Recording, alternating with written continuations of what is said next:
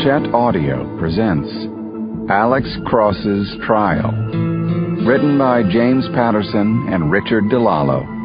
Read by Dylan Baker, featuring Sean T. Andrew. For Susan, of course.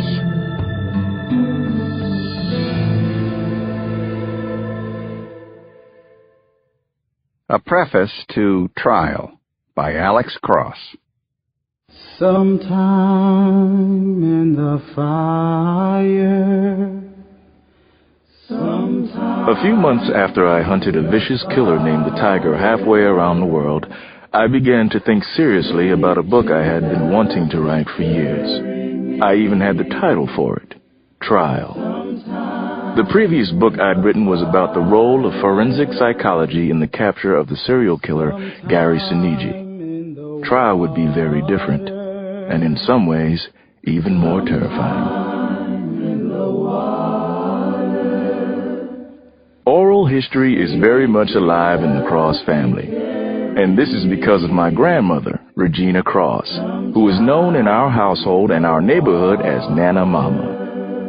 Nana's famous stories cover the 5 decades when she was a teacher in Washington, the difficulties she faced during those years of civil rights turmoil, but also countless tales passed on from times before she was alive.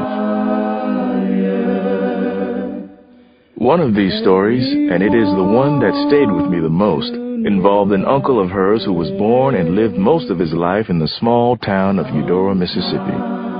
This man, Abraham Cross, was one of the finest baseball players of that era and once played for the Philadelphia Pythians.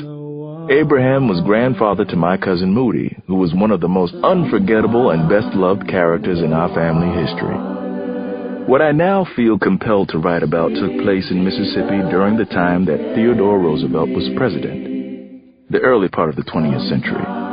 I believe it is a story that helps illuminate why so many black people are angry, hurt, and lost in this country, even today. I also think it is important to keep this story alive for my family, and hopefully for yours.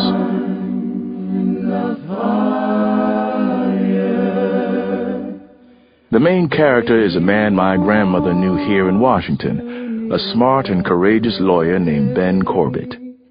It is our good fortune that Corbett kept first-person journals of his incredible experiences, including a trial that took place in Eudora. A few years before he died, Mr. Corbett gave those journals to Moody. Eventually, they wound up in my grandmother's hands. My suspicion is that what happened in Mississippi was too personal and painful for Corbett to turn into a book. But I have come to believe that there has never been a better time for this story to be told. Alex Cross. Part 1. A good man is hard to find. Chapter 1. Let her hang until she's dead. Take her out and hang her now. I'll do it myself. Bam, bam, bam. Judge Otis L. Warren wielded his gavel with such fury, I thought he might smash a hole in the top of his bench. Quiet in the court, the judge shouted. Settle down, or by God, I will hold every last one of you sons of bitches in contempt. Bam, bam, bam. It was no use. Warren's courtroom was overflowing with disgruntled white citizens who wanted nothing more than to see my client hang. 2 of them on the left side began a chant that was soon taken up by others. We don't care where, we don't care how, we just want to hang Gracie Johnson now. The shouts from some among the white majority sent such a shiver of fear through the colored balcony that one woman fainted and had to be carried out. Another bang of the gavel, Judge Warren stood and shouted, Mr. Loomis, escort all those in the colored section out of my courtroom and out of the building. I couldn't hold my tongue another second. Your Honor, I object. I don't see any of the colored folks being rowdy or disrespectful. The ones making the fuss are the white men in front. Judge Warren glared over his glasses at me. His expression intimidated the room into silence. Mr. Corbett, it is my job to decide how to keep order in my court. It is your job to counsel your client. And let me tell you, from where I sit, she needs all the help she can get. I couldn't disagree. What I once thought would be an easy victory in the case of District of Columbia v. Johnson was swiftly turning into a disaster for Gracie and her increasingly helpless attorney, Benjamin E. Corbett, that being myself. Gracie Johnson was on trial for the murder of Lydia Davenport, a wealthy white woman who was active in Washington society at a level high enough to cause a nosebleed. Worse, Gracie was a black woman accused of killing her wealthy white employer. The year was 1906. Before it was all over, I was afraid they were going to hang Gracie. I had to be careful they didn't hang me while they were at it. Chapter 2. I will not tolerate another outburst, Judge Warren said to the spectators. He turned to look me in the eye. And I suggest that you, Mr. Corbett, select your objections with greater care. Yes, Your Honor, I said, then immediately held my tongue in check with my teeth. Mr. Ames, you may resume questioning the defendant. Carter Ames, the city attorney, was a little old man, about 5 feet tall. He strode to the witness stand as if he were every inch of 6'2". Now, Grace, let's go back to the afternoon in question. July 23rd. In your testimony, before the unfortunate disruption occurred, isn't it true that you essentially admitted to murdering Mrs. Davenport? Excuse me, sir, I said no such thing, Gracie shot back. The court stenographer will please read the testimony given by Miss Johnson a few moments before the courtroom interruption. Got it right here, Carter, the stenographer said. Wonderful. Ames and the court stenographer were on a first-name basis. No telling which parts of Gracie's testimony had been left out or improved. The stenographer flipped back the pages in his tablet and began to read in a droning voice. Miss Davenport was always a mean old lady. Never had a nice word for anybody. Ask me, she had it coming to her. The day before she got killed, she told me she was fixing to fire me because I was too stupid to know which side of the plate do the fish fork go on. She was a mean old witch, she was. I'm telling you, she had it coming. I jumped up from my chair. Your Honor, obviously my client did not mean— Sit down, Mr. Corbett. I had one more thing to say. I just had to get it out. Your Honor, the prosecutor is deliberately twisting my client's words.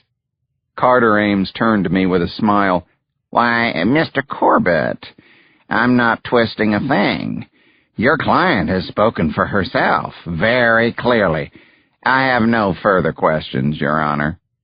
In that case, court will adjourn for 2-hour recess so we can get ourselves a cold glass of tea and some dinner, the judge said.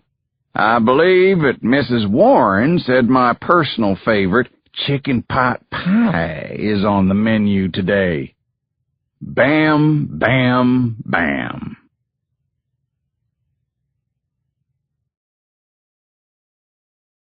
Chapter 3. The 2-hour dinner break before Carter Ames and I gave our closing argument seemed to last at least twice that long. I never had much appetite during a case, so I spent the interval pacing the block around the courthouse square, mopping my face and neck with a handkerchief. Washington was in the grip of a torturous heat wave that summer. The air as thick and swampy as any August afternoon back home in Mississippi. Carriage horses were collapsing. Society ladies called off their afternoon teas and spent their leisure time soaking in cool tubs. Back home in Eudora, I rarely had to wear the full lawyer suit with high, stiff-starched collar and all the snaps and suspenders. Down south, folks knew how to survive summer, move slowly, and wear light clothing. It must have been 95 degrees when we finally returned to the courtroom. The newfangled electric fans barely stirred a breeze. Gracie's face streamed with perspiration. The judge entered. "Are you ready, gentlemen?" Carter Ames sauntered toward the jury box. He put on a big, friendly smile and leaned in close to the jury foreman. Ames was justly famous for the high drama and fancy oratory of his closing arguments in murder cases. "Gentlemen, I want you to join me on an important journey," he said in his orotund voice. "I'll let you in on our destination before we commence. The kingdom of truth. Few who set out on the journey toward the kingdom of truth ever reach their destination, but today, gentlemen, I can promise you, that is where we shall arrive." The smoke from Judge Warren's after-dinner cigar wafted blue through the air around the dandyish little city attorney. He slowly paced the length of the jury box, turned and paced the other way. "We are not going to make this journey by ourselves, gentlemen. Our companions on this journey are not of the fancy kind. They don't wear fine clothes, and they don't ride first class. Our companions, gentlemen, are the facts of this case." As metaphors go, it seemed fairly simple-minded to me, but the jurors were apparently lapping it up. I made a mental note to lay on an even thicker layer of corn pone than I had originally intended. It was the least I could do for Grace and her chances. "What do the facts of this murder case tell us?" Ames asked. His voice dropped a few notes on the scale. "The first fact is this. Grace Johnson has all but confessed to the crime of murder, right here in front of you today. You heard her admit to a most powerful motive, the hateful emotions and vitriolic resentments she bore toward her employer. It was all I could do to keep from jumping up and shouting objection. Judge Warren's earlier warning served to keep me in my seat. The second fact speaks even more loudly. Grace claims that Lydia Davenport shouted at her. Let me repeat that shocking claim, gentlemen. Lydia Davenport dared to shout at the woman who was a willing employee in her household. In other words, Mrs. Davenport deserved to die because she shouted at a maid. Ames was not just a skillful actor. When it came to the facts, he was also quite the juggler. Now let another fact speak to you, friends. The fact is, the court has appointed one of the capital's finest young attorneys to represent Grace Johnson. Now mind you, this is as it should be. Let the least among us have the best defense money can buy. Your tax money, that is. But don't let the young gentleman fool you. Don't let his pretty words bamboozle you. Let me tell you what he's going to try to do. He waved his hand indifferently in my direction, as if I were a fly buzzing around his head. Mr. Corbett will try to cast doubt upon these obvious facts. He will tell you that the Davenport house was bursting with employees who might have murdered Lydia Davenport. Ames spun on his tiny heel and pointed a crooked finger at my client. But the fact is this.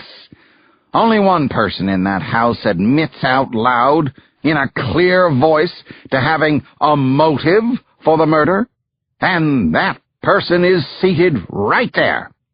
Grace Johnson! He strode to the prosecution table and lifted a worn brown Bible.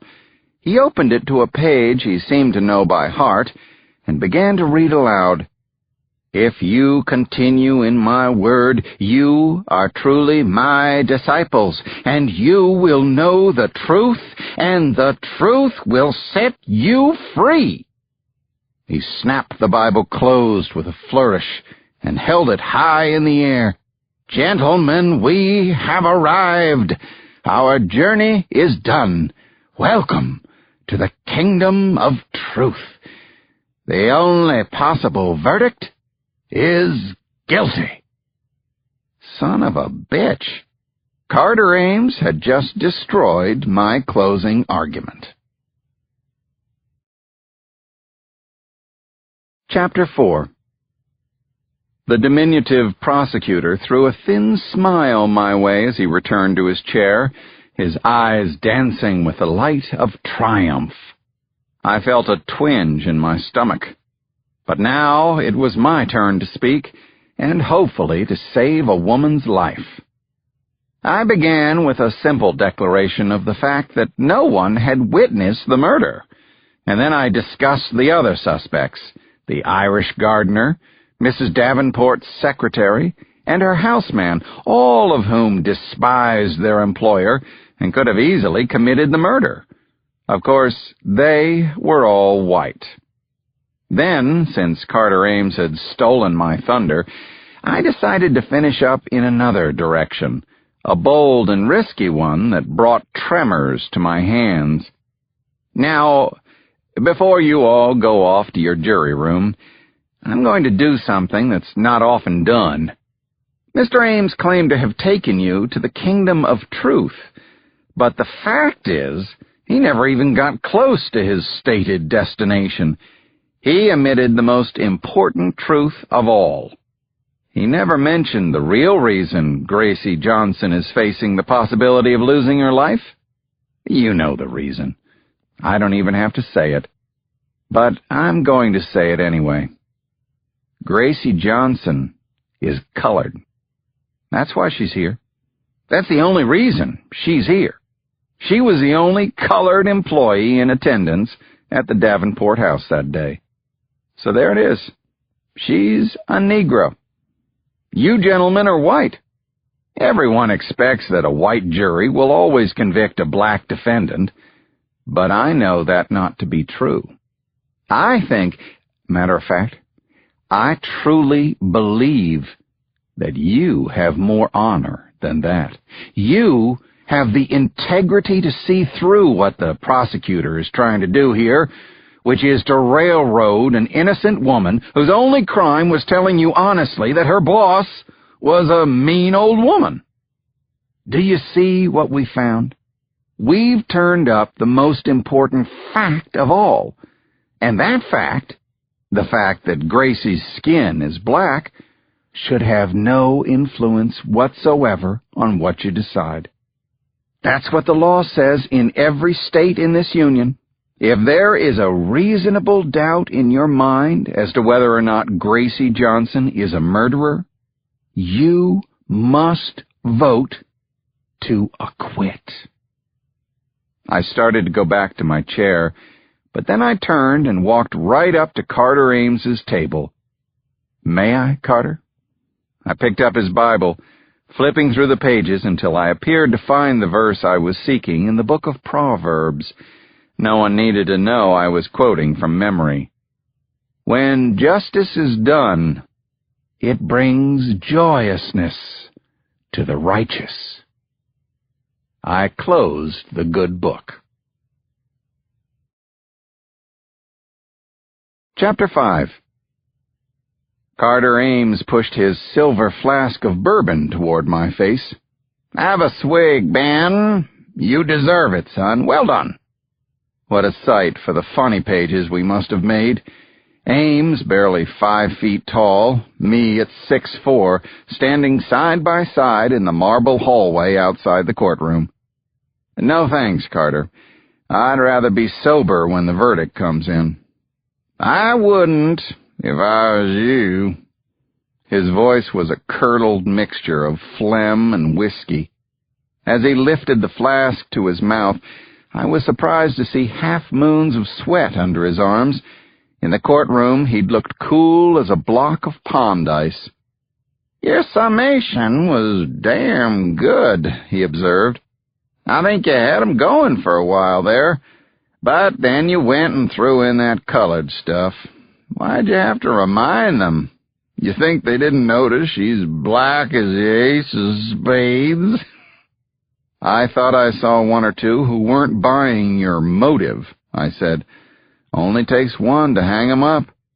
"And 12 to hang her, don't I know it?" He took another swig from his flask and eased himself down to a bench.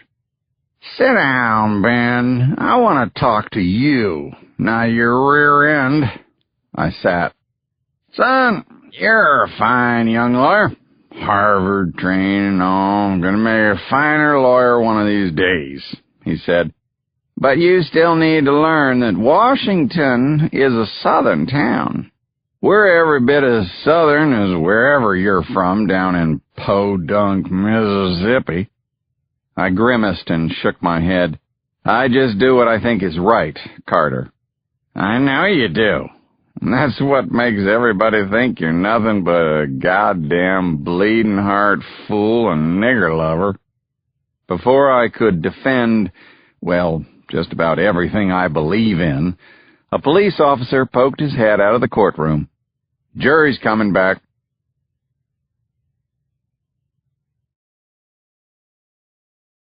Chapter 6. The cumbersome iron shackles around Gracie Johnson's ankles clanked noisily as I helped her to her feet at the defense table.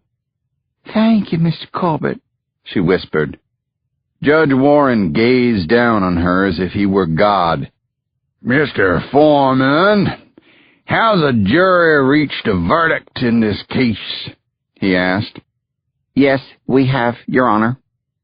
Like every lawyer since the Romans invented the Code of Justinian, I had tried to learn something from the jurors' faces as they filed into the courtroom. The haberdasher, the retired schoolteacher, the pale young man who was engaged to Congressman Chapman's daughter and had cracked a tentative smile during my summation. Several of them were looking directly at Gracie, which was supposed to be a good sign for a defendant. I decided to take it that way and said a hopeful little prayer. The judge intoned, "I'll find you in the matter of murder against Grace Johnson." The foreman rose in a deliberate manner. Then in a strong, clear voice he said, "We, the jury, find the defendant guilty as charged." The courtroom erupted with exclamations, some sobs, even an ugly smattering of applause. Bam, bam, bam. "I will have order in my court," said the judge. Damned if I didn't see a smile flash across Judge Warren's face before he managed to swallow it. I slid my arms around Gracie. One of us was trembling, and I realized it was me. My eyes, not hers, were brimming with hot tears. "It'd be all right, Mr. Corbett," she said quietly. "It isn't all right, Gracie. It's a disgrace." 2 D.C. blue boys were heading our way, coming to take her back to jail. I motioned for them to give us a moment. "Don't you worry, Mr. Corbett," Gracie said. "Jesus works in mysterious ways." "God bless you, Gracie. We'll file an appeal." "Thank you, Mr. Corbett, but now I got to tell you something." "What's that?" She leaned close to me, dropping her voice to a whisper. "I done the crime." "What?" "I done the crime. Gracie, I got 5 children, Mr. Corbett. That old lady, she don't pay me hardly nothing. I needed money, so I meant to take the silver." "And what happened?" I was coming through the dining room with the silver chest in my hands. Miss Davenport walked in. She's supposed to be taking a nap. Well, she screamed at me like she'd a devil. Then she come a-running at me. Gracie was composed, very calm, almost in a trance as she spoke to me. I had the bone-handled carving knife in my hand. Not for her. I don't know, just in case of something. When she run at me, I turned. She run straight up on that knife, sir. I swear I never meant to do it. The policemen apparently felt they'd been patient long enough. They came up alongside us and, taking hold of Gracie's arms, began to lead her away. But I tell you, Mr. Corbett. What, Gracie? I would do it again.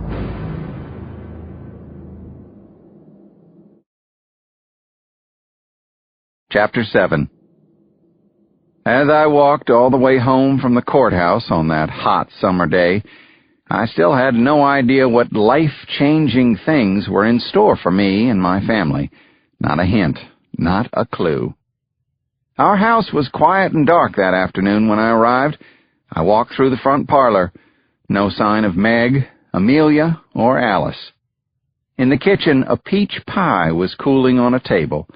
Through the window, I saw our cook, Maisie, sitting on the back stoop, shelling butter beans into a white enamelware pan.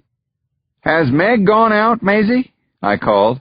"Yes, sir, Mr. Ben, and she took the little uns with her. Don't know where.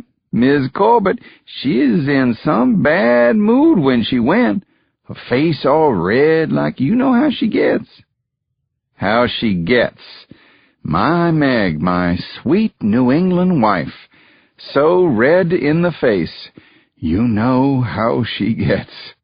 The gentlest girl at Radcliffe, the prettiest girl ever to come from Warwick, Rhode Island, burning red in the face. And she gets that way because of me, I couldn't help thinking. Because of my failure, because of my repeated failure, because of the shame I bring on our house with my endless charity cases for the poor and disenfranchised. I walked to the parlor and lifted my banjo from its shelf. I'd been trying to learn to play ragtime tunes since I first heard the new music that had come sweeping up from the South late in the old century. It was music as noisy and fast as one of the new motor cars that were unsettling horses all over the country. I sat on the piano bench and tried to force my clumsy fingers to find the first offbeat notes of that skittering melody. The music seemed to be in such a hurry, but something about it took me back to a place and a time much slower and maybe better than any in Washington, D.C. The bumpy syncopation reminded me of the sound I used to hear coming out of tiny Negro churches out in the country, in the woods outside Eudora, Mississippi, where I was born and raised. As a boy, I'd walked past those churches 1,000 times. I'd heard the clapping and the fervent amens.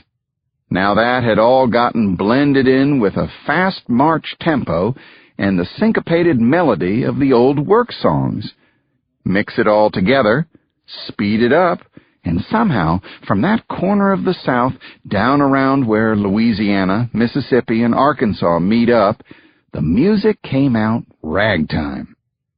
Whenever I heard that sound, whether issuing from a saloon on the wrong side of Capitol Hill or a shiny new phonograph on DuPont Circle, it sent me out of my Washington life and down the memory road to Mississippi. And whenever I thought of Mississippi, I couldn't help seeing my mother's face. Chapter 8. Eudora, the county seat, is located in an odd corner of southern Mississippi, 60 miles east of the Big Muddy and 15 miles north of the Louisiana state line. My father, the Honorable Everett J. Corbett, may have been the most important judge in town, but the only truly famous citizen in Eudora was my mother, Llewellyn Corbett. They called her the Poetess of Dixie. She wrote sweet, simple, sentimental verses in such noted periodicals as Woburn's Weekly Companion and The Beacon Light That Captured the Hearts of Southern Ladies. She wrote poems about everything dear to the Southern heart, paddle wheelers on the Mississippi, moonlight on the Magnolias, the lonely nobility of the aging Confederate widow. But that one particular day in Eudora, I am a boy of 7, an only child. I'm downtown with my mother on a summer afternoon. Downtown consisted of the Purina Feed and Seed store, the First Bank, a few shops around the courthouse square, the Slide-In Cafe, specializing in fresh seafood from the Gulf, and the Ben Franklin Five and Dime, about which my mother was fond of saying, "They sell everything you need and nothing you really want." July was wide-open summer in South Mississippi, featuring a sun that rose early and stayed at the top of the sky all afternoon. The air near the Gulf is so humid at all times of year that you have to put your shoes near the stove at night to keep them from turning white with mildew. I was wearing short pants, but Mama was dressed for town. A lacy, flowing dress that swept the ground, a sky-blue shawl with dark blue fringe, and her ever-present wide-brimmed straw hat. A boy always thinks of his mother as pretty, but on that afternoon, I remember, she seemed to be shining. Our chore that day was to pick up 18 yards of blue velvet Mama had ordered from Sam Jenkins' Mercantile for new dining room curtains. "Morning, Sam." "Why, good morning, Miss Corbett," he said. "Don't you look nice today?" "Thank ye." For Mama, that was mighty few words to utter. I turned to look at her, but she seemed all right. Sam Jenkins stood there peering at her, too. "Is there something I can help you with, Miss Corbett?" "Yeah," she said. "Sam. Oh, excuse me." Something was wrong. Why was my mother slurring her words? "Did you come to pick up that fabric, Miss Corbett?" said Sam. Instead of answering, Mama squinted hard and rubbed the front of her head. "Miss Corbett, you all right?" Silence from my mother, only a puzzled gaze, then that slurred, weak voice again. When? Miss Corbett, have you been drinking?"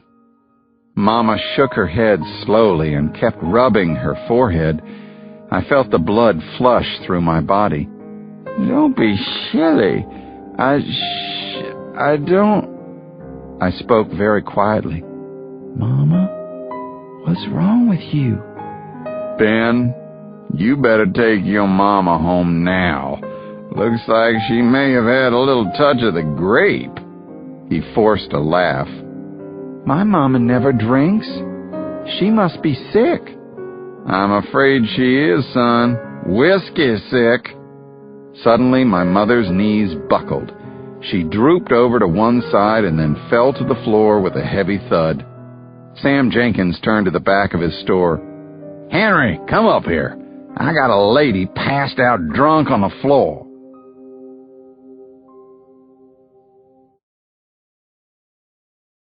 Chapter 9. From separate directions came 2 teenage boys. One was white with red hair. The bigger one was black, as tall as he was skinny.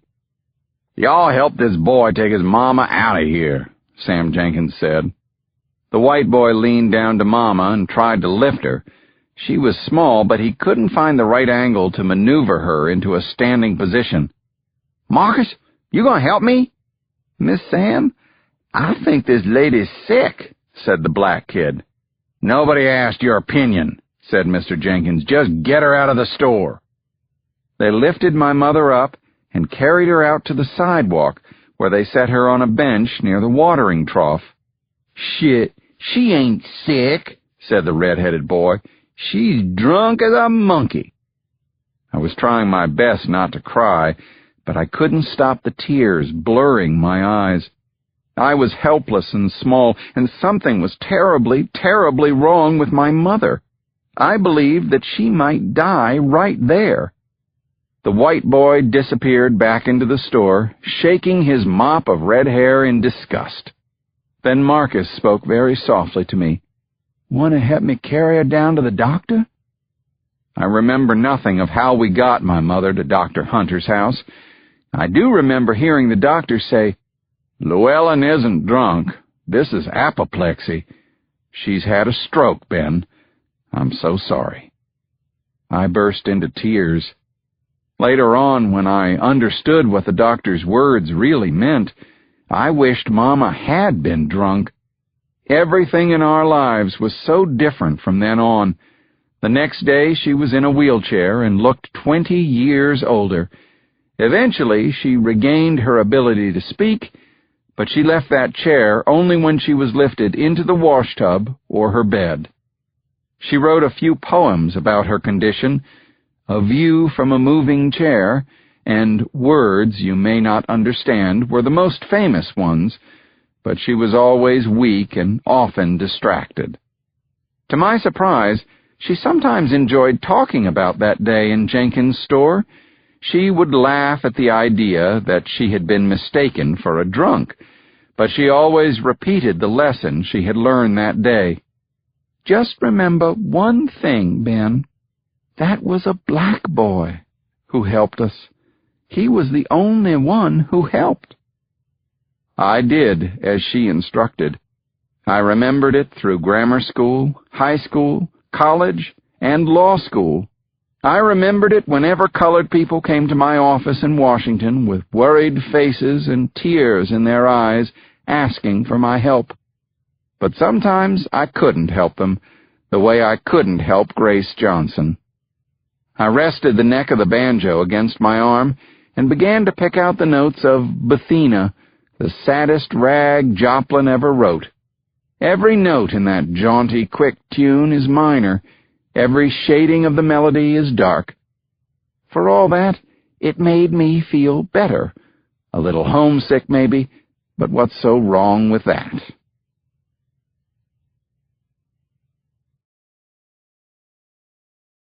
Chapter 10. I heard the click of the front door, then the happy, giggly sounds of Amelia and Alice hurrying inside. This was followed by Meg's icy voice. "Say a quick hello to your father, girls, then wash up for supper." Amelia poked her head through the parlor door, a happy little angel of 7 in a red and white gingham sundress, shortly followed by Alice, another helping of strawberry shortcake in an identical outfit. Those dresses were the only thing identical about the girls. Although they were twins, they barely looked like sisters. Amelia was small, with fine, dark, beautiful features exactly like her mother's. Alice was taller, blonde, and lanky, and had the misfortune of taking after her father, though I will say that our family looks had settled better on her face than on mine. "Remind me again which one of you is which?" I said with a stern expression. "Daddy, you know," said Amelia. Alice squealed in delight. "No, I've completely forgotten. How am I supposed to be able to tell the difference when you look exactly alike?" To Amelia, that was a scream. Meg walked into the front hall. "Come along, girls. You heard what I said." I pointed at Alice. "Oh, now I remember. You are Amelia." And then pointing at Amelia, "So that means you must be Alice. And you must be Mommy." Amelia pointed at me, giggling at her own cleverness. Was there any sweeter sound in the world? I knelt down and kissed her, then her sister, and gathered them both for a big daddy hug. "Where have you two been causing trouble today?" In a ridiculously loud stage whisper, Alice said, "We're not allowed to say, but we were hiding in church." Meg called again, with the business end of her voice. "Girls!" "Mama says you're in trouble," Amelia reported. "She says you're in the doghouse." "And we don't even have a dog," Alice crowed with laughter. "Girls!" That voice brooked no nonsense. They ran from my arms. Chapter 11. I will never forget the rest of that evening, not a moment of it. Not a detail has been lost on me. "You and I are living in 2 different marriages, Ben. It's the truth, a sad truth. I'll admit it," said Meg. I was flabbergasted by this announcement from my wife of nearly 11 years. We were sitting in the parlor on the uncomfortable horsehair sofa Meg's father had given us as a wedding gift. We had just finished an awkward supper. 2 different marriages? That's a tough statement, Meg. "I meant it to be, Ben. When I was at Radcliffe and you were at Harvard, I used to look at you and think, now this is the man I could always be with. I honestly believed that. So I waited for you while you went to law school. All the time you were at Columbia in New York, I was wasting away at my father's house. Then I waited some more while you went to Cuba and fought in that war that none of us understood. Meg, I'm sorry it was a war, but I'm still waiting." She twirled around, her arms outstretched, and in that one gesture, in those few seconds, I realized the complete truth of what she was saying. Our house was not the one on DuPont Circle that Meg deserved, but a small frame bungalow on the wrong side of Capitol Hill. Cracks were visible in our plaster walls. The piano had broken keys. The roof leaked. Through soft sobs, Meg continued, "I'm not a selfish woman. I admire the cases you take, really I do. I want the poor people and the colored people to be helped, but I also want something for my girls and me. Is that so wrong?" She wasn't wrong. Maybe I had let her down by worrying too much about my own conscience, not thinking enough about her expectations and the life she believed she was getting when she married me. "I love you, Meg. You know I adore you." I reached and touched her face. Her dark hair fell across my fingers. We could have been back in Harvard Yard or walking in the moonlight along the Charles. A sudden knock, and Maisie entered the room. "'Scuse me, Mr. Ben. There's a man at the door. Says it's urgent." "Who is it, Maisie?" said Meg. "He say his name Nate, and—" She paused, reluctant to finish the sentence. "Is he a colored man, Maisie?" I asked. Meg said, "Of course he is, Ben. He's here to see you, isn't he?" A pause. "Please show the man in," I said.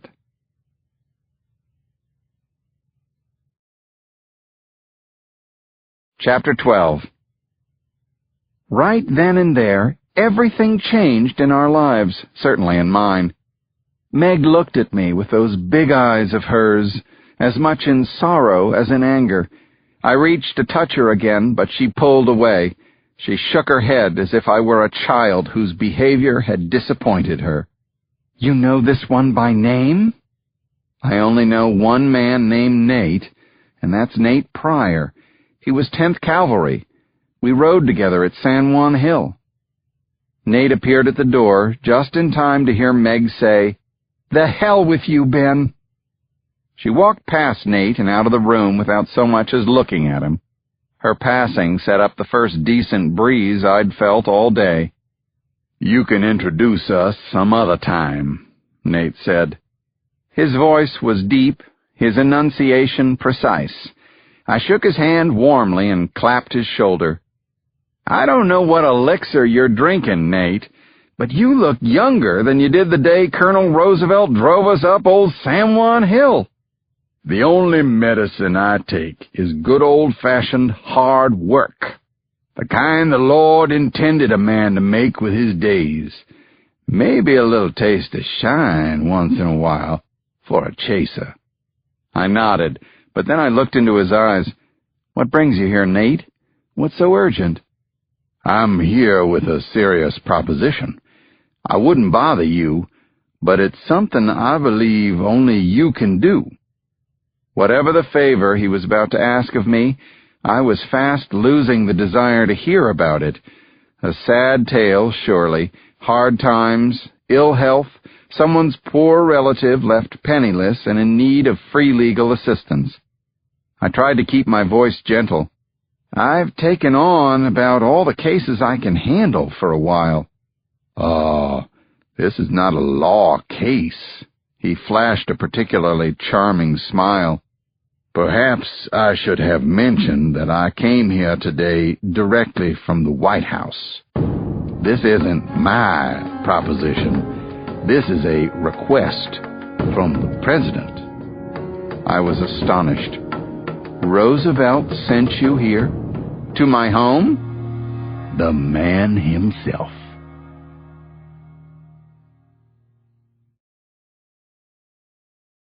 Chapter 13. The first time I ever laid eyes on Theodore Roosevelt, God, how he hated the nickname Teddy, I was surprised by how much he resembled the cartoons and caricatures with which the papers regularly mocked him. And now, on this fine summer day in the White House, I saw that the thick spectacles pinching his nose, the wide, solid waist, and the prominent potbelly had only become more pronounced since he took up residence on Pennsylvania Avenue. Roosevelt jumped up from his desk and charged across the room toward me before his assistant, Jackson Henson, could finish his introduction. Captain Corbett, a pleasure to see you again. It's been too long. The pleasure is entirely mine, Colonel, Mr. President. No. I'll always prefer Colonel. The President waved me over to a green silk sofa near his desk. I sat, trying to contain my excitement at being in the Oval Office, a room that was airy and beautifully appointed, but a good deal smaller than I would have imagined. A door to the left of the President's desk glided open. In came a tall Negro valet bearing a tea tray, which he placed on a side table. "Shall I pour, sir?" "Thank you, Harold. I'll do my own pouring." The valet left the room. Roosevelt went to a cabinet behind his desk and took out a crystal decanter.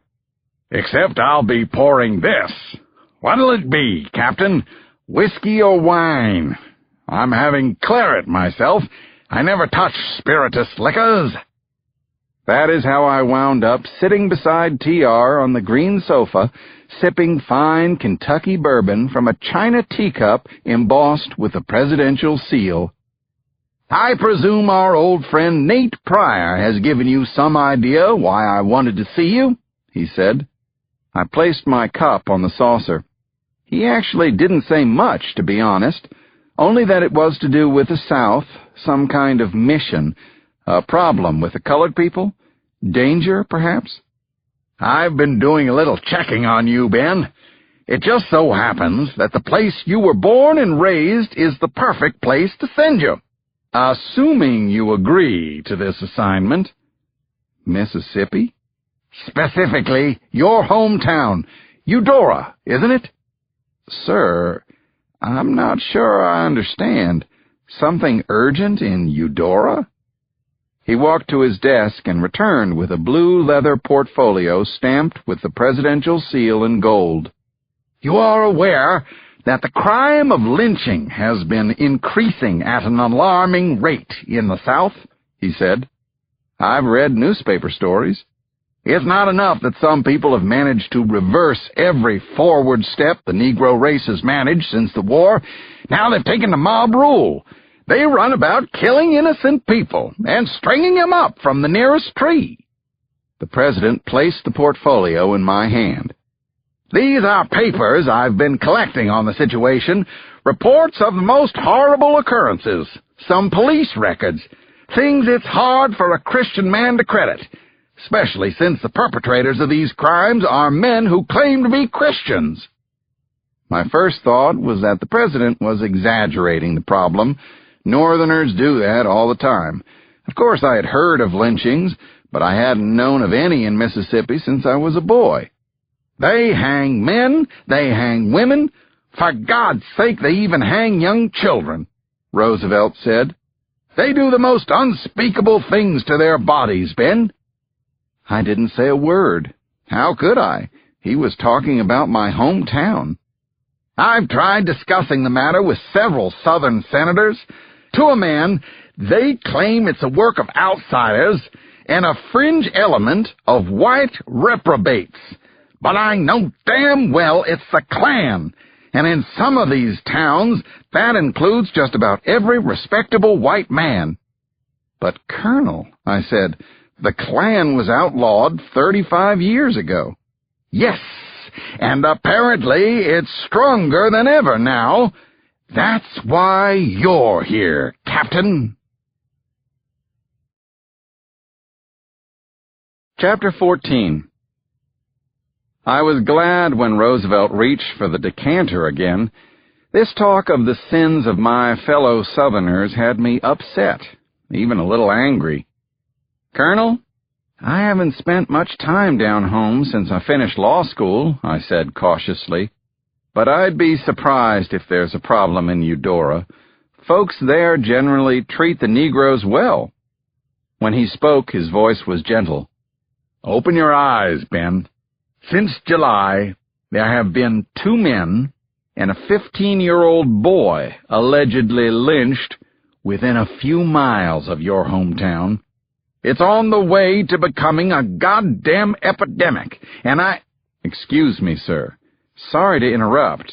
You said allegedly? Excellent! You're paying attention. He thwacked my knee with the portfolio. In this file, you'll see letter after letter, report after report from congressmen, judges, mayors, governors. Nearly everyone tells me the lynching reports are greatly exaggerated. There are no lynchings in their towns or districts. The Negro is living in freedom and comfort, and the white Southerner is his boon friend and ally. I nodded. I didn't want to admit that had I been asked, that would have been very much like my own estimate of the situation. But that is not the story I'm hearing from certain men of conscience, he said. I need to know the truth. I'm glad you don't automatically believe what I'm telling you, Ben. I want a man with an open mind, an honest and skeptical man like yourself who can see all sides of the question. I want you to go down there and investigate and get to the bottom of this. But, sir, what is it you want me to find out? Exactly what?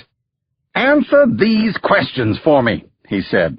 Are lynchings as common a fact of life as I think they are? Is the Ku Klux Klan alive and thriving down there? And if so, who is behind the outrageous resurgence? What in hell is the truth, the absolute truth? And what can a president do to stop these awful things from happening? He barked these questions at me in the same high, sharp voice I recalled from the parade ground in Havana. His face was flushed red, full of righteous anger and determination. Then softly he asked, "Will you do it for me and for this country, Ben?" I did not hesitate. How could I? Of course. I am at your service. I'll do what you ask. Bully! When can you go? Well, sir, I do have a trial beginning next week in the circuit court, I said. Leave the judge's name with Mr. Henson. We'll take care of it. I want you in Mississippi as soon as possible. He clapped his hand on my shoulder as he walked me to the door. From the breast pocket of his jacket, he removed a folded scrap of paper, which he handed to me. This is the name of a man who will assist you down there. I believe he'll be able to open your eyes to the way your good people of Eudora have been treating their colored citizens. Yes, sir. I tucked it away. One more thing. Sir? I must have secrecy. A cover story has been arranged for you. You're in Mississippi to interview possible federal judges. If your real mission is exposed, I will deny that I had anything to do with your trip. And Ben, This could be dangerous for you. The Klan murders people, clearly." In the outer office, I gave the judge's name to Mr. Henson, then walked down the steps of the north portico to the curving driveway. To be honest, I hoped some friend or acquaintance might happen along and witness my emergence from that famous house, but no such luck. I stepped out onto Pennsylvania Avenue and turned toward my office. I would have to work late getting everything in order. It seemed I might be gone for a while. I had just passed the entrance to Willard's Hotel when I remembered the slip of paper the president had given me. I pulled it out and took a step back to read it in the haze of gaslight from the hotel lobby. Written in the president's own bold, precise hand were 4 words: Abraham Cross, Eudora Quarters. I thought I knew everybody in Eudora, but I'd never heard of Abraham Cross. The Quarters was the Negro section of town. This was the man who was going to teach me about Southerners and lynching. The fact was, I had not been completely honest with Roosevelt. Had he asked me, I would have told him the truth. I already knew more than I cared to know about the horror of lynching. I had seen one.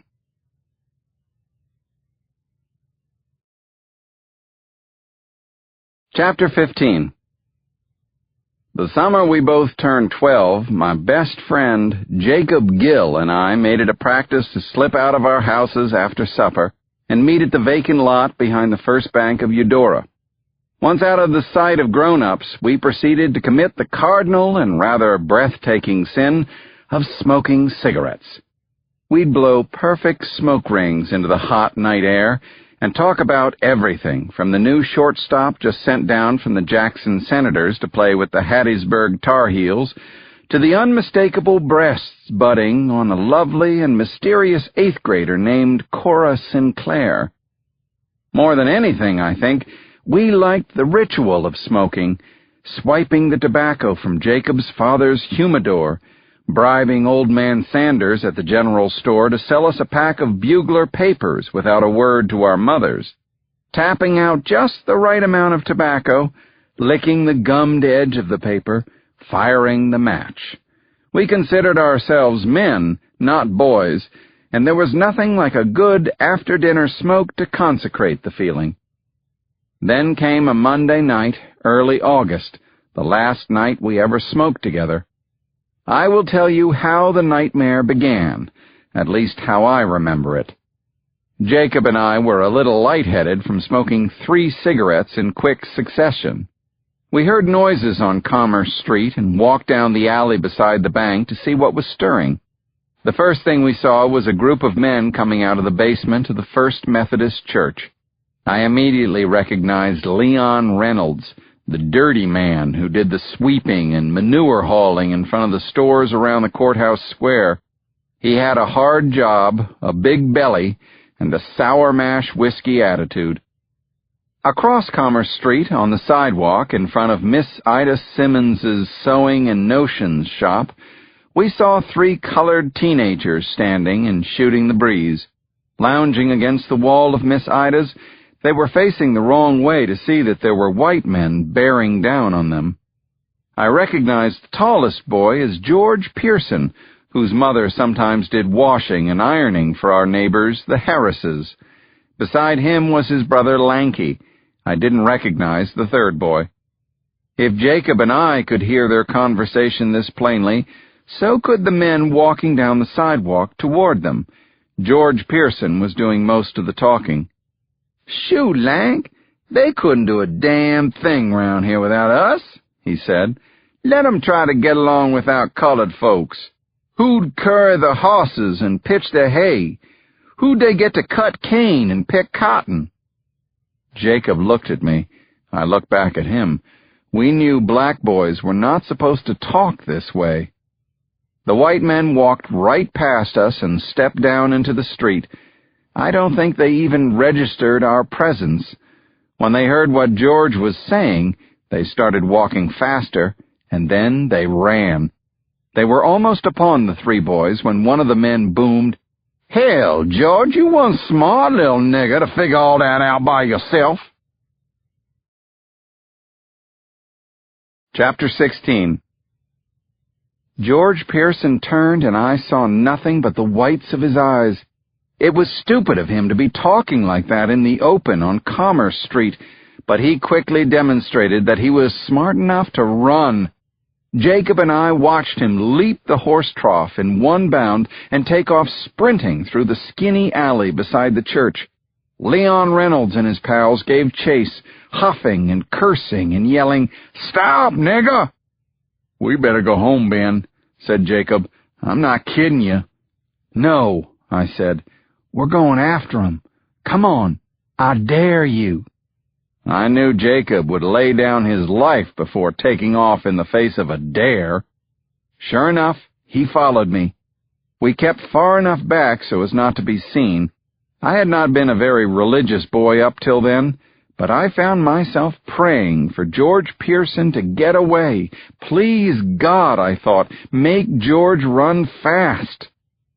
The men chased him all the way to the end of Court Street, out past the ice house. As they went along, a couple more men joined the chase. George seemed to be getting away. Then, from out of nowhere, a bucket came sailing out of the ice house door, tangling his feet and tripping him up. Within seconds, the men were on George. Leon Reynolds punched him right in his face. The man next to him hocked up a big wad of spit and let it fly. Another man reached down, grabbed George by the testicles, and twisted his hand. "Holy God," Jacob whispered in the bushes where we'd taken shelter. "They're going to kill him, Ben. I swear to God." The men yanked George up by one arm and set him stumbling in front of them. They taunted and teased and pushed him toward the swampy woods behind the ice house. One of them had a torch, then another torch was lit. "We gotta do something," I said to Jacob. "We gotta. I'm serious, boy." "You crazy? What in hell can we do? They'll twist our balls off, too." "Run home and get your daddy," I said. "I'll try to keep up with him." Jacob looked at me, plainly trying to gauge whether his departure now would mean he had failed to live up to my earlier dare, but finally he ran for help. Leon Reynolds yanked George up hard by his ear. I found my hand clutching at the side of my own head in sympathy. Two men lifted George as easily as if he were a cloth doll. Blood poured from his mouth, along with a load of bile and vomit. One man held George at the waist, while another pushed and pulled his head up and down to make him perform a jerky bow. "There you go, nigger boy. Now you're bowing and showing the respect you should." Then, leaning in with one firm tug, Leon Reynolds pulled George's ear clean off his head.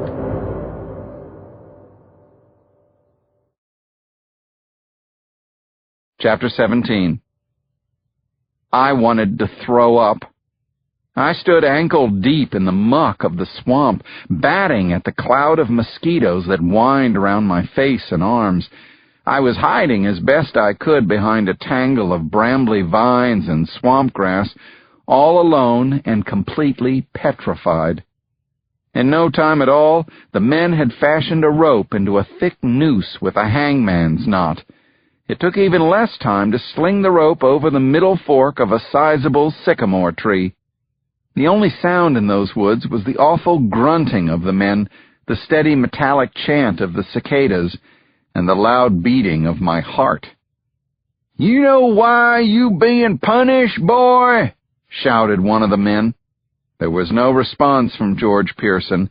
He must have fainted from the beatings, or maybe the pain of losing his ear. "We don't appreciate boasting. We don't appreciate it from no nigger boy. Now, come on, Willie. Ain't it a little rough to throw a boy a rope party just for shooting off his stupid-ass mouth?" said another. "You got another suggestion, Earl?" Willie said. "What other tonic would you recommend?" I looked around for Jacob. Surely he'd had time to get home and come back with his father. The men carried George to the sandy ground underneath the sycamore. One of them held up his head while the others slid the rope around his neck. I didn't know what I could do. I was just one boy. I wasn't strong enough to take on one of these men, much less all of them. But I had to do something. I couldn't just hide like a jackrabbit in the woods and watch them hang George Pearson. So I finally moved out of the shadows.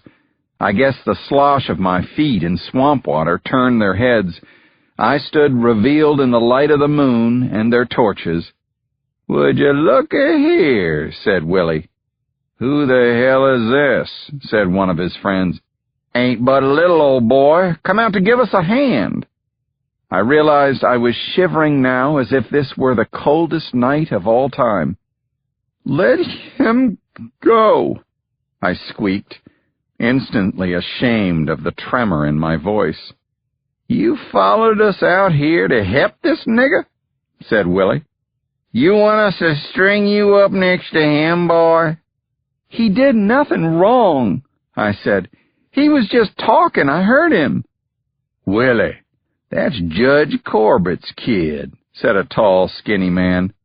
"That's right," I said. "He's my daddy. You're all going to be in bad trouble when I tell what you did." They laughed as if I'd told the funniest joke they'd ever heard. "Well, now, correct me if I'm wrong, young Master Corbett," said Willie.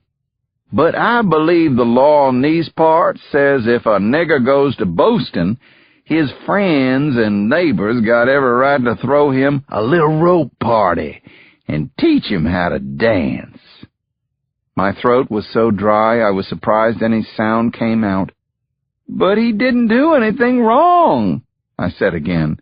For some reason I thought if I repeated myself, they would see the logic. Willie put on a smile that held not a hint of amusement. "Boys, I believe we have got ourselves a pure D, grade A, #1 junior nigger lover." The other men laughed out loud. Hot tears sprang up in my eyes, but I willed them not to fall.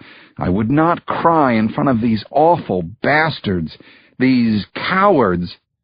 I recognized a tall, skinny one as J.T. Mack, the overseer at the McFarland plantation. He slurred his words as if he were drunk. "If this boy is half smart as his daddy, he'll just turn his ass around and march on back home, and forget he ever come out here tonight." In 2 steps, Willie was on me, gripping my arm, then my throat. J.T. Mack moved in to grab my other arm. "Hold on, son. You can't go home to Daddy yet. We need a souvenir of your visit." "Come on out of there, Scooter," said J.T.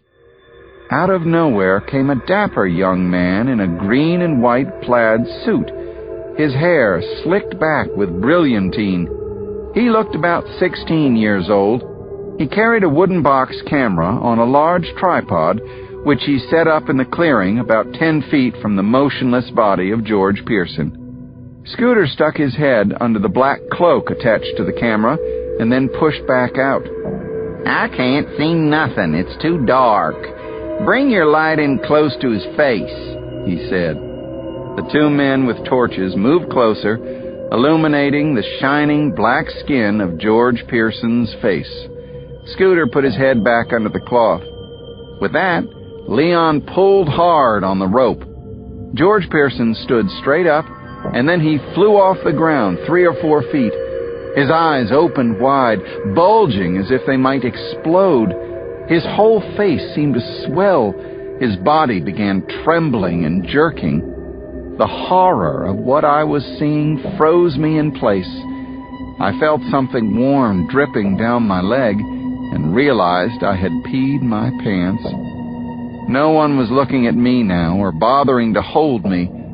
Slowly, I began to back away. "Hope you got a good likeness, Scooter," said J.T. "We'll all be wanting a copy. Something to remember old George by." Everybody hooted and laughed at that one. I turned and ran for my life.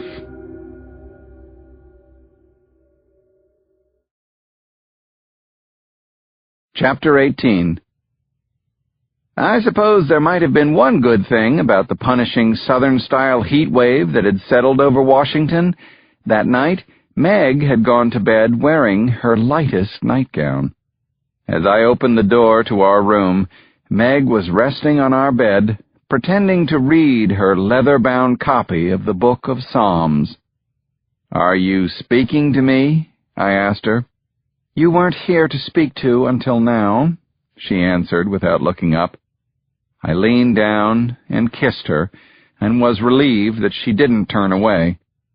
Meg was so lovely just then, and I wanted nothing more than to lie down beside her, but it wouldn't be fair, not with the knowledge running around in my head.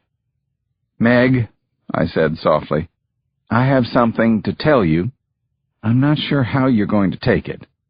Her eyes hardened. "I went to the White House tonight," I said. Her eyes flashed. In 1 second, the hardness melted into joy. "The White House!" she cried. "Oh, I knew it. I knew Roosevelt would have to come around. You're one of the best young lawyers in town. How ridiculous of him to have waited this long to offer you a position." "It's not a position," I said. "The president asked me to take on a mission for him. It could be for a month or two." Meg sat straight up. The Psalms slid to the floor with a soft plop. "Oh, Ben, you're going to leave us again? Where?" "Home," I said. "To Mississippi. To Eudora."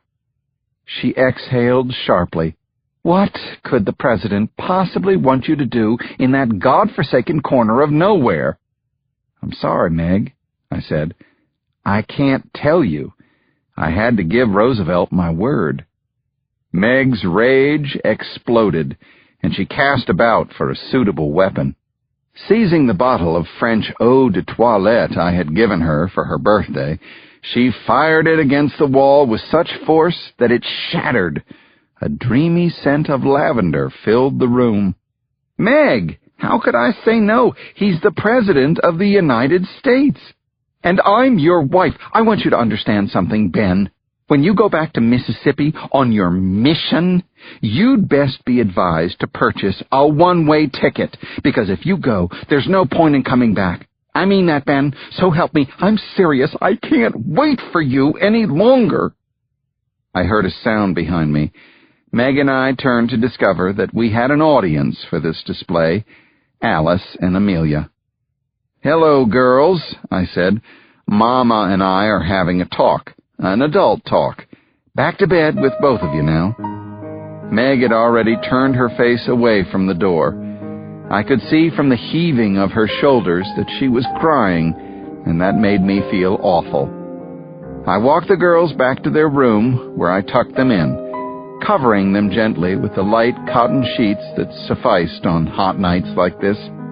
I kissed Amelia, then Alice, then I had to kiss Alice again, and Amelia, in that order, to even things out. As I rose to leave, Amelia threw her skinny arms around me and tugged me back down to her side. "Don't go, Papa," she said in a voice so sweet it nearly broke my heart. "If you go, we'll never see you again." The moment Amelia said it, I had the terrible thought that my little girl just might be right.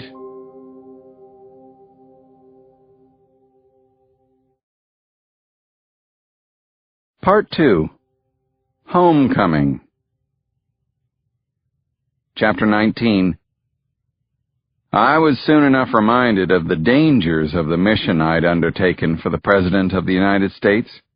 2 days into my journey south, I was in Memphis, about to board the Mississippi and Tennessee train to Carthage, where I would switch to the Jackson and Northern for the trip to Jackson. I had just discovered some truly disturbing reading material. I had been waiting when the Memphis Public Library opened its doors at 9 a.m. A kindly lady librarian had succumbed to one of my shameless winks. She agreed to violate several regulations at once to lend me a number of back issues of the local newspapers, which I agreed to return by mail. I had carefully chosen the most recent issues that carried sensational stories of lynchings on their front pages. Many of those appeared in the Memphis News Scimitar and the Memphis Commercial Appeal. I was instantly confused by one headline that declared, "Colored youth hung by rope and shot by rope." The article explained that after the 15-year-old boy was strung up by his neck, he'd been accused of setting fire to a warehouse, the mob shot so many bullets at his dangling corpse that one bullet actually severed the rope. The boy's body crashed to the ground, a fall that would surely have killed him had he not already been dead. Another article blaring from the News Scimitar concerned the lynching of a Negro who was the father of 2 young boys. The man was taken forcibly from the Shelby County Jail and lynched within a few yards of the entrance. The unusual thing here? A member of the sheriff's department had gone to the man's home and brought his sons to view their daddy's lynching. The coverage in these pieces read more like the review of a new vaudeville show or a lady pianist at a classical music concert. To wit, the Everett lynching was far more gruesome than the Kelly lynching of but 2 weeks previous. Due to the unusual explosion of Thaddeus Everett's neck and carotid arteries, this hanging was both more extraordinary and interesting than the aforementioned Kelly death. And from the Memphis Sunday Times, a critique of a different lynching.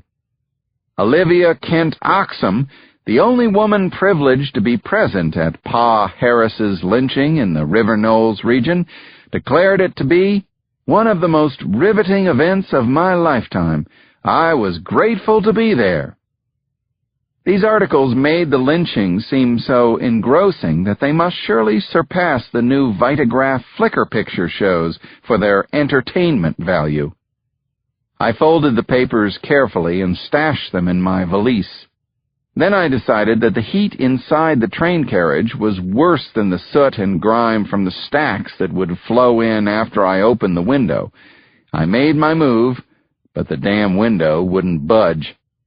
I was pushing upward with all my strength when the gentleman in the opposite seat said, "Even a strong young man like yourself won't be able to open that window without pulling down on the side latch first." Chapter 20. I laughed at myself, then pulled on the latch. The window slid down easily. "I guess strength doesn't help," I said, "if you don't have some brains to go along with it." My fellow traveler was middle-aged, paunchy, seemingly well-to-do, with a florid complexion and a gold watch fob of unmistakable value. He put out his hand. "Henley McNeil," he said, "grain trader. I'm from Jackson." "I'm Benjamin Corbett, attorney-at-law from Washington."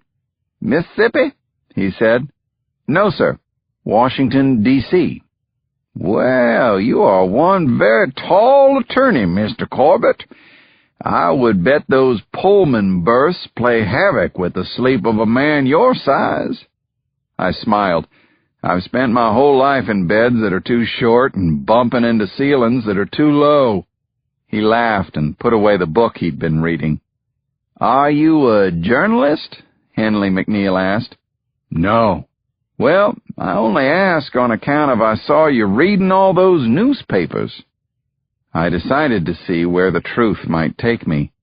"I was doing a little research on the history of lynching." He blinked, but otherwise betrayed no reaction. "Lynching?" he said. "In that case, newspapers might not be your best source of information." "How do you figure?" "Well, sir, in my view, the newspapers don't always tell the truth. Let me give you a point of observation," McNeil continued. "Now, this is just the opinion of one man, but I'm a man who's spent his whole life right here in Mississippi. And my daddy fought for the Confederacy alongside Braxton Bragg at Stone's River. Henley McNeil seemed like a sensible fellow. This was the very type of man Roosevelt had in mind when he sent me down here to speak with the locals. "The white man doesn't hate the colored man," he said. "The white man is just afraid of the colored man." Afraid? Not afraid in the way you think. He's not afraid the colored man's going to rape his wife or his daughter. Although, let's be honest, if you turned a colored man loose on white women with no laws against it, there's no telling what might happen. He leaned forward in his seat, speaking intensely. "What genuinely scares the white man is that the colored is going to suck up all the jobs from the whites. You just got out of Memphis. You saw how it is. It's the same in all the big cities. Nashville, New Orleans, Atlanta. You got thousands and thousands of niggers running around looking for jobs, and every one of them willing to work cheaper than the white man, be they a field hand, a factory hand, or what have you." I told McNeil that I understood what he was saying. In fact, it was not the first time I'd heard that theory. "Yes, sir," he went on. "The black man has got to figure out a way to get along peaceable with the white man without taking his job away from him." He paused a moment, then leaned in to tap the side of my valise with an insistent finger. A smile spread over his face. "And if the black man don't come to understand this," he said, "why, I reckon we'll just have to wipe him out." Chapter 21. Home again. Home to the town where I learned to read, write, and do my multiplication tables. Home to the town where my mama fell ill, stayed ill for many years, and died, and where my father was long known as the only honest judge in Pike County. My town, a little over 3,000 souls, where I once set the Mississippi State record for the 100-yard dash, shortly before I broke my leg in a fall from a barn roof, where Thomas McGooey, the mail carrier, rang our doorbell and personally presented me with the letter announcing I'd been accepted at Harvard. The last time I'd been home to Eudora was for my mother's funeral 6 years ago.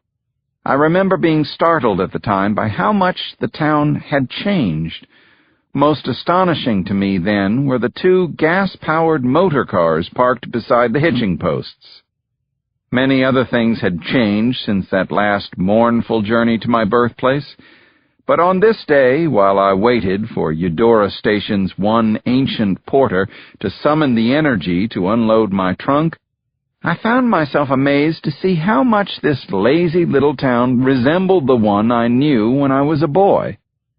The late summer heat remained as overwhelming as I remembered, the whitish sun seeming to press down on everything under its gaze. The First Bank, Sanders General Store, the Purina Feed and Seed, the Slide-In Cafe. Everything was just the same. Eudora Town Hall still featured an oversized Confederate stars and bars hanging in the second-floor window above the portico. The same faded red and white striped barber's pole stood outside the shop with a sign that said haircuts, shaves, and tooth extractions, although no one had gone to Ezra Newcomb for a bad tooth since the first real dentist moved to town when I was 11. One difference I noticed immediately was that many of the doorways, at the depot, at the little vaudeville theater, at the Slide-In, now bore signs marking certain entrances as white or colored. When I was a boy, everyone knew which places were for whites and which for Negroes. At last the porter approached with my trunk and valises, accompanied by a gangly colored teenager. The porter asked, "Will we be taking these to your father's house, Mr. Corbett?" I frowned. "How'd you know my name?" "Well, sir, the station master told me to hurry up and go help Judge Corbett's boy with his trunk. so I pretty much figured it out from there."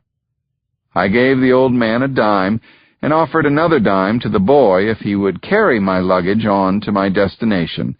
He threw that heavy trunk up on his shoulders as if it contained nothing but air and picked up my pair of valises with one large hand. "I'll be staying at Maybelle Wilson's," I said. "I'm here on business." We crossed to the First Bank and turned left onto Commerce Street. It was right then that I had the feeling that I had entered into one of Mr. H.G. Wells's fabled time transport machines. "My God," I said under my breath, "how can this be?" Chapter 22. There before me was my first sweetheart, Elizabeth Begley, instantly recognizable with her blonde curls, her delicate face, a sweet young girl in a pretty pink-checked sundress. I realized with a start this was neither a dream nor a memory. This really was Elizabeth Begley, and she truly was 11 years old. Then I saw the very real and very grown-up Elizabeth Begley step out of Ida Simmons's notion shop and call out to the little girl standing before me, "Emma, you wait right there for me." I called out Elizabeth's name. She turned, and her face lit up instantly. "Why, good Lord, Ben Corbett, the heat must have gone to my eyes. This cannot be you." "It's Ben, all right. Your eyesight is just fine." As was everything else about her, Elizabeth looked as beautiful as when I used to sneak glances at her all through our school years together. If anything, she had gotten even prettier as a woman. "Well, Ben, what brings you back to our little nothing of a town?" she asked. I told myself to close my mouth, which had fallen open in astonishment, partly at the chance meeting, but also at the sight of this lovely woman. "Oh, just some work for the government, interviewing candidates for the federal bench, potential judges, and I suppose I needed a breath of good old Mississippi fresh air." "Honey, everybody in town is just going to be beside themselves with excitement to see you," Elizabeth said and beamed. "The famous Ben Corbett, the one we all thought had gone off forever to be a Yankee lawyer, has finally come for a visit. I know your father must be thrilled." "I hope he will be," I said. "It's a surprise. The job I'm on came up suddenly." I doubted that many people in town, especially my father, would be all that happy to see me. But that wasn't the kind of information to share with Elizabeth. Instead, I remarked that Emma was as pretty as Elizabeth had been as a girl, which happened to be true, and made both of them smile. "I see you still got honey on your tongue, Ben," she said, with a hint of a blush, and then a wink to show her sense of humor was intact. "I'm just speaking the truth," I said, smiling. It really was good to see her. "Ben, I would love to stand here and visit with you and get more compliments, but Emma is going to be late for her dance class," she said. "I do want to talk to you. Where's Mrs. Corbett? Did you abandon her at the station?" "She stayed home," I said. "The children are involved in their lessons." "I see," Elizabeth said, with an inflection that suggested she didn't quite comprehend that version of events. "It's been too long, Ben," she went on. "I hope we'll see each other again." "Of course we will. Eudora is a small town." "And that's why we love it." She took her daughter's hand and headed off toward the shade of the oak trees surrounding the town square. I turned around and stood watching Elizabeth and Emma as they walked away. Chapter 23. Here's something I truly believe. A man should be able to walk through the front door of his childhood home without knocking. I was thinking this as I clutched the ring of the brass knocker on my father's front door. I may have spent the first 18 years of my life here, But it was never my house. It was always his house, and he never let me forget it. It had been 6 years ago at my mother's funeral that I had last laid eyes on my father. It hadn't gone well. I had just buried the most understanding parent a man could possibly have. When the service was over, I was left with a stern, distant, conservative father who had no use for a lawyer son who leaned the other way. After the funeral luncheon, after all the deviled eggs and potato salad and baked ham had been consumed, after the baccarat punch bowl had been washed, dried, and put away, my father had an extra glass of whiskey and began to pontificate on the subject of my Washington shenanigans. And if you don't mind, what might those terrible shenanigans be? I asked. How have I disappointed you? Believe it or not, son, y'all don't have a lock on every form of human knowledge in that Yankee town you now call home, he said. The news does travel down to Mississippi, eventually, and everybody I know says you're the most progressive young lawyer in Washington. I had never heard that word pronounced with a more audible sneer. I didn't answer. All the way down on the train, I had vowed to myself not to react to his temperamental outbursts. Your mother enjoyed that about you, he went on. Your Yankee, free-thinking ways.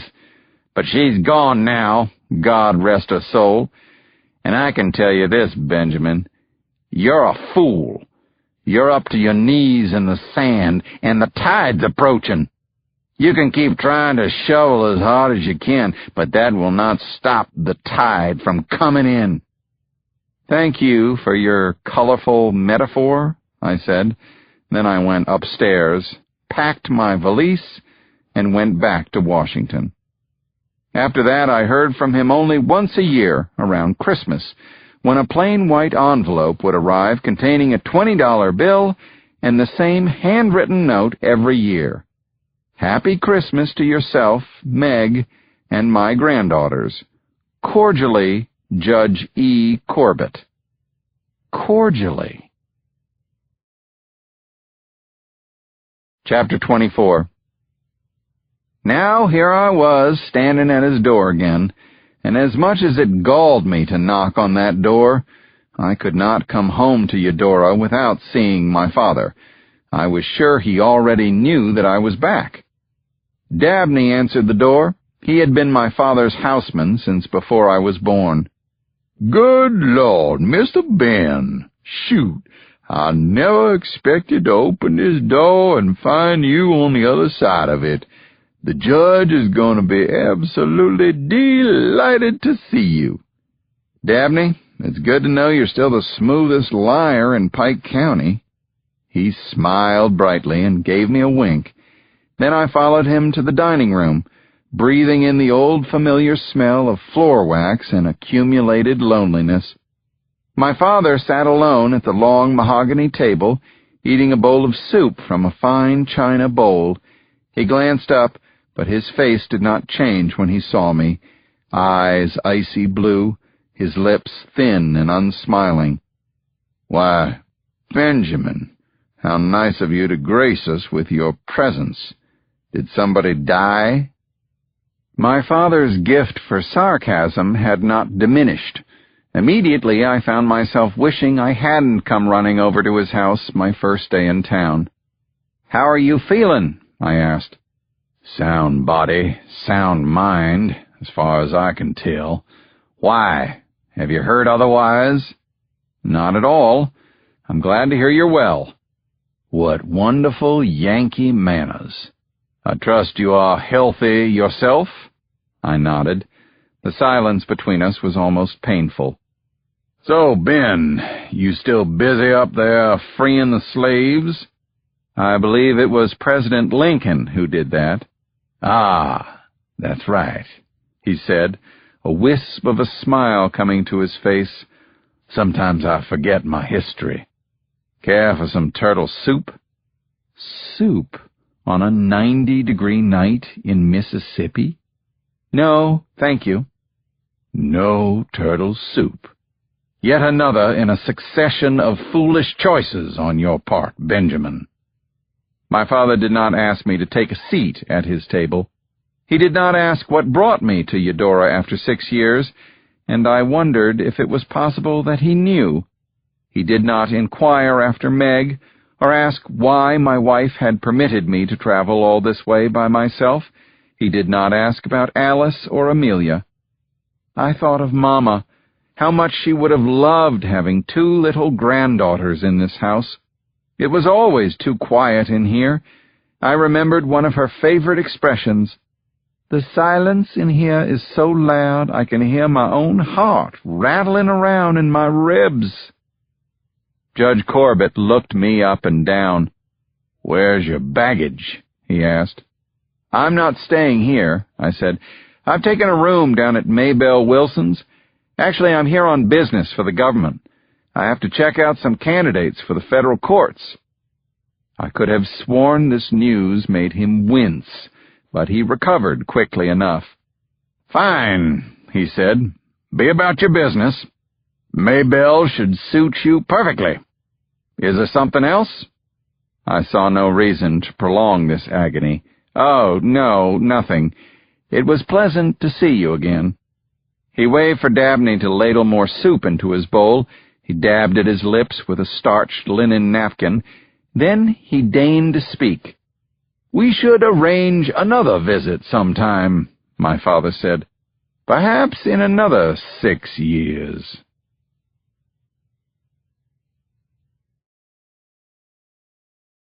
Chapter 25. "You need something for your belly, Mr. Corbett?" Maybelle called in a loud voice from the front parlor of her rooming house. I had found the slide-in cafe all closed up for the night, but still I declined Maybelle's invitation. "No, thank you, ma'am. I'm all taken care of." "Just as well.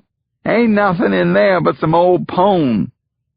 Maybelle's had never been known for luxury. In fact, the only thing the place was ever known for was a string of slightly disreputable boarders through the years. Now I supposed I was one of them. The original Maybelle had died years ago, about the time the house was last given a fresh coat of paint, but Eudora tradition dictated that any woman who ran the place was referred to as Maybelle. Occasionally a shoe salesman or cotton broker spent a night or two at Maybelle's. Once or twice a year my father commandeered the place to sequester jurors during a trial, and there were inevitably rumors about women of uncertain morality using the rooms for business. A monk would have felt at home in my room. A narrow iron bed, a small oaken desk with a perilous wobble, and an equally wobbly cane-backed chair. On the bureau were an enameled steel bowl and pitcher, and under the bed a chamber pot for those times you didn't want to make the trip to the outhouse. In the corner of the room was one small window, which somehow managed to admit all the hot air from outside during the day and to hold it inside all night. I stripped down to my Roxford skivvies and positioned the chair directly in front of that window. I suspected there was no breeze to be had in town that night. Luckily, my room was provided with the latest advance in cooling technology, a squared-off cardboard fan with the inscription, "Hargitay's Mortuary Parlor, the Light of Memphis." A lonely man sitting with his bare feet propped up on a windowsill, waving a funeral fan at his face. Welcome home, Ben. Chapter 26. It was too damn hot for sleeping. I might as well do some detective work in my room. I had put aside 2 newspapers from the collection of lynching reviews I'd brought from Memphis. Now was as good a time as any for reading. These particular articles were of special interest. From the pages of the Jackson Courier, they told the stories of lynchings that had taken place right here in Eudora and within the past 3 years. I unfolded the first paper. Word of an horrific death by strangulation reached our office this morning. By the time this reporter visited the alleged scene, no trace of said hanging was evident, save for a bloodied rope tossed aside in a pile of swamp grass. The unanswered questions were obvious. Who told this reporter that the death was horrific? Why was he so careful to use the word alleged? I picked up the other newspaper. We learned of the death by lynching of Norbert Washington today. A witness at the lynching site in that area of Eudora called the Quarters said that Washington, a tobacco tanner at a plantation in nearby Chattawa, had been heard making rude and suggestive comments to a white lady in the Chattawa Free Library. Upon investigation, it was discovered that the town of Chattawa did not have a library, free or otherwise. That information notwithstanding, the eyewitness stated, "The hanging was most exciting, gruesome, and I must add, satisfying in its vengefulness for the nigger man's impertinence." I was glad that I kept reading, even though I wanted to look away. The final sentences were, for me, the most startling. When interviewed, Chief of Police Phineas Eversman said that he was unaware of any lynching that previous evening in Eudora. A visitor in Chief Eversman's office, the respected Eudora Justice Everett Corbett, agreed. "I, too, know nothing about a lynching in Eudora," Judge Corbett said. I let the newspapers fall to the floor. No wonder Roosevelt needed someone to sort out this tangle of contradictions, half-truths, and outright lies. Loneliness also gives a man time for thinking. It broke my heart to be so far away from my family and to have left on this trip without a single kind word between Meg and me. From my valise, I drew a small pewter picture frame, hinged in the middle. I opened the frame and stared at the joined photographs. On the left was Meg, her smile so warm, so bright and unforced that I found myself smiling back at her. On the right were Alice and Amelia, posed on the sofa in our parlor. Both of them wore stiff expressions, but I knew the girls were seconds away from exploding into laughter. I studied the images for a few minutes, thinking only good thoughts. I wished there were some way I could blink my eyes and bring the pictures to life so that all three of them could be here with me.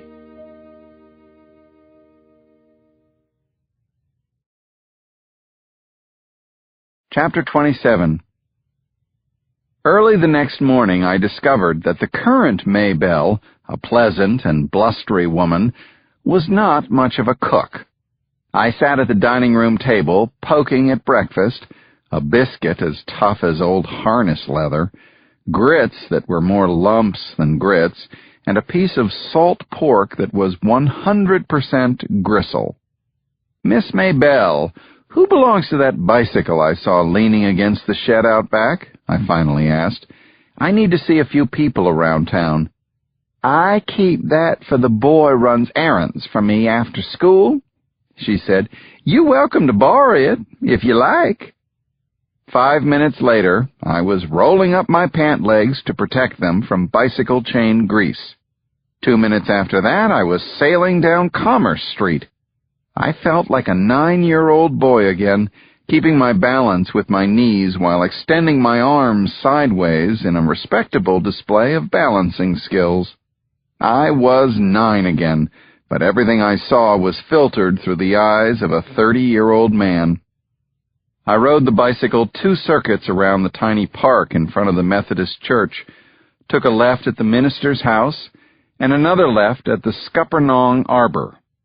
At the end of the vine-covered trestle stood a simple white wooden structure that was unsupervised by anyone's eyes and universally known among the young people of Eudora as the Catch-a-Kiss Gazebo.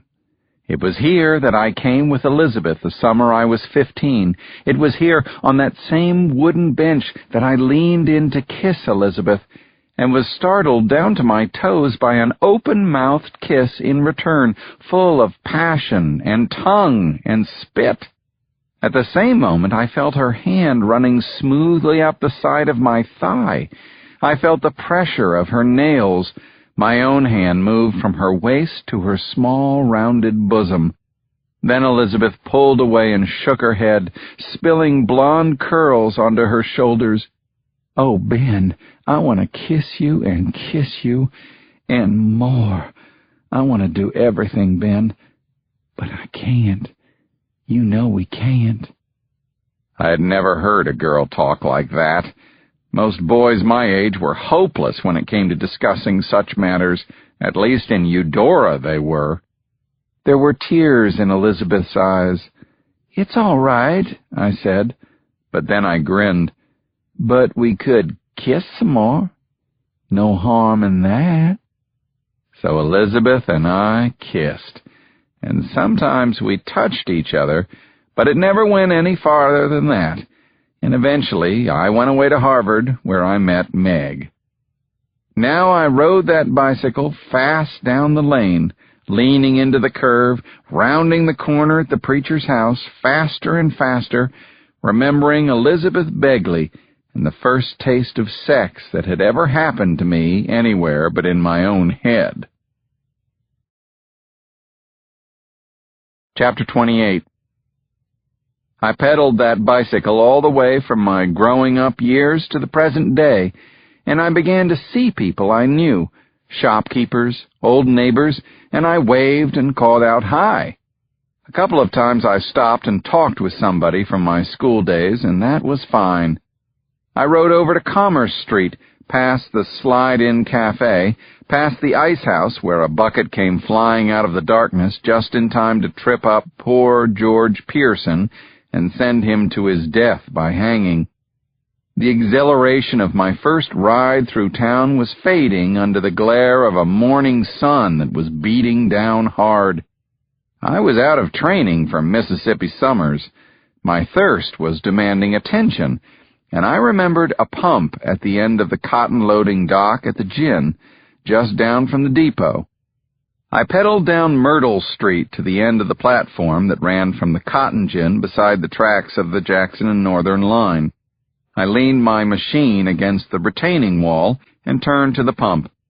As I worked the handle and reveled in the water, half drinking, half splashing my face, I heard a loud voice behind me, an angry voice. "What the hell makes you nigger boys think you can come high-walking into our town looking for a job? All our jobs belong to white men." At the other end of the platform were two large and burly men I recognized as the Pernod brothers, Jocko and Leander, an unpleasant pair of backwoods louts who had been running the cotton gin for Old Man Furnish as long as I could remember. The two of them towered over three scrawny black boys who looked to be 15 years old, maybe even younger. "Well, sir, we just thinking with the crop coming you might be needing some more help round the gin," said one of the boys. "That's the trouble with you niggers, is when you set into trying to think," said Leander Pernod. He spoke in a friendly, jokey voice, which put me and the boy off guard. But then he popped him a solid punch on the side of his face and sent the boy down onto his knees. The other boys skittered away like bugs from a kicked-over log. Suddenly, I really was back in the past, and the boy on the ground was in serious trouble, like poor George Pearson had been. There was one difference now. I was not a timid little boy. I was a grown man. As I wiped my wet hands on my shirt, I considered what I was about to do. If I caused a commotion, made a scene, called attention to myself, I might endanger my mission even before it started. But if I did nothing? Fortunately, the boy on the ground rolled over and jumped up. He sprinted off down the platform, holding his jaw, but at least he was getting away. And at that very moment, I felt something cold and hard jammed against the side of my neck. It felt an awful lot like the barrel of a gun. A deep voice behind me. "Just put your hands in the air, nice and slow, high. That's the way to do it." Chapter 29. Now, I want you to turn around real slow, partner. Don't make any fast move. I did exactly as I was told, real slow, and found myself looking straight into the face of Jacob Gill. Jacob and I had been inseparable from as far back as I could remember, until the day I left Eudora for college. "You son of a bitch!" I shouted at him. Jacob was laughing so hard, he actually held his stomach and doubled over. His laughter made him do a little jig of delight. "You nearly gave me a goddamn heart attack," I said. "You're a jackass." "I know," Jacob said, howling some more. Then we hugged, seizing each other by the shoulders, stepping back to get a good look. "How'd you even know it was me?" I asked. "We don't have too many yellow-haired fellas 10 feet tall hanging around," said Jacob. Then he added, "I saw you decide not to mix it up with Jocko and Leander. That was smart thinking on your part." "I guess so," I said. I remembered the time Jacob left me in the swamp to watch what happened to George Pearson. I wished I could tell him why I'd held back this time. "Hey, it's near dinner time," Jacob said, and lightly punched my shoulder. "Let's go get some catfish." "That sounds good. Where are we going?" "Don't tell me you've turned into such a big city boy you forgot Friday is catfish day at the Slide Inn."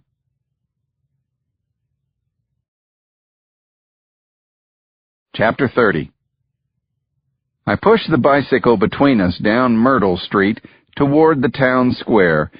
Jacob stopped twice along the way to take a nip of whiskey from a pint he kept in his worn leather toolbox, and I said hello to a couple more people I recognized, or who remembered me. The Slide Inn was alive with the hum of conversation, the smell of frying fish, the smoke from the cigars of the old fellows who always occupied the front table, solving the world's problems on a daily basis. "Why aren't you staying out at your daddy's?" Jacob asked as soon as we sat down at a corner table. "You know my father," I said.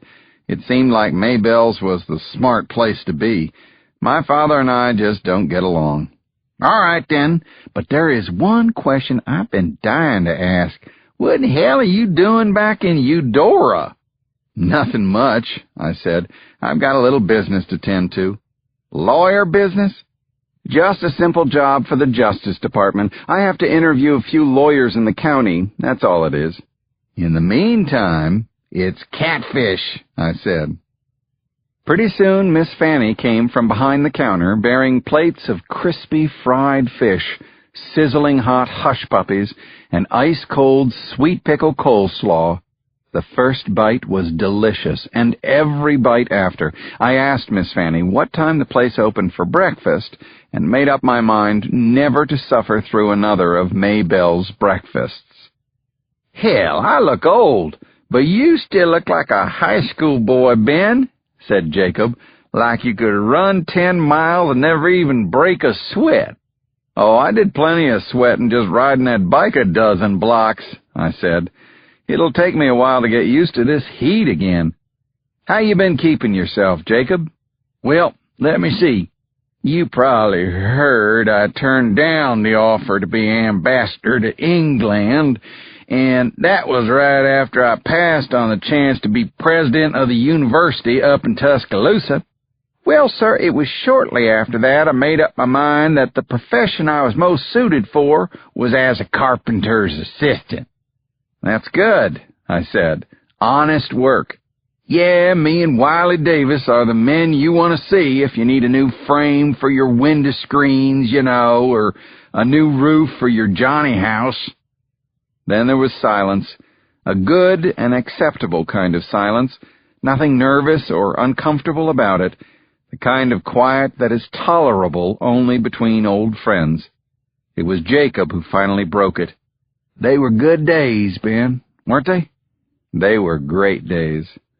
"We were friends, right through it all." "The best," I said.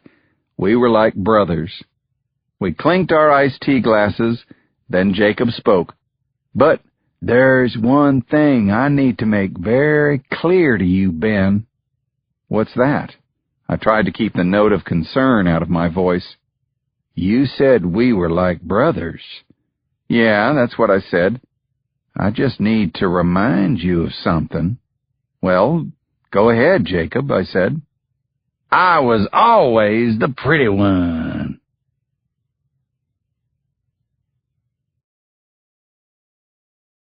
Chapter 31. Enough idle thoughts about my long-ago romance with Elizabeth Begley.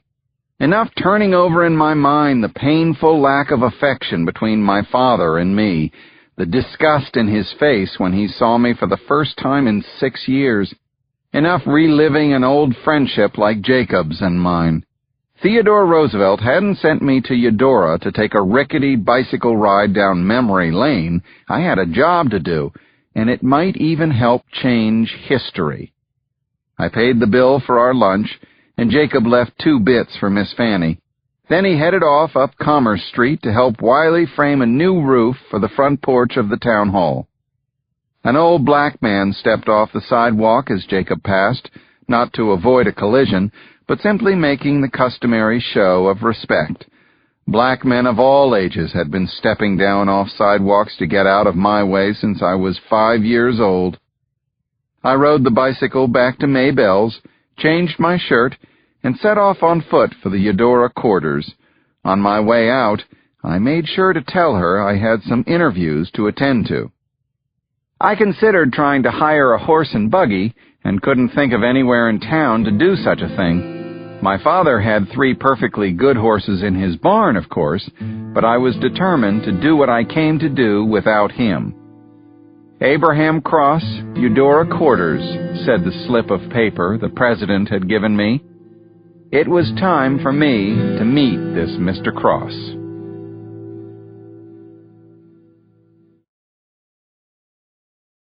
Chapter 32.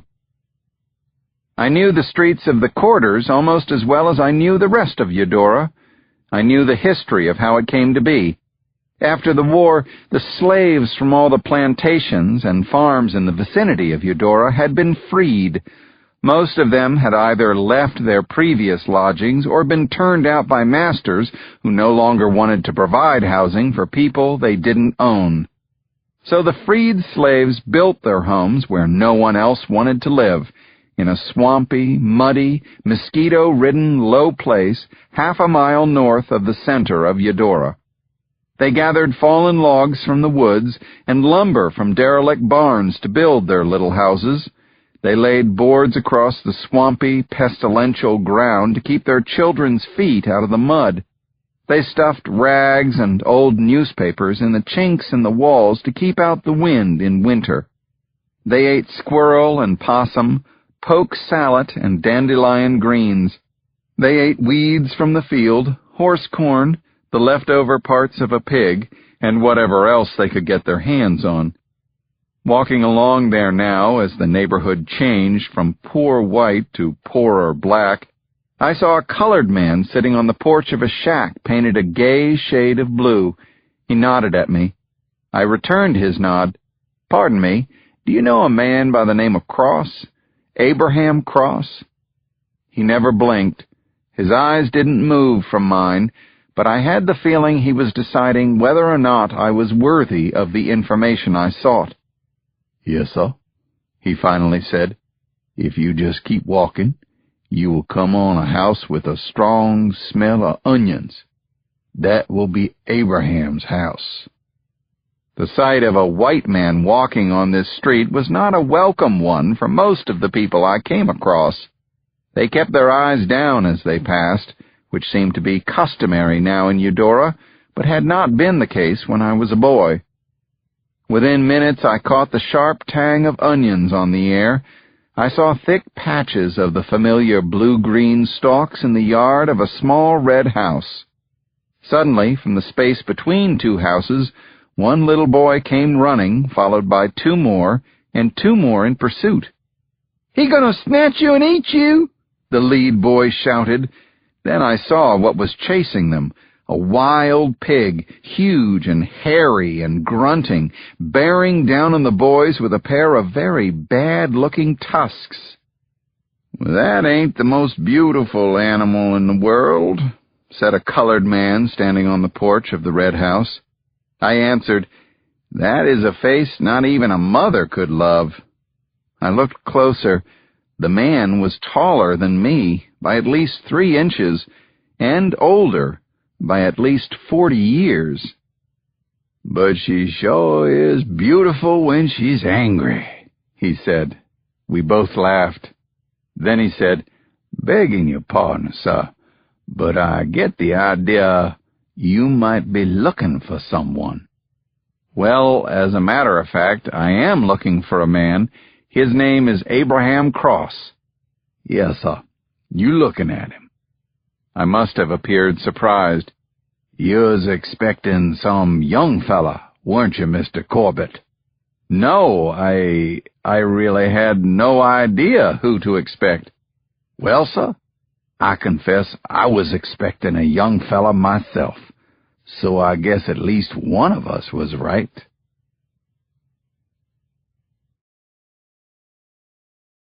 Chapter 33. Maybe it was because he looked like a picture of silver-haired wisdom. I just don't know, but the truth is, I liked Abraham Cross from the moment I met him. When he shook my hand, he grasped my shoulder with his other hand so that I felt well and truly gripped. "From this moment, Mr. Corbett, call me Ben," I said. "From this moment, Mr. Corbett," he said pointedly, "I am happy to be of service to you as a guide and advisor. With luck, we may also become friends." I told him that I felt luck would be on our side. He offered me a seat on his porch, which had a view of everyone passing along the boards from one end of the quarters to the other. Abraham greeted everyone, man, woman, child, with a friendly wave and a personal word of greeting. I think if that hairy old boar had come back, Abraham would have waved and said howdy. Abraham Cross had the way of a man at ease with himself. He wore dark woolen trousers, a neatly ironed white shirt, and a navy blue bow tie. I don't know if he'd dressed up because he was expecting me or if he dressed this way every day. On his head was a faded blue baseball cap with the initial P faded to near invisibility. I asked him what the P stood for. "Pythians," he said. "Does that mean anything to you?" "Weren't they athletes in ancient Delphi?" I said. "Well, sir, I may be old, but I ain't as old as the Greeks in old Delphi," he said, laughing. Then he explained. His greatest love in his young life, he told me, was baseball. After the war between the states, he headed north, where a few Negro teams played. Notice I said they played. I didn't say they flourished. Anyways, I made the team in Philadelphia. We was porters and butlers, iron men, lawn-mower men during the week. On the weekends, we played baseball. At Abraham's nod, I followed him off his porch and toward the little downtown of the quarters. We were passing the colored general store, Hempel's, where you could see the canned goods inside through gaps between the boards. By the front door stood a neat pyramid of beautiful peaches. Abraham reached into his pocket for a couple of pennies, which he took inside to the old man at the cash box. He came back out and selected a nice fat peach from the side of the stack. "Were you any good?" I asked the old man. He smiled. He looked past me to a broom standing just inside the door. He asked me to hand it to him. "You want to know if I was any good?" He held the broom short, like a baseball bat. Then he tossed that beautiful peach into the air. He swung. He connected. Tasting a fine spatter of peach juice on my face, I watched it sail up and up into the hot afternoon sky. "Don't bother to go looking for that peach," he said. "I believe it is gone," I agreed. "In a minute or two it's gonna be in Louisiana," he said with a grin. "They always said tall, skinny boys like you and me can't play baseball. They say we too far from the ground. I'll tell you something. I proved they don't know everything." He wiped the broom handle on his shirt and put the broom back inside. We walked a few minutes in silence. Then Abraham stopped, his face suddenly serious. "I could talk baseball and swing at soft peaches all day," he said, "but you and I have some other business." "Yes, we do," I said. "This is serious business, Mr. Corbett. Sad business. My people are worse off now than they were the day Mr. Lincoln signed the Emancipation."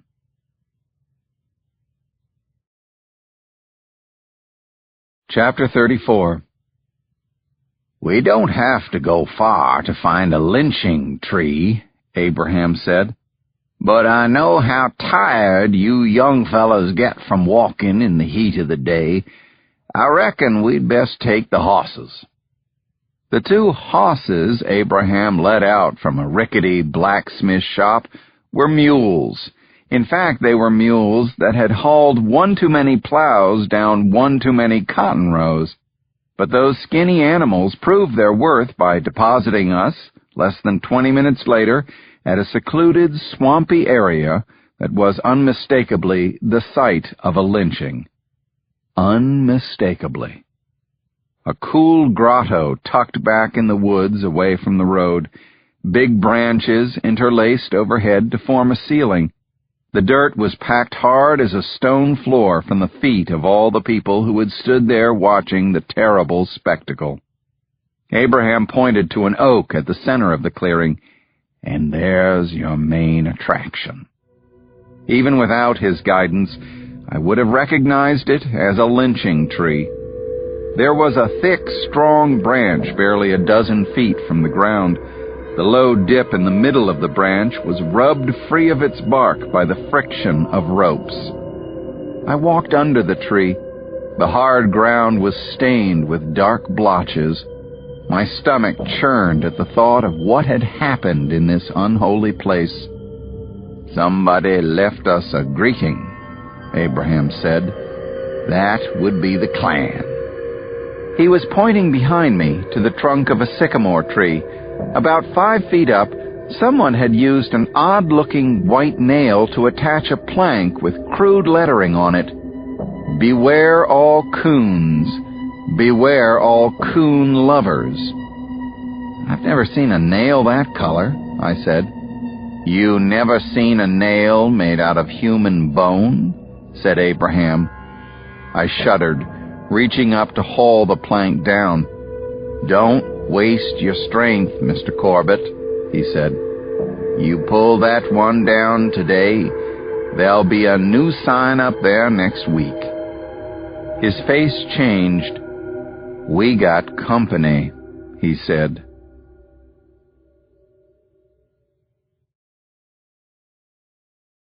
Chapter 35. The double-barreled shotgun pointed our way was almost as big as the girl holding it.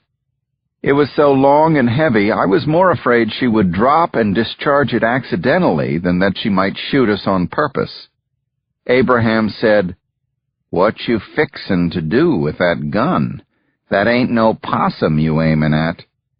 I was distracted by the fact that she was very serious and very pretty. She wore a simple cotton jumper, stark white against the smooth brown of her skin. A perfect face, with delicate features that betrayed the fierceness of her attitude. Deep brown eyes flashed a steady warning, "Keep away from me." "What y'all doing messing around the lynching tree?" she said. You know this girl, Abraham?" "I surely do. This is Moody. Say hello to Mr. Corbett." Moody didn't say a word to me. She kept her barrel trained on my heart.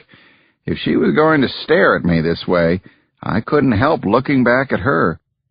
"Well, if you know her," I said, "maybe you should tell her not to go around pointing firearms at people." "Moody, you heard the man," said Abraham. "Put it down. Now, granddaughter." "Oh, Pawpaw," she said, "what you bring this white man out here for?" Abraham reached out and pushed the gun barrel away. Moody pulled back from him as if he were trying to take away her doll. "She's your granddaughter?" "That's right." It struck me that the girl had seemed as willing to shoot her grandfather as to shoot me. She walked boldly up to me, around me, looking me over as if I represented some species of animal she had never observed before and already didn't like. "Mr. Corbett here is from Washington," said Abraham. "You working for him?" said Moody. "Why would you?" "We are working together," said Abraham. "Well, if you ain't working for him, how come he calls you Abraham and you call him Mr. Corbett?" "Because he prefers it that way." Abraham knew that wasn't so, but he fixed me in place with a look that stifled the protest in my throat. "Mr. Corbett is here by the instructions of the President of the—" "Abraham," I said, "we're not supposed to talk about any of this." He nodded, dipped his head. "You are right, Mr. Corbett," he said. Moody gave me a disgusted look and said, "You should have let me shoot him when I had the chance."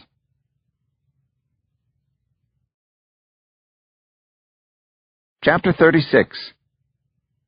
When I was growing up, gumbo was not something most white people would eat, unless they were Catholic and lived down on the coast. Gumbo was food for black people, or Creole people. Like chitlins and hog ears, it was the kind of thing mostly eaten out of necessity, or so most people thought. My mother's cook, Aurelia, used to whip up a big pot of sausage and crawfish gumbo and leave it to feed us through Friday, her day off. So when Abraham suggested we stop in at a little gray shanty of a saloon with a crooked sign on the door, Gumbo Joe's, I was a happy man. Also along for the meal was Moody and her brother Hiram, a handsome boy of 19 with aspirations to be a lawyer. I was surprised at the idea of a Negro restaurant in Eudora, but when I stepped inside the place, I saw it was 95% saloon with a little cooker perched beside the open window and back. On the flame sat a bubbling pot. An old black man came out from behind the rickety bar. I couldn't help flinching at the sight of him. He had no chin, and his right arm was severed just below the elbow. Without our asking, he brought 3 small glasses and a bottle of beer. "Y'all want gumbo?" "We do," said Abraham. So much for a menu. Abraham poured beer into all 3 glasses, and I took one. It wasn't cold, but it tasted real good. "What happened to that man?" I said softly. "The war," said Abraham. He explained that the old man had been a cook for Pemberton's army at Vicksburg. The Yankee mortar shell that crashed through the mess tent was no respecter of color or rank. "He lost half his face fighting for the side that was trying to keep him a slave," I said. "Wasn't fightin'. He was cookin'," said Abraham. "A lot of us did. The pay was good. Better than we got staying home. Those was good times, if you didn't get killed." The war between the states had been officially over for 42 years, but had never actually ended in the South. The Confederate battle flag still flew higher than Old Glory, at least at our courthouse. There were rebel flags hanging on the fronts of stores and from the flagpoles of churches. Ever since I was a boy, I had recognized the old faded butternut cap as the sign of a Confederate veteran. There had always been men with wooden legs or wooden crutches. I knew that an empty sleeve pinned up inside a suit jacket meant an arm had been left on a battlefield in Georgia or Tennessee. Maybell's handyman, otherwise a handsome old gent, had a left eye sewn shut with orange twine. The skin around that eye burned to a god-awful dry red that would have scared me if I'd been a child. "That old man behind the bar," said Abraham, "before the war, he was trying to become a professional fiddler." I shook my head. "And now he has no chin to lean his fiddle on," I said. Abraham's face broke open in a big smile. So did Moody's and her brothers. "Oh, now, Mr. Corbett, I was fooling on you. Old Jeffrey wasn't no fiddler. He was slinging beer back before the war, and he been slinging beer ever since." Moody saw the look on my face and busted out with a guffaw. "Pawpaw, Mr. Corbett ain't too swift, is he?"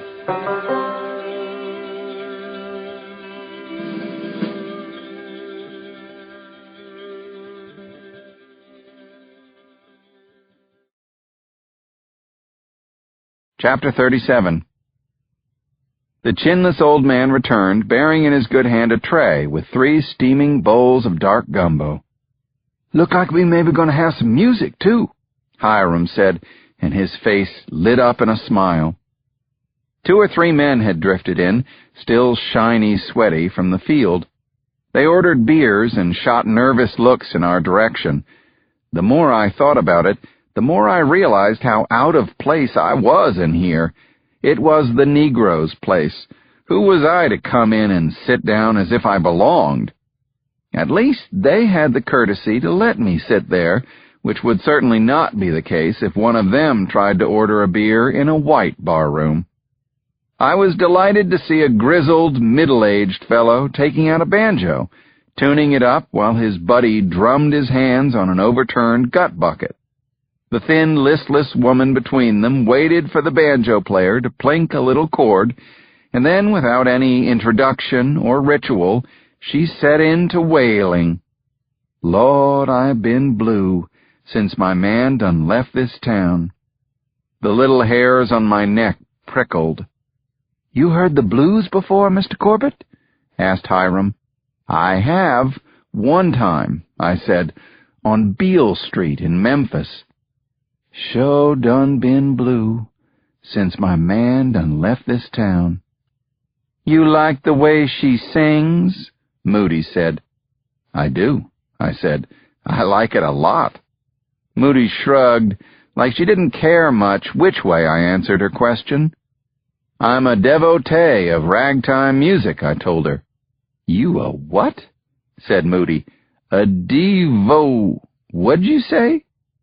"Admirer," I said. "I'm an admirer of ragtime." "No, that word you used. What was it again?" Moody had a bold way of speaking. I must admit I wasn't accustomed being addressed by a colored girl without the customary yes, sir, and no, sir. "Devotee," I said. "One who is devoted to something. I think it's from the French." "That's a pretty word," she said, "wherever it come from." He beat me, then he leave me, and now he ain't been comin' round. When that lament ended, the banjo man put down his instrument and brought out a battered guitar. Once again I was swept up in the mournful repetition, the slangy bent notes from the singer echoed by the guitar, the way it all fell together into a slow, rhythmic chant of pure feeling. This music was made from leftover parts of old field songs and hymns and slave music, but to me it sounded like something entirely new, and something quite wonderful.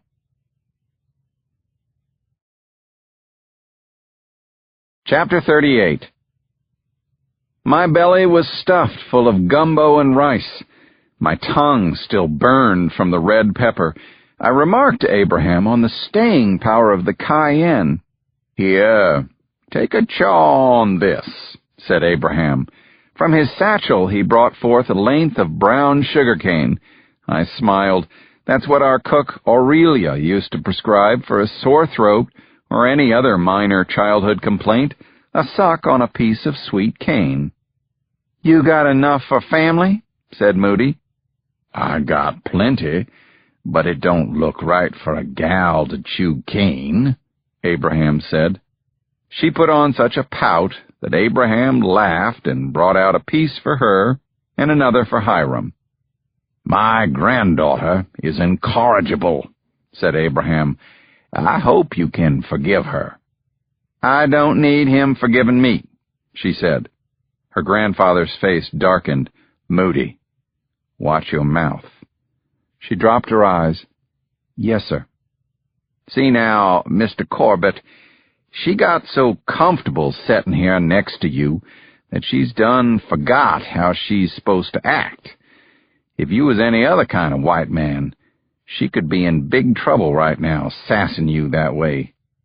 Same thing goes for Hiram, even more so." I had the feeling he said this more for Moody's and Hiram's benefit than for mine. Moody kept her eyes riveted fiercely on the floor beside our table. "See, when you're colored, you always about this close," he held up his fingers indicating a tiny space, "to saying the wrong word, or looking the wrong way, and that means you're this far from getting beat up, or kicked, or punched, or cursed, or getting strung up and killed by the KKK. I took a long sip from my beer. "Everything a colored man does can be a crime these days," he said. "I don't quite understand," I said. Moody's eyes came up. "Let me tell him, Pawpaw." He hesitated, but then he said, "All right." "There's a young fella called Whitney," she said, gazing intently at me. "He spent a day hoeing out the flower beds around old Miss Howard's house. Then when she was done, he told her how much it was. She didn't want to pay, said he hadn't worked that many hours. Then she calls up the sheriff and says Whitney done said something dirty to her. Well, she got him arrested, but that wasn't enough for him. They come drug him out of the jail and hung him up, killed him, all because he asked for his pay." Her eyes blazed. "That's the truth," said Hiram. "Sammy Dawkins brung his empty Coca-Cola bottle back to Sanders' store to get his penny back. Old Mr. Sanders tells him niggers don't get the penny back, just white folks. Sammy argues with him, and next thing you know, he's in jail for wanting his penny." "Keep your voice down," Abraham said. "There was a couple boys sitting on the sidewalk downtown. They was talking to each other, quiet-like, telling about this strike of colored men up in Illinois. Well, sir, somebody overheard what they said, and next thing you know, a bunch of men jump on these boys. One of 'em, they knocked out all his teeth. We get punished for boasting, and for strutting, and for talking too loud, and for casting the evil eye. We get arrested for walking too fast, or walking too slow, or taking too long to say, 'Yassa.'" Moody was furious now. Her voice carried to tables nearby. Some of the people stopped their own conversations to listen. "Colored man looks at a white woman, they kill him just for thinking the thoughts he ain't even thought," she said. "If he even looks at a white woman, it must mean he wants to rape her or kill her, when they're the ones doing most of the raping and killing around here." "Now calm down," Abraham said. "Don't tell me to calm down. I know what it's like. It happens to me too, Pawpaw." "I know, child. You don't know what happened yesterday. I was bringing the basket of ironing back to Ms. Cooper. You know she got that boy Dillard. He's not right in the head. Well, he out there pulling weeds in the kitchen garden. He looked at me. All I said was, "Howdy, Dillard," and he says something real rude like, "Maybe you want to go with me, Moody," or something like that. I just ignored him, Pawpaw. I just kept walking. But he come up behind me and grabbed me, like, touching my titties. "Hush," said Abraham sternly. "It's what happened, Pawpaw," she said. Then he says, "Oh, come on, Moody, you a nigger girl, and everybody knows that is all a nigger girl wants." And with that, she couldn't keep the tears in. She folded her arms on the table and buried her head. Hiram stroked her neck. I spoke softly. "We're going to do something, Moody. That's why I'm here with your grandfather." There was silence. Then Moody looked up at me, and she was angry. "Go home, Mr. Corbett. That's what you could do. Just pack up your bag and go home."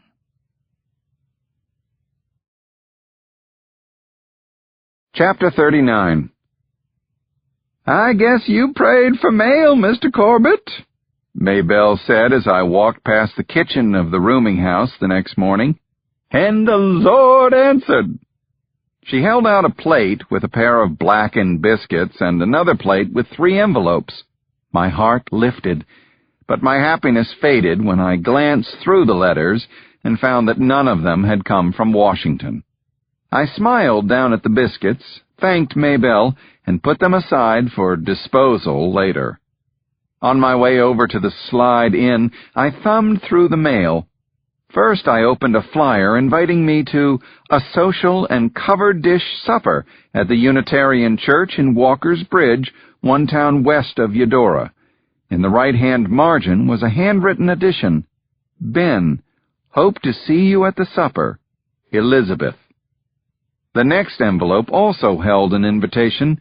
This one was a good deal fancier than the first, engraved on heavy paper, wrapped in a piece of protective tissue. "Mr. and Mrs. Lee Jamlin Stringer request the pleasure of your company at supper on Saturday, September 27th, 1906, at 8 o'clock in the evening. Number 1 Summit Square, Eudora, Mississippi, RSVP." What was the world coming to? A fancy dress invite from L.J. Stringer, of all people? It was hard to believe that the sweet, kindly boy with whom I'd spent a good portion of my childhood was now in such a lofty position that he could send out invitations engraved on thick vellum, and that on his way to manhood, L.J. had invented a machine that shot twine around cotton bales in 1/8 the time it took 4 men to do the job. The Stringer automatic baler. Without it, cotton would no longer be king. I eased into a rear table at the Slide-In Cafe. I ordered coffee and a big breakfast of grits and eggs, patty sausage, and biscuits.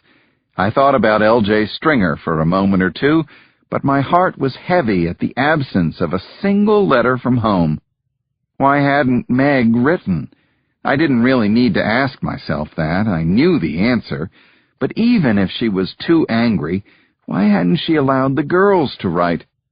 I decided to detour by the post office just to make sure no letters had been accidentally sent to Judge Everett Corbett's home. Meantime, I took a slurp of the Slide-In's good chicory coffee and tore open the last of my 3 letters, the one without a return address. At first I thought the envelope was empty. I had to feel around inside it before I found the card. It was a postcard, like any other postcard. In place of a picture of the Grand Canyon or Weeki Wachee Springs, the card bore a photograph of a young black man dangling from a rope.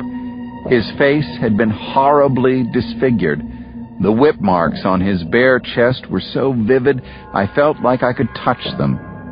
On the other side of the card was a handwritten message. "This is the way we cook coons down here. This is the way we will cook you. We know why you are here. Go home, nigger lover."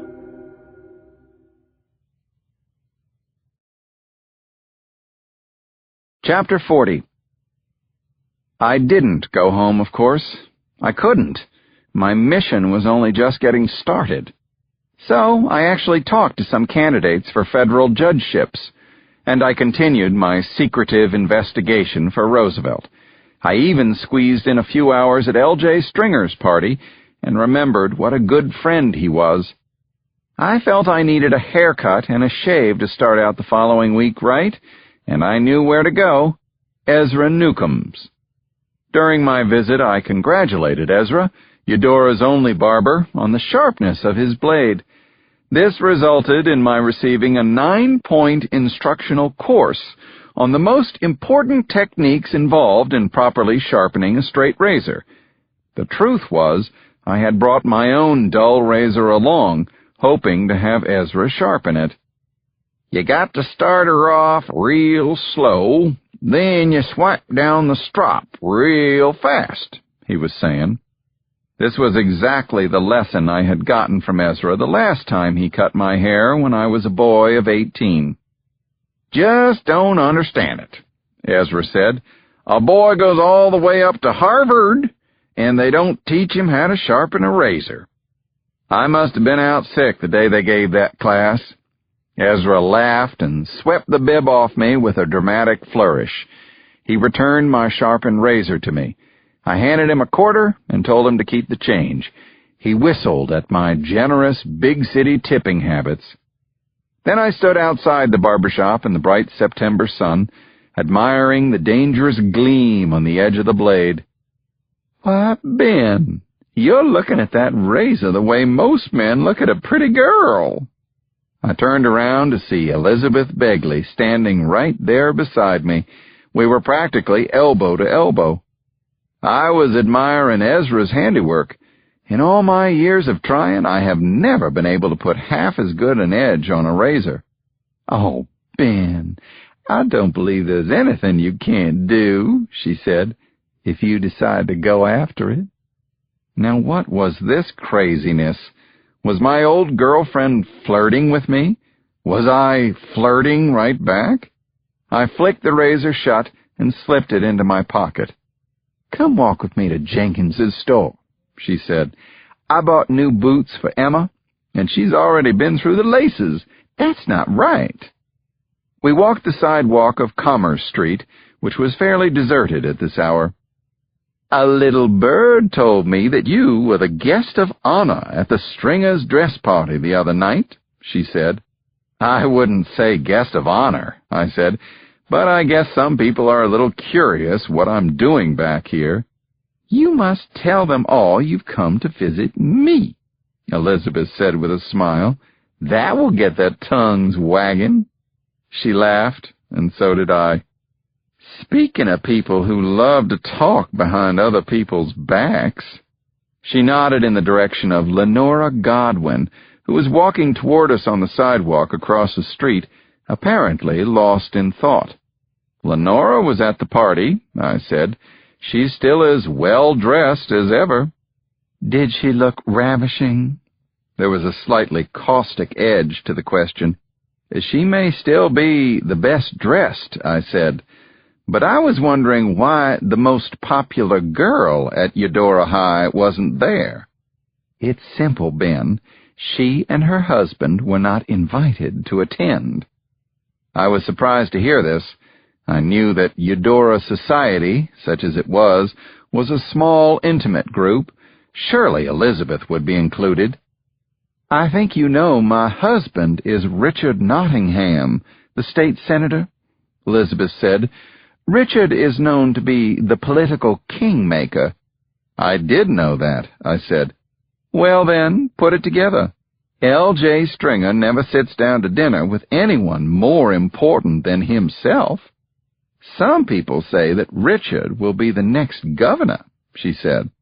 "And what do you think, Elizabeth?" "He certainly wants to be governor, but I don't want to leave Eudora." We had reached Jenkins's store now. "Thank you for walking with me, Ben, and for our talk. Now I have bootlaces to buy." To my disappointment, she didn't invite me in with her, but Elizabeth leaned in and lightly kissed my cheek, then disappeared into the store, the same one where my mother had collapsed when I was just a boy.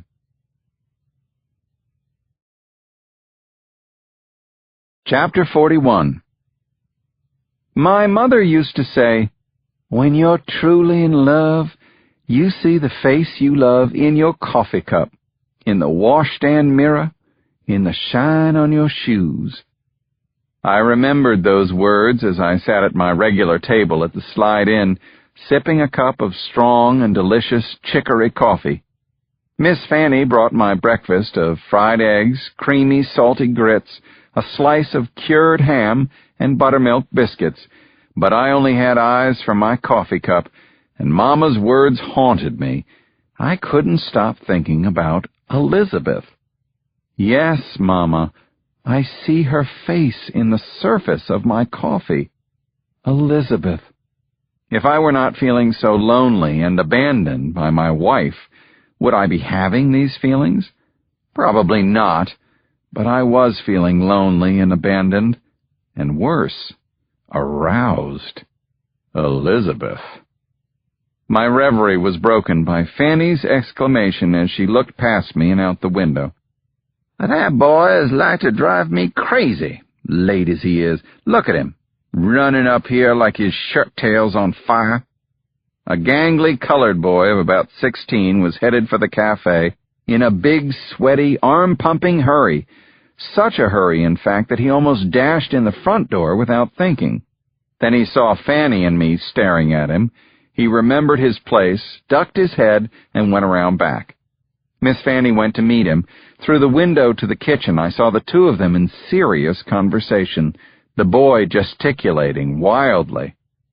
I waited until Miss Fanny came back out front, then lifted my finger for more coffee. She brought the tin pot over to me. "What's the trouble?" I said. "Big trouble," she said quietly. "Seems like there was another hanging party last night." I kept my voice low. "You mean a lynching?" "2 of them," she said.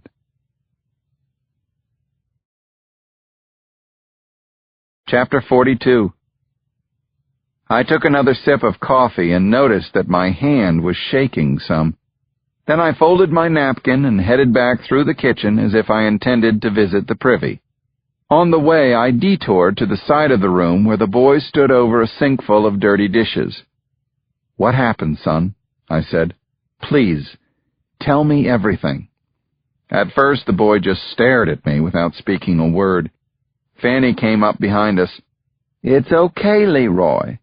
This here's Mr. Corbett. He's all right to talk to." At last the boy spoke. "You know who is Annie?" he said. "The one cook for Miss Dickinson? She got a girl, Flossie, little older than me." I didn't know who he was talking about, but I nodded so he would continue. "Well, it was at Mr. Young," he said. "Mr. Jasper Young." I knew Jasper Young, who owned the hardware and feed stores. He was a quiet, grandfatherly man who exercised some influence behind the scenes in Eudora. "What does Jasper Young have to do with it?" "I can't say." The boy stared down at his dishes. "Why not?" He shot a look at Miss Fanny. "Lady present." "Oh, now come on, Leroy. Not one thing in this world you can't say in front of me." He wiggled and resisted, but at last he turned his eyes away from Fanny and fixed them on me. "Mr. Young wants some lovin' from Flossie.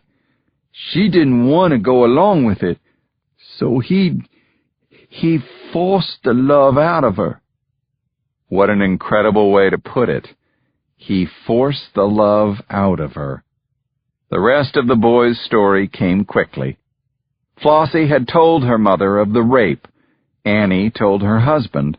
Within minutes, her husband and son, crazed with rage, broke into Jasper Young's home. They smashed china and overturned a table.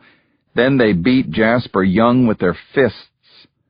A neighbor summoned a neighbor who summoned another neighbor. Within an hour, no more than that, Annie's husband and her son were hanging from ropes in the swamp behind the quarter.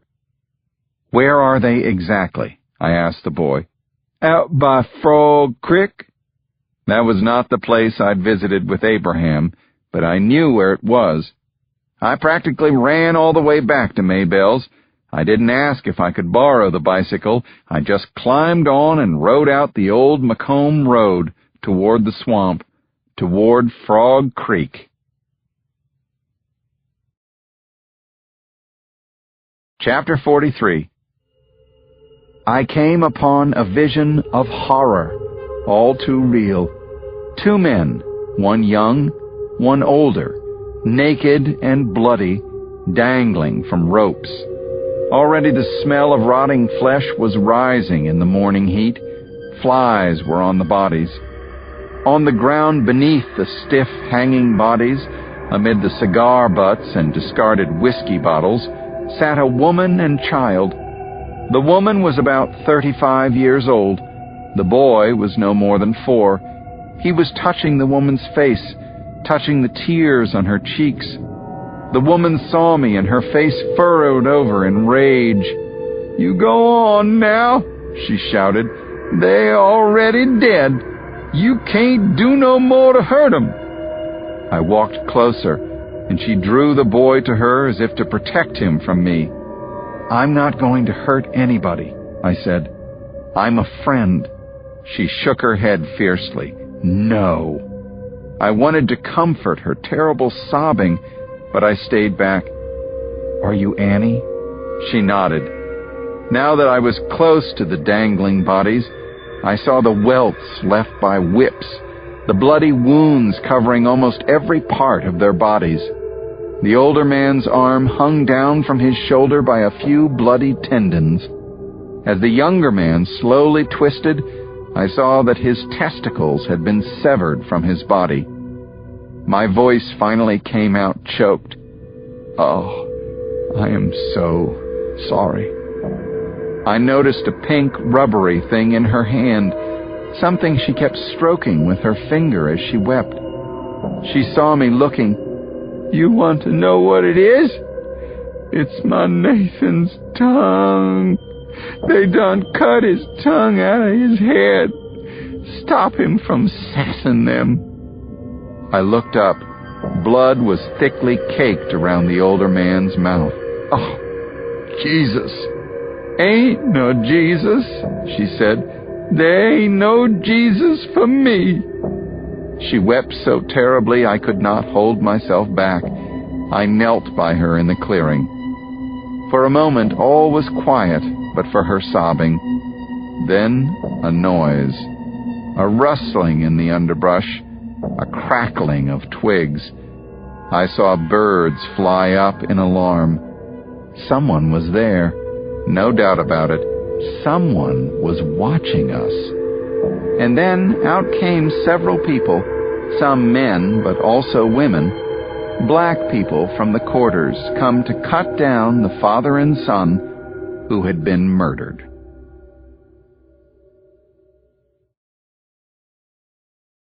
Part 3. Southern Funeral Favorites. Chapter 44.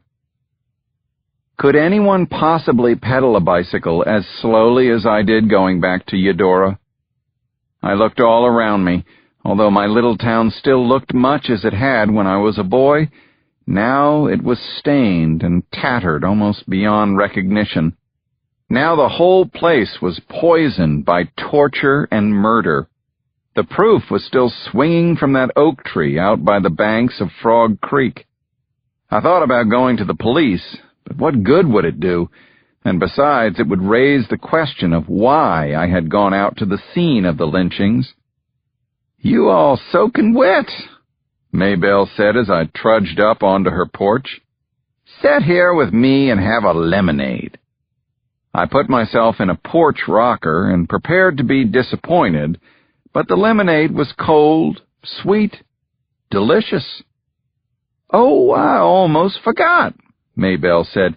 "You had a visitor while you were gone, Senator Nottingham's wife." "Elizabeth? Did she leave any message? No. She said she would stop by again. But that reminds me, I know how much stock you put in getting the mail, and you did get some today. I put it in the front hall. On the hall table was a square, cream-colored envelope with my name written in Meg's delicate hand. I took the stairs 2 at a time. Inside my room, I removed my jacket and settled into the chair at the window for a good read. Dear Ben, I know I ought to be ashamed for not having written sooner. The girls have done very little else but remind me. They have pestered me about you night and day, but I've been busy doing almost all the housekeeping because Maisie had to go up to Trenton on account of her sister has been ill. Do not worry about me, other than sore muscles from wringing out the wash and from scrubbing the floors in the house. I am in good physical shape. These opening lines filled me with joy. My wife was still my wife. My fears were unjustified. The letter sounded so much like her, the teasing complaints, the emphatic descriptions, even the hint that she regarded Maisie's sister's problem as nothing more than a love of the grape. Later on, when I reflected on this moment, I wished I had stopped reading at that point. Ben, I might as well get to the point. I have suffered and wept many nights over this. Finally, I have reached my decision. There is no reason for me to delay the pain for both of us, and pain there will surely be when I tell you what is in my heart. I think it would be best for all involved if I move back in with my father. I read that last sentence again and again. I doubt this will truly come as a surprise to you. You know that we have not been in love, as husband and wife must be, for some time now. My hand was shaking now. The paper began to rattle and my eyes burned. I rested my head back against my chair. I'm still in love, Meg, I said out loud. I have prayed much about this matter, and have spoken to my father about the situation. I should have known. Meg had consulted the one God in her life, the almighty Colonel Wilford A. Haverbrook, U.S. Army retired. No doubt the colonel had agreed with her that her husband was a miserable failure. I know that my decision may strike you as a terrible mistake on my part, yet I believe it is the only correct solution to our dilemma. We must be honest with each other and ourselves. I think it best if you do not come home at this time. I will be in touch with you by post or wire as I begin the steps necessary to bring about a most painful but inevitable result. Cordially, your wife, Meg.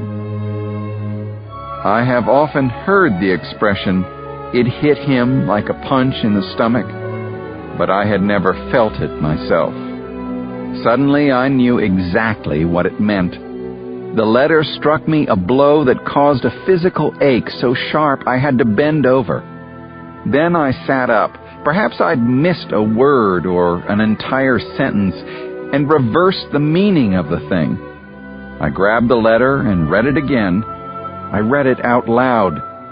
Eventually, I turned it over and found another message scrawled on the back in pencil, a child's handwriting.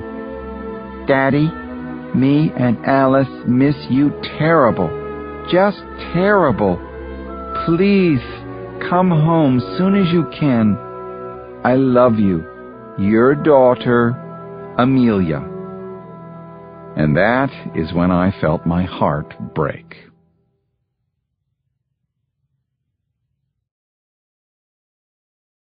Chapter 45.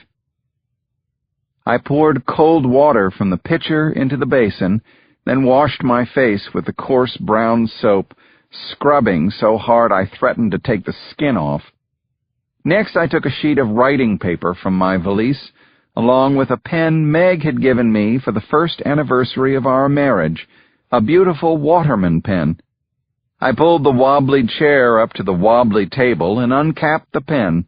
Immediately I felt all my lawyerly eloquence disappear. Dear Meg, as your husband and your friend, I must tell you that you have some things wrong. I do love you. You are simply wrong to say that I don't. A separation like this is a rash thing to do, especially considering that we have never even discussed these problems face to face. I don't care about your father's opinion of our marriage, but I do care that our parting will break the hearts of everyone involved. Alice, Amelia, my own heart, even yours. Before you take any further action, please, my darling Meg, we must discuss this, together, as husband and wife, as mother and father of our 2 little daughters, as Meg and Ben, who always planned to spend our lives together. Suddenly I came out of my writing trance. "Mr. Corbett? Mr. Corbett!" It was Maybelle, hollering from the foot of the stairs. I quickly wrote, "Your loving and faithful husband, Ben." "Mr. Corbett?" I put down the pen and walked out to the landing. "What is it, Maybelle?" I called. "Mrs. Nottingham is here to see you. She's here on the porch. She's waiting on you, Mr. Corbett. Hurry!" Chapter 46. There Elizabeth was, standing on Maybelle's wide wraparound porch. She had put on another bonnet and seemed even more attractive than she'd been this morning. She reached out for my hand. "I came to apologize, Ben." I took her hand. "What do you mean? Apologize for what?" I said this for the benefit of Maybelle, whom I could see lingering in the parlor, trying not to be observed. "Let's go look at Miss Maybelle's rose garden," I proposed.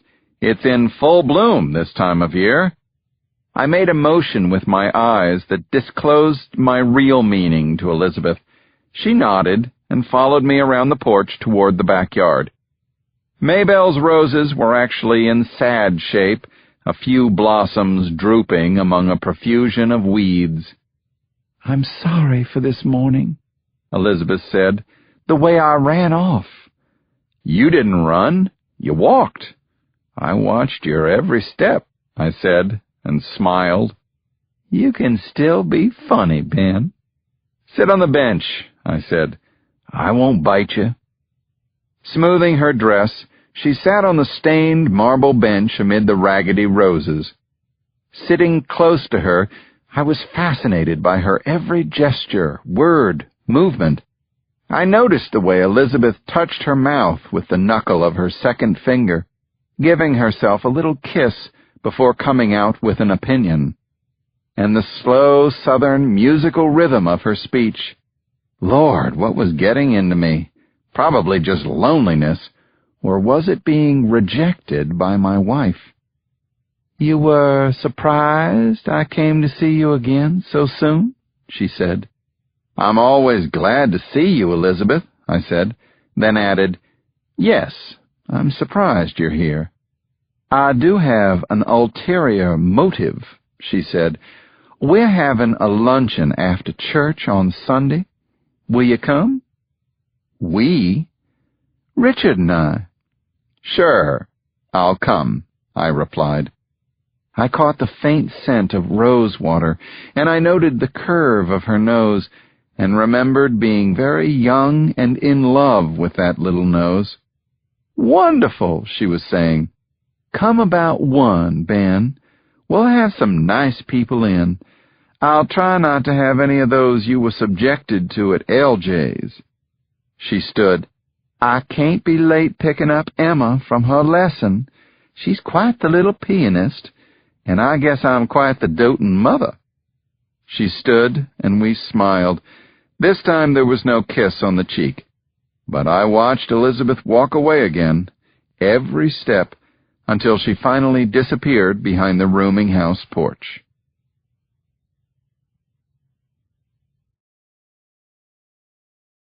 Chapter 47.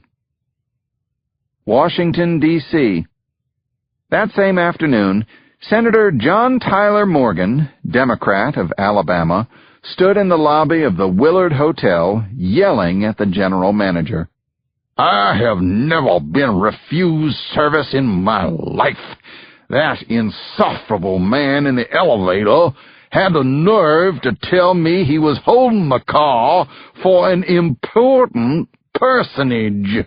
He told me to get off that car and wait for another car.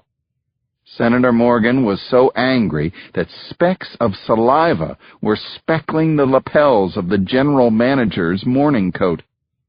Senator, I am so sorry for the inconvenience. Not an inconvenience. It's a goddamned insult. Who the hell was he holding the elevator for? The goddamn President of the United States? As he roared this question, the great glass doors of the lobby flew open at the hands of two uniformed guards. In walked Theodore Roosevelt.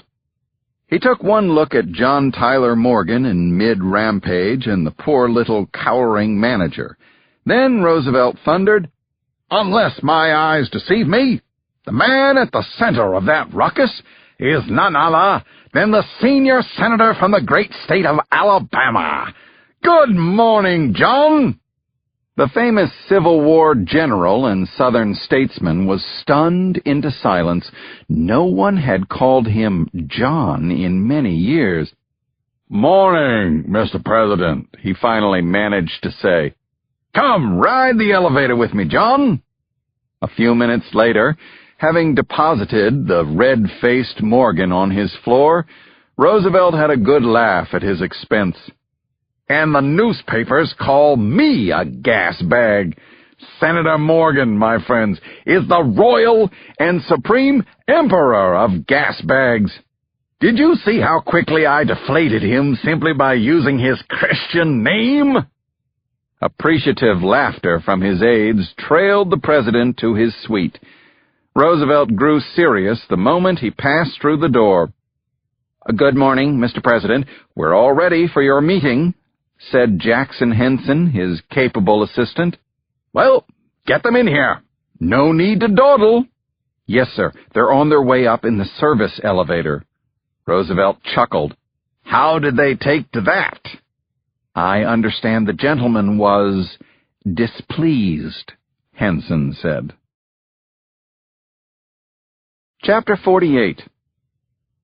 The inner door opened and a pair of adjutants appeared, escorting a distinguished-looking black man with a Van Dyke beard and a wide woman of a darker, more African appearance with a wise face and a spectacular sweep of hair that plainly was not entirely her own. Mr. Roosevelt bowed to the man and kissed the lady's gloved hand. He could never be seen doing such a thing in public, but here in private he was all too happy to pay honor to W.E.B. Du Bois, the great Negro writer and crusader, and to Ida B. Wells Barnett, the passionate anti-lynching campaigner, such a modern and audacious woman that she dared to append her husband's name to her own when she married. "My sincere apologies for the indignity of bringing you up in the back elevator," the president said. Du Bois bowed slightly. "It is not the first time I have ridden in the servants' car, Mr. President," he said. "I am fairly sure it will not be the last." Mrs. Wells Barnett perched her sizable self on the upholstered chair beside the fireplace. "Now, Mr. Du Bois," said the president, "I have received quite a lot of correspondence from you about these matters. I want you to know that my administration is doing everything within our power to see that these local authorities start observing the laws as the—" Roosevelt was surprised when Ida Wells Barnett interrupted. "That's fine, Mr. President," she said. "We already know all that. You don't have to coddle us or pour on all that old gravy. We know what you're up against. We're up against the same. White men get away with killing black men every day." Roosevelt's eyes flashed behind his spectacles. "Well, madam, I think I may be able to do something finally," he said. "That's why I agreed to this meeting." Du Bois said, "Yes, sir, but if you will try to refrain from interrupting your president," Roosevelt demanded, "I will further explain that I am taking steps right now to learn the true situation in the Deep South. Once I have all the facts, I assure you I intend to act." "I appreciate that," Du Bois said. "We're not asking for public displays any more than you are," said Wells Barnett, warming to the discussion. "As you recall, sir, when you invited Booker Washington to dine at the White House, it caused a political headache for you and accomplished absolutely nothing for the cause of colored people." "Booker T. Washington is the whitest black man I know," grumbled Du Bois. Roosevelt sat ramrod straight in a large leather armchair. Jackson Henson loomed over a tiny French desk in the corner, taking down in shorthand everything that was said. "Mr. Roosevelt, let me put this as simply as possible," said Wells Barnett. "What we have at the present time is an epidemic of lynching in the South. The problem is getting worse, not better." Jackson Henson decided to speak up. "It was an unfortunate decision. I understand what you are saying, Mrs. Wells, Professor Du Bois," he said carefully. "But at the same time you are telling us these terrible stories of lynching, we have it on excellent authority that there is also an epidemic of white women being raped and molested by Negroes all over the South. I've seen the numbers. The crime of rape is at least as prevalent as the crime of lynching, is it not?" "That simply isn't true, young man." Du Bois's voice was an ominous rumble. "I don't know where you're getting that insidious, completely inaccurate information." Wells Barnett interrupted. "Just this morning, Senator Morgan was telling people in the lobby of this hotel that he intends to repeal the anti-lynching laws now in effect." Jackson Henson made a skeptical sound. "With all respect, Mrs. Wells, I seriously doubt Morgan can muster the votes to do such a thing." Then Du Bois, "I disagree, young man. I disagree vehemently." "That's enough," said the President. He got to his feet and paced the floor behind his desk. "I've heard enough of this squabbling. I am determined to get to the bottom of the problem, and I will." The President's flash of anger silenced everyone. They all stared at him dumbly, the combative Du Bois, the passionate Wells Barnett, the young and arrogant Henson. Now Roosevelt spoke, quietly and with purpose. "At this very moment, I have sent a personal envoy to the Deep South on a dangerous mission to investigate this entire question of lynching. He is a man I trust," Roosevelt continued, "a native of those parts. I have connected him with certain others who can show him the situation from all sides. I haven't told you his name because I'd rather this situation remain confidential until he's done his job, and then I will do whatever I deem necessary to remedy the tragic situation in the South." Ida Wells Barnett rose from the sofa. "Thank you, Mr. President. I gladly tell anyone who asks that you are the best friend the Negro has had in this office since Mr. Lincoln." Roosevelt shook her hand enthusiastically. Du Bois was forced by Mrs. Wells Barnett's action to rise from the sofa and offer his own hand. "Thank you, Mr. President," he said. "Yes, thank you, sir." The president shook his hand. "Let's hope we can make progress on this." "I've been hoping for progress all my life," Du Bois said. Roosevelt kept the fixed smile on his face until the two were out of the room. Then he frowned and uttered an epithet. "Sir?" said Henson. "You heard what I said." "Is there something I should do about this?" "Get a message to Abraham Cross. Tell him I want a report from him and Ben Corbett immediately, if not sooner."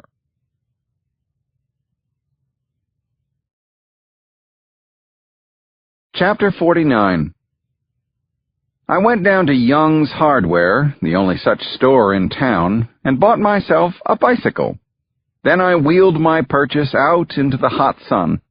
The machine was a beautiful silvery blue with pneumatic tires to smooth out the bumps and ruts of Eudora's dirt streets. I took my maiden voyage on my new machine out to the quarters to see Abraham Cross. On this day, Abraham and I did not head for the swamp. We rode his mules along the Jackson and Northern tracks, then turned east on the Union Church Road. This was fine, open ground, vast flat fields that had been putting out prodigious quantities of cotton for generations. Every mile or so we encountered a clump of trees surrounding a fine old plantation house. These plantations had been the center of Eudora's wealth, the reason for its existence since the first slaves were brought in to clear the trees from these fields. "You don't mean they lynched somebody right out here in the open?" I said. "You stick with me," Abraham said, "and I'll show you things that'll make your fine blonde hair fall out."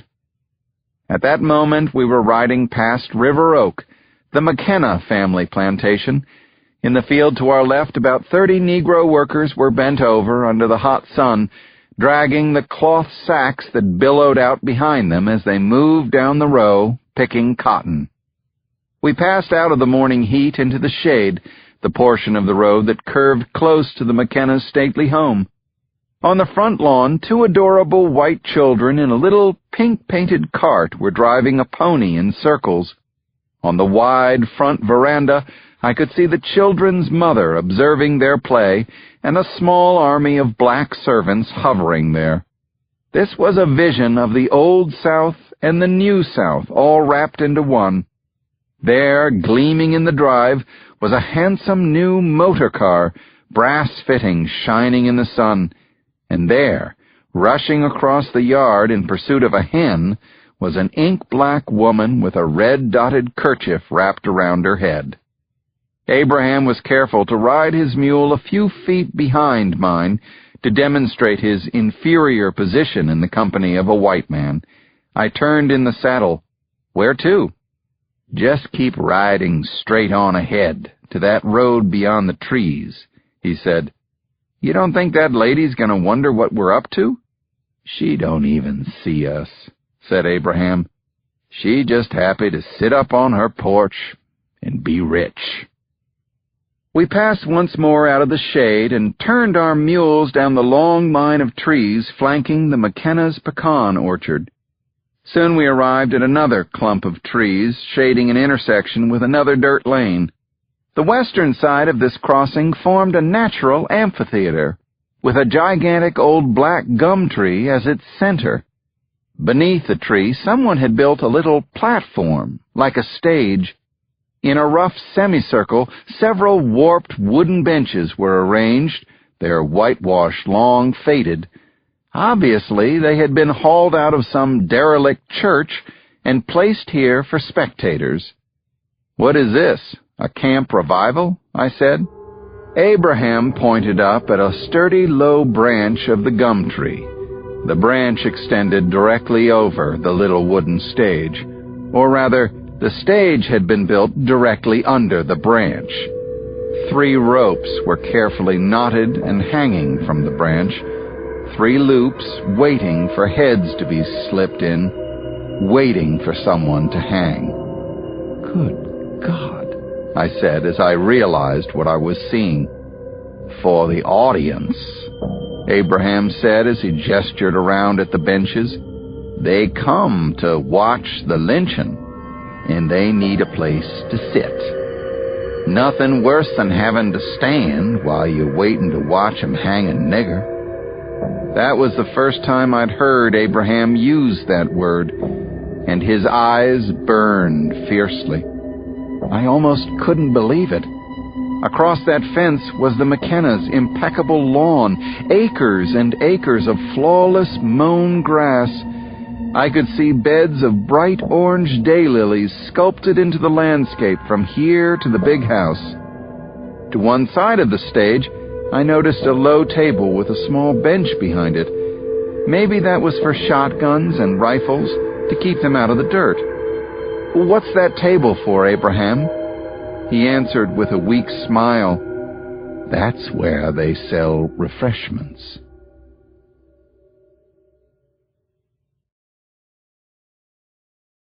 Chapter 50. If I thought that obscene place was the worst abomination I was going to see, a serene amphitheater constructed for the pleasure of human beings torturing other human beings, I was wrong. Our journey was just beginning. We turned south along back roads until we were riding beside the fields of the Sawville plantation. I asked if they too had a theater for lynching. "I don't believe so," said Abraham. "Why bother building your own when there's such a nice one already established in your neighborhood?"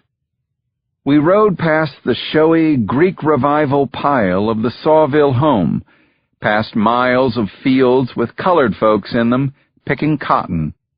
After riding for most of an hour, we came to a long, low cotton barn with a tall silo for storing grain at one end.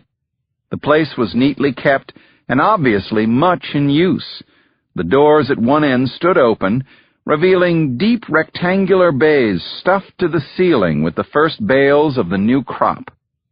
The most successful farmers used barns like this for storing their cotton from year to year, selling only as they needed cash or the price reached a profitable level. "You telling me they've lynched somebody here?" "I'm afraid so. This was where Hiram Frazier got hung, and a couple more since." "How on earth could you hang somebody in a barn this low? Looks like his feet would drag on the ground." He pointed to the end of the barn by the silo. "The folks watch from in here, but they hang 'em inside the silo. Don't even need a tree." I shook my head. I thought of Jacob Gill and the pint he kept in his leather toolbox. I wished for a taste of that whiskey right now. Abraham led the mules to a slow, muddy stream where they drank. The old man knelt down, cupped some water in his hand, and drank too. "It don't look like much, but it tastes all right," he said. I was thirsty, but decided I could wait. We climbed up on the mules. Abraham's animal groaned as he brought his full weight down on its back. "I declare, I don't know who's in worse shape," Abraham said, "this poor old mule or me." I smiled at him. "There's one more place I need to show you, Ben," he said. "Then I reckon we'll be ready to write an official report for Mr. President." As his mule started off, I saw Abraham wince in pain and try to hide it. He saw that I had noticed and forced a smile. "Don't worry about me, Mr. Corbett," he said. "I'm old, but I ain't even close to dying yet." But as he turned away and the smile dropped from his face like a mask, I realized that Abraham was a very old man, and probably a sick man as well. His face had the hidden desperation of someone hanging on for dear life, or maybe just to make this report to the President.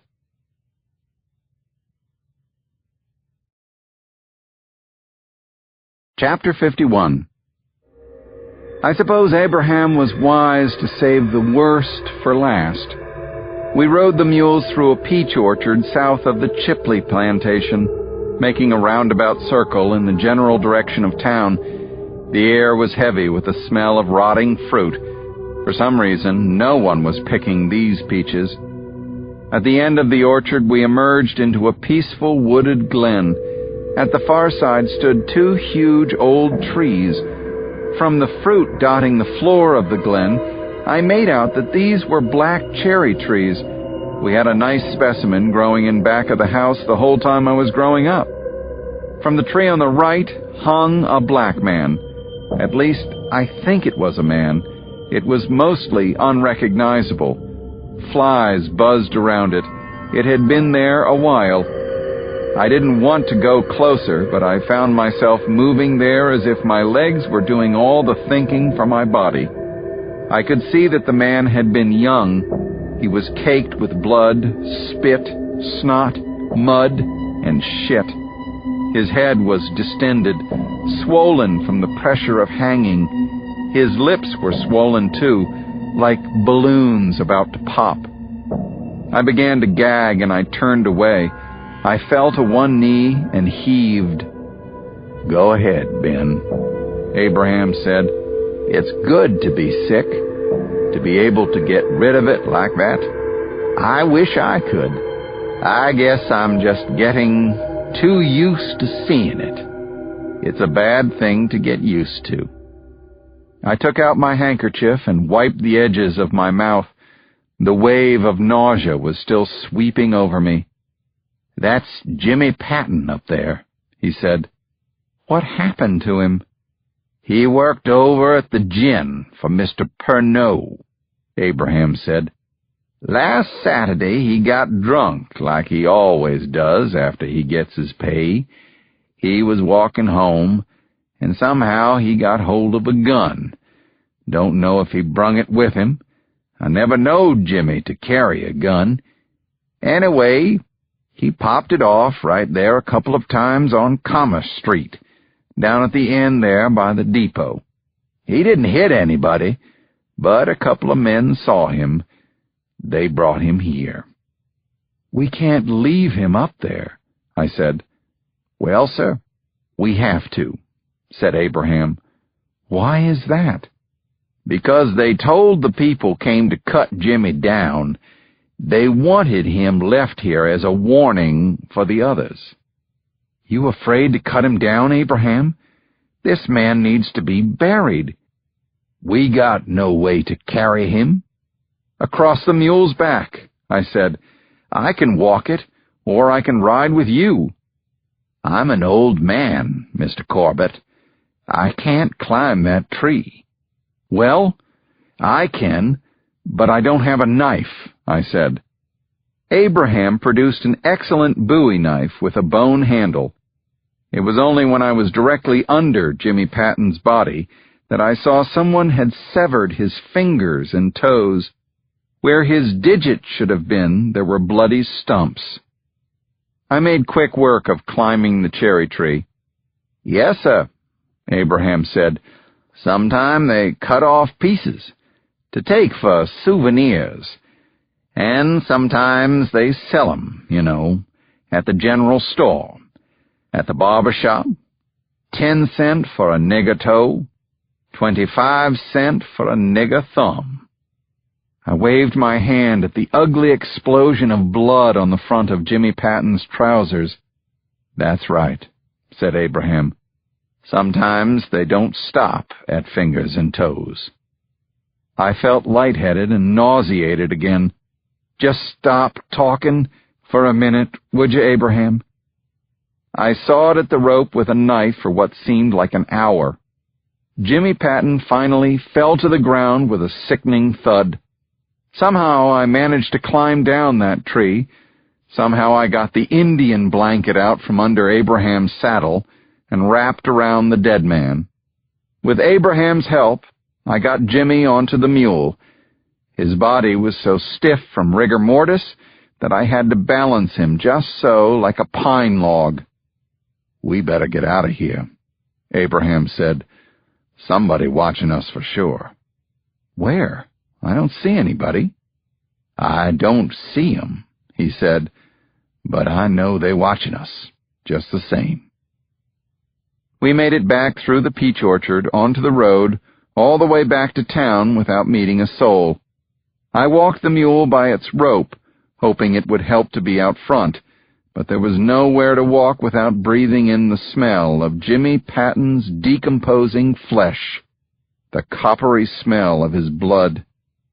"I'm ready to write that report, Abraham," I said. "Yes, sir," he said. "I imagine you are."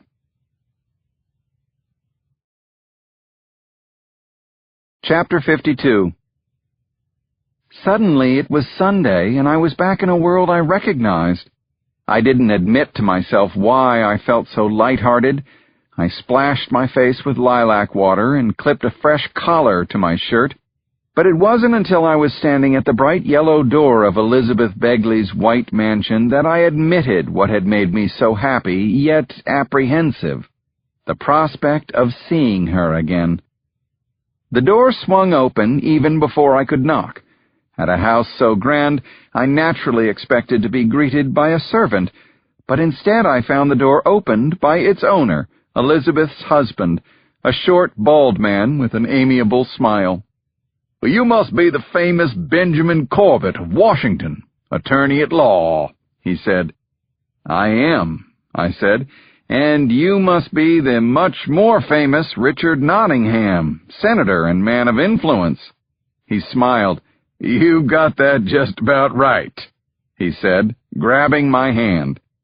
That hand had not been shaken so vigorously since Roosevelt operated it at the White House. Maybe it was a habit of politicians to inflict pain on new acquaintances as an aid to memory. "Lizzie talks so much about you, I feel like we already know each other." Lizzie. The familiarity of the nickname made me wince inwardly. "I've been looking forward to meeting you," I said. "She speaks fondly of you." "Oh, now he's making that up," said Elizabeth, coming up behind her husband. "Don't lie, Ben. Richard knows I haven't spoken fondly of him in years." She threw her husband a big stage wink. "At least, not in public." Nottingham laughed. "Isn't she a delight?" I agreed that she was, in a most unspecific murmur. Then I followed them into a small drawing room off the rear of the center hall. "Ben, Richard and I are so happy you came. There may be a few people here you don't know." This looked a lot like the gathering at L.J. Stringer's mansion, the same aging stuffed shirts, the same overstuffed dresses, a faint smell of mothballs. Elizabeth led me to a stout couple on the fringed velvet love seat. "This is Senator Oscar Winkler and his dear wife, Livia." I noticed that state senators dropped the state, turning themselves into real senators. Senator Winkler clasped my hand. "Nice to see you again, Ben." I was surprised he remembered me. Many years ago, as political editor for the Eudora High School Bugler, I had interviewed Senator Winkler for a column entitled "Eudora Looks Forward." He had been warm to me and wise in his comments. One thing he said I had never forgotten. He said it, then asked me not to print it. "The Southern man who figures out a way to bridge this terrible divide between the black and the white will enjoy all the blessings our Lord can bestow." I shook the senator's hand and kissed his wife's. As I was straightening up, I heard Elizabeth say, "And I do believe you already know this fella." I turned. To my astonishment, I found myself smiling and extending my hand to one Judge Everett Corbett. He shook it quite formally and made a little bow. "Ben, always a pleasure," he said. "I hope your business down here is going well." Richard Nottingham clapped his hands. "Lizzie, I heard just a bit too much preaching this morning, and presently I'm about to starve to death." Everything the man said had that odd quality of being humorously intended but not actually funny. Could we please have our dinner?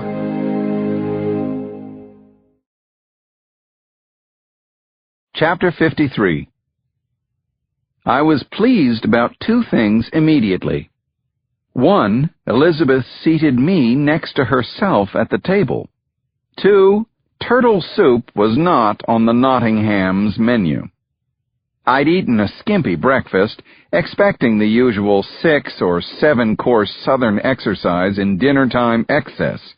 Instead, I found the food a touch on the dainty side.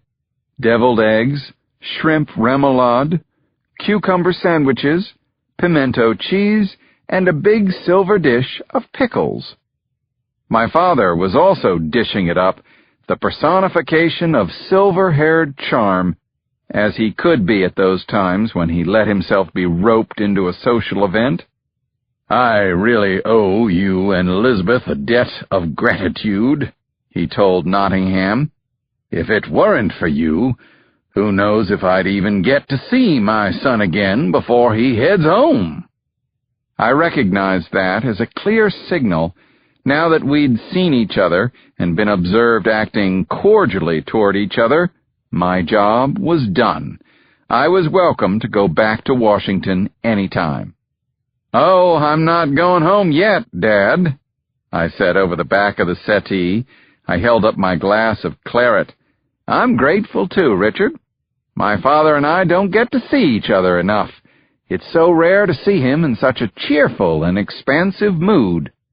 My father gave out a little laugh.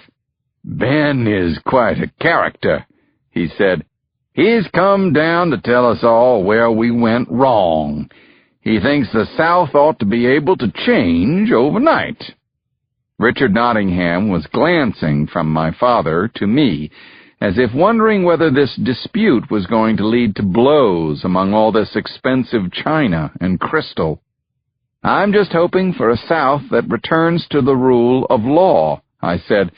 "I just want a place where the Ku Klux Klan is not hanging black men from every available tree." I knew that I was treading dangerously here, but I couldn't help myself. "Now you're being plain ignorant," my father said. "You don't seem to remember that the Klan was outlawed about 40 years ago." "I remember it very well," said Olivia Winkler. "My daddy said it was the end of civilization." Senator Winkler cleared his throat. "Now, Judge, you know as well as I do that outlawing something does not guarantee that it ceases to exist," he said. "As a matter of fact, that's one of the best ways to ensure its continuing existence, to forbid it." They glared at each other. It struck me that they had had this argument before, when I was nowhere around.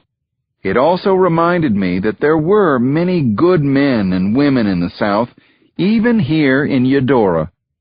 I was about to say something in support of Winkler when a servant girl walked in bearing a large round cake, frosted white on a silver platter.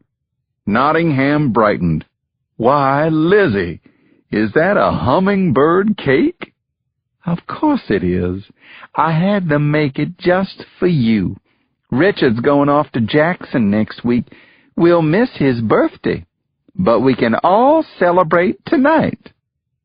Something happened then that sent an electric jolt through my body. It was all I could do to keep from bolting upright in my seat. As she said these words to her husband, I felt Elizabeth's hand gently pat the inside of my thigh. "Ben," she said, "you must try the cake."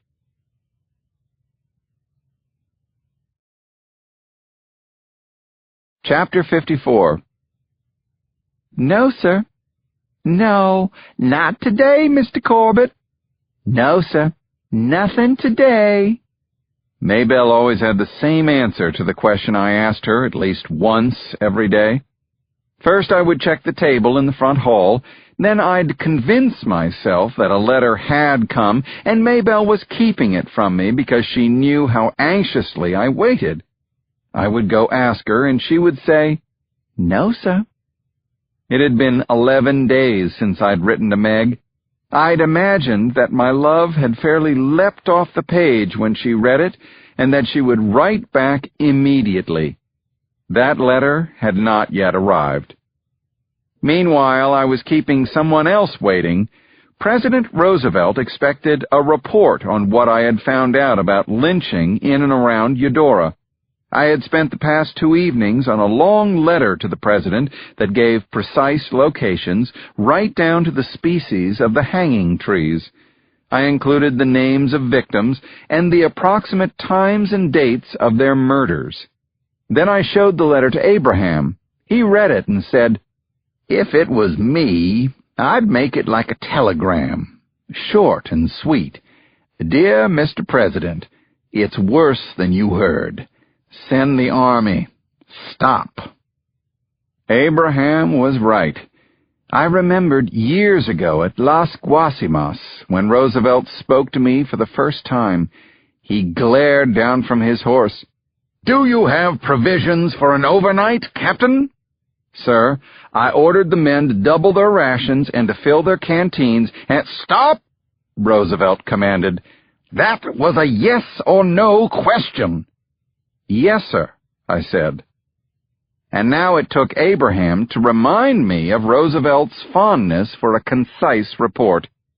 "Send it to him in a wire," he said. "That's a good idea, but I can't send it from Eudora." The telegraph operator in town was Harry Kelleher, who was also the station master. The moment I left the depot after sending my wire to the White House, Kelleher would personally see that the contents were passed on to every man, woman, and child in Eudora. "Where can I go, Abraham?" "Where's the closest place where everybody doesn't know who you are?" I thought about that. "Macomb," I said. Macomb was the nearest sizable town, a farm center and railroad hub 10 miles north.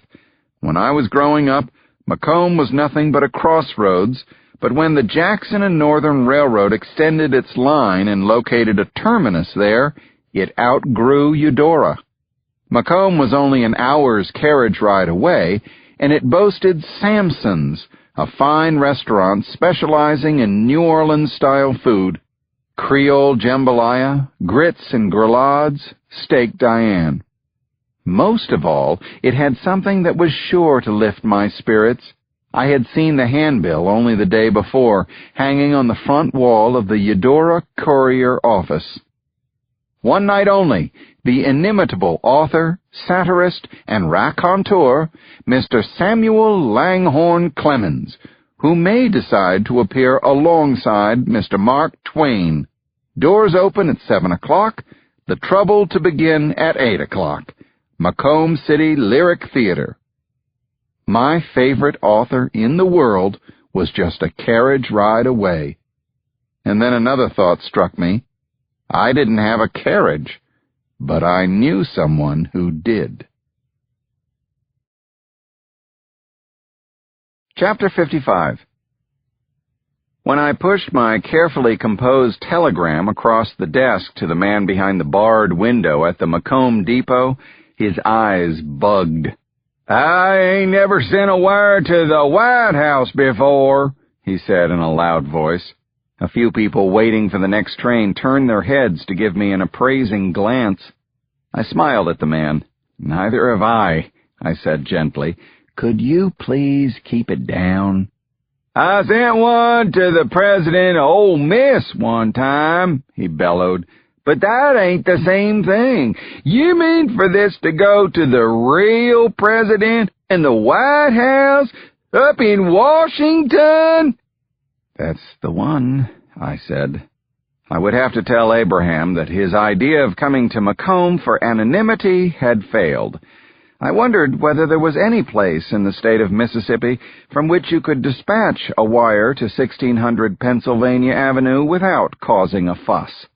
"Yes, sir," the man was saying. "One time I sent one to Governor Vardaman, and there was this other time a fellow wanted to send one to—" "I'm glad you and I could make history together," I said. "Could you send it right away?"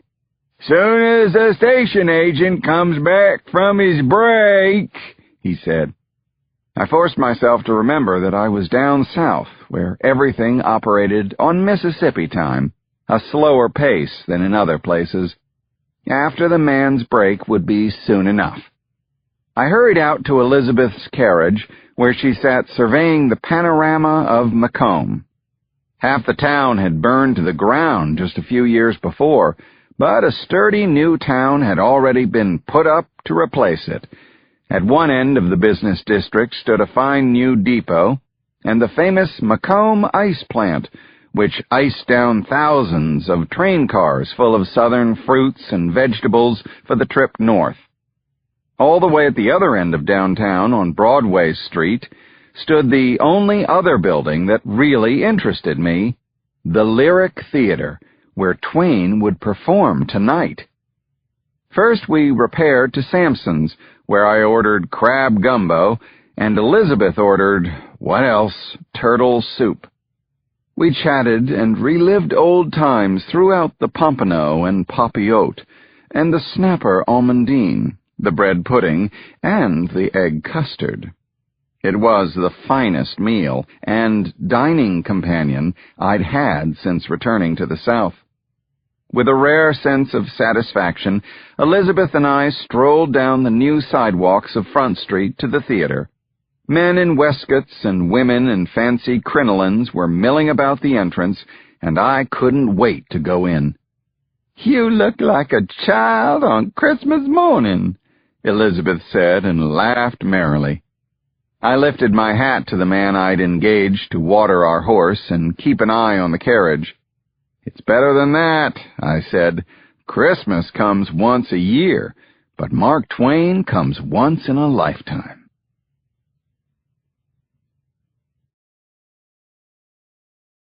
Chapter 56.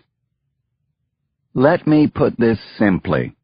Mark Twain remains to this day the funniest, most intelligent, and entertaining person I ever saw on any stage or read in any book. By then, he was an old man, over 70, but he wore his famous white suit, smoked his famous cigar, and constantly ran his long fingers through his famously unruly hair. His voice was as raspy as an old barn door. He sounded at all times as if we were about 10 seconds away from erupting in a violent rage. "Nothing needs reforming," he said by way of beginning, "so much as other people's habits." The audience roared in recognition of a universal truth. "Best forget about the animals. Man is the only one with the true religion." The audience waited. Sure enough, the rest of the sentence arrived with perfect timing. "Yep, several of them." He was amusing, biting, sarcastic, ferocious, and bitter in his repudiation of nearly everything and everyone. Elizabeth laughed as hard as I did, harder sometimes. I kept sneaking glances at her, shoulders shaking, handkerchief pressed to her mouth. I was happy she was having such a good time. I was no author, no satirist, no raconteur, but I did know that the humor of this man Clemens was different. Besides being funny, every word he spoke was the absolute truth. The bigger the lies he pretended to tell, the more truthful the stories became. When he talked about his struggles with trying to give up whiskey and his beloved cigars, we all laughed because we had struggles of our own, and he helped us see that they were ridiculous. When he read from his book Huckleberry Finn, a passage in which Huck is bemoaning the fancy clothes the Widow Douglas has forced him to wear, we laughed because someone had once forced us into Sunday clothes, too. Occasionally, Twain landed with both feet in an area that made this audience a little restless, as when he said, "We had slavery when I was a boy. There's nothing wrong with slavery. The local pulpit told us God approved of it. If there were passages in the Bible that disapproved of slavery, they were not read aloud by the pastors." Twain paused. He looked deadly serious. I saw men shifting in their seats. I wonder how they could be so dishonest.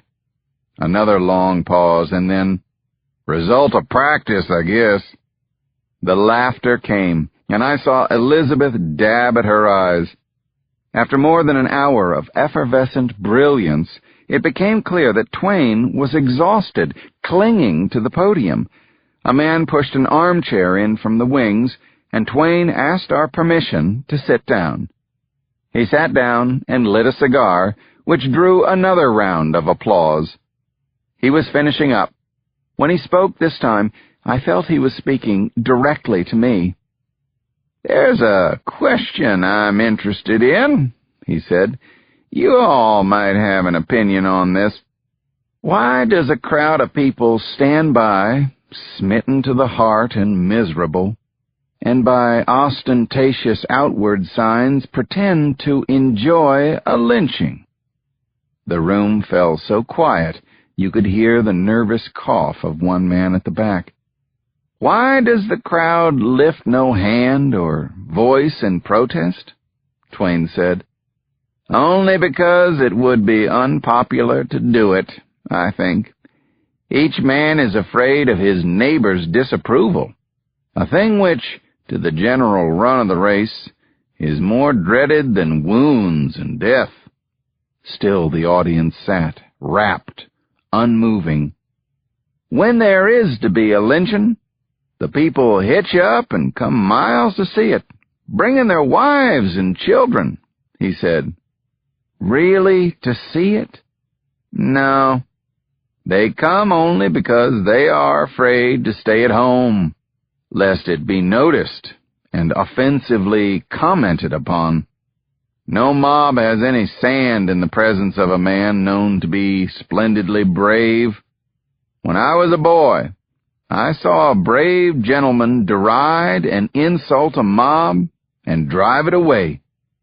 This would lead one to think that perhaps the remedy for lynchings is to station a brave man in each affected community.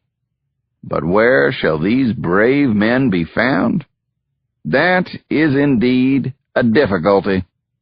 There are not 300 of them on the earth." That's exactly what Mark Twain said that night. I looked around and saw almost everyone in that audience nodding their heads, as if they all agreed.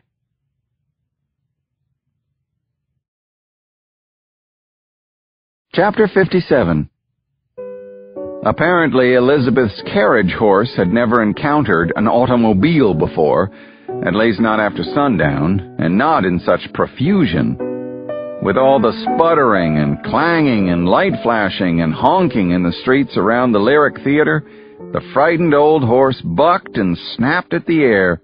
It took some fancy rain work to get us safely back on the road to Eudora.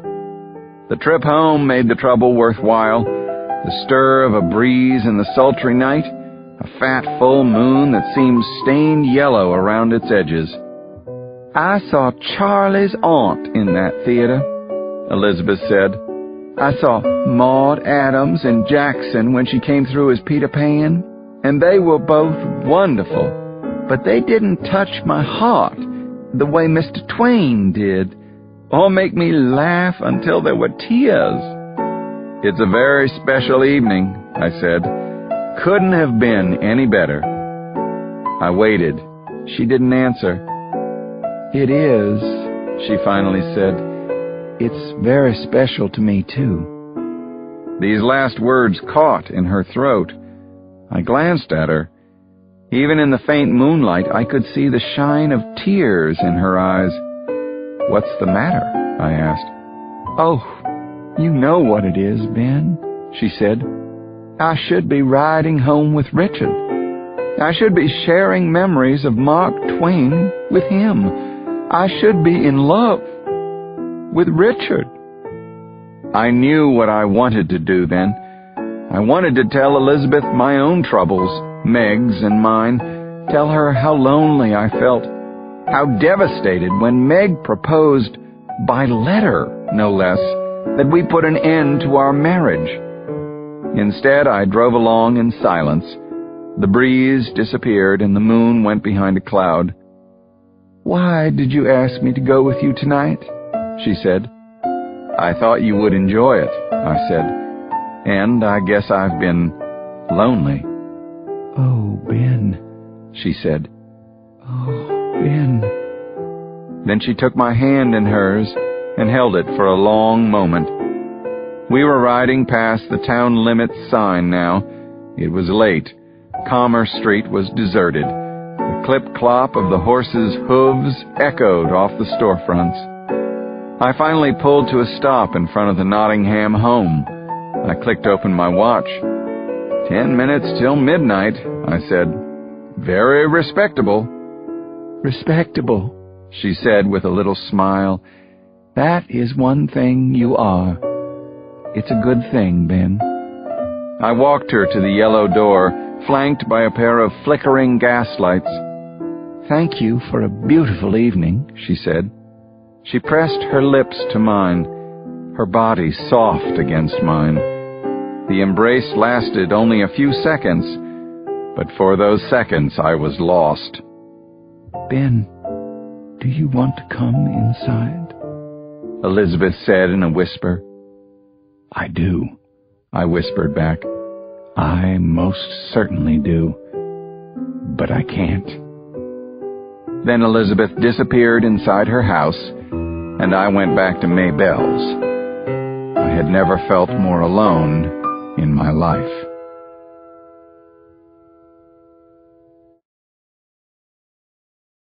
Chapter 58. I was still waiting for an answer from the White House. Maybe my telegram had been too concise, too curt or disrespectful to send to the president. Maybe Roosevelt had forgotten about me. I walked downtown to get out of the rooming house to do something other than wait. Pretty much every human being within 10 miles came to town on Saturday. For a few hours in the morning, the sidewalks of Eudora buzzed with the activity of a much larger town. I was standing in front of the Purina Feed and Seed, discussing the weather with Mr. Baker, when I saw an old lady and her grown daughter hurrying along the sidewalk toward us, as if getting away from something. I don't care what anyone says, the younger woman said as they passed. They are human beings, too. It isn't right. Those boys are acting like heathens. Mr. Baker and I tipped our hats, but the ladies failed to notice us. I excused myself and walked up Maple Street, around the corner where they had appeared. What I saw made my heart drop. 3 white men, maybe my age, were holding the heads of 2 black boys under the surface of the horse trough in front of Jenkins' Mercantile. They were drowning, these boys. It scared me how long they were submerged after I came around the corner and saw them. Then, as if on cue, they were yanked up from the water. They spluttered out a desperate heaving breath, and then their heads were plunged into the water again. Those boys were just kids, 12 or 13 at the most. When their heads came up out of the water again, they cried and begged the men to please let them go. What's the matter? You thought them white ladies was gonna save you? Their heads went back under. I remembered the closing words of Mr. Clemens's address. Where shall these brave men be found? There are not 300 of them on the earth. I took 3 long strides forward. What's going on here? Let 'em up. Do it now. The white men whirled around. In their surprise, they jerked the heads of their victims clear of the water. The boy on the left used the moment to make his escape, but the largest man tightened his grip on the other boy's arm. He was a mean-looking fat man with red hair, bulging muscles, and a tooth missing in front. These niggers was chancing us, he said. Turn him loose, I said. Shit, no! He's about 12 years old, I said. You men are grown, and 3 of you against 2 little boys? Why don't you mind your own damn business, said the second man, who had a greasy head of black hair and a face that even his mother could not have loved much. "These nigger boys was out of line. We don't allow that in this town." "I'm from this town, too," I said. "My father's a judge here. Let him go." I guess I sounded just official enough for Big Red to relax his grip. The black boy took off like a shot. "Look what we got here, men," said Red then. "A genuine nigger lover." Without warning, he charged and struck me full force with the weight of his body. I went flying.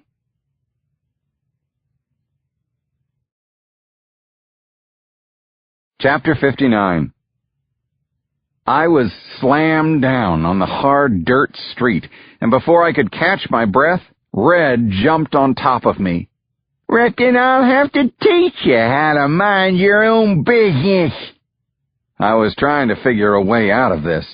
I had once watched Bob Fitzsimmons demolish an opponent with a third-round knockout. That was one way to do it, but there was another way to win a fight. I reached up and pressed my thumbs into the soft, unprotected flesh of the fat man's throat. I got my leverage, then slung him off me, right over my head. Red landed face first in the dirt and scuffed up his lip. Blood was coming out of his nose, too. I jumped to my feet, and his buddies charged at me. The first ran hard into a right uppercut. He dropped like a rock and was out cold in the street. Now there were 2 dazed bullies down, but the third got behind me and jumped on my back. He started pounding his fists into my ribs. I knew there was a thick wooden post supporting the gallery in front of Jenkins' Mercantile, so I leaned all my weight into the man, propelling us backward, smashing him right into it. His arms unraveled from my neck, and he lay on the ground, twitching. He'd hit that post pretty hard, maybe cracked a couple of ribs. "Nigger lover!" he spat, but then he struggled up and started to run. So did the other 2. It was quiet again, the street empty. Well, almost empty.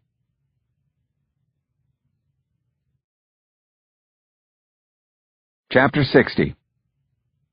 Standing on the board sidewalk beside Jenkins's display window was the dapper local photographer Scooter Willems. Today he looked extra fashionable in a seersucker suit with a straw boater. As always, he had his camera and tripod with him. I wondered whether he had just photographed me in action. "Where'd you learn to fight like that, Ben?" "Boxing team at college," I said. "No, I mean, where'd you learn to put your thumbs in a man's throat like that? Looks like you learned to fight in the street," Scooter said. "I reckon I just have the instinct," I said. "Mind if I take a photograph, Ben?" I remember the night I first saw him, photographing George Pearson. "I do mind, Scooter. My clothes are a mess." "That's what would make it interesting," he said with a big smile. "Maybe for you, not for me. Don't take my picture." "I will honor your wishes, of course." Scooter folded the tripod and walked away. I tucked my shirt into my torn trousers, and when I brushed my hand against my chin, it came back bloody. Moody Cross stepped out of Sanders' store with a sack of rice on one hip and a bag of groceries on her arm. She walked toward me. "You are beyond learning," she said. I used my handkerchief to wipe off the blood. "And what is it I have failed to learn, Moody?" "You can go around trying to fight every white man in Mississippi that hates colored people," she said, "but it won't do any good. There's a lot more of them than there is of you. You can't protect us. Nobody can do that, not even God." She turned to walk away, and then she looked back. "But thank you for trying," she said.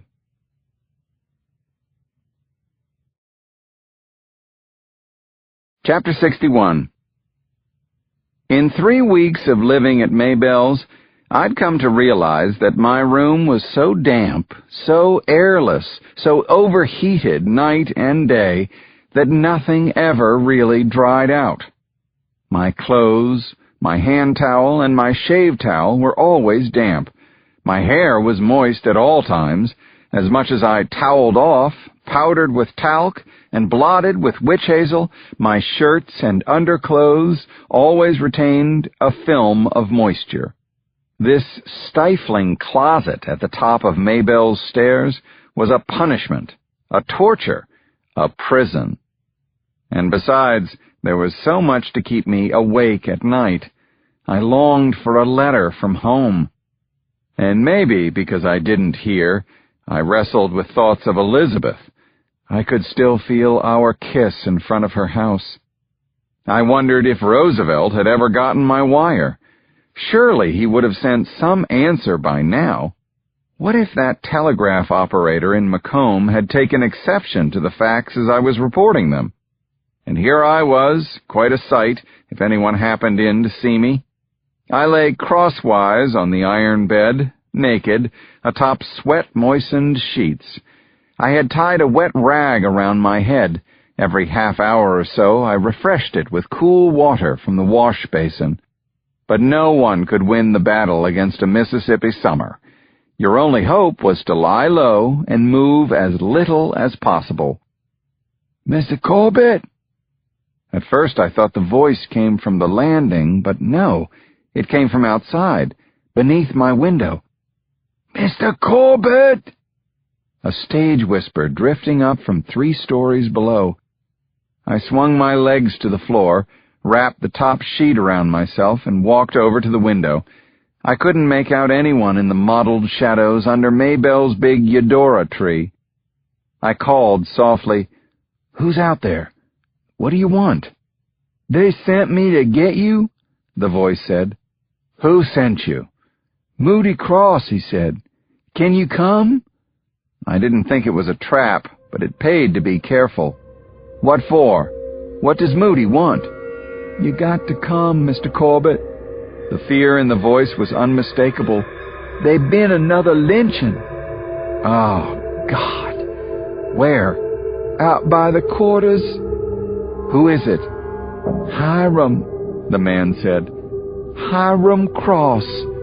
Moody's brother is dead."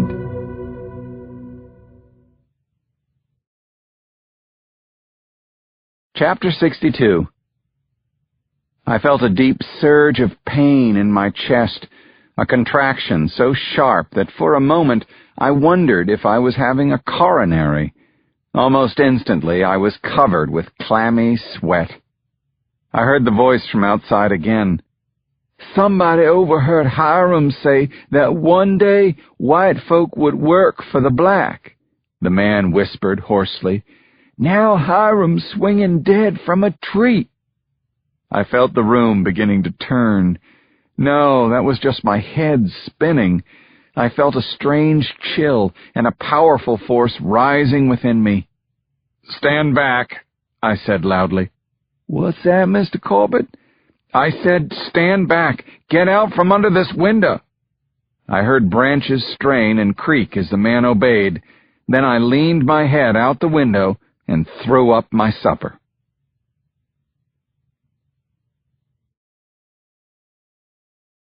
Chapter 63. Moody did not shed a tear at her brother's funeral. Her face was an impassive sculpture carved from the smoothest brown marble. Abraham fought to stay strong, to stand and set a brave example for all the people watching him now, and although he managed to control his expression, he could do nothing about the tears spilling down his face. Swing low, sweet chariot, coming for to carry me home. It must have been the hottest place on earth, that little sanctuary with one door in back and one door in front and no windows at all. It was the Mount Zion AME Full Gospel Church, 3 miles out of town on the Muddy Springs Road, and it was jammed to overflowing with friends and relatives. Early in the service, a woman fainted and crashed hard to the floor. Her family gathered around her to fan her and lift her up. A baby screamed bloody murder in the back. Half the people in the room were weeping out loud. But Moody did not cry. Nobody knows the trouble I've seen. Nobody knows but Jesus. Nobody knows the trouble I've seen. Glory, hallelujah. I knew Hiram from the day he was born, cried the preacher. I loved him, like a father loves his son. Yes, you did, shouted an old lady in the front row. Tell it, brother. Amen. I carried the baby Hiram to the river, the preacher went on, and I dipped him in the river of life. That's right. I held him under the water of Jesus until he was baptized, and he came up sputtering, and then he was lifted up in the Holy Spirit and the everlasting light of Jesus. That's right, Rev. So that no matter what might happen to Hiram, no matter what fate might befall him as he walked the earth, he would always have the Lord Jesus Christ walking right there by his side. Say it, brother. Now, children, the preacher said with a sudden lowering of his tone, we know what happened to our son and brother Hiram Cross. We know. Help us, Jesus. The white man done come for Hiram, done took him and killed him, the preacher called. We should think of our Lord and how brave he was on that last night when he sat there waiting for the Roman soldiers to come. He knew what was gonna happen. He knew who was coming for him, but he did not despair. Instantly I found myself wanting to disagree, wanting to cry out, to remind him of the despairing words of Jesus on the cross, my Father, why hast thou forsaken me? Hiram was just that brave, said the preacher. He didn't bow down or beg them to spare his life. He went along without saying a word, without letting them ever get a look at his fear. We should all strive to be as courageous as our brother Hiram. That's right. The white man killed Hiram, he hollered again. But, my friends, we are not like the white man. We cannot allow ourselves to be like that. The Bible tells us what to do. Jesus tells us what to do. It's plain to see. We have to do as Jesus did. We have to turn the other cheek. There were groans from the congregation. It seemed to me that most of them had been turning the other cheek their entire lives. Abraham's head had drooped until his chin was nearly resting on his chest. Moody continued to gaze straight ahead at the plain wooden cross on the rear wall. As the Lord tells us in Proverbs, do not say, I'll pay you back for this wrong. Wait for the Lord, and He will deliver you. God does not want us taking matters into our own hands. That is our charge, brothers and sisters. That is what the Lord tells us in the book of Matthew. Love your enemies and pray for those who persecute you, that you may be sons of your Father in heaven. How long, Brother Clifford? Came a voice from the back. How long we supposed to wait? Till the end of all time? How long? We wait until the Lord makes His will clear, the preacher said calmly. We wait, like the children of Israel waited 40 years out in that desert. The insistent voice spoke again. But how long? How long do we go on forgiving? How many of us got to die before it's time? And that is when I saw one shining tear roll down Moody's face. We shuffled along, following behind Hiram in his pine box, out the narrow front door. The choir took up an old hymn. I sing because I'm happy. I sing because I'm free. For his eye is on the sparrow, and I know he watches me. And I know he watches me.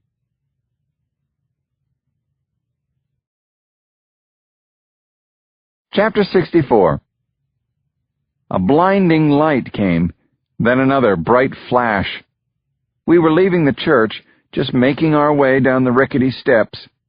Another stunning flash of light came. At first I thought it was lightning. Then I realized lightning doesn't come from a clear blue sky.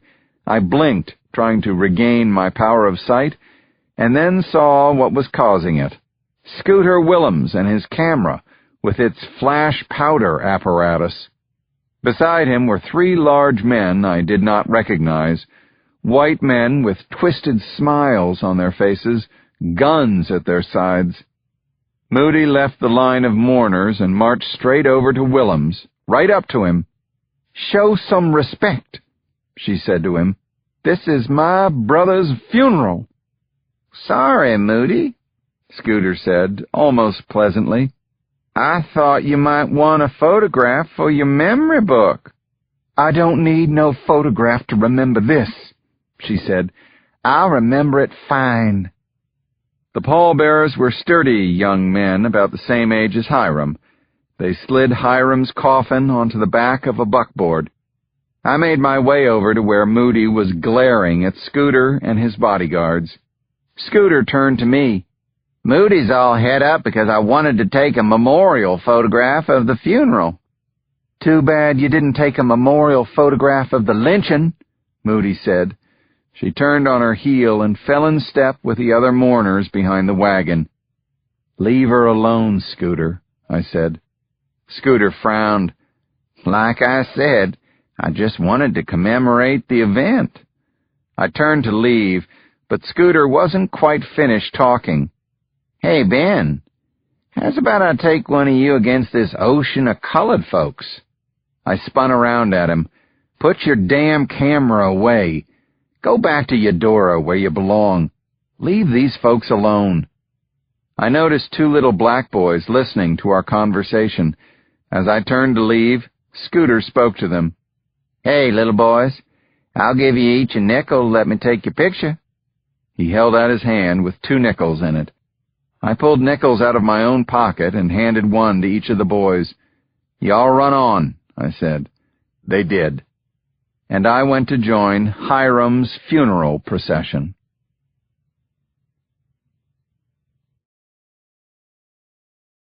Chapter 65. Abraham handed me a huge slice of chess pie. It was a Southern funeral favorite because it could be made quickly, using ingredients most people kept on hand: milk, eggs, sugar, butter.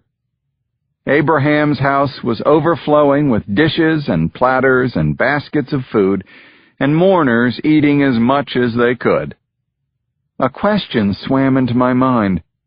How did Scooter Willems know Moody? I distinctly recalled him calling her by name, as if they were old friends. Were they? And how could that be? I excused myself and threaded my way through the crowded little parlor, through the overpopulated kitchen, out the back door. I saw Moody sitting in the yard on an old tree stump, glaring at the ground.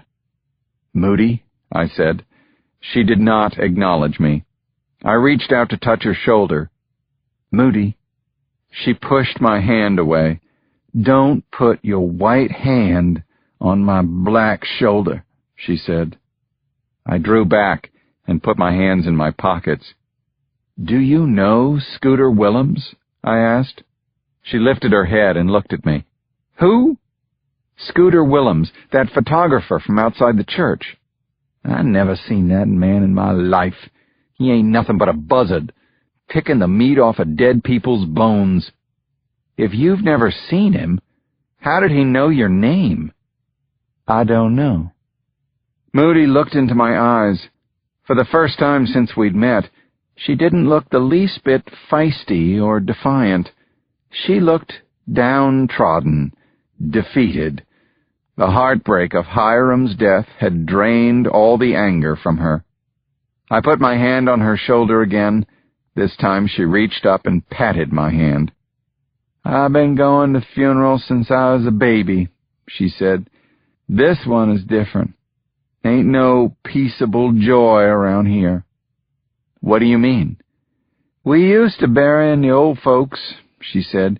"You know, after they lived a whole life, after they married and had their own kids, maybe even their grandkids. But lately, all these funerals for the young ones. And Hiram... Moody began to cry. "He weren't nothing but a baby himself," she said. I felt tears coming to my own eyes. "Here." I thrust the pie under her nose. "Eat some of this. You need to eat." It was useless advice, I knew, but it was what I remembered my father saying to people at funerals. Eat, eat. Now I understood why he'd said it. He just couldn't think of anything else to say. Moody took the plate from my hand.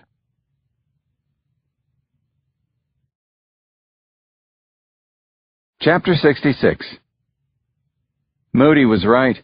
No peaceable joy came into Abraham Cross's house that day. The bottle of moonshine was gradually consumed. The ham was whittled away until nothing but a knuckly bone was left on the plate. The pies shrank some more, then disappeared entirely. The afternoon lingered and finally turned into nighttime, with 10,000 cicadas singing in the dark. I shook hands with Abraham. Moody gave me a quick little hug. I made my way through the remaining mourners out the front door. 50 yards from the house, in front of the fig tree where I had parked the bicycle, stood 3 large white men. I couldn't make out details of their faces in that shadowy street, but I knew where I'd seen them. These were the same men who'd been standing with Scooter that afternoon at the Mount Zion Church when he took his photographs. One of them spoke. "You looking for some trouble, Corbett?" I didn't answer. Looking back on it, I guess one man must have been smoking a pipe. I saw him move and smack something hard against the trunk of the fig. Sparks flew in a shower to the ground. "We asked you a question," said the man in the middle. "Serious question." "Abraham! Moody!" I yelled. I don't know if they heard me. If they did, I don't know whether they came out of the house.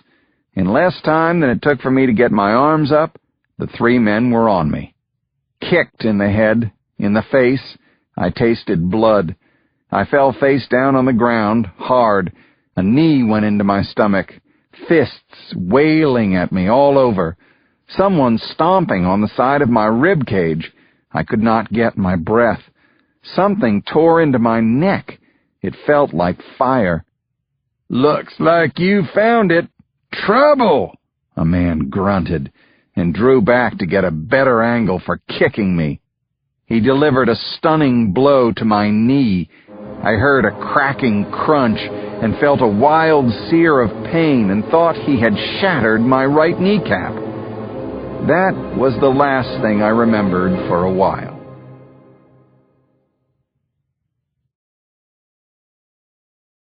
Chapter 67. The next thing I was aware of, voices. "You gotta use a higher branch, he's tall." Something was in my eyes. Blood. I was blind from all the blood. "Use that next branch, that one yonder," said a second man. "That's what we used when we hung that big nigger from Tylertown." "He wasn't tall as this one. I can hardly see up this high." "Hell, he wasn't. I had to skinny up the tree to put the rope way over." Every inch of my body was experiencing a different kind of pain. Sharp pain, dull pain, pain that throbbed with a massive pounding, pain that burned with a white-hot roar. I thought, it's amazing how much pain you can feel and still not be dead. "This nigger lover is tall," the second man said. "But that from Tyler Town, he had to be 6'6" if he is an inch."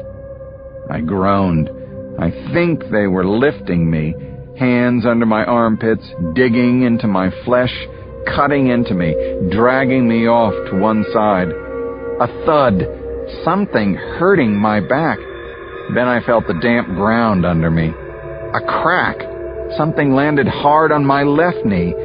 I guess that knee was shattered too. "This rope is all greasy. I can't get a hold of it." "That's nigger grease." I felt the coarse hemp rope coming down over my face, dragging over my nose, tightening against my neck, and I thought, "Oh, God, they're hanging me." Then I flew up into the air like an angel whose head was exploding with terrible pain. I could not see anything. I thought my eardrums had burst from the pressure in my skull. But they hadn't tied the noose right. Maybe the one who thought I was too tall was inexperienced. The rope was cutting under my jaw, but it had not gone tight. I got my hand up, somehow worked my fingers between the rope and my neck. I dangled and kicked as if I could kick my way out of the noose. "They are hanging you, boy," was the chant that went through my head over and over like a song, an executioner's song. Crack! I felt a sting on my back. Was it a bullwhip? A buggy whip? A willow branch? "He's done, or he will be," the voice said. "We can go. Let's get out of here." The air smelled of wood smoke. Were they going to burn me? Was I going to go up in flames now? That heat grew and grew. I struggled to see through the blood. It sure is hot up here. Maybe I'm already in hell. Maybe the devil has come and got me. "We better get out of here, J.T.," said the voice. "Not yet. Listen to me. They're still awake over in the quarters. They're angry." "Let 'em come out here," the other man said. "They'll be looking for Corbett. He's just like one of them." "Yeah, he is. Just like a nigger. Wonder how that is." I heard the crack of a branch. The voices began to fade. The heat that had burned me alive began to fade away. Then I was alone. There were iron hands around my neck, squeezing and squeezing. No air, no breath, no way to breathe. Oh, God, my mouth was so dry. And then I was gone from the world.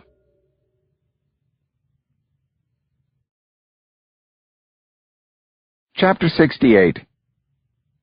A few moments of consciousness, then I blacked out again. Awake, asleep. Awake. The wakeful times were a nightmare of confusion, terrible pain. There was something snapping at my feet, something with fierce, sharp claws. Raccoons? Possums? A rabid fox? I didn't know if I was still alive. I was surely dead for a while. Then the bugs woke me with their biting, sucking my blood, little no-see-ums biting my neck and arms, mosquitoes big as bats sucking the blood from my veins, and then rats jumped onto my legs and ran up and down my body, squeaking, snapping at my privates. Then a flash of light, so bright I saw the spackle of blood outlined on my swollen eyelids. Was I dead? Was I in a different world? In my delirium, I heard something, maybe the angels singing, or was it a dog barking? Another flash, so bright it nearly shook me. The pain in my skull increased. I felt the blood pumping through a vein in my forehead. I imagined it bursting, the blood running in a stream down my leg. I tried to make a fist. My fingers are gone. Oh, my God. Maybe not. I couldn't feel anything on that side. I couldn't taste the air. I could only feel my tongue swelling up in my mouth, choking me, and my fingers were gone. In my overheated brain, I saw Mama at her desk, in that flowing white gown she wore under her housecoat, the violet inkstand, the silver pen. Mama smiled at me. "I think you'll like this poem, Ben. It's about you, baby." I sat on my little stool in the room off her bedroom that smelled like lavender and talcum powder. I saw myself sitting there as if I were a figure in a drawing, a precise, detailed sketch of Mama and me. Then the pain came swelling up through my chest, through my neck, and up into my brain. Another flash of light, and once again, nothing.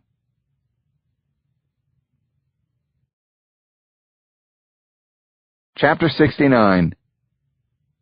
Morning comes to a man hanging from a rope as it comes to a man sleeping in his bed. The chatter of birds, a faint breeze, the bark of a dog. Then comes the pain again. So much blood had clotted on my eyelids and eyelashes that I couldn't open them. I breathed in short, sharp intakes of air. The fingers of my right hand wedged into the rope had kept open just enough of a passage for a trickle of air down my windpipe. It had kept me alive. Or maybe somebody had spared me. Maybe the one who said I was too tall. Maybe someone I knew. The rest of my body was pure pain, so intense, so complete, that the pain now seemed like my normal state. "Look, Roy, ain't no colored man. That man white," the voice of a child. "Dang," said another voice. "Look like they done painted him red all over." A dog barked. "Worms!" the first boy yelled. I could only imagine what kind of horrible creatures were crawling on my skin. "Worms!" I felt something licking my foot. Then it barked. "Worms! Get away from him! He dirty!" Ah, Worms was the dog. It was so hot, I should surely be dead by now. I think the pain radiating from my knees was keeping me alive. It wasn't that I had a will to survive. I thought of stories from the war, wounds so horrible or amputations so unbearable that men begged their comrades to shoot them, to put them away. If I could speak, I would ask these boys to fetch a gun and shoot me in the head. I felt something sharp poking my stomach. I must have flinched or jumped a little and gave out a groan. The boys shrieked in terror. "Oh, Jesus, the man alive! Run!" I heard them running as fast as they could, running away from the monster. I heard Worms barking as he ran after them. I wanted to tell them to please come back and cut me down. Oh, how I wanted to lie on the ground just once more before I died. That was not to be. I couldn't just hang here like this, waiting to die. The best I could hope for was to hasten it along. I began wriggling my dead hand, trying to get it out from between the rope and my neck.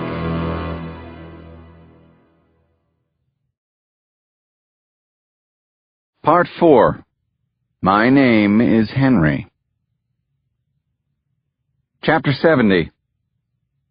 My name is Henry. I could barely hear. Can you hear me? I said my name's Henry. I could barely see. I could, however, tell that the person speaking to me was a woman, an ancient, bent-over colored woman. Henry, my name is Henry, she said. You in there, Mr. Corbett? Most of her teeth were missing, producing a kind of whistly lisp as she leaned closer and spoke to me. Come on now, eat this, she said. She held out a spoonful of something. I opened my mouth. She stuck it in. God, it was delicious. Black-eyed peas cooked to death, mashed to a paste. While moving the food around my sore, battered mouth, my tongue discovered the gaping hole on the left side where 2 teeth had been. Where am I? I croaked. Abraham House, Henry said. She poised another spoonful in front of my mouth. I will never forget the taste of those peas. They remain to this day the single most wonderful food I have ever encountered. I heard a familiar voice. Now would you look at Mr. Corbett, setting up and eating baby food all by himself.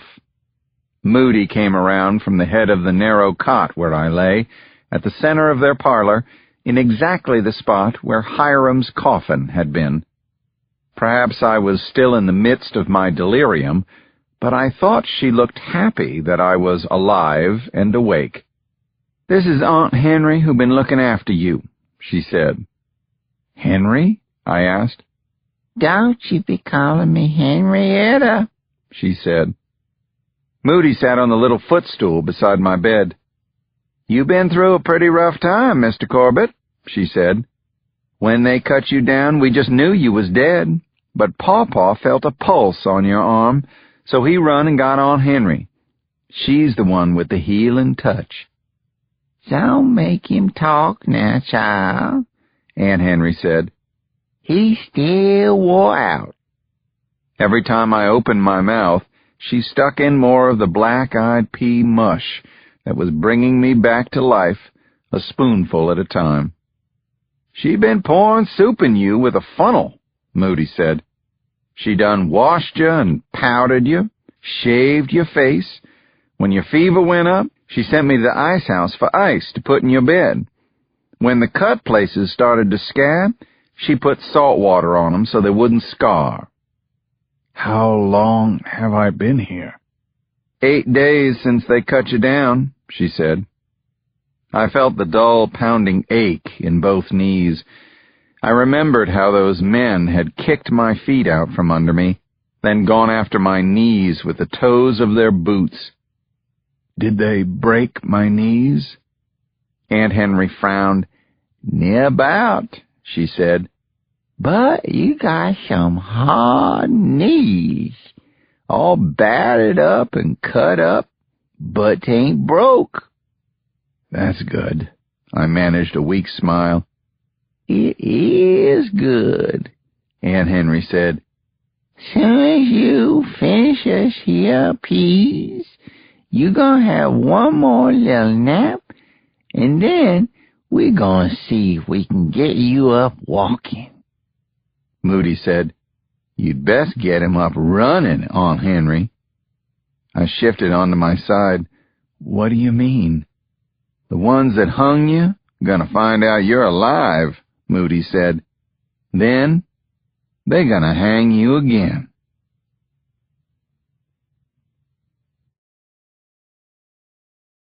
Chapter 71. Aunt Henry was right. My knees weren't broken, but they certainly were not happy when called upon to do their job. Armed with wobbly wooden crutches and a short glass of whiskey, I went for a late afternoon stroll between Moody and Abraham. My body ached in 100 different places, all tied together by the pain in my knees. When I bent my leg to take a step, the knee shot a white-hot arrow of pain to my hip. My neck was still raw from the rope, and the mangled fingers of my right hand were twisted and so blackish blue they might yet go gangrenous and have to come off. The sweat rolled down my back into the swollen whip welts, stinging like fire ants. But I kept on, hobbling down the muddy board walkway. I knew I was damned lucky to have survived, with no broken bones. My pain was nothing. It would be gone in a few days or weeks at the worst. I could deal with that. But inside, I felt another, more disturbing pain. I had been beaten and left for dead. I had disappeared from the world, and hardly anyone had come looking for me. I mattered to virtually no one. Meg, Elizabeth, my father, my daughters, Jacob, my childhood best friend, the entire town of Eudora. I had mostly been forgotten. A few people from town had come, good, kind folks. L.J. Stringer had actually visited a few times, but my own father hadn't come once. "Abraham," I said, "could I ask a favor?" "Ask it," he said. "Can you stop by Maybelle's and see if she's got any letters for me?" He shook his head. "I went by this morning. Nothing there." Then he added, "Nothing for you from the White House either." I kept on, but the pressure of the crutches under my arms was getting to be too much to bear. Everything from my neck down was one big aching mass of bruises. "Does Maybelle know what happened to me?" I asked. "Mr. Corbett, everybody in Eudora knows what happened to you. I'll tell you something I believe. There's good and bad in Eudora quarters. Good and bad in the town of Eudora, probably in equal numbers. Problem is, there's cowards in both places. That's why the bullies can have their way, Mr. Corbett." "Abraham," I said with a sigh, "for God's sake, we've been through a good bit together. Would you please call me Ben?" He patted my shoulder. "All right, Ben." "Thank you." "You're welcome," he smiled. "But now you got to call me Mr. Cross." Abraham laughed out loud at that. As I picked my way past the door of Gumbo Joe's, two old ladies looked up and waved at me. "I pray for you, sir," one of them said to me. "Thank you, ma'am." We went on a few more yards. "The colored folks appreciate what you was trying to do, Ben," he said.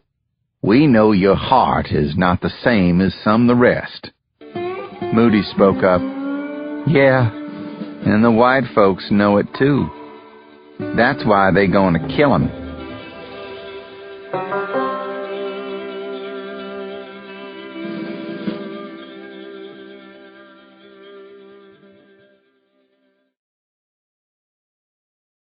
Chapter 72.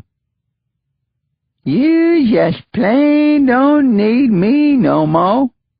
Aunt Henry said it straight out as she dabbed at the wounds on my back with one of her secret potions.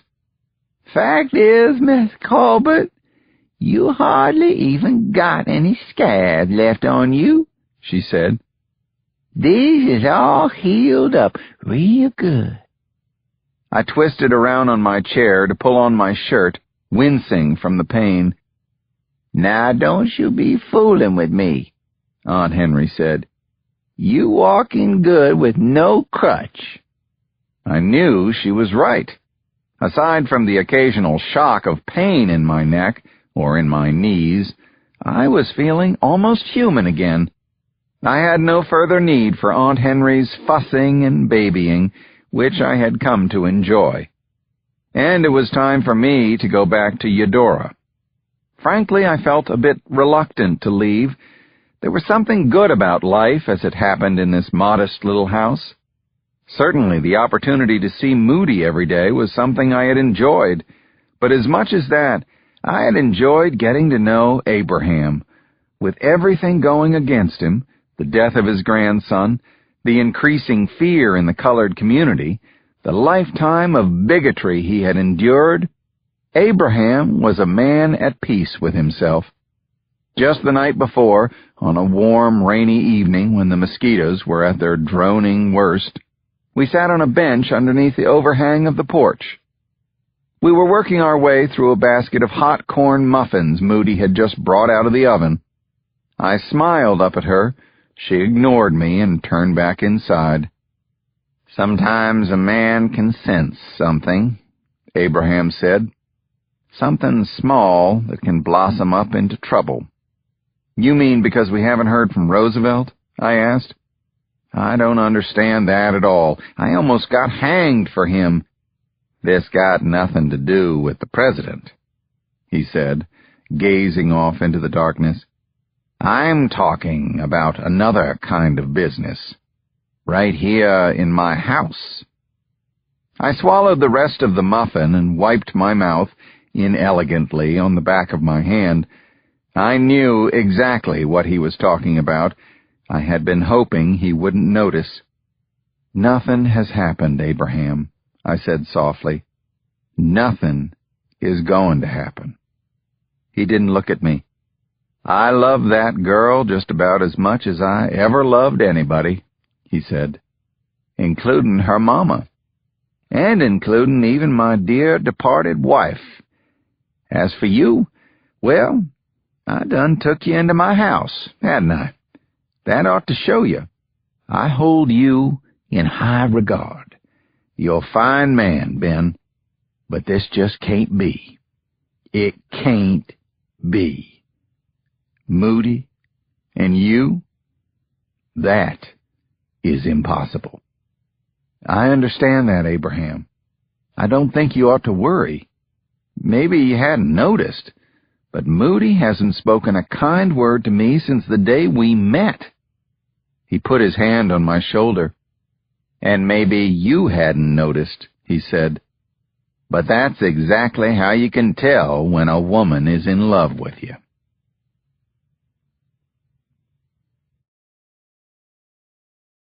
Chapter 73. From the day after my hanging, someone was always awake and on guard at Abraham Cross's house. During the day and the evening, Abraham and Moody took turns keeping watch from the front porch rocker. Since I was the cause of all this, I took the dead man's shift from midnight till dawn. Some nights I heard Abraham stirring, and then he would come out to sit with me for an hour or two. One night, along about 4 a.m., I thought I heard his soft tread on the floorboards. I looked up. It was Moody standing there. "Mind a little company?" she said. "I don't mind," I said. She sat down on the bench beside the rocker, a foot or two away from me, a safe distance. We sat in our usual silence for a while. Finally, I broke it. "I've been busting to ask you a question, Moody." "Wouldn't want you to bust," she said. "What is it?" "Is that the only dress you own?" She burst out laughing, one of the few times I'd made her laugh. It was the same white jumper she'd worn the day I met her, and every day since. Somehow it stayed spotless, although she never seemed to take it off. "Well, if you really want to know, I got 3 of these dresses," she said. "All 3 just alike. Of all the questions you could have asked me, that's the one you picked," she said. "You are one peculiar man, Mr. Corbett." "I sure wish you would call me Ben. Even your grandfather calls me Ben now." "In case you hadn't noticed, I don't do everything he does," she said. "I'll just keep on calling you Mr. Corbett." At first I thought it was moonlight casting that delicate rim of light around her face, lighting up her dark eyes. Then I realized that it was dawn breaking, the first streak of gray in the sky. "I'll be moving back to Maybelle's tomorrow," I said. "It's time." Moody didn't reply. "It'll be better for Abraham once I'm out of here," I said. "And for you." No answer. I said, "The only reason those bastards come around is because I'm here." Nothing. She stared out at the street. "Thanks to y'all, I'm much better now. I'm feeling fine. I've got some decisions to make." Her silence and stubbornness just went on, and I gave up trying to pierce it. I sat back and watched the gray light filling in all the blank, dark spaces. I think we sat another 10 whole minutes without a word. The sun came up and cast its first shadows of the day. At last, Moody said, "You know I ain't never gonna sleep with you." I considered that for a moment. "I know," I said. "Is it because I'm white?" "No," she said. "Because I'm black."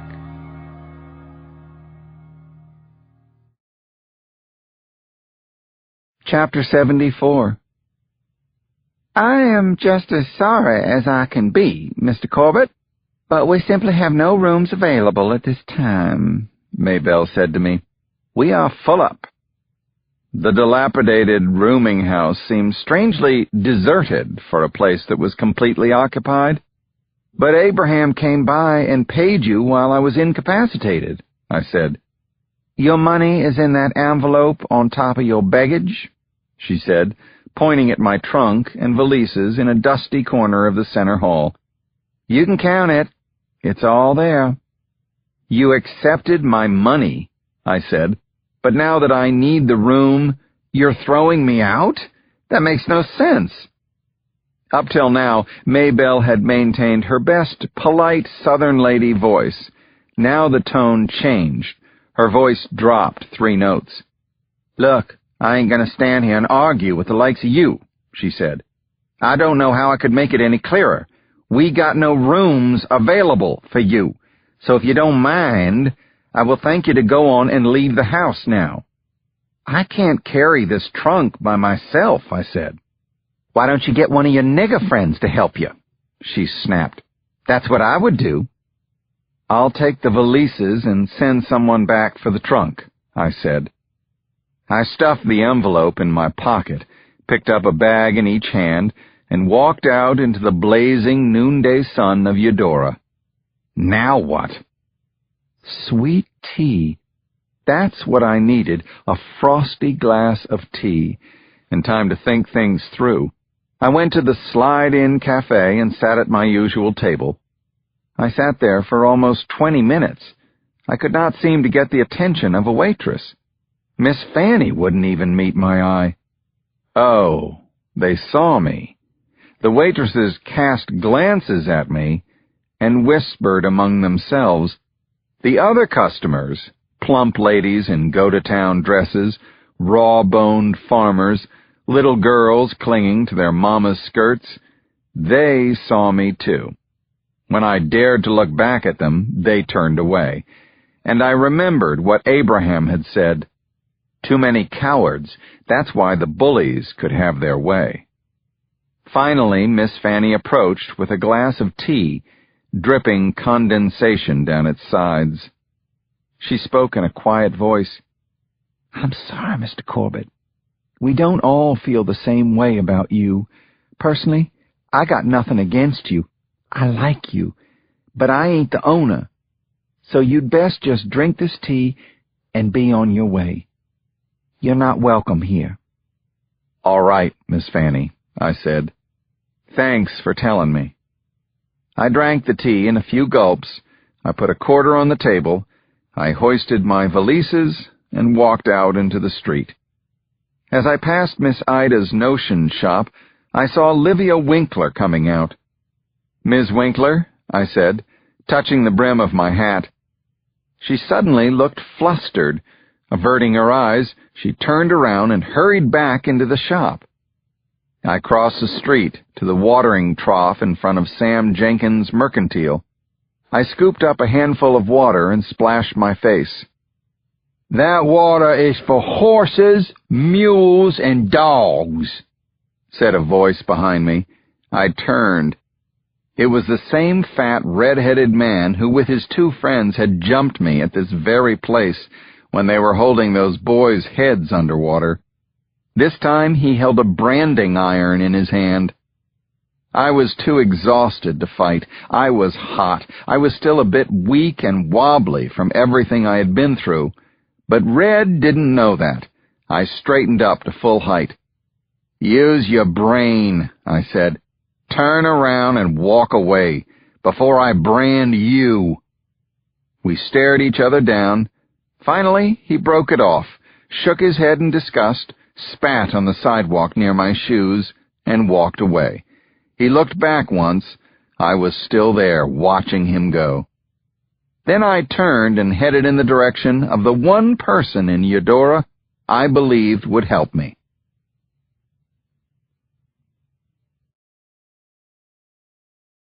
Chapter 75. Well, damn, Ben. I could have used some warning, you know. I got about the biggest family and the littlest house in the whole town, and you want to move in here? Damn it all to hell, Ben." That was a warm greeting I got from Jacob Gill, my oldest friend in the world, my hope for a roof over my head that night. "Sorry, Jacob," I said, "but I didn't know anywhere else to go." He looked me over. I looked right back at him. Finally, he crossed some line in his mind. He sighed, picked up one of my valises, carried it through the tiny parlor, and into the tiny dining room.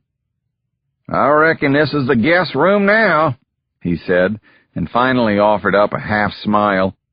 "I'll get some blankets. We can make a pallet on the floor, unless you want to sleep out in the smokehouse. Got nothing hanging in there. It might be more private for you." "This will be fine," I said.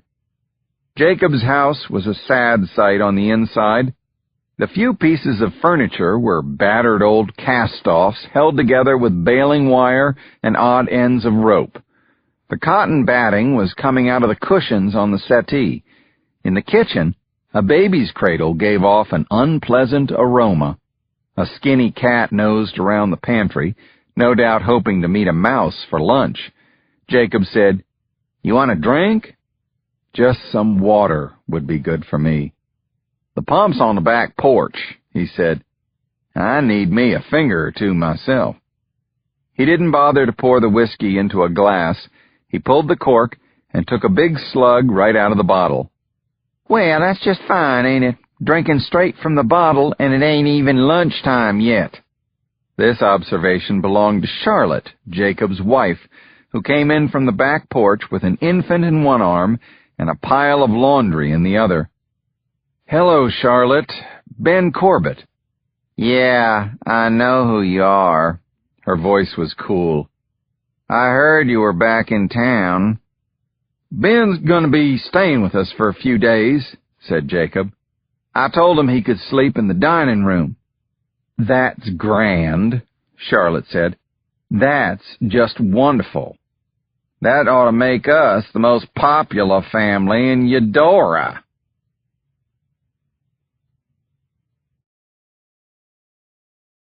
Chapter 76. The second night I was at the Gill house, after a supper of leftover chicken parts and grits, Jacob suggested we go for a walk, a smoke, and a nip. First he poured whiskey from the big bottle into a half-pint bottle, which he stuck in his trouser pocket. He walked and drank. I walked and looked anxiously down every dark alley. "You sure are one hell of a nervous critter tonight," Jacob said. "You'd be nervous, too, if they beat you half to death and strung you up and left you for dead," I said. "Excuse me if I tend to be a bit cautious after almost being lynched." A man came down the steps of the First Methodist Church, looking as if he had been waiting for us. I recognized him. Byram Cheney, a teacher at the grammar school. Byram had to be well up in his 70s by now. I had thought of him as elderly years ago when he was teaching me how to turn fractions into decimals. "Evening, Jacob," he said. "Ben?" Jacob turned toward the streetlight to roll a cigarette. "I hope Byram didn't startle you, Ben," he said. "Glad you could join us this evening, Ben," Byram said. "I think getting a first-hand look at things will be worthwhile for you. Jacob spoke up for you." Suddenly I realized that Byram Cheney had, in fact, been waiting for us. I turned to Jacob to find out why. "I hadn't told him yet," Jacob said to Byram. "Told me what?" "You had best go on and tell him," said Byram. "We'll be to Scully's in a minute." I knew Scully as a man who owned a kitchen farm on the road south of town. Everybody who didn't have his own garden went to Scully's for whatever vegetables were in season. "What's going on here, Jacob?" "Calm down, Ben. We're just going to a little meeting. Me and Byram thought it might be a good idea if you came along. I did speak up for you." "What kind of a meeting?" "Just friends and neighbors," he said. "Keep your mind open." "Pretty much half the people in town," put in Byram. But they don't like to be seen by outsiders, said Jacob. That's why you'll have to wear this. From his knapsack he pulled a white towel. Then I realized it wasn't a towel at all. It was a pointed white hood with 2 holes cut for eyes. I stopped dead in my tracks. A Klan meeting? I said. Keep your voice down, Ben, Jacob said. We're standing right here beside you. We can hear. You must be insane, I said. I'm not going to any Klan meeting. Don't you know it's illegal? The Klan's been outlawed for years. Tell the sheriff, said Jacob. He's a member. As soon as I got over my shock at finding that my old best friend was a Ku Klux Klansman, I knew Cheney was right. I had to go along. This was exactly the kind of information Theodore Roosevelt had sent me down here to uncover.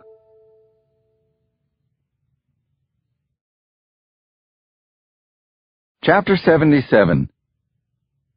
Through the holes in my hood, I saw at least 50 men in white hoods and robes walking in loose ranks along the dirt road. Jacob, Byram, and I fell right in with their step. No one said anything until we were all inside Scully's large old barn and the doors had been closed. One man climbed up on a hay bale and ordered everyone to gather around. I followed Jacob toward the back wall of the barn. Our first order of business, he said, is to announce that we have a special guest attending our meeting this evening. He waved his hand. Was he waving in my direction? There was no way he could know who I was, not under that hood. Without a word, Jacob reached over and snatched the hood off my head. I stood revealed, the only man in the place without a mask covering his face. A murmur ran through the crowd. Benjamin Corbett, said the man on the bale. Welcome, Ben. You are among friends here. We're not the ones tried to hurt you.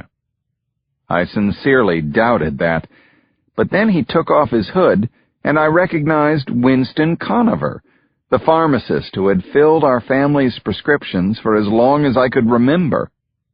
One by one, the men around me began taking off their hoods. I knew most of them. The Methodist minister, a farm products salesman, a conductor on the Jackson and Northern Railroad, a carpenter's assistant, the county surveyor, the man who did shoe repairs for Klein's store, Sheriff Reese and his deputy, the man who repaired farm implements at the back of Sanders' General Store. So this was the dreaded Ku Klux Klan, as ordinary a group of small-town men as you're likely to come across. Ben, we appreciate you showing up to let us talk to you. It was Lyman Tripp. Jovial, chubby Lyman had the readiest smile in town. He was the undertaker, so he also had the steadiest business of anyone. Maybe you'll see that we ain't all monsters, he said. We're just family men. We got to look out for our women and protect what's rightfully ours. I didn't quite know what he meant by rightfully ours. Byram Cheney tied a gold belt around the waist of his robe. He climbed up on the hay bale from which Doc Conover had just stepped down. All right, let's get it started, he said. The men stood around in their white sheets with their hoods off, conducting the most ordinary small-town meeting. They discussed the collection of dues, a donation they'd recently made to a widowed young mother, nominations for a committee to represent the local chapter at the county meeting in Macomb. Just when it began to seem as harmless as a church picnic, Byram Cheney said, Okay, now, there must be a recognizing of new business related to the niggers. Doc Conover spoke up. I had 2 colored girls come into the drugstore last week. They said they was up from Ocean Springs visiting some kin of theirs. They wanted to buy a tincture of iodine. I explained to 'em, just as nice as I could, that I don't sell to coloreds.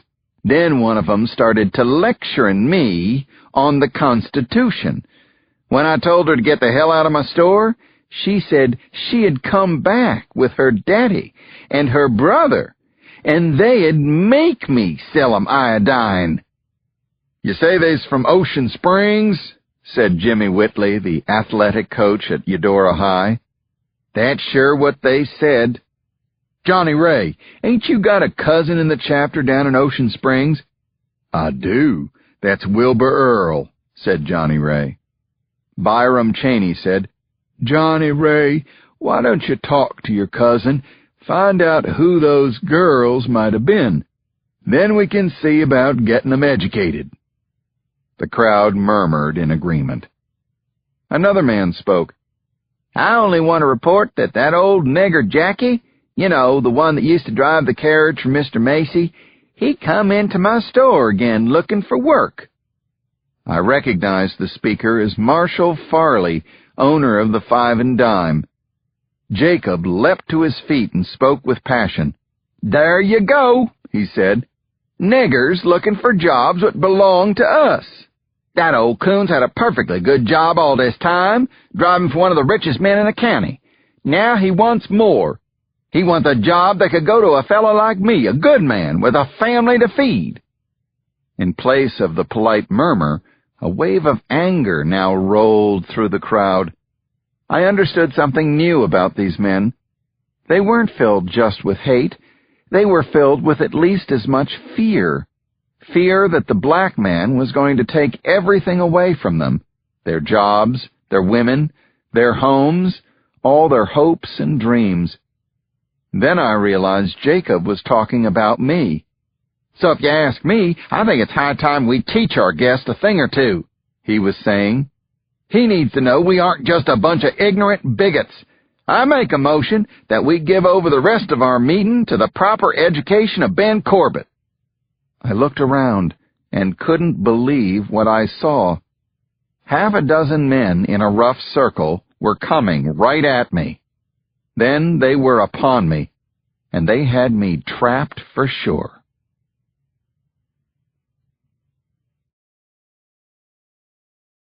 Chapter 78. Feeling sick to my stomach now, my brain reeling, I rode in the back of an open farm wagon with Jacob, Byram Cheney, and Doc Conover.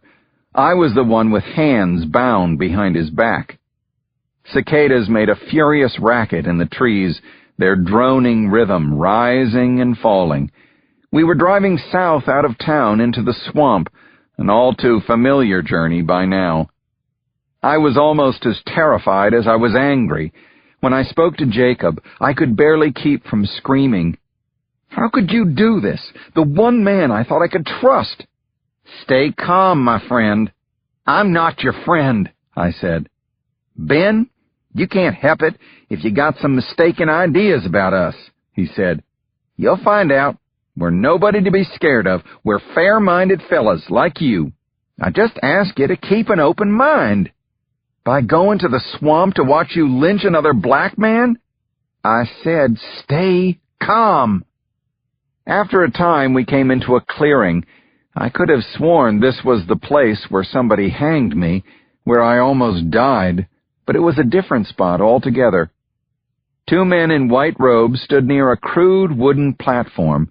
Between them, they held a man in place with a rope around his neck. His face was turned away from me.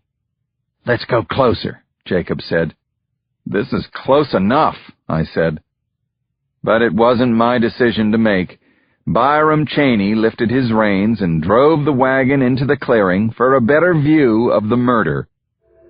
Slowly the man on the platform turned to face the crowd. He was a small man, frightened, pathetic. On his nose he wore gold-rimmed spectacles. The man was white.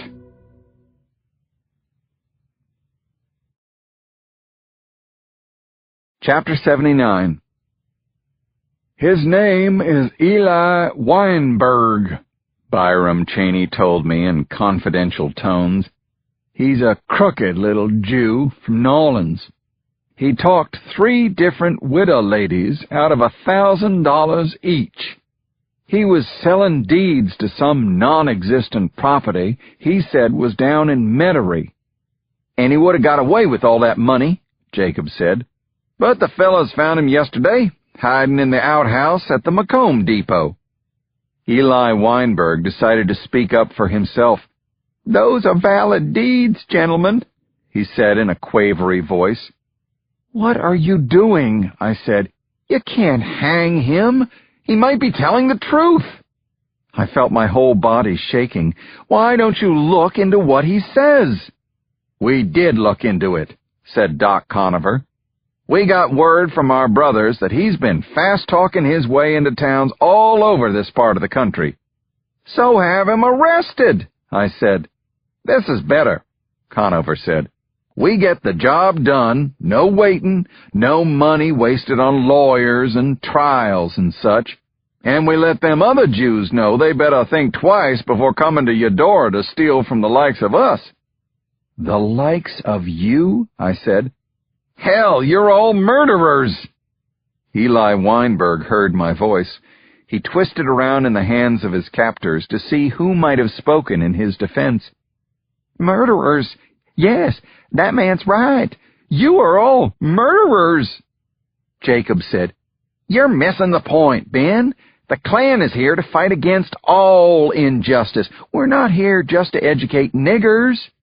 We're here to educate anyone who needs educating." I narrowed my eyes and shook my head. "You're crazy, Jacob. You and your friends are just a bunch of crazy killers." Eli Weinberg shouted out, "Listen to him. He's right. You're all crazy killers." Those were the last words he spoke. Someone jerked hard on the rope, and Eli Weinberg's body flew into the air. His cheeks inflated, his eyes bugged in their sockets, his face turned an awful dark crimson, then slowly faded to gray. Vomit spilled from his mouth. His body jerked and trembled horribly. Within seconds, he was dead. A few seconds after that, the brilliant flash of Scooter Willem's camera illuminated the dark night.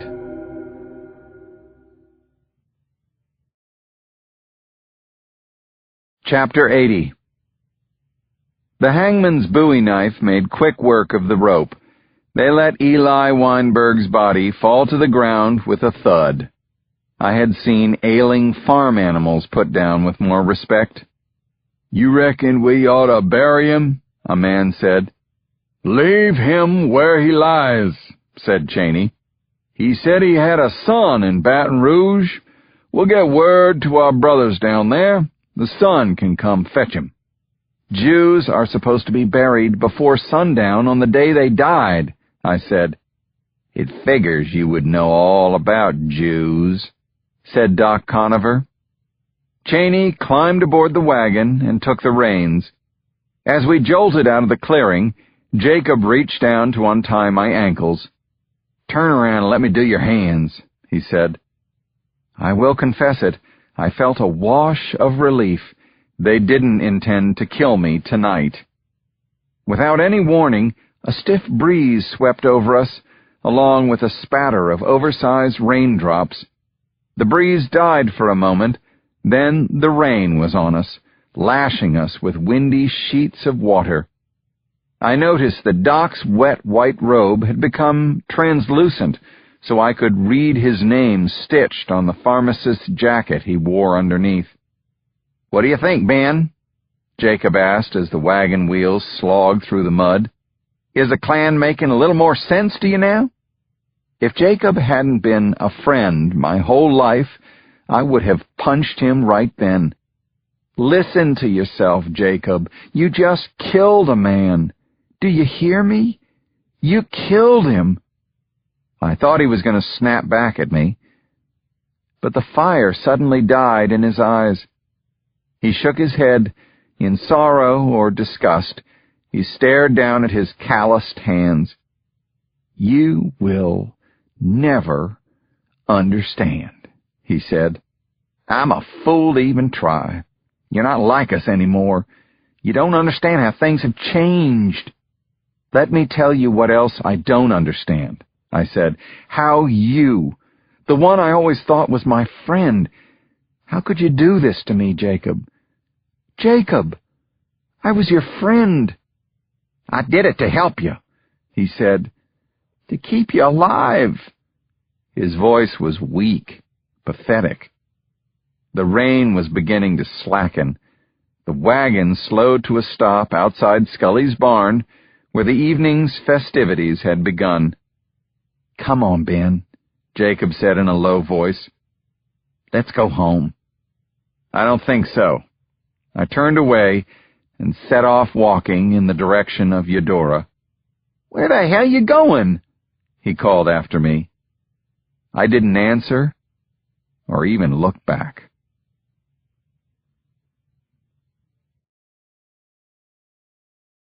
Chapter 81.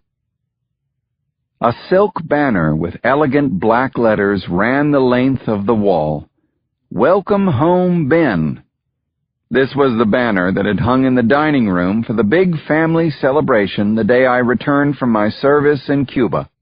Half the town turned out to cheer the decorated Spanish-American war veteran who had distinguished himself under the famous Colonel Theodore Roosevelt. Now the banner was dingy, the silk stained brown with drips from the leaky roof. I was standing not in my father's house on Holly Street, but in the long house out back, a former slave quarters. It was to the long house that I had come after I left Jacob. It hadn't housed an actual slave since well before I was born. At the moment, it seemed to be serving as a storage room for every piece of cast-off junk my father didn't want in the house. It was also home to the dogs, Duke and Dutchy, the oldest, fattest, laziest bloodhounds in all of Mississippi. They didn't even bother to bark when I opened the door and stepped inside. I lit a kerosene lantern and watched the mice scurry away into corners. As the shadows retreated, I realized that all the junk piled in here was my junk. My father had turned the longhouse into a repository of everything related to my childhood. The oak desk from my bedroom was shoved against the wall under the welcome banner. Piled on top of the desk were pasteboard cartons and the little desk chair I had used before I was old enough to use a grown-up one. I lifted the lid of the topmost carton. A musty smell rose from the books inside. I lifted out a handful. A boy's history of the Old South, my first lessons in arithmetic, and my favorite book when I was a boy, Brass Knuckles, or The Story of a Boy Who Cheated. Next to the desk stood my first bed, a narrow spool one decorated by my mother with hand-painted stars. It was hard to believe I had ever fit on that little bed. In the far corner was another pile of Benjamin Corbett's effects: football, basketball, catcher's mitt, slide trombone, the boxer's speed bag that once hung from a rafter in the attic. I lifted the corner of a bedsheet draping a large object and uncovered the most wonderful possession of my entire childhood, a miniature two-seater buggy, made perfectly to scale of white-painted wicker with spoked iron wheels. I remembered the thrill it gave me when our old stable hand, Mose, would hitch up the old mule, Sarah, to my buggy. He would lift me onto the driver's seat and lead the mule and me on a walk around the property. I must have been all of 6 or 7. Before I knew what was happening, I was crying. I stood in the middle of that dark, musty room and let the tears come. My shoulders shook violently. I sank down to a chair and buried my head in my hands. I was finally home, and it was awful.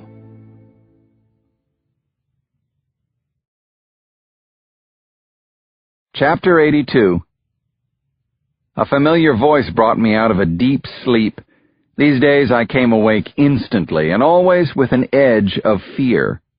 It was only when I blinked at the 2 figures smiling down on me that I was able to relax.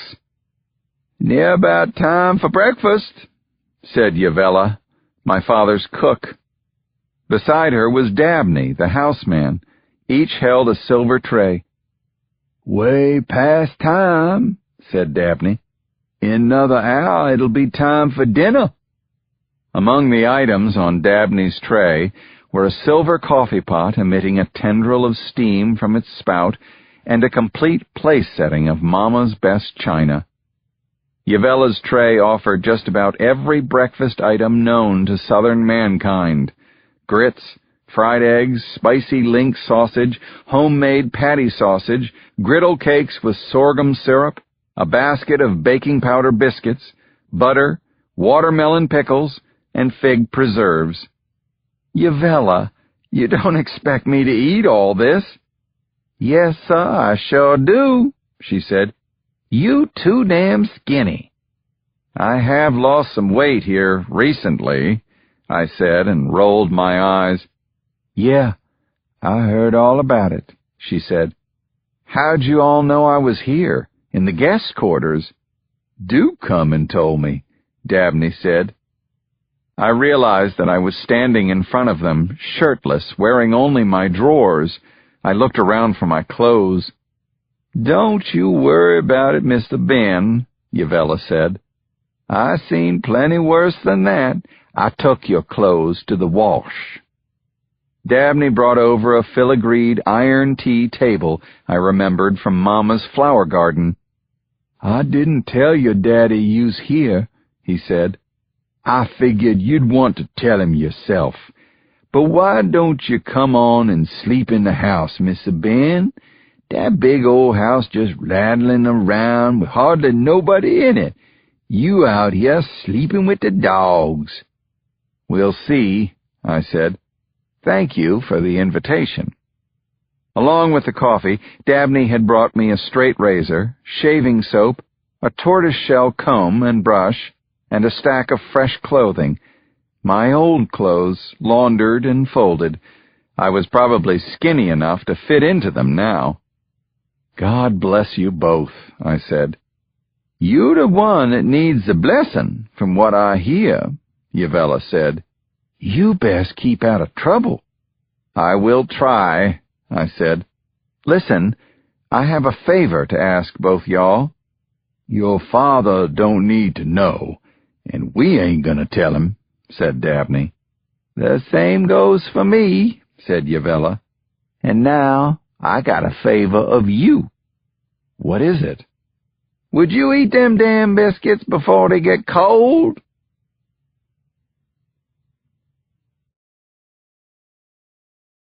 Chapter 83. As soon as I poured the last of the coffee, Duke and Dutchy started barking, insistent, urging, annoying barks. They ran up and down along the wall underneath the cobwebby window. I went over and was astonished to see Elizabeth in the bushes, and with her none other than L.J. Stringer. I motioned for them to go around to the front door. "Damn, Ben," L.J. said. "If we wanted to come through the front door, we would have done it in the first place." I shut the door behind them. "How'd you even know I was here?" They looked annoyed at my stupidity. "Don't you think those Klan boys had somebody follow you home last night after their meeting? The whole town knows, Ben. Everybody knows who you are and where you are, all the time." I felt stupid. Of course they had followed me. L.J. straightened. "Ben, let me put it to you as simply as I know how. Your life is in danger." "He's right. Actually, it's a miracle you're still alive," said Elizabeth. She reached out and touched my shoulder, eyes wide with concern. L.J. spoke in a no-nonsense voice. "People are really angry, Ben. I mean angry. You forget what a small town this is. Folks know you're up to something, and whatever it is, you ain't here to make them look good. I don't have to defend myself, L.J. There's murder going on in this town. Hell, I've seen 6 people with my own eyes who've been murdered, just in the short time since I got here. They nearly killed me just for seeing what I saw." Elizabeth spoke, Her voice as gentle as LJ's was harsh. "Ben, these are, or were, your neighbors," she said. "These are your friends. Most of them are good, decent people." "Elizabeth, I don't see anything decent about men who murder innocent people. You put neighborliness ahead of simple humanity? Forgive me if I disagree." I realized that I probably sounded like a defense attorney pleading a case. Another hopeless one. LJ seemed to read my mind. "No point in discussing it any further," he said. "We come here because we're afraid for you, Ben. We want to try to help. It's just a matter of time before they come for you again, and hang you good. I'll figure out some way to keep you safe." "Thank you, LJ. Elizabeth, I really do appreciate your concern, more than you can possibly know. Until then, Ben, listen to me. Do not trust anyone, and that means anyone." I knew that anyone included Jacob Gill, and even my father. It probably meant Dabney and Yavella, too. But did it also mean the very people giving me this cautionary advice? Could I trust LJ and Elizabeth? "We'd best be on our way," LJ said. "Isn't there a back door out here?" I pointed to it. "Don't forget what I said, Ben. Keep your head down." LJ opened the little door that led onto the alley. He glanced around, then turned back. "Nobody around. Let's go, Elizabeth." She turned to me with a smile that spoke of her concern. "Ben, please let us help. We're your friends. Maybe your only friends."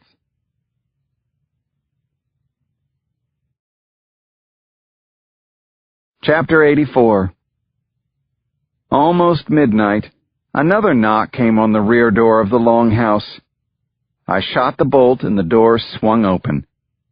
Moody Cross was standing there in a white jumper, and not a little terrified. She pushed past me and slammed the door shut. "Pawpaw sent me." "I guess my secret hiding place is the worst-kept secret in Mississippi," I said. She was out of breath. "We need help. A lady from the Slide-In sent her colored girl out to warn us. Said there's a group of men coming out to kill me and Pawpaw and Ricky." "Who's Ricky?" "My cousin. You met him at the funeral. He got run out of Chattawa, where he lived all his life. He been staying with us since you left, like for protection." Now I remembered him, a boy about the same age as Hiram, with a family resemblance to Hiram and Moody. "What happened in Chattawa?" I asked. "Two white men said they saw Ricky staring at a white woman, said he was thinking evil thoughts. I guess some white folks can even see inside a black boy's brain. There's this group of them, the White Raiders is what they call them up there. They're supposed to be the ones coming to get us." This seemed like more than coincidence. The horror raining down upon Abraham's family simply would not stop, would it? "There's something else." What else could there possibly be? "Pawpaw is sick," she said. "He can't get out of his bed, got the fever and the shakes, and Aunt Henry's been there nursing him." Moody started to cry, and I remembered something Mama always used to say. When the time comes you want to start crying, that's the time to start moving. It was time for me to go get LJ and Elizabeth.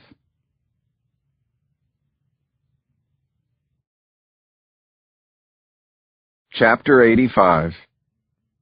LJ Stringer's six-seater spring wagon flew down the road, stirring the motionless air of a sticky, hot Mississippi night. "You're going straight to hell, Ben Corbett, and you're taking me with you." LJ raised his crop to urge on his team. As soon as I got Moody to stop crying, we sneaked over to the Stringer place and surprised the whole household with our late-night knock on the kitchen door.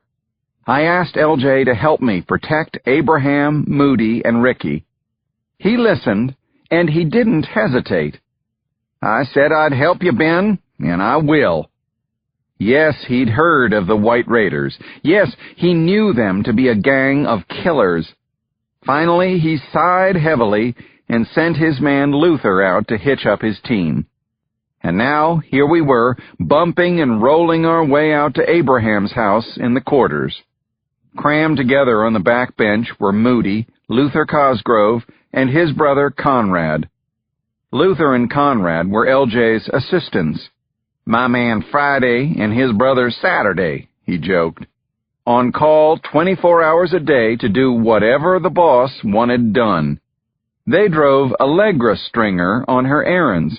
They ran packages to Macomb and Jackson and Shreveport. If LJ needed anybody brought into line, as he put it, it was the Cosgroves who did the bringing. "What we're doing here is extremely foolish," said LJ. "You know that." "I know that," I said. "But if we don't help these people, nobody will, and they're all going to die." LJ shrugged and said, "Well, we can't have that. This has to stop somewhere. Might as well be right here and right now."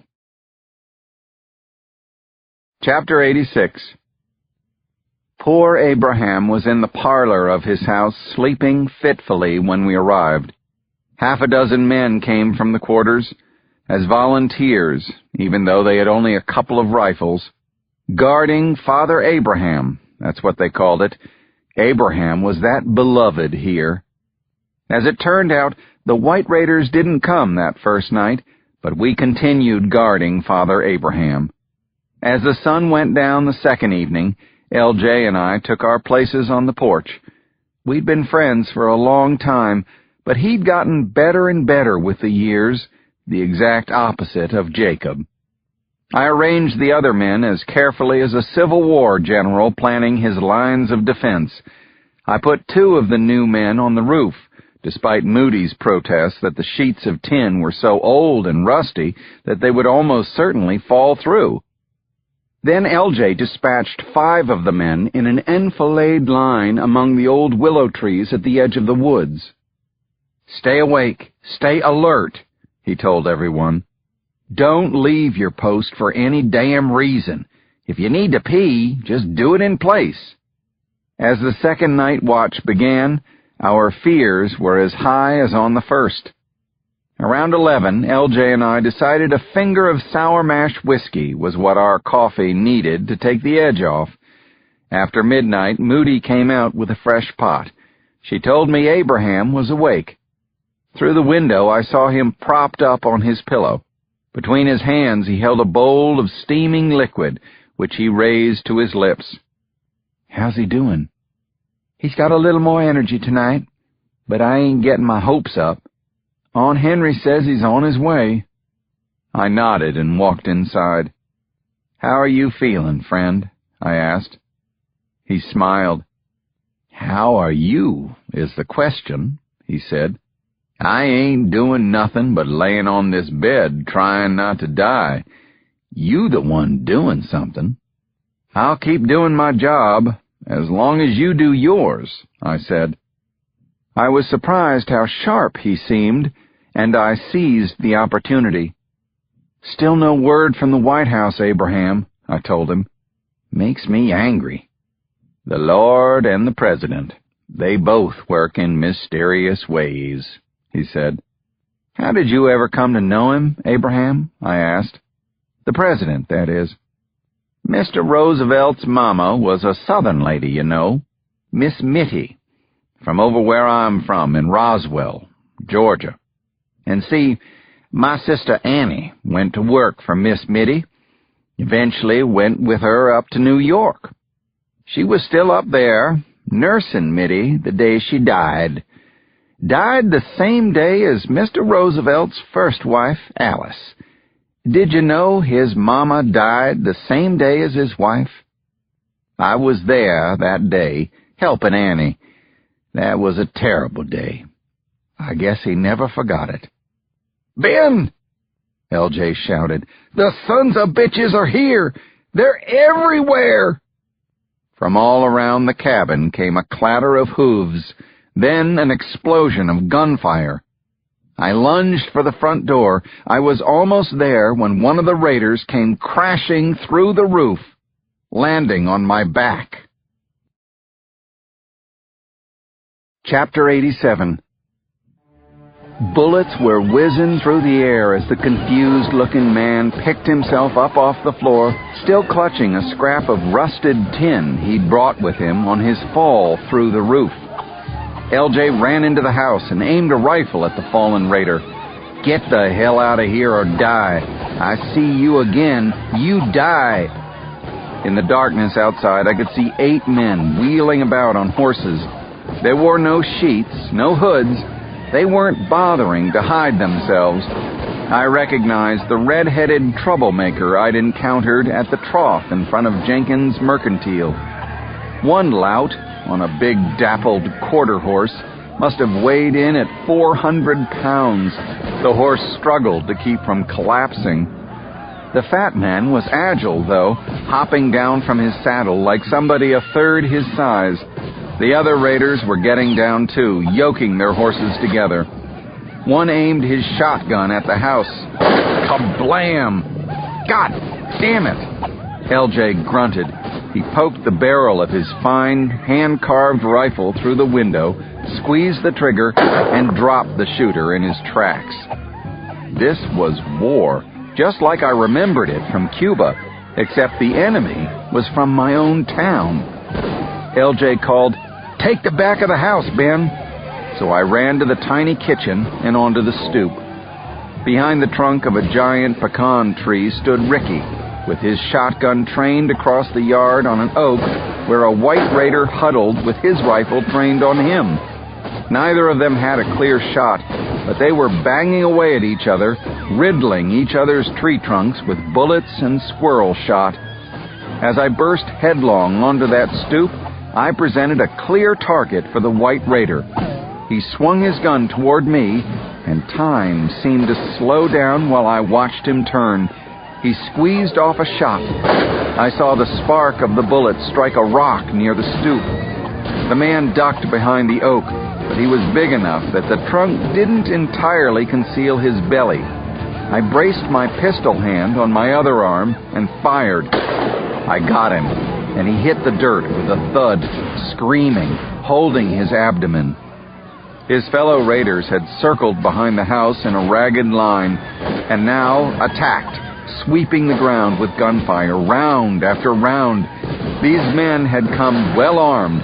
They were good with their guns. I remembered that Colonel Roosevelt called this kind of fighting sweep in and sweep up, a strategy, he said, that was generally used by butchers and fools. These fools were shooting and yelling as they came, catcalling, "We got you now, niggers," and "Run, boy, look at him go." A shout came from the swamp. "They got Roy. Goddamn niggers done shot Roy." This news provoked a fresh round of shooting. LJ glanced at me. We had the same thought at the same instant. We waited until the last shot, when all their weapons were unloaded at the same time. Then we charged around the house, weapons leveled at the raiders. "Drop 'em!" LJ hollered. They obliged, and I rushed to pick up the rifles, yelling, "Don't move! Not one of you move!" Soon 2 of the black men who'd been concealed along the fence line appeared, lugging a prone, struggling raider they had lassoed and hogtied. "Where y'all want this one?" "Put him down right here by the rest," said LJ. When they came riding in, the raiders hadn't realized they were outnumbered, but they were finding it out now. I saw a couple of smart ones leap on their horses and ride off. But here came the huge fat man, lumbering around the side of the house with a shotgun in one hand, a pistol in the other. "Drop your guns," LJ yelled. The fat man did not obey. Instead, he pulled the trigger on the pistol. The bullet hit LJ in the right cheek. I swear I heard the crack of his cheekbone breaking. Then he fell to the ground. I fired at the fat man, and he went down hard. Stayed down. Didn't move. "LJ, are you all right?" I knew he was not. "Oh, hell yeah," LJ said. "The damn thing just grazed me." I could plainly see that it had taken a sizable chunk of flesh out of his cheek. Blood oozed down his chin. That side of his face was black with gunpowder. I heard more commotion in front of the house, then hoofbeats. The remaining raiders had taken this opportunity to get the hell out of there. "Moody!" I called. There was no answer. LJ made a kind of whistling sound as he breathed through the new hole in his cheek. "Moody, they're gone. Come on out now, I need you." Again, all was silent. "You'd better go see," LJ mumbled. I rushed through the back door and stopped short at the threshold of the parlor. Abraham lay on his bed with the long barrel of a pistol pointed at his head.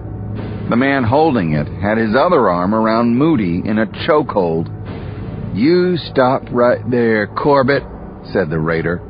"There's nothing would give me more pleasure than to finish off this old trouble-making nigger, and then you." I didn't move. I didn't have to. I watched Moody's hand gliding into the pocket of her jumper.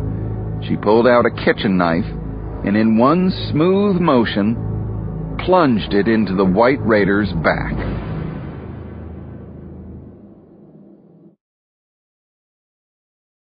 Chapter 88.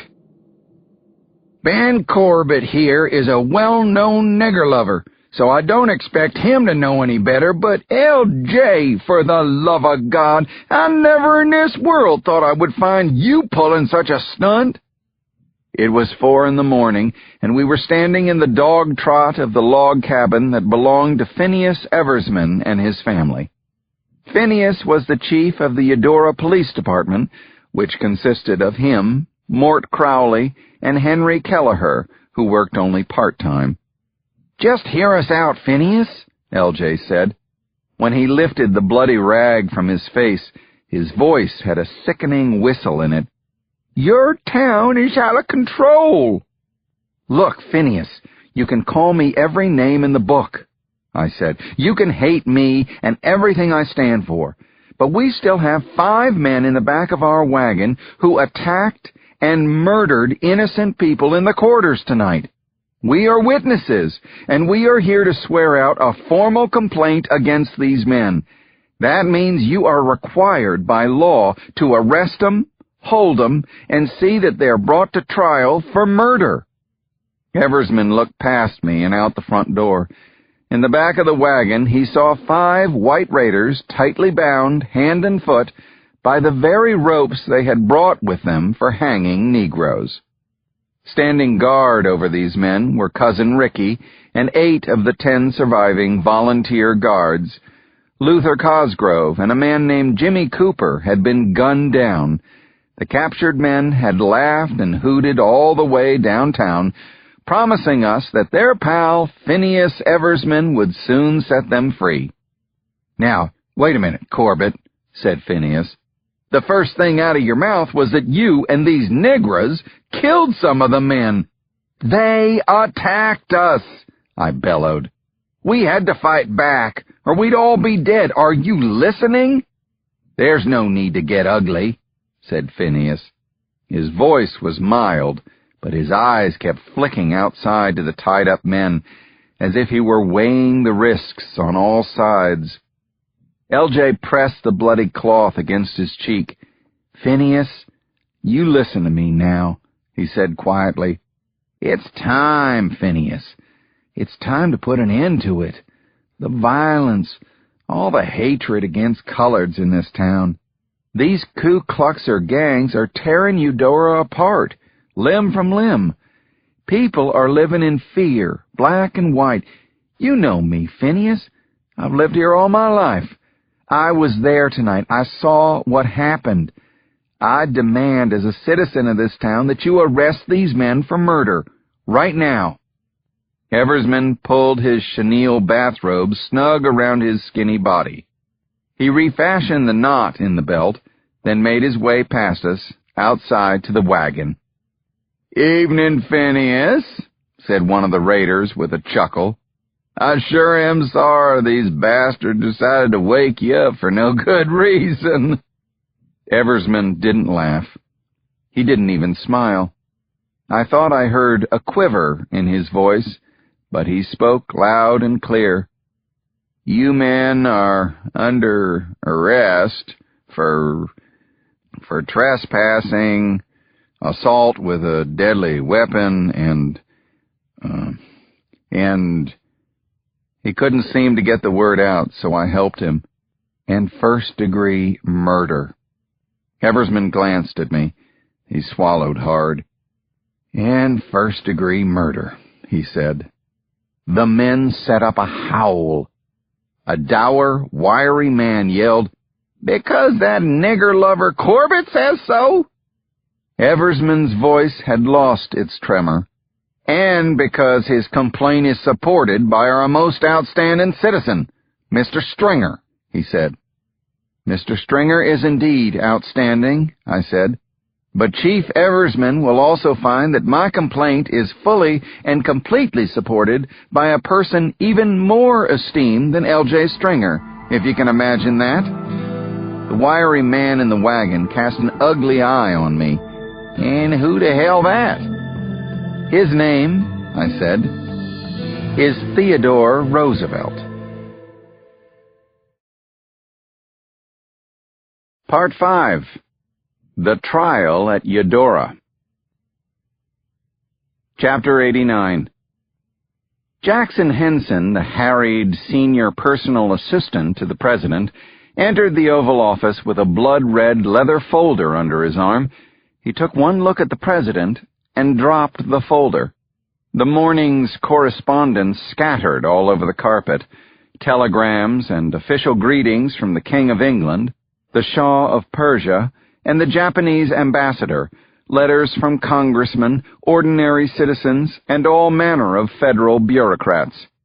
"Hardy har har!" The president was laughing and singing. Also, he was dancing a jig. He was waving a golden Western Union telegram in the air as he capered in a circle behind his desk. "Is anything the matter, sir?" Jackson Henson asked. "Does it look like there's anything the matter, Henson?" "Well, sir, I've never actually seen you dancing, except at state dinners. Never at your desk." "This is the first time I've ever been happy enough to dance at my desk," Roosevelt said. "Read this." He thrust the telegram at Henson and collapsed onto a sofa, out of breath, but still chuckling and congratulating himself. Henson scanned the telegram. It was stamped 11:50 p.m. of the previous night, signed Cross and Corbett, and originated from a telegraph station in Macomb, Mississippi. The report described in detail events that had occurred during the previous several days: lynchings, Klan meetings, the attack of the White Raiders, the gun battle, the arrest of 3 raiders on charges of first-degree murder. It was this last piece of information that so delighted the president. "There it is!" Roosevelt shouted. "White men charged for killing black men, right down there in the heart of Dixie. Now let Du Bois and that Barnett woman try to tell me I have ignored the Negro problem."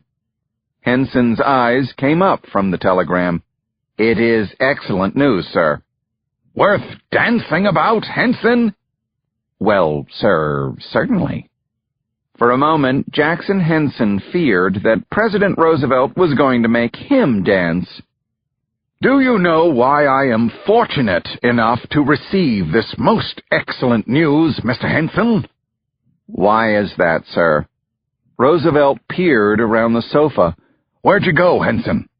"I'm here, sir, picking up the mail." "Never mind that, Henson. Get your pad, will you? I gave Margaret the afternoon off. I want to send my congratulations to Abraham Cross and Ben Corbett. What shall it be, then? A letter or a wire?" Henson took a little notebook and pencil from his vest pocket. "Those men must have thought I'd forgotten all about them." He laughed, a big, booming Roosevelt laugh. "I think I showed great wisdom not to respond to their first report, but to let them draw their own conclusions as to what should be done." "Yes, sir, it most certainly was wise of you." Henson was often amazed at the depth and breadth of the president's self-regard. He licked the point of his pencil. Roosevelt perched on the edge of his desk, mindful of the fine figure he cut as he dictated his message of congratulations. "What a magnificent ending to this project!" the president exclaimed. Chapter 90. Phineas Eversman's first act was to release 2 of the 5 prisoners. He told us it was for lack of evidence, but I assumed there was some family connection. There had to be. This was Mississippi. I was so surprised and impressed that the chief had actually arrested the other 3 men that I offered no word of protest. The 3 still in custody were named Chester Madden, Henry Wadsworth North, and, ironically enough, Lincoln Alexander Stevens, a man whose name evoked both the great emancipator and the dwarfish vice president of the Confederacy. Henry North was the red-headed bully I'd encountered before at Jenkins Mercantile. Some folks called it the Niggertown trial, others called it the White Raider trial. The New Orleans Item dubbed it that mess in Eudora. Whatever people called it, everyone was obsessed with it. The citizens of Eudora were divided on the issues, but they certainly weren't evenly divided. A small group welcomed the prospect of punishment for the violent, night-riding raiders, but many folks, unbelievable as it might seem, thought the raiders were being treated unfairly. The Eudora Gazette, a weekly 4-sheeter usually devoted to social notes, was now publishing 5 days a week, churning out a breathless new front-page report on the White Raider trial every day. The formerly lazy and slow-moving editor Japheth Morgan was a whirl of energy, placing expensive telephone trunk calls nearly daily to consult with his unimpeachable sources of information in the capital. Japheth Morgan had never worked this hard before. He was losing weight and smoking cigarettes one after another. He had dark circles under his eyes. "You'd best settle down a bit, Japheth," LJ told him. "This trial could end up being the death of you." "But you don't understand," Japheth answered. "For me and for the Gazette, this isn't the opportunity of a lifetime. It's the trial of the century." The trial of the century. As soon as he said it, I knew it was true. This was the trial of the century, not just for Eudora, not just for Mississippi, but for the entire country.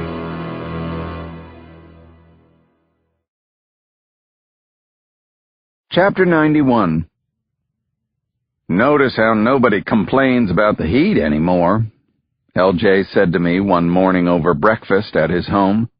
"Nobody talks about the mosquitoes or the price of cotton or any of the things that mattered before. None of those things means a damn now.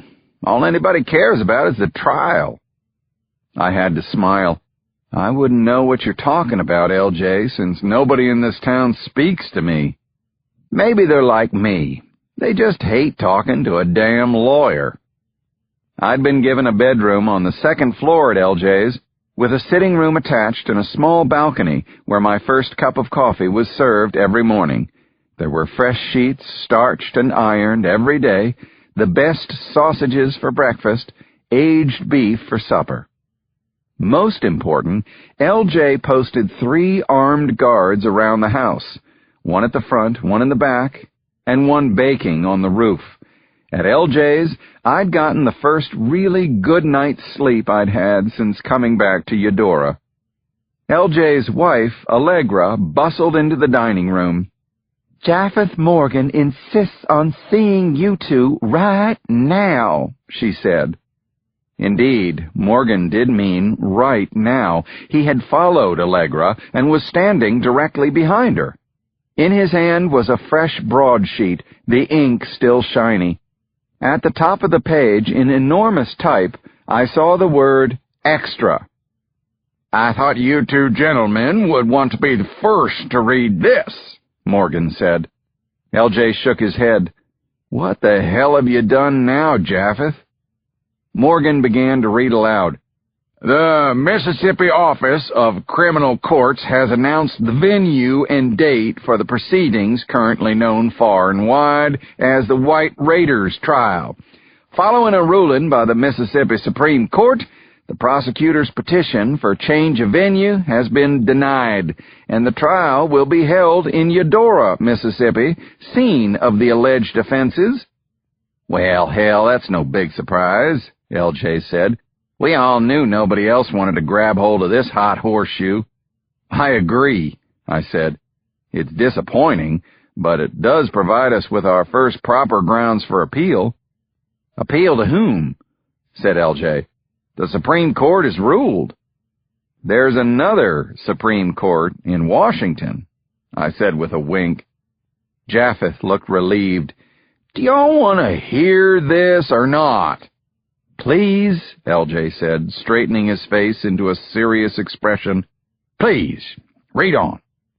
Jury selection will begin on August the 14th at 10 o'clock p.m., he read. "God damn, what is that, next Monday?"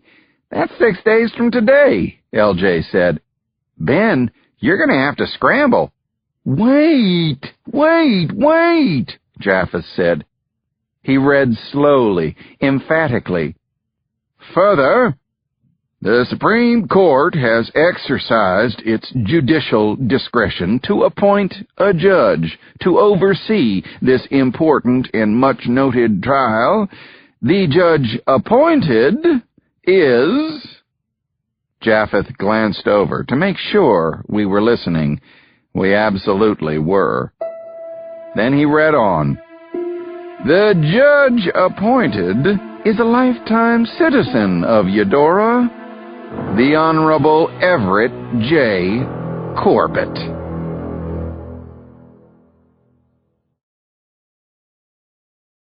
Chapter 92. Son of a bitch.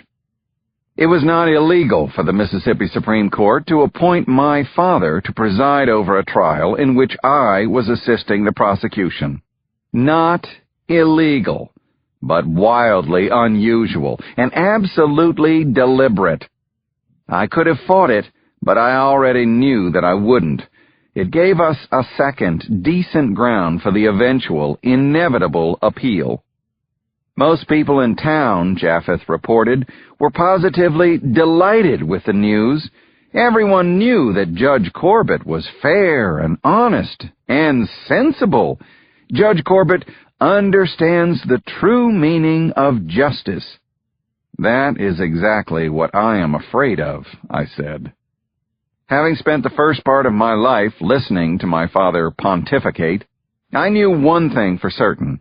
He might cloak himself in eloquence, reason, and formality, but underneath it all, he believed that although Negroes might be absolutely free, thanks to the detested Mr. Lincoln, nowhere was it written that Negroes deserved to be absolutely equal.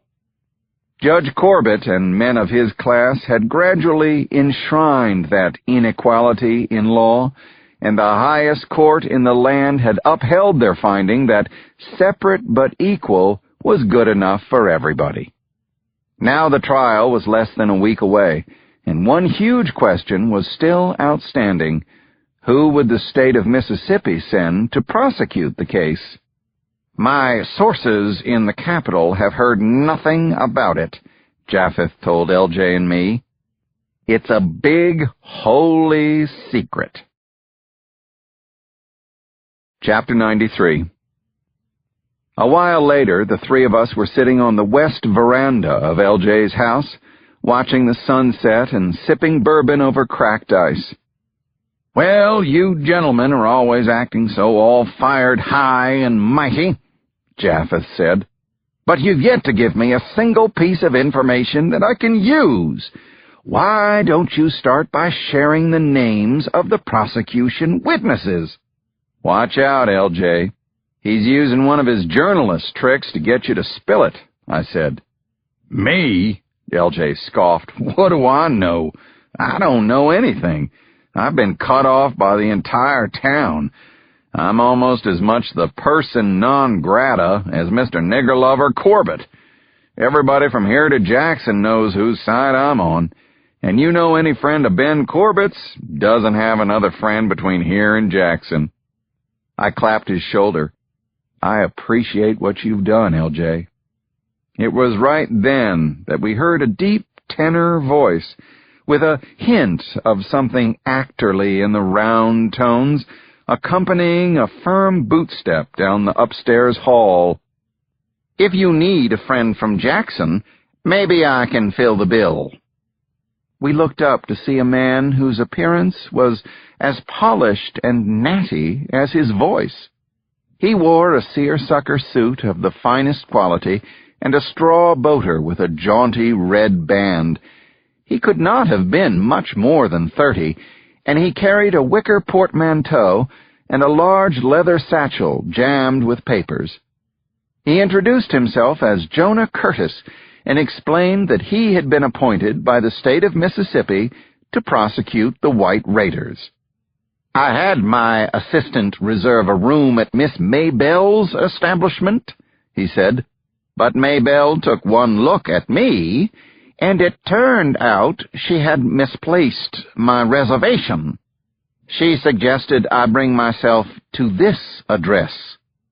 "Welcome to the House of Pariahs, Mr. Curtis," said LJ.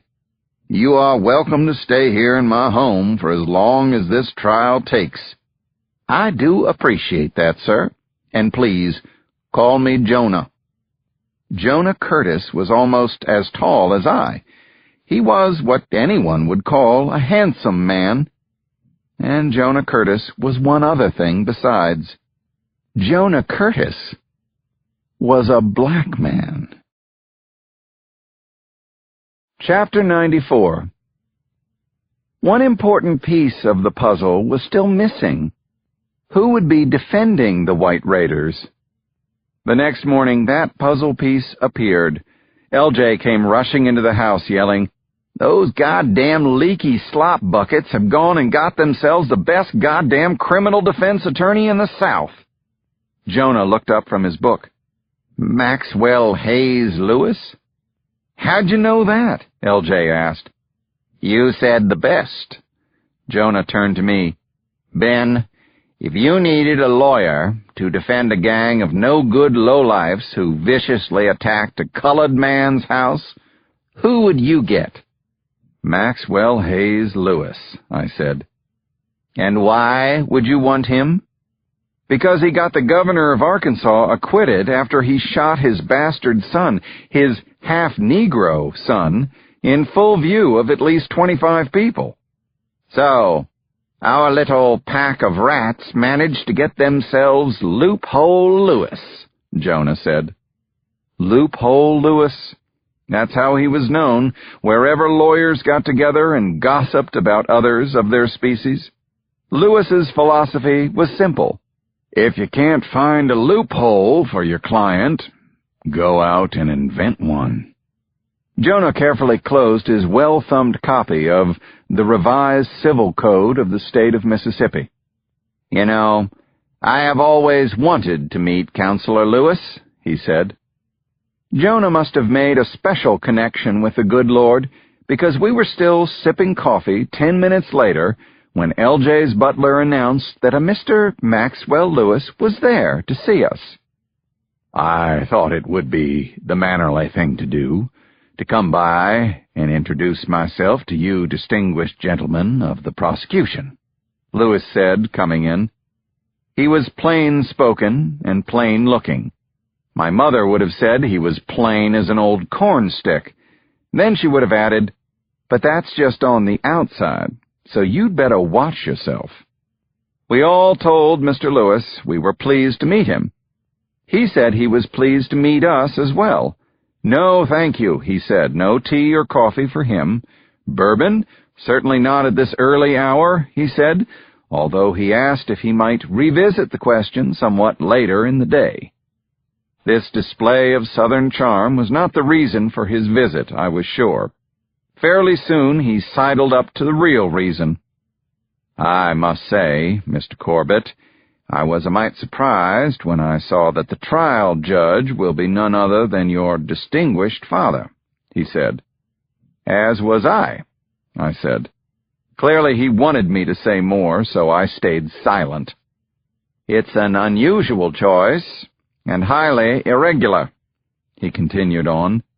My first instinct was to try to get a new judge from the powers that be in Jackson, but then I got to thinking about it.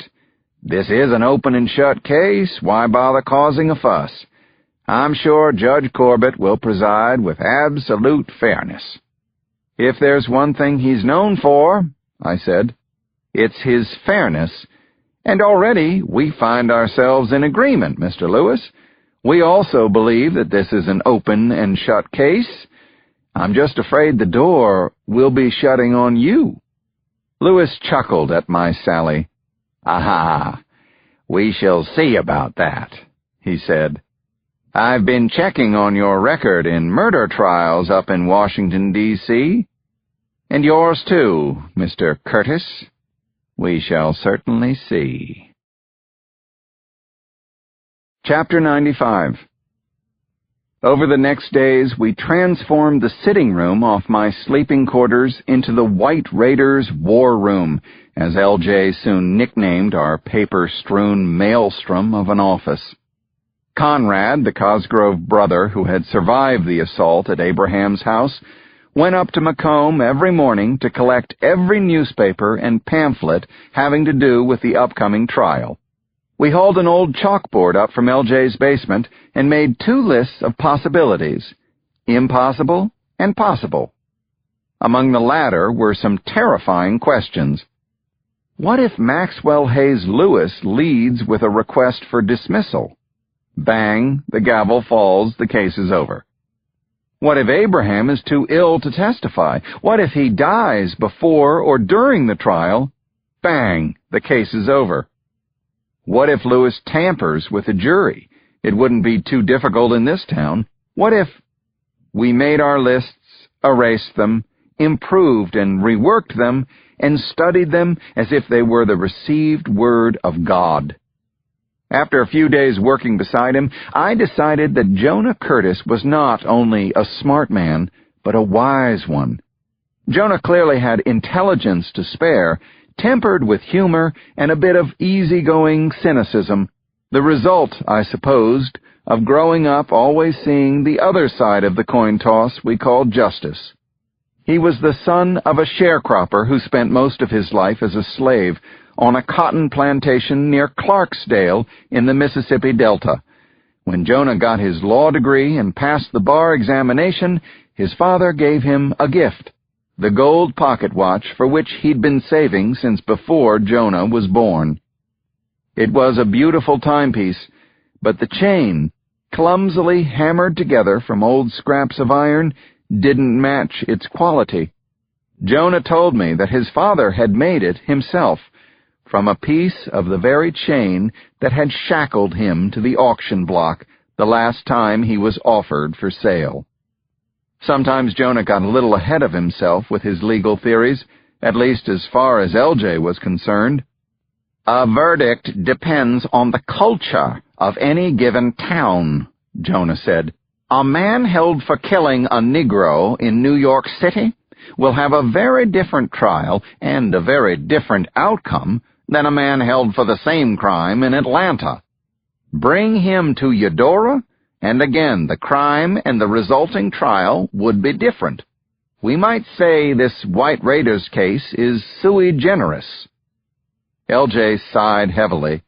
Talk English, for God's sake, he said. Down here we say sui when we're calling hogs. L.J. already considered me the worst know-it-all in the room, so I left this for Jonah to explain. "Sorry, LJ, it's Latin," said Jonah. "Sui generis, of its own kind, literally of its own genus. In other words, this case, well, there's never been another one anything like it." Chapter 96. The chanting outside LJ's house grew louder. The voices came closer and closer. "All white, not right. All white, we fight." I hurried to the balcony off the war room, with LJ and Jonah at my heels. An astounding sight our eyes met.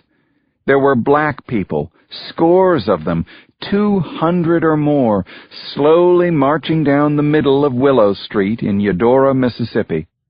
This was almost unbelievable. In the South, black people were not supposed to assemble in these numbers. LJ let out a whistle. "That is one angry bunch of Negroes," he said. "I think the word I would use is passionate," said Jonah. Though I had never expected to see black people marching through the streets, I knew instantly what this was about.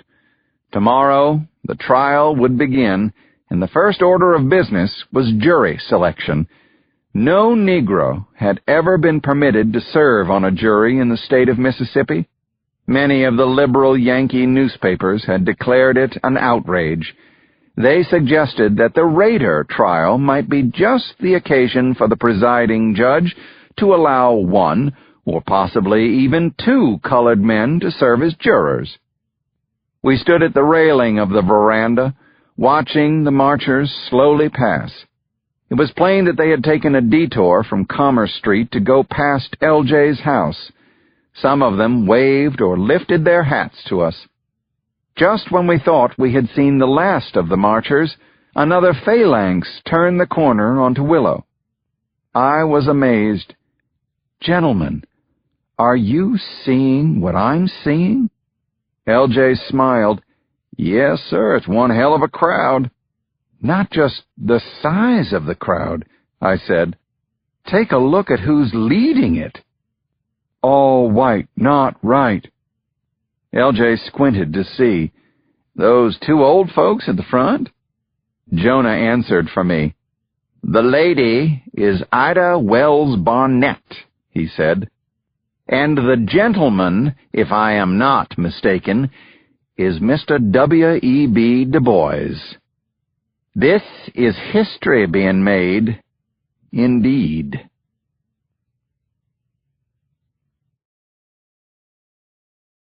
Chapter 97.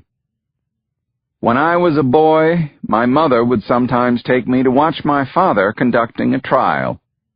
"It's a presiding day," she'd say. "Let's go see Daddy scaring the pants off of everyone."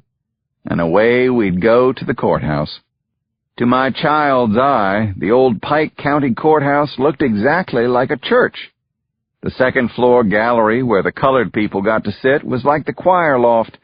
The benches below were the pews, and my father stood at the high altar in the front of the room, delivering thunderous sermons and running the whole thing like a very strict minister who happened to wield a hammer instead of a Bible. More than 20 years later, here I was, back in the church of Judge Everett Corbett. But today, as LJ and Jonah and I arranged our papers and books on the prosecution table, the old courthouse felt like something else entirely. Not a church. It was more like a theater now. The upstairs colored section had been transformed into balcony seats. The benches on the main level were the orchestra seats, jammed to overflowing with an audience that had stood in line for hours to see the hottest entertainment in town. And that altar? Well, that was now center stage. That was Everett J. Corbett's stage. He could be a dynamic, exciting performer, and I felt sure he would not let his audience down today. Ringing the front steps of the courthouse were Scooter Willems and several dozen men like him, bristling with tripods and huge black accordion cameras. Accompanying the photographers were at least 100 reporters flashing pencils and notebooks, trading tidbits with each other, rushing this way and that in pursuit of the latest rumors. Inside, the colored spectators had dutifully filed upstairs to the cheap seats. The benches below were filled to maximum capacity by the white citizens of Eudora. Only the first 2 rows had been left empty, roped off for the pool of potential jurors. Dominating the wall above the judge's bench was an enormous Fattorini & Sons regulator clock, nearly as long as a grandfather clock, with a carved dark wood case, elegant Roman numerals, and a pair of gleaming brass pendulums. Growing up, I always thought of it as the clock of justice. Now every tick brought us closer to 9 a.m. Here came a pair of Chief Eversman's newly recruited deputies, leading in the defendants. 3 white raiders, no shackles, ropes, or handcuffs. The deputies chatted and laughed with the men as they led them to the defense table.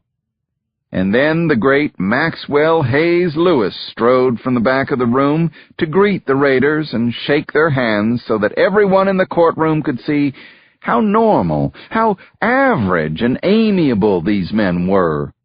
After a moment's discussion, the defendants turned to look at our table. They looked back at each other and grinned.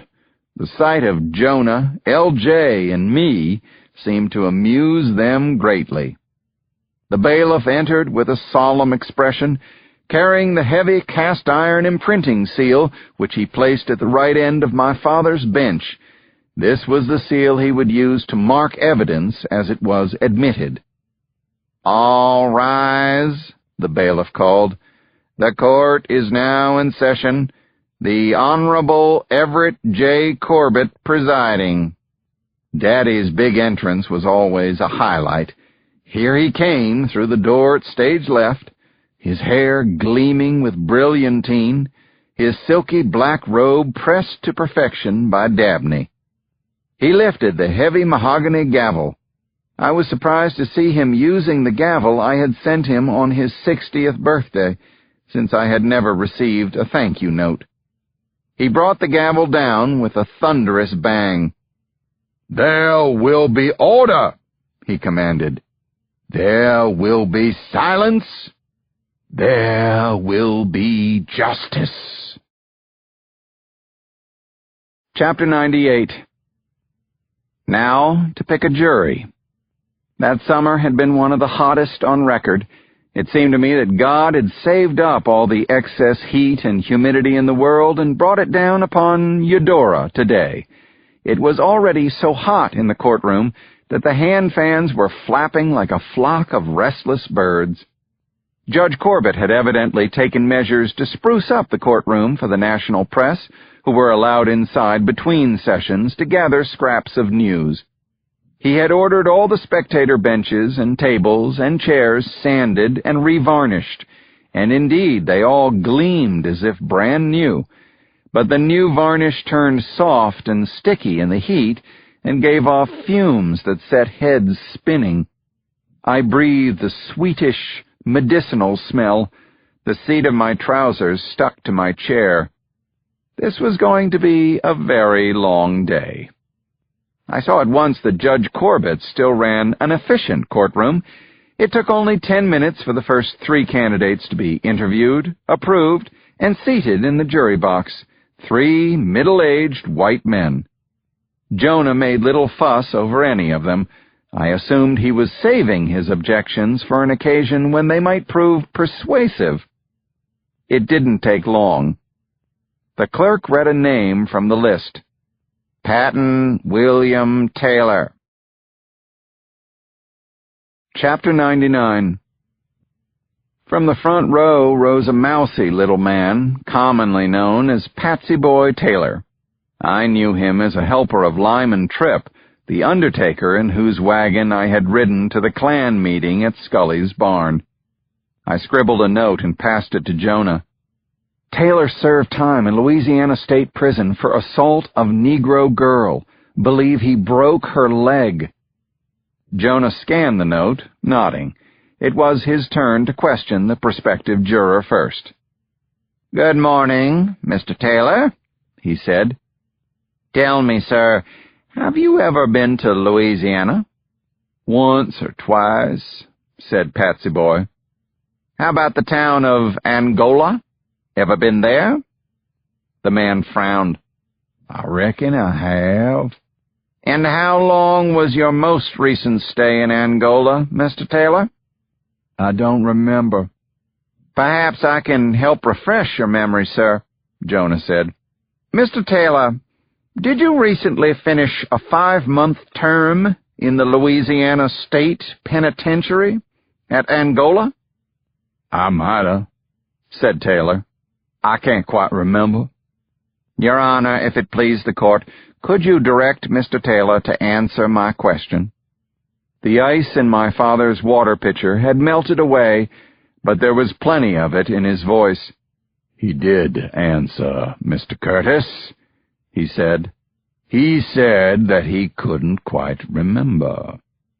"Your Honor, with all due respect, I don't believe that—" "Your beliefs are of no interest to me, Mr. Curtis," my father said. He turned to the defense table. "Mr. Lewis, do you have any objection to this gentleman sitting on this jury?" "None whatsoever, Your Honor." "Mr. Taylor will be sworn in to serve," my father said. The gavel came down. By reflex, LJ and I came up off our chairs. I can't say I couldn't believe what had just happened, probably because I'd watched justice being meted out in Mississippi for too long, but still.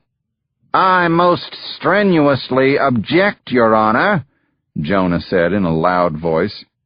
A young colored woman in the gallery called out, "That ain't justice!" My father pointed his gavel at her. "Contempt of court! 10 days in jail and $1 fine. Get her out of here." 2 of Phineas's deputies ran to do his bidding. Everyone heard the woman's noisy protest as they dragged her down the stairs.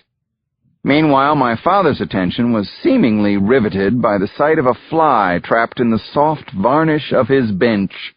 The insect was hopelessly stuck, its wings buzzing.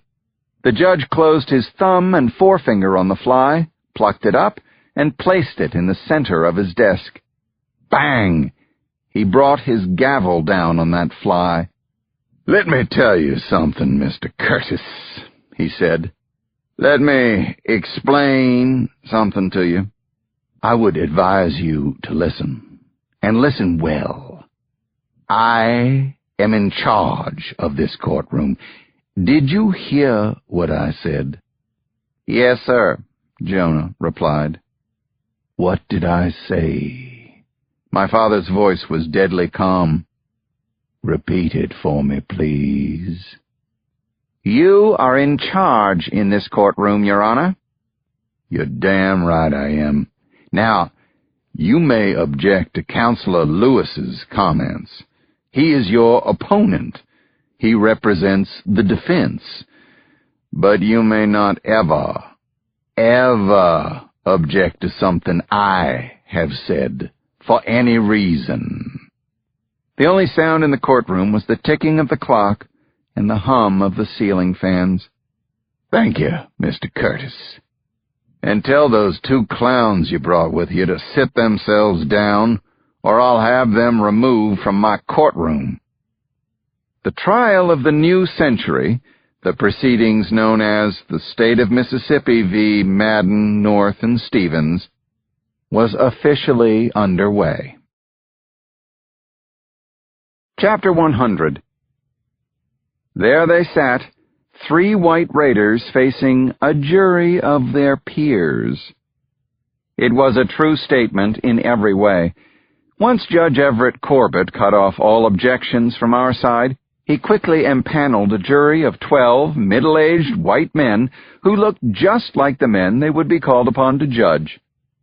"We have a jury," the judge announced, "and so we will proceed to trial. Is the prosecution prepared to begin in the morning?" "Yes, Your Honor," Jonah said. And I'm sure the defense is ready." "Defense is certainly ready, Your Honor," said Maxwell Hayes Lewis. "Then, without further ado, my father began.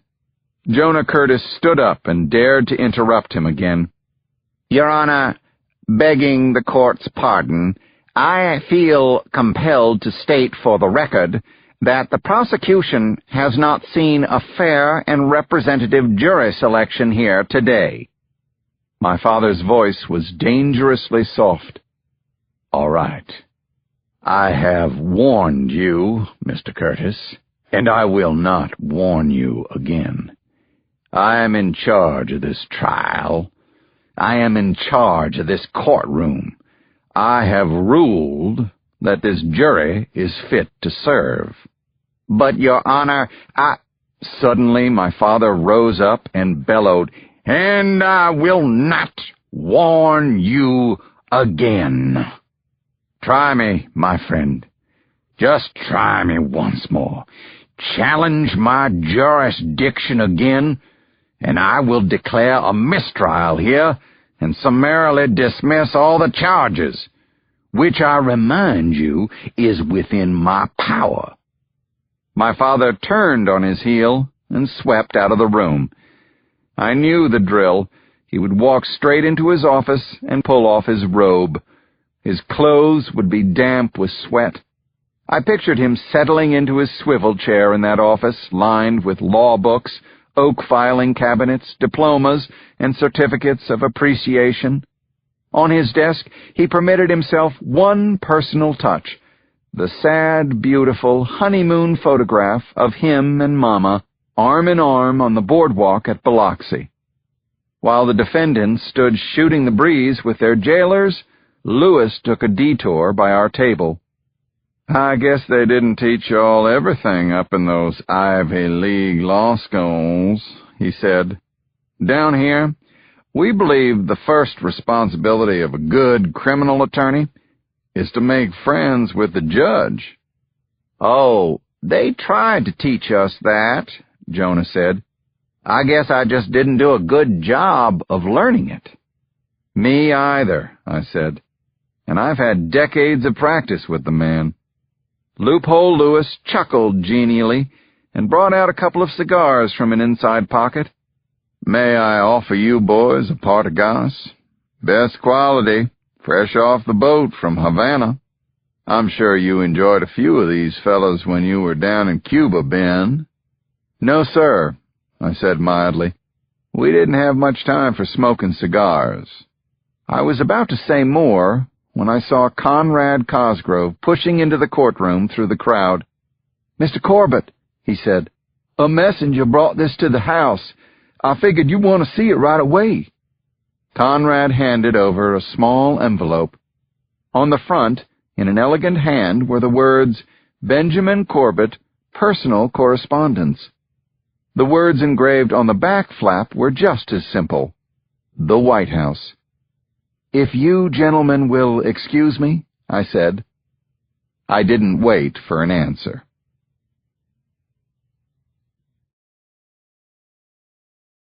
Chapter 101. As I walked down the courthouse steps, a reporter from the New Orleans Item took my elbow to ask how I thought the first day had gone. "Exactly as expected," I said. "Justice will be served here." I took my arm back and kept walking. I followed the cinder path around the side of the building. The giant oak trees in the square provided the only real shade in the center of town. I felt 20 degrees cooler the moment I stepped under their branches and took a seat on a bench. I sliced the edge of the envelope with my fingernail. Inside was a single typewritten sheet on gold-embossed White House stationery. "Dear Captain Corbett, the eyes of America are upon you, and upon the proceedings in Eudora. I can assure you that with my own 4 eyes I am personally watching you and the trial at every moment. I know you will continue to do your best, and I know that you will succeed in this endeavor, as we succeeded together during the late war. Ben Know that your president is with you every inch of the way. Sincerely yours, I remain, your obedient servant, Theodore Roosevelt, President. I smiled at the president's little joke about his 4 eyes, but when I realized the meaning of his subsequent words, my stomach took a nervous dive, as if I didn't have enough tension to deal with. Now the President of the United States was personally watching me at every moment. I read the letter again and put it back in the envelope. A voice called, "Mr. Corbett, sir?" I looked to both sides and saw no one. Again the voice, "Mr. Corbett?" "Over here, sir." "Behind you."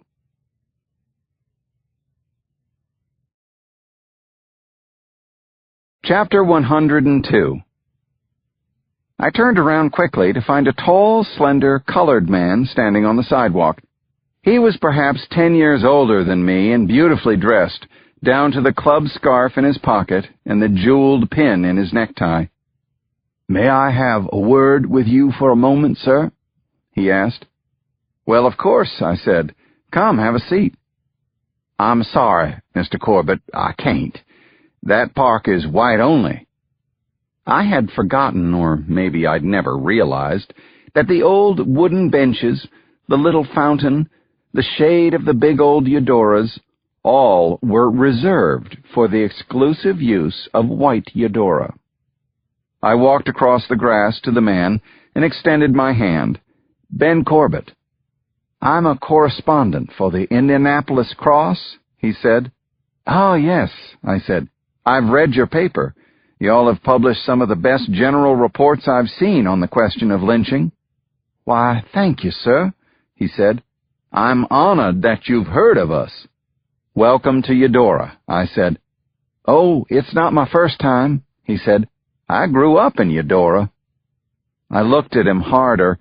I rattled around in my memory, but I couldn't place where I had seen him before. "I used to work for Mr. Jenkins at the mercantile store," he said. All at once, I knew him. I said, "Is that Marcus? Is that you?" His eyes lit up. "You remember me?" "I'll be damned if I'll ever forget you, Marcus," I said. I reached out my arms and embraced him. He was surprised, but he let me do it, and even patted me on the back. "You were the only one who helped my mother," I said. "You helped me get her to Dr. Frederick. If you hadn't, she might have died." Marcus told me that his family had left Eudora for the Midwest not long after the time of Mama's stroke. They wound up in central Indiana, where his father worked for a cattle farmer. Marcus went on to study English at the Negro Teachers College in Gary and had landed a job with the largest colored newspaper in the state. And now, he said, he had convinced his editors to send him to Mississippi to cover the Raider trial because he had a personal interest in one of the defendants. "Henry North," he said. "I knew him. You did, too." "I did?" Marcus said, "Do you remember that red-headed boy that worked with me at Jenkins Mercantile? He helped us carry your mama out that day. That boy is Henry North." Sure. I remembered the loutish boy. He was thin and raw-boned in those days. He had said Mama was drunk, to leave her where she lay. "I remember the day your mama took sick," Marcus said, "like it was yesterday. You weren't more than about 6 years old, but you acted like a grown man. You answered old Sanders back like he deserved, and you helped me carry her to the dock. I always knew you were going to turn into a fine man." I was speechless. Marcus's words made me feel humble. The truth was that after years of remembering Marcus's example every day, as my mother had told me to do, I hadn't thought about him in quite a while. "I've paid close attention to your law career, Mr. Corbett, helping people up in Washington, helping wherever you can. When I saw how you were turning out, I tell you, it gave me a little hope along the way." Seeing Marcus again, hearing him speak like this, was a transfusion of energy, as if I'd just received new blood, a whole body's worth of it. Without knowing it, I had given Marcus a little hope along the way. And now Marcus had given me hope for the difficult murder trial that lay ahead.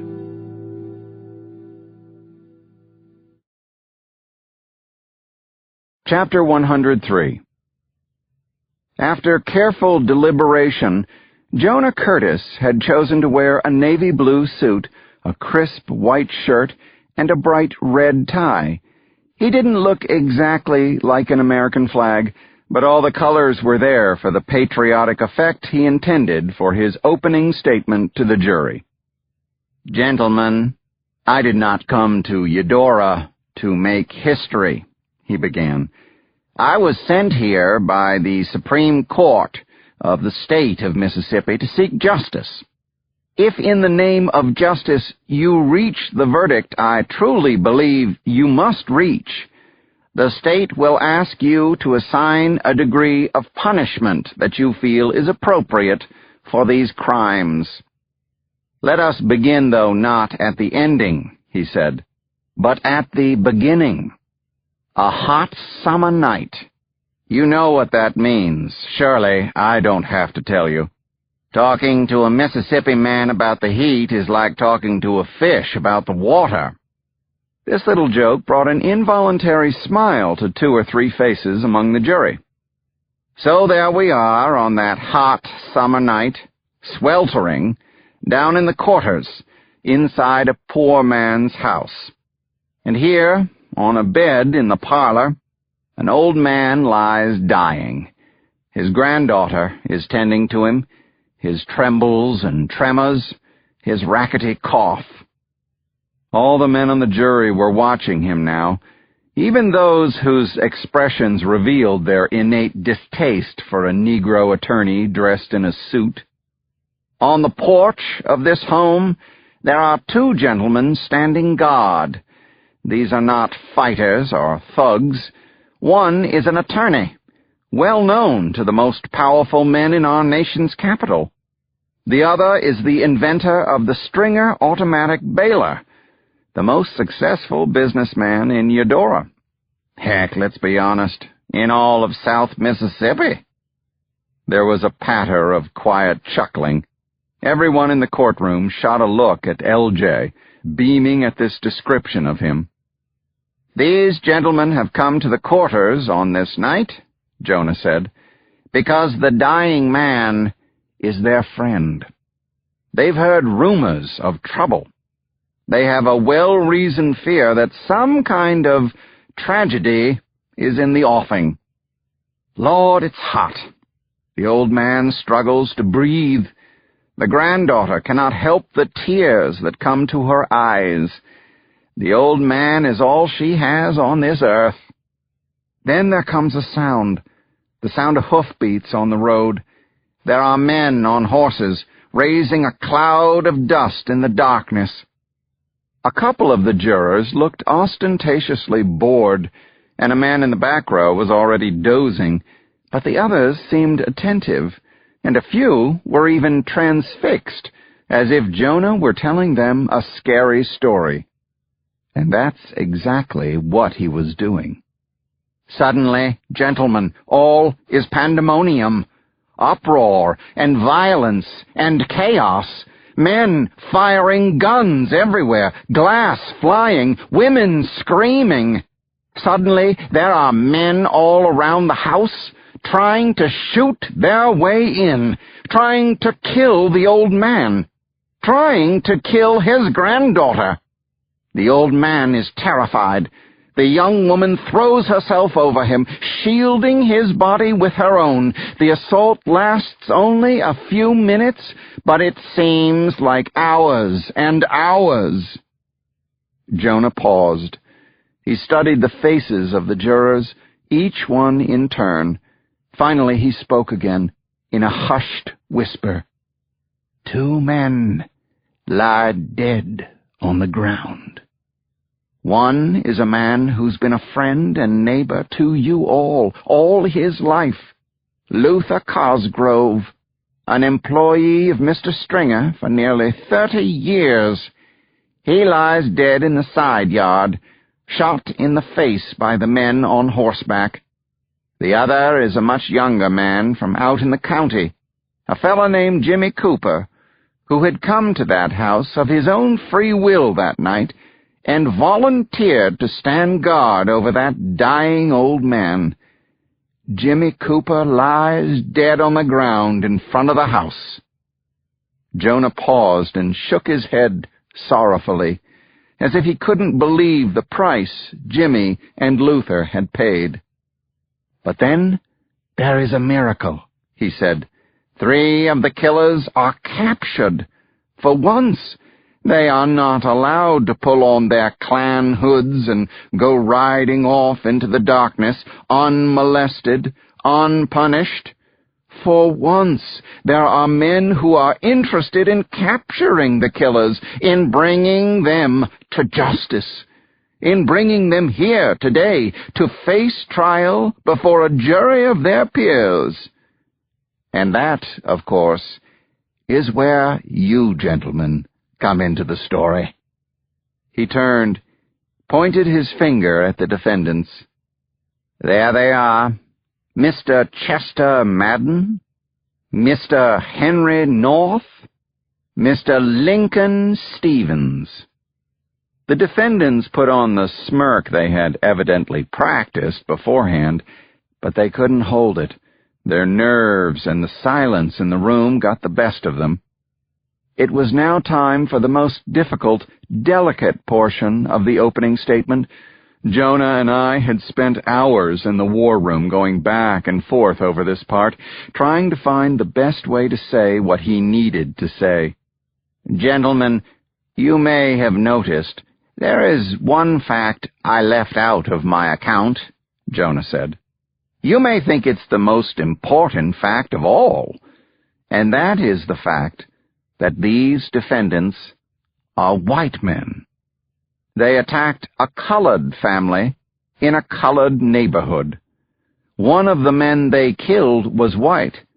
The other was black. I didn't mention any of this to you. And do you know why? I'll tell you why. Because the pursuit of justice knows no color. The pursuit of justice admits only that which is fair and honest and true. This case is not about race. It is not about the black versus the white. This case is much easier than that. It's a simple matter of justice.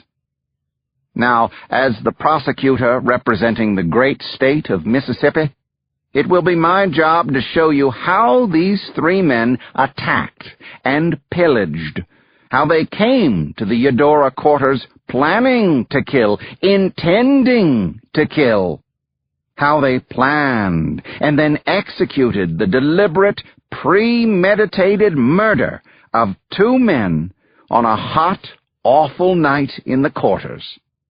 On a night when these 3 men, and all the ones who got away, were hoping that justice had taken a holiday. Well, justice has not taken a holiday here in Eudora.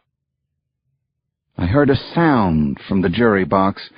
Glancing over, I was astounded to see one of the jurors, old Lester Johnson, a retired teller from the First Bank of Eudora, clapping. So taken was he by Jonah's presentation that he was applauding. The sound was very loud in the room. Then there was a louder sound, the gavel coming down, bang! My father jumped to his feet. "Lester," he shouted, "have you lost your goddamn mind?" Chapter 104. Well, Maxwell Hayes Lewis said slowly. Then he rose from his chair to begin his opening statement. Those 3 words were all it took for me to realize what he was up to. Lewis was appropriating the style of Clarence Darrow, a Chicago labor lawyer renowned all over the nation as the lawyer's lawyer.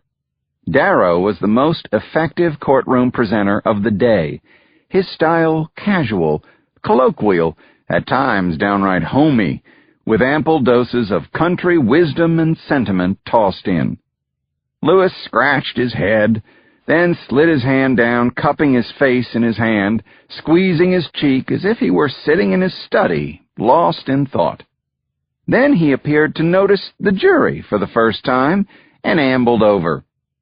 Now, Mr. Curtis here says, and I quote, "The pursuit of justice knows no color."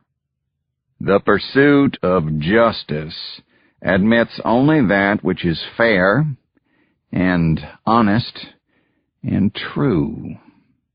He turned around and stared hard at Jonah, but when he spoke, his voice was gentle. "Thank you for saying that, Mr. Curtis. All I have to say to that is, amen." The jurors visibly relaxed. The lawyer had brought them to a point of tension, then eased up. "But let me tell you, fellas, where Mr. Curtis and I are absolutely not in agreement," he said. Lewis's face was glistening with perspiration, and he hadn't been talking a minute yet. He mopped his face with a handkerchief, a gesture that afforded him a dramatic pause. "We are not in agreement on the story itself. Mr. Curtis tells a tale of night riders galloping in and shooting up a house in a frenzy of violent and lawless behavior. I have another version of that story to tell you. Now, the story I have to tell you is about 8 upstanding white citizens of Pike County. 3 of them were wrongly accused and arrested, the 3 gentlemen you see before you today. But on the night in question, there were 8. They climbed up on their horses calmly, and in a neighborly way, they rode over to Abraham Cross's house.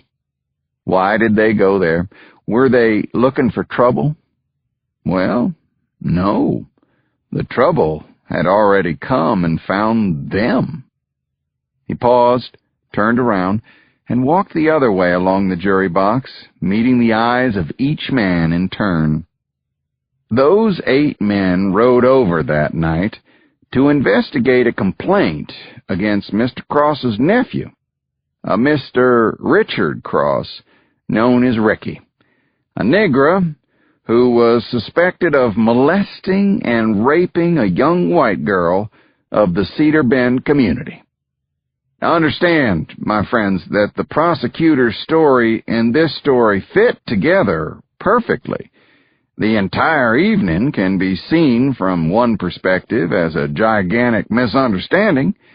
If the people in that house in the quarters had not shot first and asked questions later, if they'd all been informed that they harbored a rapist in their midst, if they'd known about the assault on the girl, and the legitimate reasons my clients had for going to Mr. Cross's house that night, well, none of this would have happened. But even so, it did happen. And it is a tragedy. And yet, gentlemen, it is not murder. I am here to tell you about Abraham Cross, a dying man, according to Mr. Curtis, although just for your information, he is still alive and well, and I wouldn't be surprised if you all get to meet him. I'm going to show you how Mr. Cross and his granddaughter and his hired gunmen, some of whom are in this room trying to intimidate you gentlemen here today. As he said this, he was looking directly at L.J. Stringer and myself. I will show you how this armed band of Negros and their white friends set about to deny my clients any access at all to the suspected man. How they, in fact, attacked my clients and sought to visit great bodily harm upon them, even though my clients had a written legal warrant deputizing them and empowering them to question the accused. They were set upon by a pack of armed men. My clients fired their own weapons, gentlemen, in self-defense. The case is simple. It's what is known in our game as open and shut. My clients are facing these terrible charges. They have been jailed and denied their most basic rights as Americans, as Mississippians. You could see the jurors straightening with pride as he said this. And all because of a story? A fable? A fiction, my friends. Mr. Jonah Curtis is a very eloquent lawyer, gentlemen. Anyone can see that. But what he's telling you is nothing more than a bedtime story. Several jurors laughed out loud. That is right, gentlemen of the jury. A bedtime story. We have two versions being told here. Mr. Curtis has told you a fairy story, and I have told you the truth, as God above knows it to be.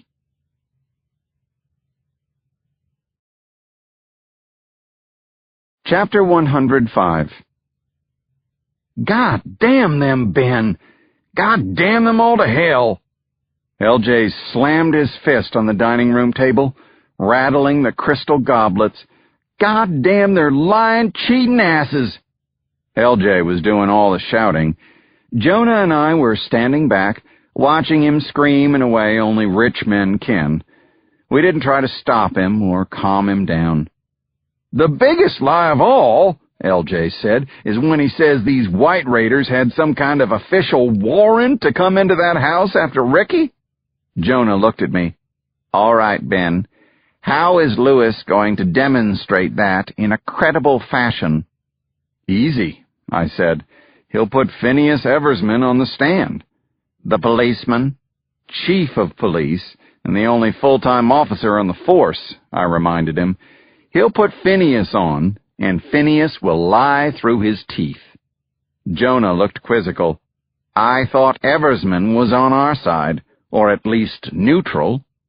He was on our side for exactly one night, I explained. He only arrested those men because L.J. pushed him into it. He's been looking for a way out ever since. I speared a slice of Virginia ham before passing the platter to L.J. It didn't look like it would rain tonight, did it? Said Jonah. Not to me, L.J. replied. Why? That sure does sound like thunder outside, Jonah said. I walked over to the window and pulled back the drapes. First I was surprised, then I was frightened. What is it, Ben? About 30, 40 fellows with guns, I said, and a few with pitchforks. They appear to be just standing there, watching the house. That's a mighty big crowd for Eudora, L.J. said. No, I said, it's a mighty big mob. Chapter 106. The mob caused us no trouble that night. For about an hour they watched us watching them through the windows, then they turned and went away. Every few minutes I peeked out the window, but the streets of Eudora stayed quiet and dark that night. The next morning the trial began in earnest. I spent a long minute studying the face of Henry Wadsworth North, trying to match the man with what I remembered of the boy on the day Mama took sick. Too many years had intervened. This sallow, blotchy-faced fat man bore only a vague resemblance to the surly kid I remembered from Jenkins' Mercantile. Jonah called his first witness, Abraham Cross. Abraham was wearing his best church suit of speckled brown wool and a matching fedora.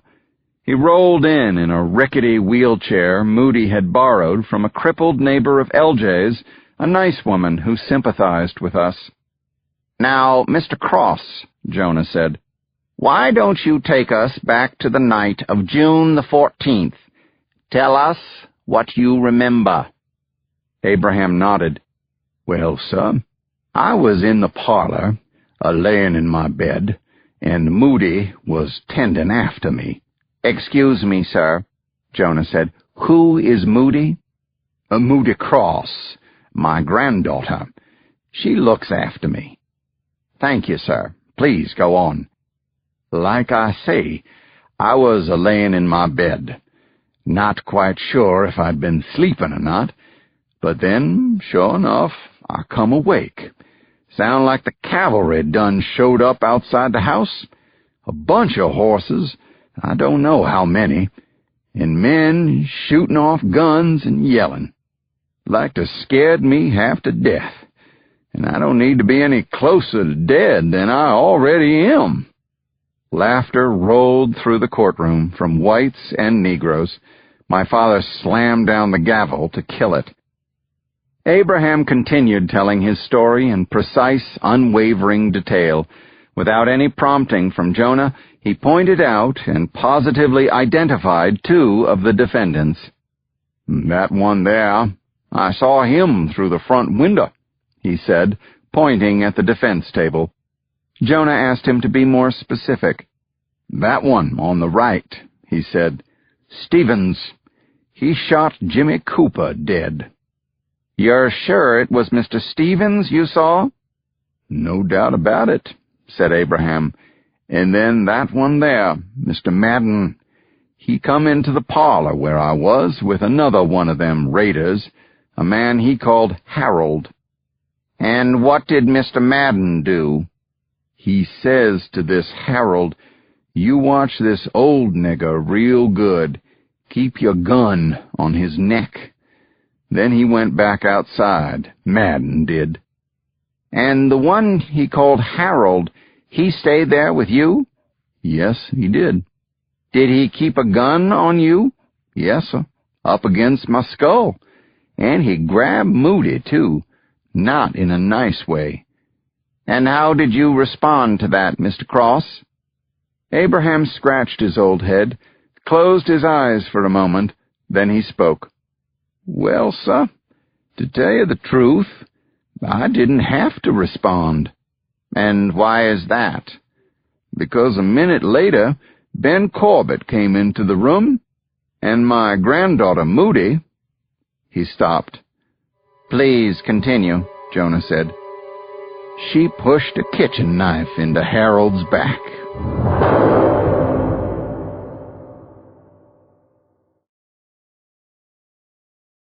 Chapter 107. "So let me see if I've got this straight, Mr. Cross." Maxwell Hayes Lewis stood up to begin his cross-examination of Abraham. "You were lying in your living room, half asleep, or maybe you were asleep and dreaming part of the time. You're not really certain. You woke up, or you think you woke up. You looked out that window and saw a man you thought was Mr. Stevens pulling the trigger on a pistol." Jonah said, "Your Honor." "Overruled," my father said.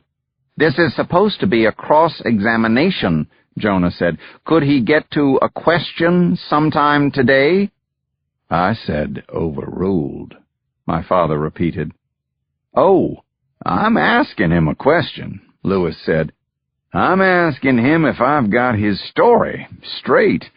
Mr. Cross, you said you saw this man shooting a pistol, but in fact you never saw him shoot anyone. You never saw anyone take a bullet from Mr. Stevens' gun, did you? You can't follow the path of a bullet with your eyes." "Your Honor." "Hush." My father waved his hand as if Jonah were a fly that needed swatting. He turned to Abraham. "Answer the question. Are you sure who you saw?" Abraham worked his jaw as if chewing a wad of tobacco.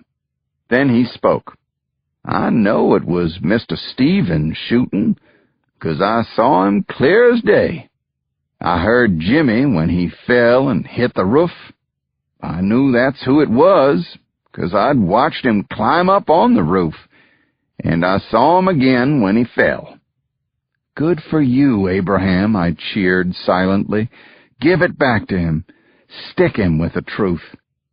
"And that's the way you remember it," Lewis said. "Yes, sir, but not only that. That's how it was." "How is your memory these days, Mr. Cross?" "Sharp as a serpent's tongue, sir," he said. That got a chuckle from the spectators. Lewis smiled, too. "How old are you now, Mr. Cross, sir?" "Mom always said I come into Mississippi the same year Mississippi joined up with the United States." "And Mississippi became a state in 1817, said Lewis. "So that would make you 91, Abraham said. "Same as Mississippi." Another laugh.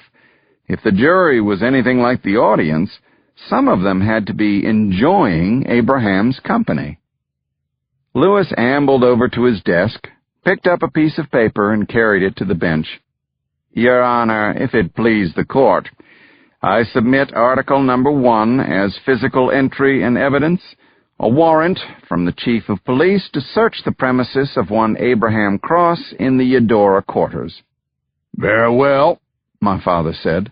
He took pleasure in sliding the document into the maw of his heavy iron stamp, bringing down the lever to imprint his seal and admit it into evidence. He handed the warrant back to Lewis, who carried it to Abraham. "Mr. Cross, would you please take a look at this document?" Abraham slowly settled his spectacles onto the bridge of his nose and took the paper from Lewis. "Mr. Cross, do you know how to read?" Abraham straightened up and glared at him. "I've been reading the good book since I was 5 years old." "In that case, would you please be so kind as to read that for me? The sentence is printed at the top in the heavy ink."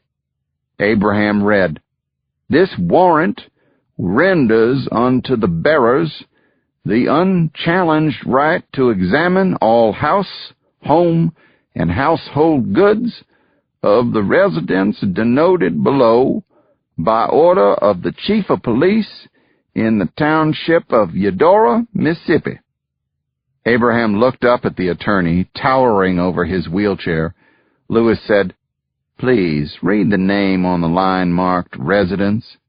"It's my name, Abraham Cross." Lewis stuck his thumbs through his suspenders, a pose exactly like the photograph of Clarence Darrow I had seen in The American Legal Companion. "Now, Mr. Cross, when have you seen this document before?" "Never in my life," Abraham said. "Are you sure about that?" "Yes, sir," he said he was sure. Lewis asked him the question 5 different ways. Jonah tried to object and was gavelled into silence. "Didn't Mr. Stevens hand this document to you when he arrived at your house that night, Mr. Cross?"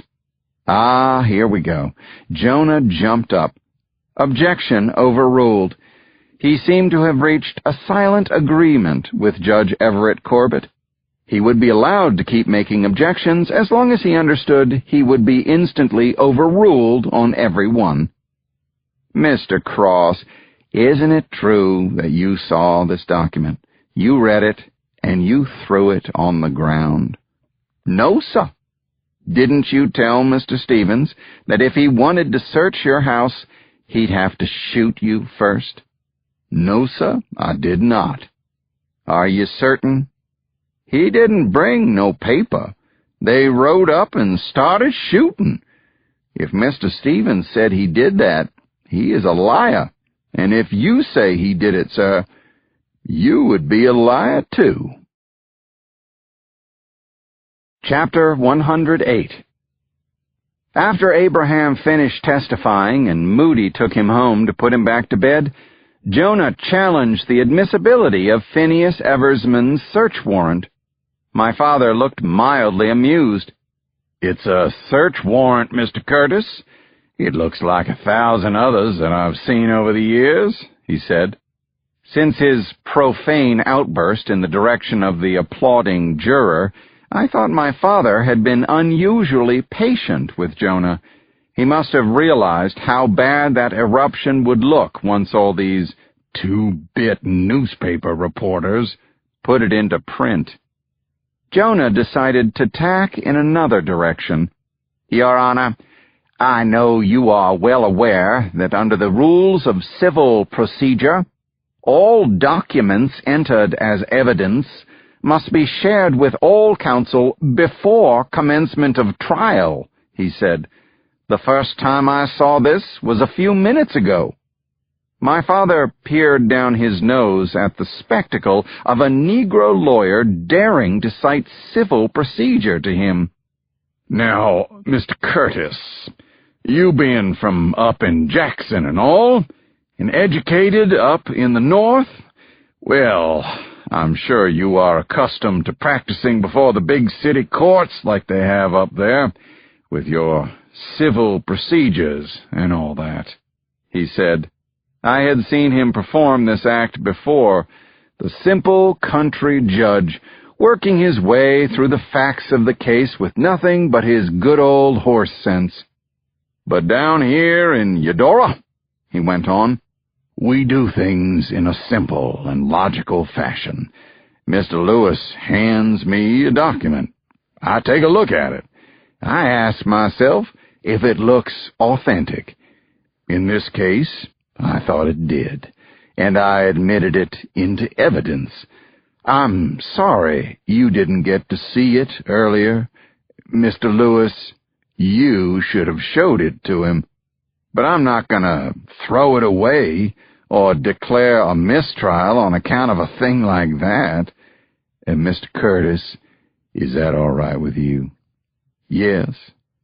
Well, let's proceed." He was so folksy, so mock-reasonable, that it made my stomach queasy.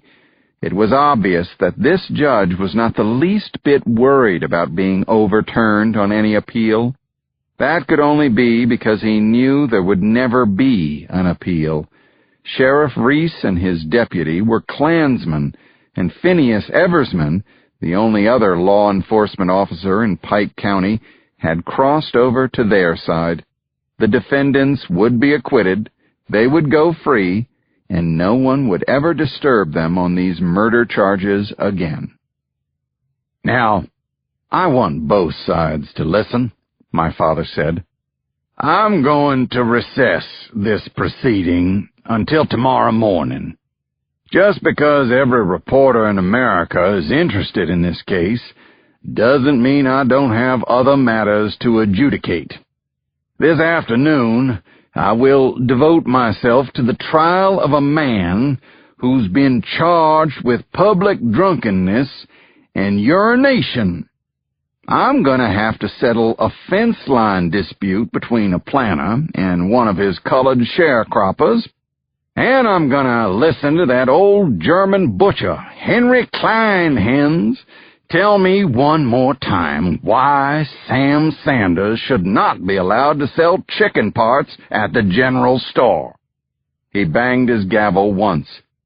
"Until tomorrow, 9 o'clock, sharp." Chapter 109. "All rise, this court stands adjourned." My father swept out of the room. Everyone in the courtroom started talking at once, the newspaper reporters pushing through the crowd, hastening to beat each other to the telegraph stations at the depot. Through the window I saw that the sunny morning was giving way to dark bottom clouds. Everyone had been hoping for rain, if only to cool things off for an hour or two before the sun heated it all up again. Maxwell Hayes Lewis stepped over to the prosecution table. "Mr. Curtis, gentlemen, I just want to say I'm mighty sorry for forgetting to show that search warrant to you fellas before we got started this morning." I looked him right in the eye. "Mr. Lewis, that is perfectly understandable. I'm sure you were too busy manufacturing that warrant this morning to bother showing it to us." Lewis chuckled. "Ben, I am sorry to see you have become such a cynic." "Let me tell you something, Mr. Lewis." I straightened all the way up so as to look down on him from the maximum height. "You got Phineas to fake a warrant for you, and you found some justice of the peace who was happy to sign it and post-date it, and you got my father to admit it into evidence with a wink and a nod. But Jonah has a whole bunch of witnesses who saw what your clients did that night. They saw the death and destruction, and they will testify." The affable smile disappeared from Lewis's face. He was gathering his wits for a comeback when Conrad Cosgrove burst into the near-empty courtroom, shouting, "Mr. Stringer! Mr. Corbett! Come on out here! You got to see this!" I followed the others down the center aisle to the doorway. Outside, the trees in the square were swaying in the breeze from the oncoming storm. A soft patter of rain had just started to fall. Right in front of the door, in the center of the lawn fronting the courthouse, was a sight I had never witnessed before. A huge cross was planted there, and it was burning.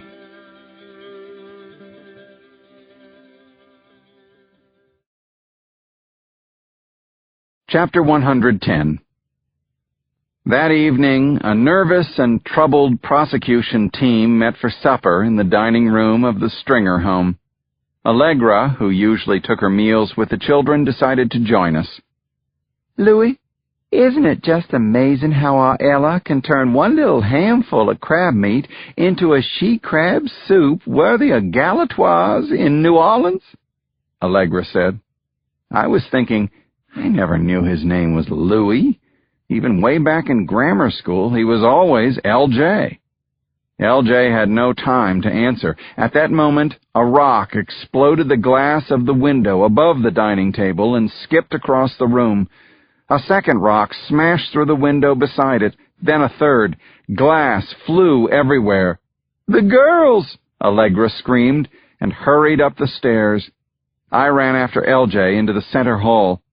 He opened his gun cabinet and took out 3 rifles, one for me, one for him, one for Jonah. L.J. moved quietly along the walls of the front rooms, reaching up to cut off the gas lights so that we could see out and the people outside couldn't see in. I saw at least 50 men milling about out there. They looked like the mob from the previous night, only larger, and they were chanting, "Free the raiders, let 'em go! Free the raiders, let 'em go!" They carried rifles, pistols, and pitchforks, and torches to light their way. I saw some of them holding big branches they must have pulled down from the trees on their way. One man had a bullwhip he kept cracking with a pop like a pistol shot. "Free the raiders, let 'em go!" L.J. stuck his head around the window frame. "Let the jury decide who goes free," he shouted. A rock came hurtling across the veranda to shatter the porcelain urn on a pedestal behind me. Another rock crashed through a stained glass panel beside the front door. "L.J., get your head in," Jonah cried. "Don't be a fool or a martyr." L.J. stood in full view of the mob, waving his arms, trying to quiet them down, but soon realized that Jonah was right. He stepped back from the window. "You've got to get Allegra and the girls out of here," I said. He nodded. "I'll have Conrad hitch up the carriage. Allegra's got a sister up in Pricedale. This whole town has gone crazy."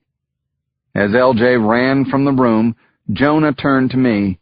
"This town was crazy long before tonight," he said.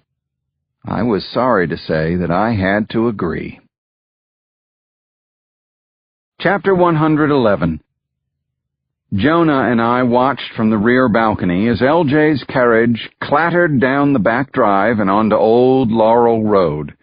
The crowd in front continued chanting for another half hour or so, but then a passing summer shower rolled in to extinguish their torches and their anger, at least for tonight.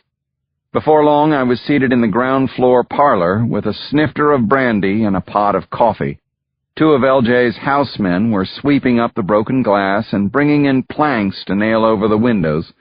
Quite the sight, and quite the night. A knock came at the door. I looked up to see Nelson, one of the houseboys. "There's a Miss Begley here to see you, sir," he said. I went and met Elizabeth in the front alcove. Her bonnet was glistening from the rain, and she looked uncharacteristically disheveled. She reached out and took my hand. "Oh, Ben, I was in the courtroom today," she said. "It's awful, just awful. We all see what's happening. How can I help?" I led her to LJ's study, toward a green damask sofa where we sat. Elizabeth untied the bow of her bonnet and shucked it off. Her hair went flowing onto her shoulders. "I want to help, Ben. Please, let me in. These hangings, all of it, has got to stop. Most of us in town want it to stop." "I don't know what to say, Elizabeth. LJ just took Allegra and their kids out of town." "Don't push me away again.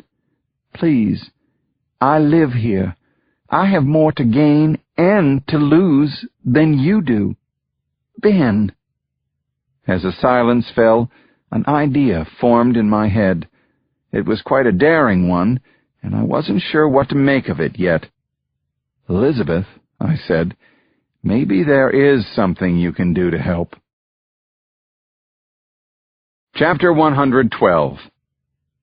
Since the night we had convinced Phineas to arrest the White Raiders, I'd known that if this trial ever came about, winning 3 guilty verdicts would be close to impossible.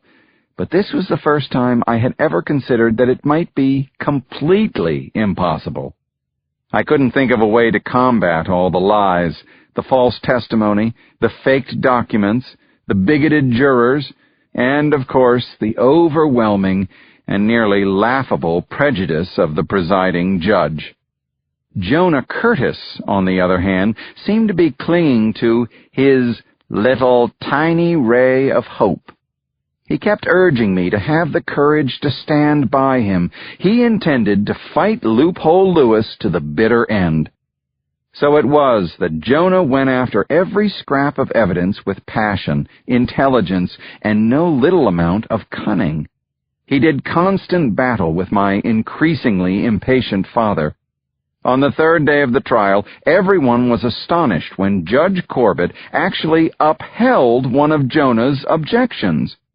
"Don't let that give you any ideas," my father growled. The next day, Jonah put an emotional Conrad Cosgrove on the stand. "That's right, Mr. Curtis," Conrad said. "There was at least 10 of 'em coming from all directions. They never said a word. They just started shooting everything and everybody in sight." And later, "Yes, sir, Mr. Curtis, I seen my brother Luther take that man's boot to his head at least 6, 7 times. Hard enough and long enough to kill him. I was standing closer to him than I am right now to you." But then Maxwell Hayes Lewis always got his chance at rebuttal. "Now, Mr. Cosgrove, my dear Mr. Cosgrove, would you say that your opinion of what happened that night is influenced at all by your sorrow at the death of your brother?" Conrad pondered the question, then shook his head. "No, sir. I do feel sad that Luther is dead, but that doesn't have a thing to do with my opinion about what happened that night." It was a small trap, but Conrad had walked right into it. Loophole Lewis pounced. "So the testimony you gave to Mr. Curtis just now was your opinion, not fact?" "Well, sir," Conrad said slowly, "it is my opinion, like you said, but it's based on what I saw, and that's just a fact." "But you're not absolutely certain of those facts, are you? How could you be?" Jonah climbed to his feet again. Your Honor, Mr. Lewis is purposely trying to confuse this witness. Judge Corbett looked over his spectacles. If the witness is so easily confused, he said, then perhaps you made a mistake calling Mr. Cosgrove to testify in the first place. And so it went, in that steamy courtroom, ripe with the smell of sweat and Rose of Sharon eau de toilette. The good people of the Eudora quarters took the stand and swore to tell the truth and nothing but the truth, and they did, and then Maxwell Lewis ripped them apart. One by one, Loophole Lewis plowed his way through our witness list. Whether defiant or docile when they took the stand, every one of those witnesses eventually stepped down looking foolish, stupid, or wrong. It happened every single time. At last Jonah stood up. If it please the court, the people call Miss Moody Cross to the stand. Chapter 113. My God, she was dressed like a grown-up. I had never seen her wearing anything but one of the 3 identical white jumpers she rotated through the laundry basket so that she always appeared to be wearing the same spotlessly clean dress. Today, she looked like a grown woman, a formal blue skirt, a neat white blouse. On her feet were lace-up boots polished to a high shine. She wore white gloves and a straw hat. Last night we had gone over and over the questions we would ask. Just tell the truth, Jonah kept saying, and everything will be fine. What are you talking about? She scoffed. In that courtroom, the truth ain't worth a bucket of piss. Charming, I said. Try not to say that. Jonah said, the truth is the only weapon we have, Moody, so we have to use it. Maybe so, she said. I should have listened more carefully to that phrase of hers. Under Jonah's patient questioning, Moody told the same story her grandfather had told, the same story Cosgrove told, the same story every one of the witnesses from the quarters had told. By the time Jonah turned to Maxwell Lewis and said, "Your witness," the gentlemen of the jury looked about ready for some dinner and a nice nap. Lewis said, "Miss Cross, are you a permanent resident of the house where your grandfather lives, over there in the quarters?" "Yes, sir, that's right. I live with him and take care of him." All morning I had been noticing that Moody sounded more mature. She had managed to hide the edge of anger that so often came into her voice. She was speaking carefully, politely. "I wouldn't really call it a house, though," she added. "It's more like a shack, but we do all right." "Now, would you say your first notice of the alleged intruders on that night was when they rode up, supposedly shooting their weapons and yelling?" "Oh, no, sir," she said in a very clear voice. "I would say my first notice was when Mr. North here and Mr. Stevens knocked on the door and showed me their search warrant." Chapter 114. Sweet Jesus in heaven! Jonah and I had never discussed this with her. We had certainly never planned for her to say such a thing. But say it she had, and showed me their search warrant.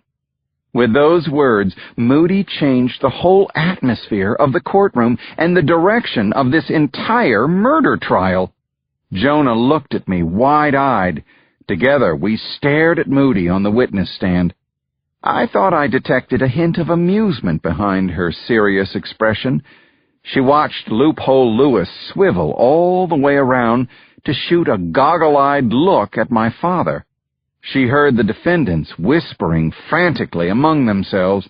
She was aware that her words had set off a buzz of confusion in the gallery. Even the jurors had snapped to wakefulness. And Moody was enjoying every minute of it. Maybe she knew our cause was lost, and she was out to confound everybody. to confuse us, to throw the whole trial up in the air and see where the pieces came down. This was every lawyer's nightmare, the rogue witness off on her own. My father banged his gavel several times. "Order!" The buzz subsided. "Mr. Lewis?" Lewis turned back to the witness stand. "Now, Miss Cross," he said, "every previous witness, including your grandfather, claimed that they never were presented with a search warrant that night." "I know that, sir," she said. "Pawpaw's getting pretty old now. He doesn't always notice everything.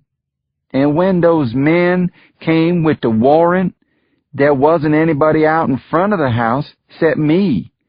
I was the only one." I'm sure that almost everyone else thought Maxwell Lewis looked as confident as ever, but I saw signs that he was flustered. He was forgetting to slouch casually against the railing of the jury box.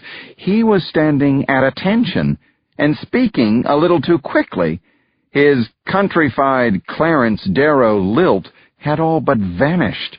Moody had rattled him. "This is, to say the least, a most unusual bit of testimony, Miss Cross." "Why is that, sir? Y'all said they came here with a search warrant. You said they showed it to us. All I'm saying is, well, that's exactly what happened." She was lying. I knew it for sure. I was with Abraham in the parlor that night, and I knew nobody came to the door with any warrant. All had been quiet. There was a clatter of horses, then the raiders started shooting at anything that moved. Maxwell Lewis put on an uncomfortable smile.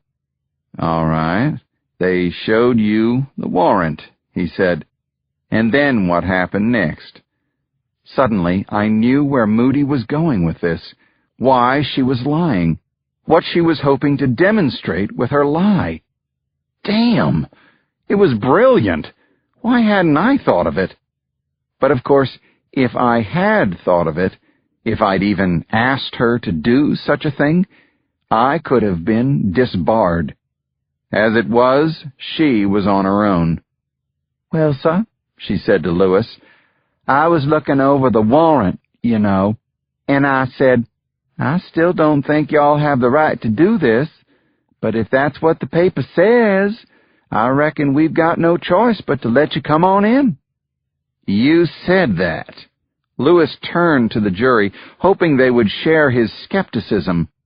None of them even noticed. Their eyes were on Moody. She had them under her spell, and they were finally listening. "Yes, sir, I did, and I no sooner got the words out of my mouth than a bunch of them rode up on their horses and started shooting and yelling and everything, just like Pawpaw said." "If we can," Lewis said, "let's return to the issue of the search warrant." "Yes, sir," said Moody, as proper and polite as I had ever heard her. "Now, who showed it to you?" "Mr. North was the one holding the paper," she said, "and Mr. Stevens was with him." "You are absolutely certain they presented that warrant to you?" "Well, yes, sir. I mean, that's what happened, just like y'all said. Don't you believe me?" She looked the very picture of confounded innocence. Maxwell Lewis turned to my father and shrugged. My father spoke from the bench in a dangerous growl. "Moody Cross, you have sworn to tell the truth in this court. Do you understand that?" "Oh, I certainly do, Your Honor. That's just what I'm doing," she said. "For the life of me, I can't figure out why me telling the truth has got y'all so confused. It's almost like you're angry at me." She even had the nerve to smile. I thought, don't get carried away now. Don't go too far. You've got them right where you want them. Before she took the stand, Moody and her grandfather had been uncooperative liars, uppity Negroes, troublemakers, agitators defying a legal search warrant, Now they were innocent citizens who had agreed to a search of their premises and then, without warning, were unfairly and savagely attacked for no reason at all.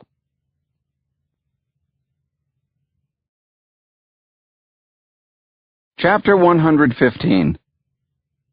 The moment Moody stepped off the witness stand, my father declared a recess for the weekend. I followed Moody, L.J., and Jonah down the steps of the courthouse into a barrage of questions accompanied by that acrid, gunpowdery smell of flash powder exploding. Moody moved through that crowd of newsmen like a ship slicing through a wave, holding her head up, walking straight ahead. We brushed off the last pesky reporters and walked 3 blocks to the Stringer house. We waited until we had Moody in the war room before anyone spoke. "What did you think you were doing?" I asked. "You got up under oath and told the biggest, fattest lie in the history of Mississippi, and all the time grinning like a fool." She was grinning like that now. "I tried to keep the smile off my face," she said. "Why didn't you tell us you were going to do that?" "'Cause if I had, you'd have told me not to do it. This way, I could scare the devil out of that loophole Lewis, and your daddy, the judge, and Phineas Eversman, and everybody else who was in on the lie." "But you lied in order to counter their lie," I shouted. "That's perjury." "So what?" she said. "You fight fire with fire. Lewis can't contradict me. If he does, he'll have to admit they made up that warrant out of thin air a long time after the raid." "Oh, I understand what you were doing, all right," I said. "I just want to know what gives you the right to—" "Ben," said L.J., "I don't see how this hurts us. I think it can only help." I sank onto a chair. "I think so, too, as bad as that is. What do you think, Jonah?" Jonah was looking out the narrow second-floor window. "It must be 6:30. The usual mob is beginning to form," he said. Then he turned from the window and faced the 3 of us. "So, what do you think?" I repeated. "I think what Moody did was interesting. I must say, I did enjoy watching Loophole Lewis and Judge Corbett squirming like worms on a hook." I smiled. We had all enjoyed that sight. "But it won't make any difference," Jonah finished. "I'm afraid it won't." "Yes, it will," Moody protested. "It'll cast doubt in their minds. It'll make it seem like we tried to cooperate, and they attacked us anyway." Jonah shook his head. "Oh, Moody, those jurors have lived here their whole lives. They don't care who's telling the truth and who's lying. The phony warrant? Some of the jurors were probably down at the town hall when Eversman was writing it up." There was silence then, a long minute of it. The chanting outside began again. "Free the raiders, let 'em go." Moody stood and smoothed her blue skirt. She adjusted her straw hat and slipped on her white gloves. "I got to go. Pawpaw's in bad shape. Coming to the court, he didn't hardly know who he was," she said. Without thinking about it, I leaned over and kissed her on the cheek. "Tell Abraham I'm coming out tomorrow to see about him." Jonah said, "Thank you for trying to help, Moody, from the bottom of my heart." Chapter 116. It was time to try out the plan I had concocted. Maybe it was even past time, too late. Moody and L.J. had come with me. Jonah wanted to, but knew he couldn't. After all, he was representing the great state of Mississippi, and we were about to break the law in too many ways to count. "Stinks bad in here," Moody said.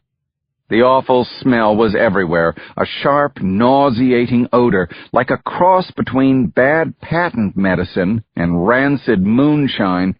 It was the foul scent of the chemicals Scooter Willems used to develop his photographs. I had just climbed through an unlocked window, with Moody and LJ behind me, into Scooter's old cabin off the East Point Road. Now we were in his studio, one large room with black curtains dividing it into 3. The front part was a portrait studio, with a backdrop and a stool for the subject to pose on. In the middle section, 2 large wooden tables held trays of foul-smelling chemicals. But it was in the last section that we found what we'd come for, boxes and boxes of Willems's photographs, with dozens more pinned to the walls. There was one box full of nothing but photographs of lynchings. Scooter Willems had been busy these past months.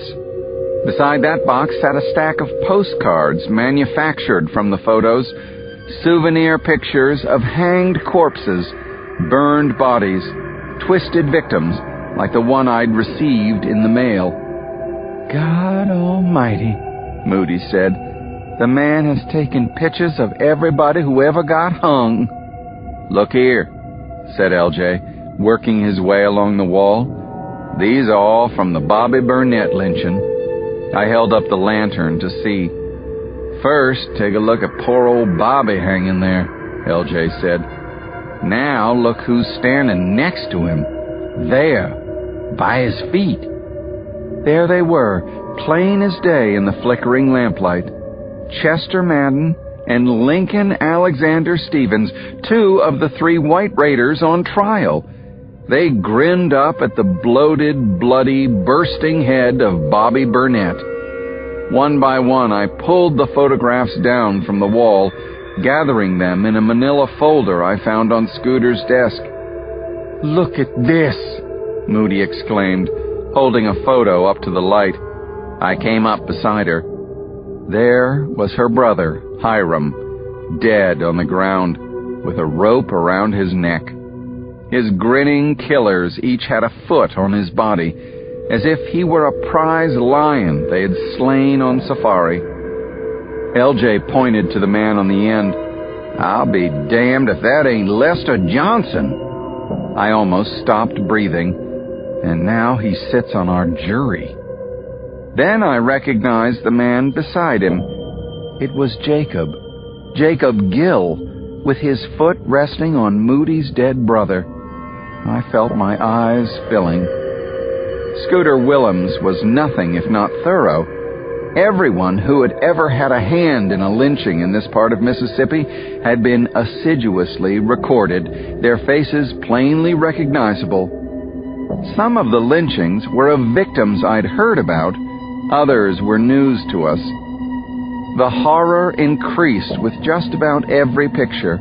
Before we were through, we'd seen the faces of many prominent Eudora citizens enjoying a night out, a night of murder and mayhem. What a record of guilt, what amazing evidence. I couldn't take the pictures down fast enough. Just put them all in the box, I said. We need to get out of here. No, y'all can stay, I heard.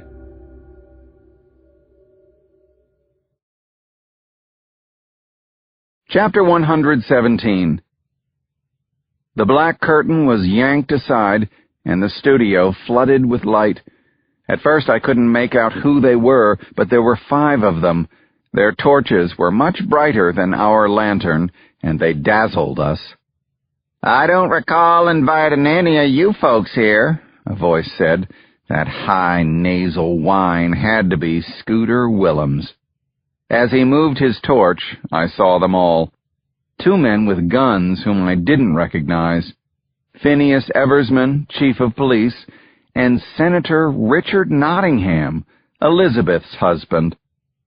Go ahead and finish packing up, said Nottingham, waving his pistol. Saves us having to do it. Another man stepped into the cabin. Yeah, y'all get to work, would you? I knew that voice. And that face.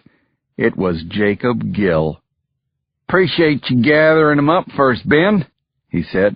We were just going to have ourselves a little evidence-burning party. "We knew we'd find you here," Phineas said with a smirk on his face. LJ growled. "How did you know? Who the hell told you we were coming here?" There was a silence. Then the others looked at Richard Nottingham. Finally, he said, "My wife." The words stabbed me in the heart. I felt my throat closing and thought I might be sick. Elizabeth was spying for me. "She told us every word you ever said, Corbett. She's a good girl. Thanks for keeping us up to date. It was damn useful to Maxwell Lewis." Phineas took the box of photographs from Moody. One of the pictures caught his eye. "We don't need this one," he said. He handed it over to me. "In case you want a souvenir?" It was a picture of me, half-naked, hanging from a lynching tree. Scooter did a fine job with the picture. The detail was crisp. You could see every leaf on the tree, the dog licking my bloody foot, the flies swarming over my face. "You always took a nice picture, Ben," said Jacob Gill. Chapter 118. "All right now, Ben, we tried your plan, and you might say it didn't work out so well. So now we're going to try my plan." Jonah was not in the mood to butter me up. "You know those photographs would have worked," I said bitterly. All right, tell me your plan." "Well, it's not quite as audacious as yours. Matter of fact, it's very logical, very well thought out." "Damn it, just tell us," LJ said. "Tomorrow," Jonah said, "I want Ben to give the summation to the jury." LJ didn't hesitate a beat before answering. "That is a fine idea." "No, it isn't," I said. "I was there on the night of the murders. I'm a witness, but you've chosen not to put me on the stand. You're the one who's been telling them the story of these crimes all along. Why change now?" "You know why?" said LJ. "Because I'm white?" I said. "That's no reason." "It never hurts," Jonah said with a faint smile. "Look, you come from here," he explained. "You know these people. The judge is your father. These jurors will trust you more than they will me, and not because you're white, because you were there. You can give a summation that comes from your heart. For God's sake, you've been lynched yourself. You have to tell them a story, Ben. They need to hear it from you." I dreaded the truth in what he was saying. The next thing he said cinched it for me. "I tried the case. I fought the case. I pled the case. But all along, even before I got here, it was always your case, Ben." Chapter 119. It looked as if half of America had come to tiny Eudora for the conclusion of the White Raiders trial. Outside the courthouse that morning, hundreds and hundreds of spectators jammed the town square. Little boys had climbed trees for a better view of the action. Photographers muscled their tripods through the crowds, jostling for the best angles. A few of the more enterprising had bought out Russell Hardware's entire stock of ladders to get an over-the-heads-of-the-crowd view. Judge Everett Corbett had petitioned Governor Vardaman for state militiamen from Jackson to keep order. The soldiers had set up temporary wooden fences along the sidewalk in front of the courthouse to control the spectators who'd been flooding into Eudora by train, carriage, horseback, and on foot. Inside the courtroom, there was no question who was in control: Judge Everett Corbett. During the course of the trial, he had expelled 4 colored women from the gallery for reacting too loudly. He had found 3 reporters in contempt of court for referring in unflattering terms to his dictatorial ways. And he had sent an old colored man to jail for shouting, "The Lord hates a liar," during one defendant's testimony. The first thing my father did on the trials last morning reaffirmed his imperial status. "Now we are ready to deliver this case to the jury," he said. "The testimony has been passionate on both sides. Tempers have run high. Outside interest has been remarkable by any standard. And thus, gentlemen of the jury, we have come to the crux of the matter. You have to let the facts speak for themselves. You will now hear from the prosecutor, Mr. Curtis, his last and best argument about how you'll decide. Then you'll hear the same from Mr. Lewis. And finally, it will be entirely up to you, the jury, to make your decision, as the framers of the Constitution intended." "Mr. Curtis?" Jonah rose with an impassive face. "Your Honor, the jury has heard quite a lot from me in this trial. More than enough, I think. So I'm going to let my colleague, Mr. Benjamin Corbett, deliver the summation for the state." Chapter 120. I got to my feet, a little wobbly in the legs. The dumbfounded faces of my father, Loophole Lewis, and his 3 murdering clients gave me at least some pleasure. It took my father only a moment to make the calculation. I had the right to speak, and there was nothing he could do about it. He smiled, crossed his arms, and sat back in his chair. "I wondered if we were ever going to hear from Counselor Corbett," he said. "Of course, as his father, I have heard a great deal from him over the years, and I look forward to sharing that pleasure with the rest of you." Appreciative laughter rolled through the room. I had no choice but to smile and try for a little joke of my own. And of course, as the proud son of my father, I can only say I have done at least as much listening over the years as talking, I said. I have learned a great deal that way. "Please proceed, Mr. Corbett," my father said, "and let us decide for ourselves if that is true." The audience laughed again. My old dad had definitely won the first round. I wondered what he saw peering down at me from his bench. Did he see a Harvard law graduate, a well-known Washington defense lawyer? Did he see a man of passion, righteousness, ambition? No, he saw a boy crying when he fell off his rocking horse, a child furiously resisting a spoonful of the hated mashed carrots. He didn't see me. He saw a powerless boy. So I was determined that when I finished speaking, he would see a man. He might even see the real Ben Corbett. "Thank you, Your Honor," I said. "I will try not to disappoint you." Chapter 121. Benjamin E. Corbett's Summation to the Jury.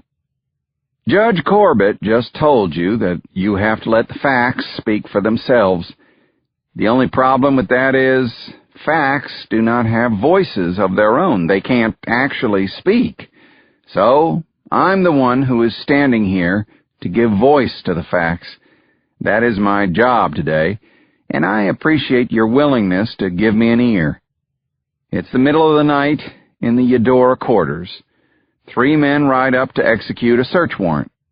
It's 2 o'clock in the morning, hardly the most traditional time to conduct a search of private premises, but that is what these men have decided to do. But wait. There's a girl in the house, granddaughter of the old dying man. She reads the warrant and accepts it. She doesn't like it, she says, but it's the word of the law, so she will not resist. "Come on in," she says. "Search our house. Torment us. Question us. Rifle through our belongings. We have committed no crime. There is no actual legal reason for you to want to search here. But she allows it. She opens the door. She lets them in. And yet even her total submission, her complete and immediate cooperation, are not enough for these men. The search warrant was simply a ruse to get in the door. They have not come here to do anything legal. They are here to torture and torment and to kill, because they think it's their right to kill anyone who gets in their way, to skirt around the law and execute anyone they decide is guilty, to evade juries like the one you gentlemen are sitting on today. They are there to kill the idea of fair trial, a jury of a man's peers. They have come to get their way by using the gun, the knife, the rope, and the terrible rule of the mob. Calmly, meticulously, I began to lead them through the events of that night, the shooting and wounding of the guards at Abraham's house, the death by kicking of Luther Cosgrove, the fatal shooting of Jimmy Cooper up on the roof, the spectacle of poor Abraham with a gun to his head. And finally I told them about my part in the whole thing, why I'd gone to Abraham's house that night, how I knew the raiders were coming, what I did and thought and felt at every moment. I explained how lucky Abraham and I had been to avoid being killed, and to manage to bring these 3 raiders to Phineas Eversman so the law could work as it is supposed to work. Now, Chief Eversman did his duty that night as an officer of the law. Not only that, he stuck his neck out, gentlemen. He did the honest, moral, upright thing, and that's not always easy to do. He arrested these men and charged them, and he saw that they were brought to trial. He may have changed his mind since then about some things, but the fact remains that Chief Eversman knew instinctively that these men had to be stopped. He had no choice. He saw the blood. He smelled it. That's how fresh it was. The blood of their victims was on the defendant's hands when we brought them to him. It was on the toes of their boots. Now you gentlemen are in the same position the chief of police was in that night. You have heard the truth from the people of the quarters who witnessed these brutal attacks, these murders. You have seen the blood. Let me put it to you frankly. The evidence has not been refuted, because it cannot be refuted. Gentlemen, outside this courthouse, there is a whole nation watching us. Reporters from all over the country have come to Eudora to see if our little town can rise above itself, rise above the customs and prejudices that have held sway down here. But that's not why I want you to deliver the verdict you know to be right, a verdict of guilty on all counts. I don't want you to do it because I think you should rise above your prejudices, whatever they may be, or because I want you to show the world that Mississippi is not a place where murderers get away with their awful crimes. I don't want you to consider what the outside world thinks. Who cares about them? I want you to think about your own soul, your own self, inside where you live, when there's no one else around. I hope that you will find these men guilty, because it has been proven beyond any reasonable doubt that they are. The only thing that might prevent your rendering such a verdict is fear. Fear that some of your neighbors will think less of you if you send these guilty men, these murderers, to prison. You must conquer that fear. The people of this country are depending on you to prove yourselves worthy of the grave responsibility they have invested in you. Show them that here in Mississippi, the light of justice is still shining. I saw Jonah and LJ smiling at me. I glanced up to my father. For a moment, I thought I saw the ghost of a smile on his face, too. Maybe I just wanted to see it. I turned back to the jury. There's someone who said it better than I ever could, and he said it in the first book of Samuel. I recited from memory, "For the Lord seeth not as man seeth, for man looketh on the outward appearance, but the Lord looketh on the heart." Now it was Maxwell Lewis's turn.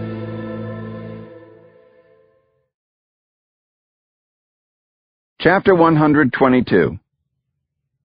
Maxwell Lewis's summation to the jury. Eloquence like young Mr. Corbett's has rarely been heard in any courthouse in our nation, he said. Then he turned to face the judge. Wouldn't you say that's right, Your Honor?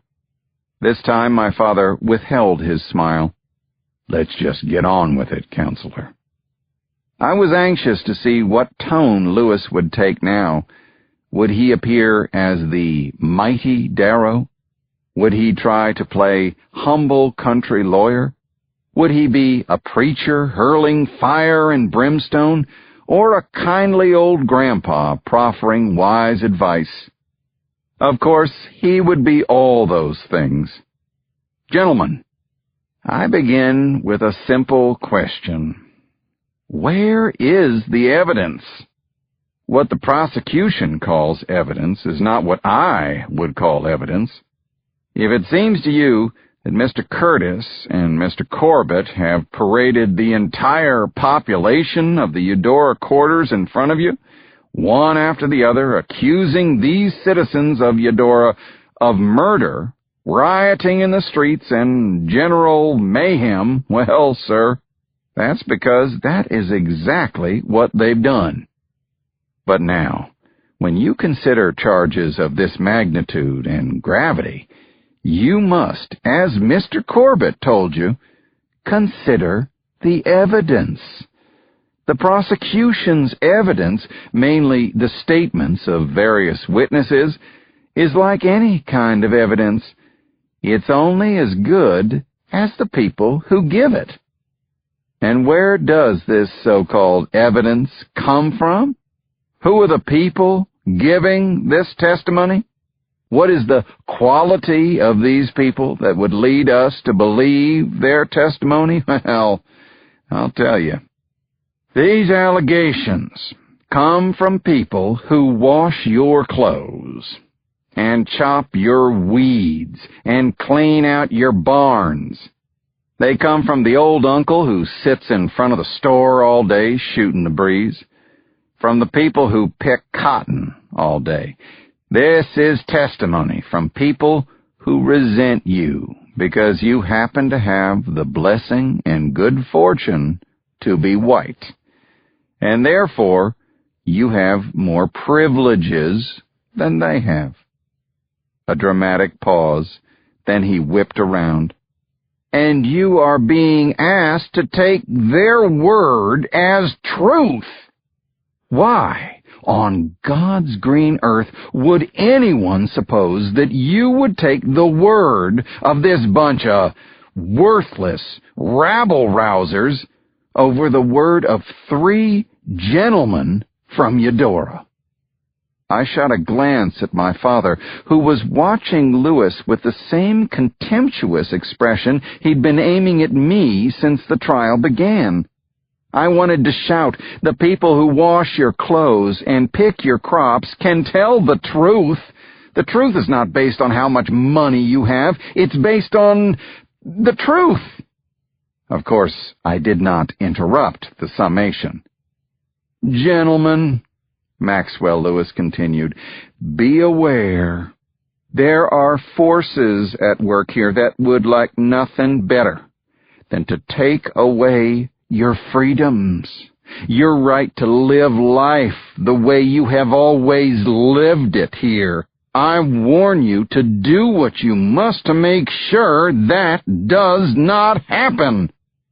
Gentlemen, be alert and acquit these 3 innocent men." I turned to Jonah. He shrugged. Lewis went on in a quiet, humble voice. "Gentlemen, I am sorry for the rough times the people in the quarters have had, but that gives them no license to come here and lie to you, and it gives you no license to ignore the plain facts in front of you." What facts, I thought? Moody's dramatic lie had undercut the entire thrust of the raiders' argument. They had no facts on their side. Lewis wasn't anything like a great lawyer. He hadn't even bothered to counter that revelation. He was counting on the famous prejudices of white juries to carry the day for him. Mr. Corbett quoted the good book to you. He quoted a verse from 1 Samuel. Well, I too would like to leave you with a phrase from God's holy word, the book of Exodus. He paused, and then spoke in a clear, loud voice. "Thou shalt not lie." That was it. That was Lewis's big dramatic finish. I wanted to laugh, and I could swear I saw my father roll his eyes. Chapter 123. Judge Corbett's instructions to the jury. "All right. That brings the evidentiary phase of this proceeding to a close," said the judge. He rubbed his chin, then adjusted his spectacles. He took a sheet of paper from a folder and placed it in front of him. "Gentlemen of the jury, I need not remind you that many people outside Eudora are watching our little town now because of this case. You have seen the signs of it. The streets of our town are filled with strangers, including, but not limited to, the so-called gentlemen of the press. And I understand that over at the Slide-In Cafe, they keep running out of chocolate pie as fast as they can make it." He paused, waiting for a laugh. It didn't come. The courtroom was too tense for frivolities now. The sight of all those soldiers outside had made everyone nervous. "You heard the testimony as it was presented," he said, "and now it is up to you to decide the truth as you see it, using the laws of our great state of Mississippi as your guide. Once you decide this case," he went on, "those reporters will write their stories, and then they'll leave. Once the circus is gone and the streets are quiet again, we folks in Eudora will be left with each other." I had heard my father give his charge to a jury many times. Usually his words were dry, precise, legalistic.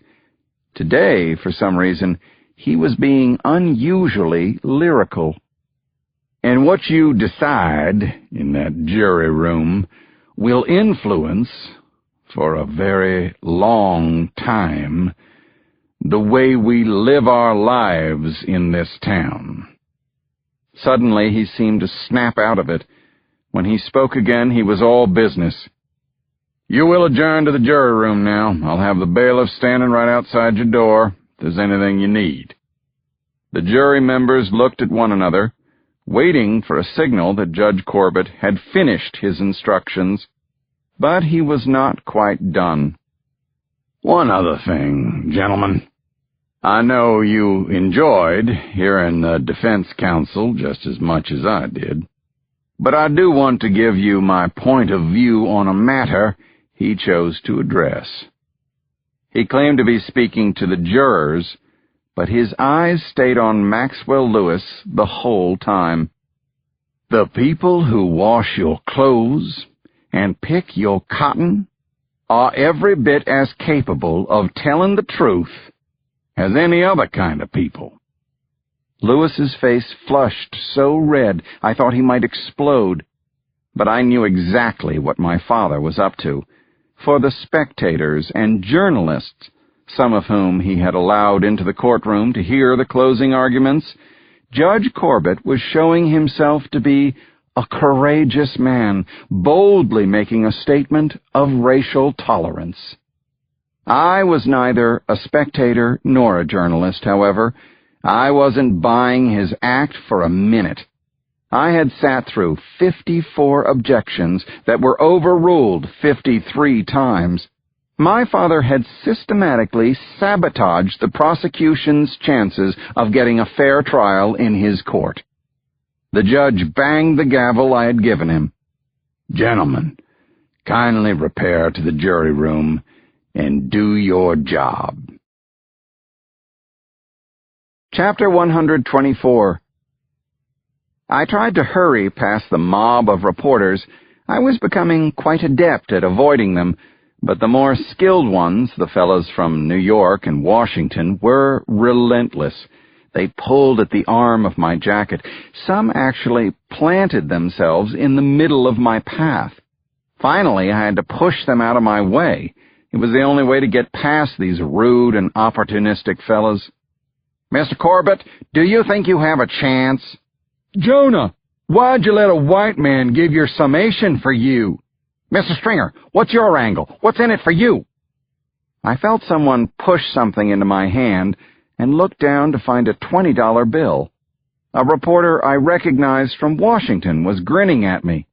"That's for a private interview, and there's more if it's really good." I wadded the bill and tossed it back at him. I heard Jonah calling to me across the throng. "See you at the war room, half an hour." The reporters lost interest in me and turned on Jonah. "The war room? What war room? What war? Do you think of this trial as a war? Do you think you will lose?" I used this opportunity to escape. I crossed Commerce Street and hurried downtown to the platform by the nearly deserted depot. One old colored man was attaching a feed bag to a fine brown horse hitched to a flat truck. I found a bench in the shade near the station master's house from which I could survey most of Eudora. The mob was still swirling around the courthouse, a jam of horses and wagons and honking automobiles. Out on the edge of town, on the dirt road leading out to the quarters, I saw columns of smoke rising into the sky. The campfires of Negroes who had come from all over southern Mississippi to await the verdict. I had ridden through their camp yesterday, smelling the smoke of fatback, hearing the hymns they sang. "Sing loud so he can hear you," I said to the distant columns of smoke. This was the first time in weeks I'd been alone, without the trial looming in front of me. It was time I did something I had put off for too long. I took out a sheet of paper, turned the satchel over my lap, and started to write.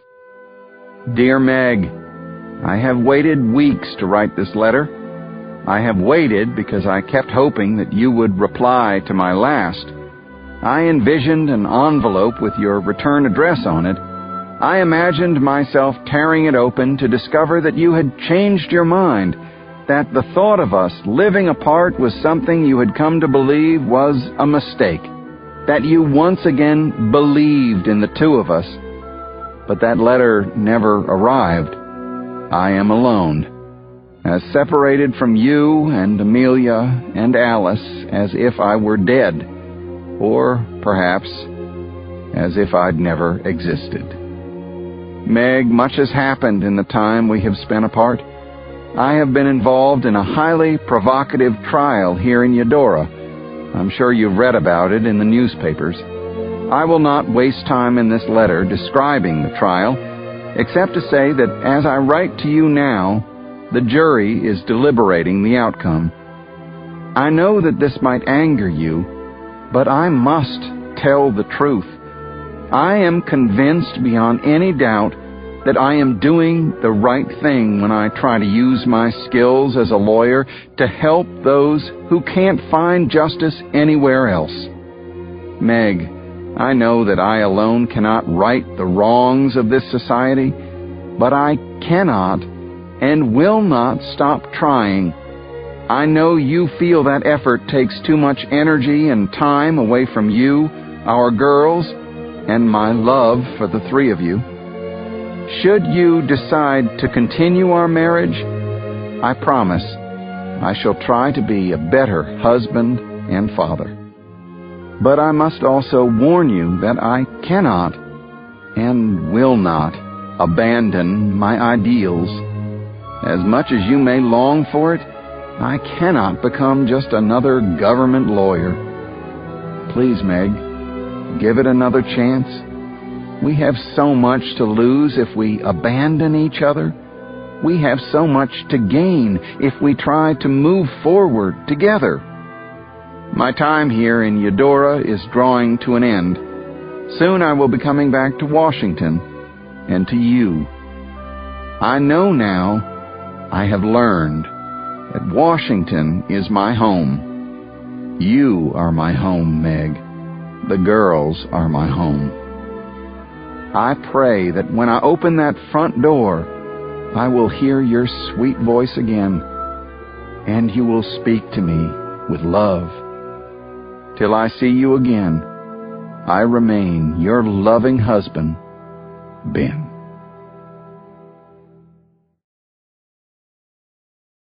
Chapter 125. The jury had a verdict. My father banged his gavel furiously, but it did no good. "Quiet!" he bellowed. "I will clear this courtroom!" Spectators pushed this way and that, tripped over one another, stumbling to find seats. My father continued, hammering away at his bench. The jurors began to make their way to the jury box, blinking nervously at the uproar their appearance had provoked. "I will clear this courtroom!" my father shouted again, but this had no effect at all on the level of noise and excitement in the room. "Very well," he said. "Bailiff, get 'em all out of here! Get 'em all out!" Those were the magic words. Instantly the courtroom came to perfect attention. The crowd fell silent, and everyone sank into the nearest available seat. "Very well. That's much better," said Judge Corbett. "Mr. Foreman, has the jury reached a verdict?" "Yes, Your Honor, we have." The foreman handed a white slip of paper to the bailiff, who handed it up to my father. Though this took only seconds, it seemed much longer than that. Time was slowing, and my senses were unbearably acute. My father opened the paper and read it with no visible emotion. He raised his head and looked my way, still betraying nothing about the verdict. Then he spoke. "Mr. Foreman, in the matter of the state of Mississippi versus Madden, North, and Stevens, how does the jury find?" In that moment, it seemed to me, all life stopped on this earth. The birds quit chirping, the ceiling fans stopped spinning, the spectators froze in mid-breath. The foreman spoke in a surprisingly high-pitched whine. "We find the defendants not guilty." As he uttered those impossible words, I was staring at the piggish face of Henry Wadsworth North. The hardest thing of all was seeing the joy that broke out all over his hateful visage. A smattering of cheers went up from the white audience. Reporters rose and sprinted for the doors. A collective groan, and then sobs arose from the Negroes in the gallery. My father banged his gavel again and again, but no one seemed to care.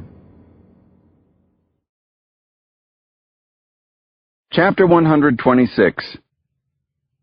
After the courtroom had cleared, I sneaked out a side entrance to avoid the crowd of journalists out front and did what I had done so many times lately. I got my bike and headed for the Eudora quarters. The first person I saw was the old man in the blue shack who had showed me the way to Abraham's house the first time I came out here. "You done your best, Miss Corbett," he called. "Nobody could have done better." "My best wasn't good enough," I called back, "but thank you." He shook his head. I continued down the dirt road. A large brown woman was coming the other way, balancing a wicker basket of damp clothes on her head and carrying another under her arm. She picked up the conversation in mid-step. "Oh, now, Mr. Corbett, that's just the way things goes," she said. "But it's not fair," I said. She laughed. "Welcome to my life." There I was, trying to explain the concept of fairness to a woman carrying 2 huge baskets of other people's washing. At the crossroads in front of Hempel's store, I saw the usual 2 old men playing checkers. I stopped in front of their Cracker Barrel. "I'm sorry, gentlemen," I said. One man looked up at me sadly. The other one said, "Well, sir, ain't nobody strong enough to beat 'em. And so what they did was, they got off scot-free. Nothing new about that." "Ben," a soft voice, a hand on my arm. I turned. It was Moody. She was wearing her white jumper again. She even had a little smile on her face. "You planning to go door to door, explain to everybody in the whole quarters what happened in the white man's courtroom?" she asked. "I would," I said. "Don't you worry your purty head about it," she said. "All the explaining in the world won't change a thing." She took me by the elbow, leading me away. The men watched us go. "Pawpaw is worse sick," she said. "I think the excitement of the trial done it. You want to see him? He wants to see you." Chapter 127. Abraham lay in the narrow iron bed in the front parlor, just the way he was lying there the night the White Raiders attacked. His voice was so faint I barely heard him. His lips were cracked and dry. "I imagine you've been going around beating yourself up pretty good about this verdict, eh, Ben?" he asked. I thought I could accomplish something, I said. The country was watching, from the president on down. I thought we could make a little bit of progress. "Who's to say we didn't?" he asked. Moody gently dabbed his forehead with rubbing alcohol, then blew lightly to cool his skin. Every time she touched his face, Abraham's eyes closed in gratitude. I thought he must be seeing clouds, getting ready to dance with the angels. "When you get to be as old as me, Ben, you can't help but remember a lot of things. I was thinking about my mama. One time, I stole a nickel from her purse. She knew it before she even looked in there, just by peering in my eyes. She said, 'Abraham, I don't know what you guilty of, but you sure enough guilty of something, so you might as well go on and confess.' I cried for an hour, and then I give back that nickel." Moody kept rubbing his face, rhythmically massaging the skin with her fingers. His eyes closed, then opened.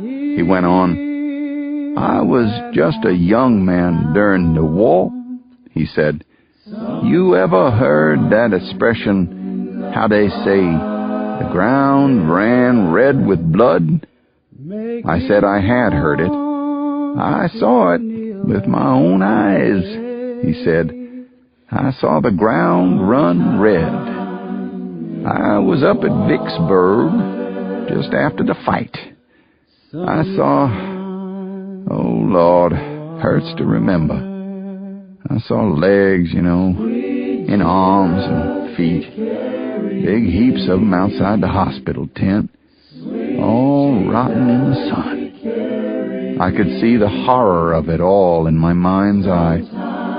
But bad as it was, Abraham went on, that's when things begun to change. A big change at the first, then they took it back. But what happened in that courtroom, that'll change it. You just wait. You'll live to see it. He fell into such a deep silence that I thought he might have fallen asleep. Maybe he was beginning his passage into the next world, but he had a few more words to say. Moody said you told the jury a saying from the book of Samuel, he said. I nodded. That's one of my favorite passages, he said. I sure hated to miss you.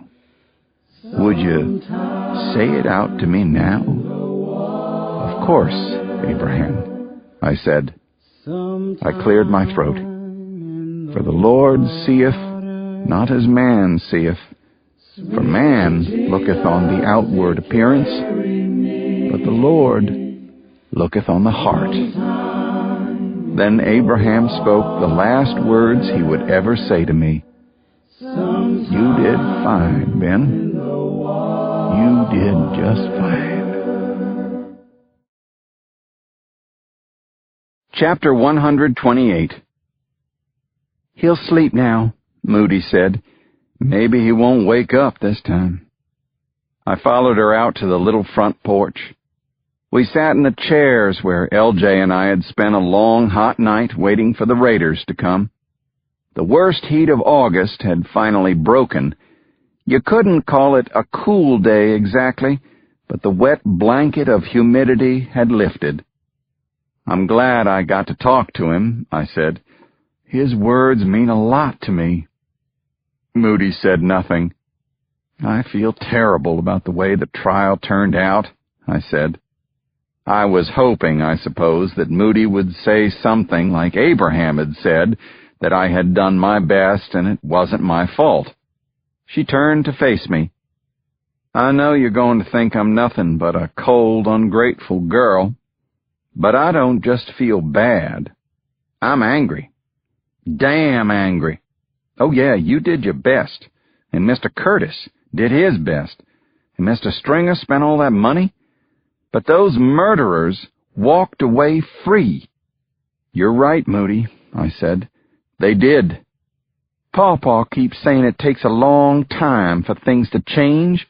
Well, that's fine for him. He's almost run out of time. I don't want to be old and dying before anything ever starts to get better. I nodded. Then I did something I didn't know I was going to do until I did it. I reached over and took Moody's hand. This time she did not pull away. We said nothing, because finally there was nothing left to say. After a few minutes, she leaned her head on my shoulder and began to weep softly. Then she pulled away and sat up. Listen, Ben, do me a favor. I'm afraid Pawpaw's going to get bed sores, and Hempel's is all out of wintergreen oil. You reckon you could go into town and bring some? Gladly, I said, but only if you go with me. You've been trapped in this house for days. You are plain crazy, Ben Corbett, she said. You think the people of this town want to see you and me parading together downtown? You want to get yourself lynched again? I don't care, I said. Do you care about what the people of Eudora think? She pondered that a moment. No, I suppose I don't. She wiped her eyes with a corner of the dish towel. Oh, hell, Ben, what goes on in that crazy brain of yours? I was wondering the same thing. Will you go with me? I said. I need to do something in town. Chapter 129. I helped Moody down from the handlebars of the bicycle. She had hollered most of the way into town, threatening bodily harm if I didn't let her down off that contraption this instant. The noise we made was enough to turn heads all the way up Maple Street, onto Commerce Street, and into the center of town. Eudora had just begun to settle down again. The last of the photographers and reporters had gone away on the 1 o'clock train. I heard the rhythmic clang of iron from the blacksmith shop and the pop-pop report of a motor car doing a circuit around the courthouse square. A few hours ago, the eyes of the nation were upon Eudora. Now it was just another sleepy little southern town, happy to go back to living in the past, looking toward the future with nothing but suspicion and fear. "Shall we?" I asked Moody. "You're going to start a riot," she said. "You know that, don't you?" I clasped her hand tightly in mine. Then we began to walk down the sidewalk of the busiest street in Eudora. To anyone who didn't know us, we would seem like lovers out for a romantic stroll on a late summer afternoon. But of course there was a complication. I was white, Moody was black. My hair was blonde and straight. Hers was black and tightly curled. The citizens of Eudora had never seen anything like the two of us. They stopped in their tracks. Some got down off the sidewalk to put some distance between us. Others groaned or cried out, as if the sight of us caused them physical pain. Corinna Cutler and Edwina Booth came out of Miss Ida's store, a couple of plump old hens cackling to each other, until they laid eyes on our joined hands. Both their jaws dropped. "Afternoon, Miss Cutler," I said. "Afternoon, Miss Booth." Their faces darkened, and they hurried away. Ezra Newcomb saw us through the window of his barber shop. He abandoned his lathered-up customer in the chair and stalked to the door. "Ben Corbett," he shouted, "I ought to take this razor to your damn throat." I relinquished Moody's hand and wrapped a protective arm around her shoulder. "Nice to see you too, Ezra." Word of our coming spread down the street before us. About half the town stepped out onto the sidewalk to see what was causing the commotion. At the drugstore, I held the door for Moody. Doc Conover stared down at us from his pharmacist's bench at the rear. "What do you want, Corbett?" "A bottle of wintergreen oil, please," I said. "We're fresh out," he said. "Oh, now, come on, Doc," I said. "It's for Abraham Cross. He's dying, and it would bring him relief. You've known Abraham all your life." "I told you we're out," he said. "Now clear out of here." "There it is, up there next to the camphor." I pointed to the row of bottles on the shelf above his head. "You calling me a liar?" said Conover. "Take off, or I'll have the police throw you out of here." Moody pulled at my sleeve.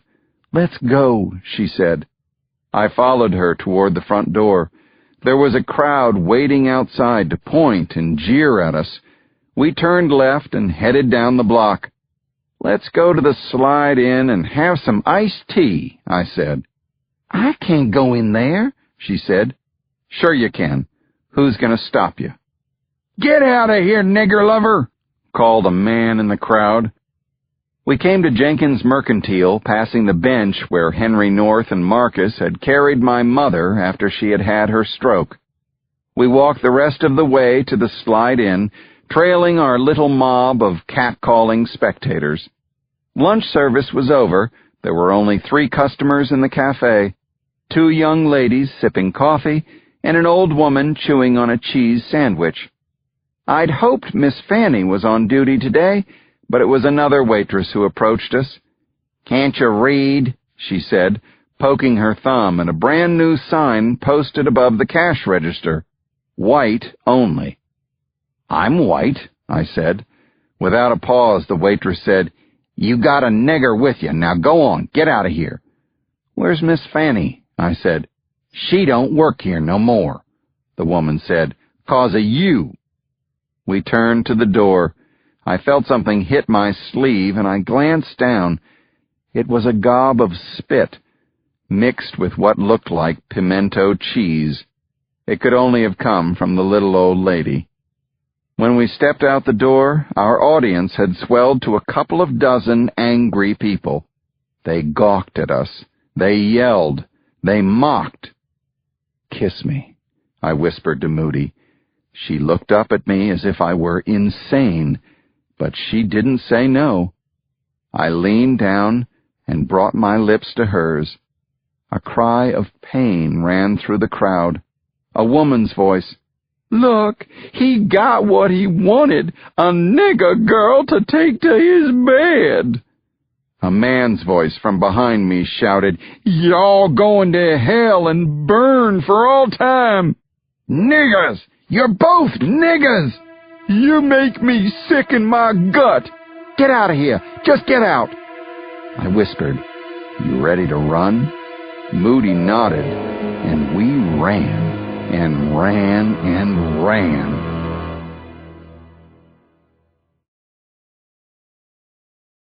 Chapter 130. We were halfway to the quarters before the most persistent of our pursuers gave up. We stopped to catch our breath, but I kept an eye out in case anyone was still following.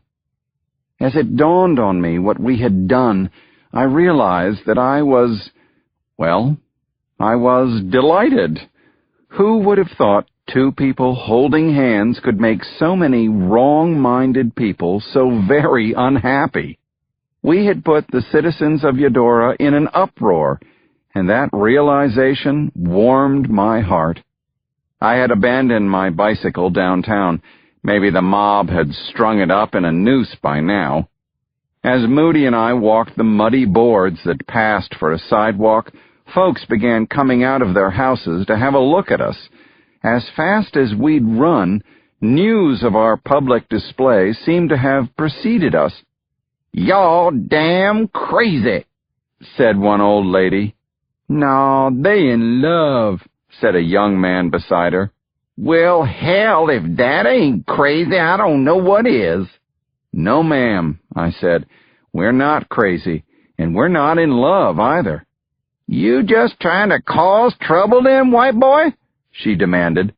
"All I did was kiss her," I explained, "but we did cause some trouble." The old lady thought about it a moment, then she cracked a smile. It was like a photographic negative of our march through Eudora. By the time we got to the crossroads by Hempel's store, we had a crowd of spectators tagging along with us. One of the old men looked up from his checkerboard, his face grim. "Now see what you done," he said to me. "You done kicked over the anthill for sure. They comin' down here tonight, and they gonna lynch you up something fierce, and some of us besides."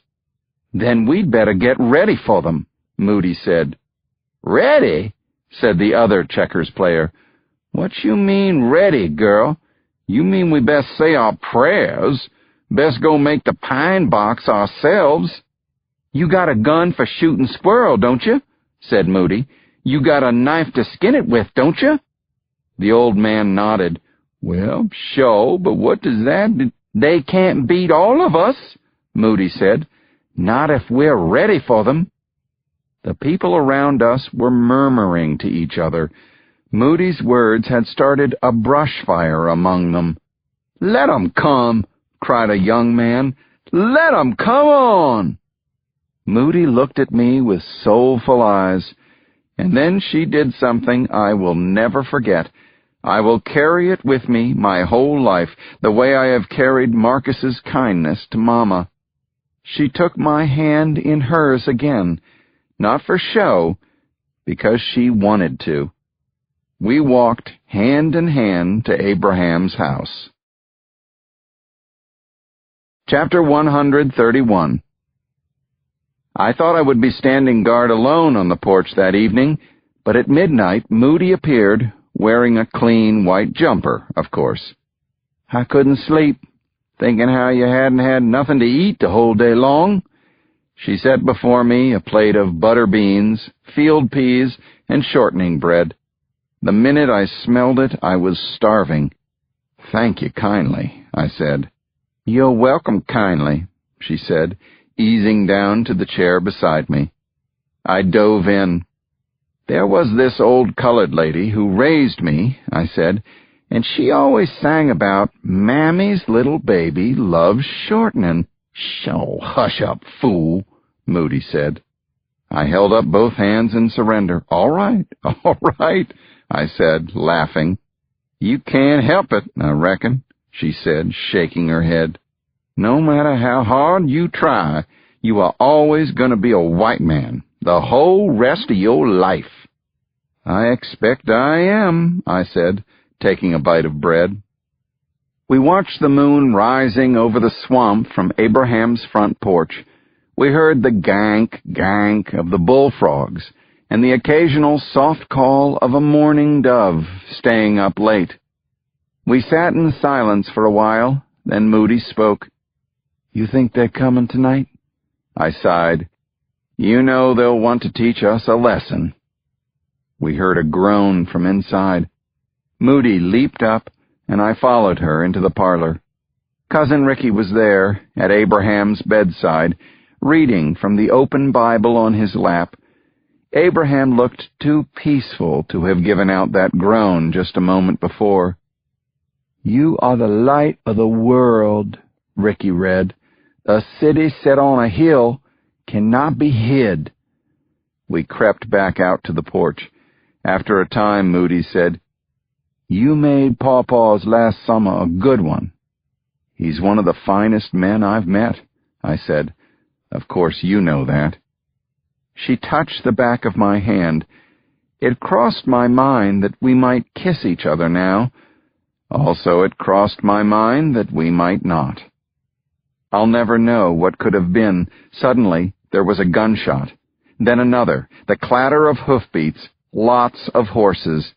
We stood up, unable to see the men yet, but we could hear their voices in the darkness. We hurried inside before they could drop us where we stood.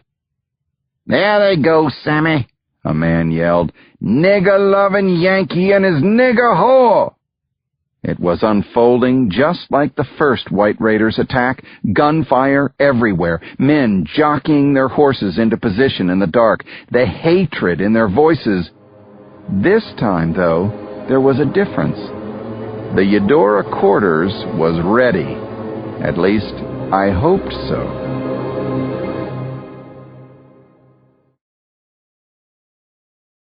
Chapter 132. There had never been a fight like this one in the state of Mississippi, and maybe anywhere else in this country. One way or the other, we were about to make some history. The raiders must have thought we were too stupid to know what was going to happen or too scared to defend ourselves. It never occurred to them that Moody and my little stroll down the sidewalk might have been deliberate, a provocation, and that they were riding into a trap. There were 9 of them this time. That's how confident they were that we wouldn't resist. What arrogance! To come into the quarters with this pack of their friends, 9 of them among hundreds of Negroes. "Ricky, go round!" Moody yelled through the window. "We'll meet you on the other side." "You stay here," I told her. "Your job is to guard Abraham." She started to argue, but gave up when I placed a snap-load pistol in her hand. I stuck a loaded pistol in each of my trousers' pockets, lifted the shotgun, and swung around just in time to stop 3 men dead in their tracks at the door. I recognized them at once. There was Roy, who'd been shot in the arm in the first White Raiders' attack, and Leander Pernot from the cotton gin. Best of all was the fat, red-headed man in the middle, the surprised-looking fellow at whose nose both barrels of my shotgun now pointed. This was none other than Henry Wadsworth North, former defendant, murderer. In my mind, I squeezed the trigger and watched his limited supply of brains spatter all over the screen door behind him. I felt a jolt of pleasure at the prospect of being the one to end Henry North's life.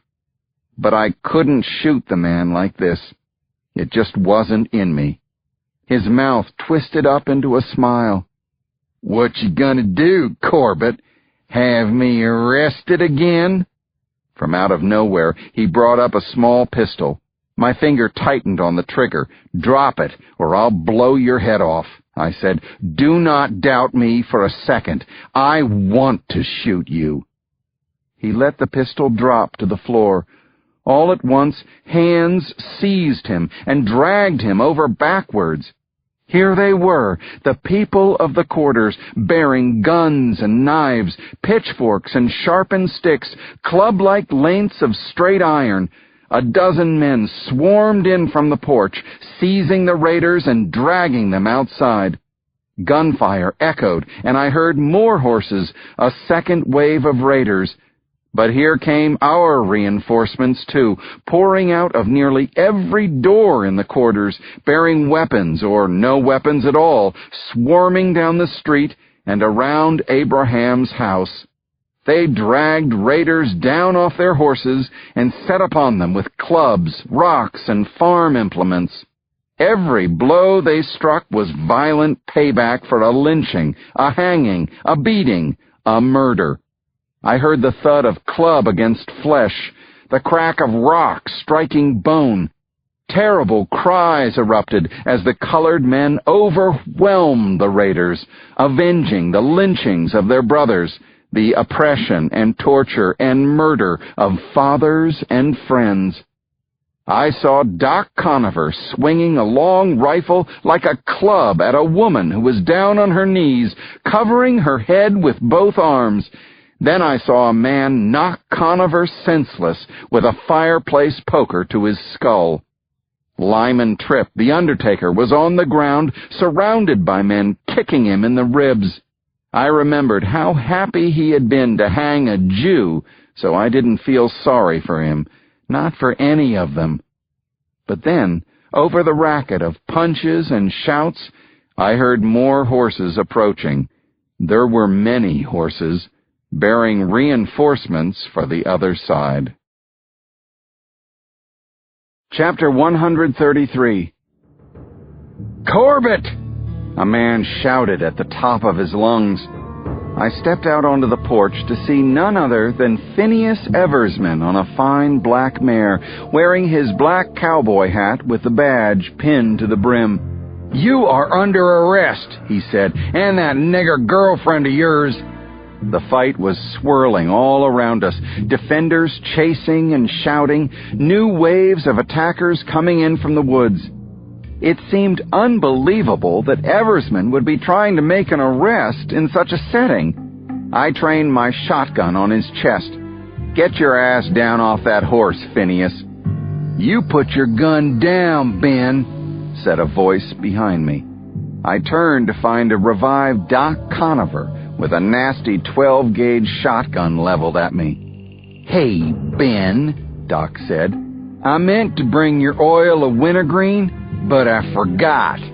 He chuckled. A shot rang out, and the gun flew from his hands. Conover screamed and grabbed his elbow. Ricky ran up and scrambled after his gun. I glanced around to see who had fired the shot. Good God! It was ancient Aunt Henry in the doorway of Abraham's shack, blowing smoke from the long barrel of a Colt revolver. She nodded at me and went back inside. I heard a loud crack and turned to find Eversman down off his horse with a big bullwhip in his hand, a whip straight out of Uncle Tom's cabin. It had a black leather-wrapped stick for a handle and 3 little stinger tips at the end of the whipcord. Eversman cracked it again, with a report louder than a pistol shot. His arm swept around, and the whip shot out and wrapped around my ankles with a sting as fierce as Yellow Jacket's. It snatched me off my feet, and I landed hard on my back in the dirt. I felt blood running down where the whip was cutting into flesh, and then Eversman was on me, hitting with both fists at once. But I was stronger, and angrier, too. I managed to roll over and fling him on his back. Seizing the slack end of the whip, I wrapped it around his neck so tight that with one hard tug I could break his windpipe. He gurgled and coughed like the 2 men I had seen lynched. like the sound I must have made when they lynched me. Eversman's eyes bugged out horribly. The leather cord bit into his neck, making a deep red indentation, and then I let go of him. He would kill me if he could, but I couldn't kill him. He fell into the mud. Somehow I had opened a big cut on his cheek just above his mouth. Blood oozed out. I began unwinding the whipcord from my ankles. I stood over him, breathing hard. "You've cut your face, Phineas. Ask Doc if he's got any wintergreen for that." Chapter 134. In the backyard, I found the old checker players from Hempel's store tying up Byram Cheney, the retired teacher in whose wagon I'd been taken to the Klan rally. That rally and the lynching that followed seemed to have taken place 100 years ago. I heard an odd glunking sound behind me and turned to see two men with kerosene cans working their way along the side of Abraham's house, splashing fuel on the foundation. The one nearest me was the renowned legislator, Senator Richard Nottingham, Elizabeth's husband. The military jacket he wore for this night's action was too small for him. The fabric gaped open around the buttons. "Bring a match to that fuel," I called out, "and I'll shoot you dead. Be my pleasure." The other man was bent over, facing away from me. He whirled and pulled a handgun. To my horror, it was Jacob Gill. "Drop your gun, Ben," he said. "I would shoot you dead too." Around us swirled a madness of yelling, fighting, and dust, screaming, cursing, and gunfire. Yet at that moment, it felt as if Jacob and I were facing off all alone in the middle of a giant empty room. "Why, Ben?" he croaked. "Why'd you have to come back and ruin our nice little town?"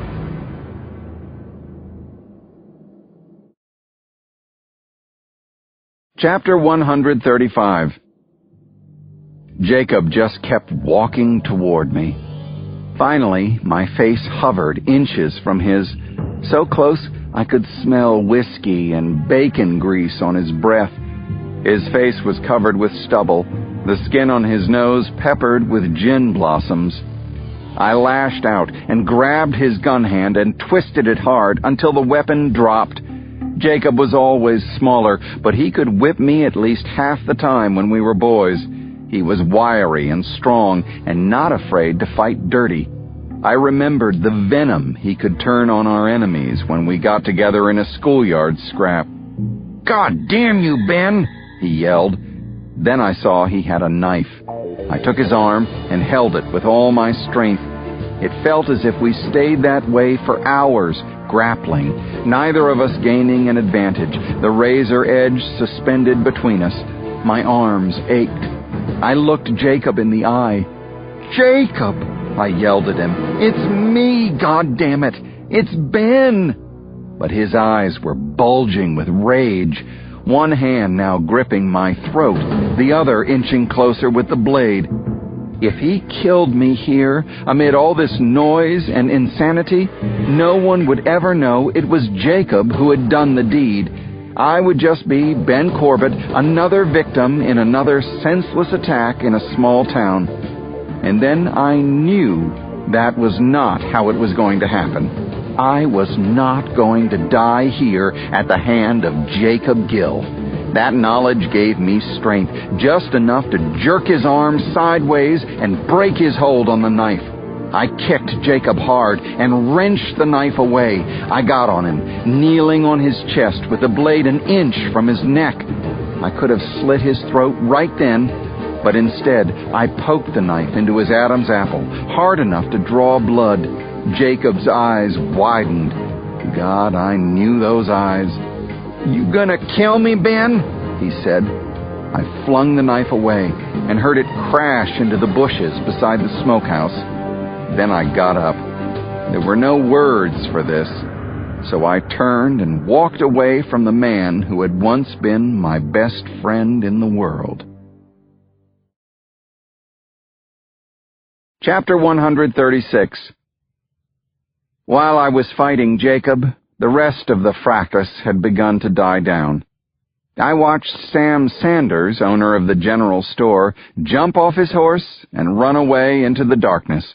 I saw two other white raiders flee in his wake, one of them limping badly. "We'll come back for you, niggers," one yelled as he ran. "You ain't won. You just think you won," another called. A flurry of hoofbeats, and the raiders were gone. Colored people were scattered all over the yard, nursing wounds. 4 white men lay trussed up in the dirt in front of Abraham's house. I remembered Abraham talking about the earth running red with blood, and saw blood, tiny rivers of it, here on his home ground. On the porch near the tied-up men, Aunt Henry was dressing the leg wound of Lincoln Alexander Stevens, another of the original white raiders who had come calling tonight. Aunt Henry would take care of anyone, I reflected, regardless of race, creed, or degree of idiocy. The only fatality seemed to be Leander Pernod, who lay flat on his back in the mud across the road from Abraham's house. I wouldn't miss him for a second. Cousin Ricky told the captured raiders he could kill them, or he could tar and feather them, or he could do what he was going to do, drive them into town and leave them tied up for the citizens of Eudora to find in the morning. "Tell 'em what we did to you," he said. "Tell 'em there's as many of us in the quarters as there is of you in town. Don't come out here again, not unless you're invited, which ain't likely." Richard Nottingham brought his flat wagon out of the woods. Brown hands helped him lift Leander Pernod's body up into the bed. Nottingham's shoulder was bandaged. The battle was over. Eudora Quarters had won, at least for one night. It would not help me or the people of the quarters to shoot one more bullet. It was finished. And if I needed more proof, from around the house came Jacob Gill, his shirt front stained red with blood from where I'd nicked his throat. He walked between 2 colored men to the wagon and climbed in the back without looking at me. So be it. "Mr. Corbett?" I looked up. It was Ricky standing at the front door. "Come on back in," he said.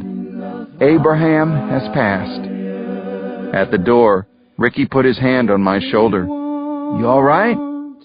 "I am." Moody glanced up as we came in, then went back to reading from the Bible.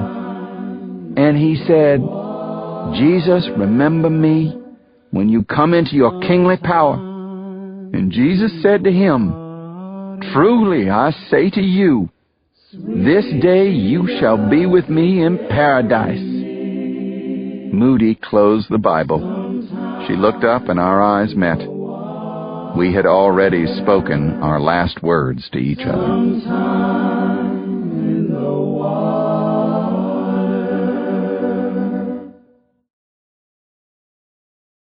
Chapter 137. "Are you staying for Abraham's funeral?" LJ asked. "I'll go with you, Ben." "I don't think so," I said. "Moody already knows how I feel about him, and it's definitely time for me to head back, you know." "North," LJ said. "Go ahead, say the word. You're headed back up to damn Yankee land to become a damn Yankee again." We were standing near the table in the war room where we'd spent so many hours plotting our strategies for the White Raiders' trial. I was just finishing packing.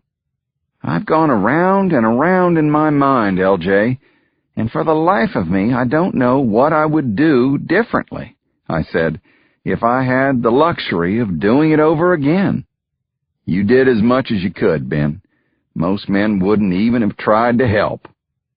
I slipped my razor and shaving brush into the little leather kit and tucked it in my valise. "Help?" I said. "Is that what we did? I think some of the help I gave ended up hurting them." Go ask 'em. Go to the quarters, LJ said, and ask 'em if they're worse or better off for what you did. I can have a man drive you up to Macomb so you can get the earlier train to Memphis, LJ went on. No need for that. I'll just take the good old 205. I snapped the catches on my valise. I might stop over in Memphis tonight and hear a bit of that music I told you about. Sure you don't want to stay here a day or two more? LJ asked. Rest up? I shook my head. It's time to go. I've said my goodbyes, and I suspect I've worn out my welcome in Eudora. In fact, I'm sure of it. My own father said as much.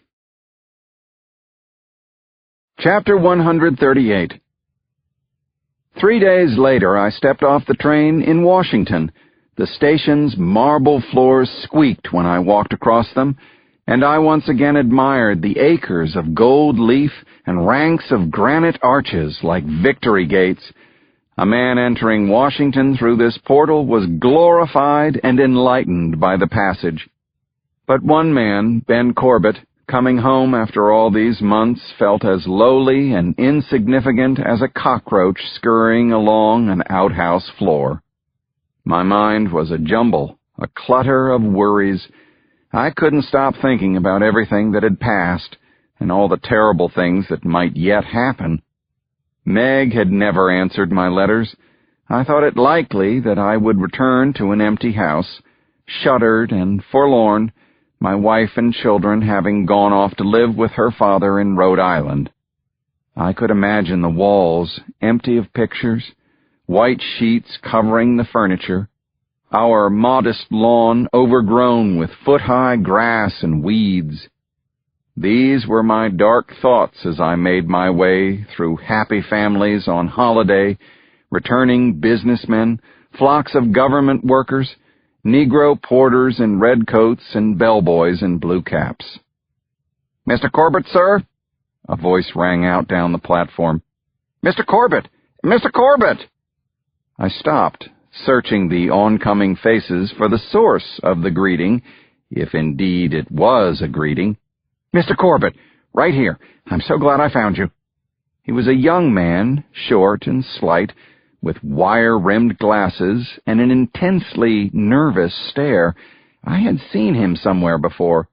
"Mr. Corbett, I'm Jackson Henson, the White House." "Ah, Mr. Henson," I said. "What a surprise to see you here."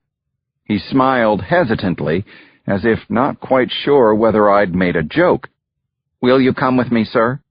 "I'm sorry." I looked down at his hand, cupped on my elbow. "The President would like to see you immediately."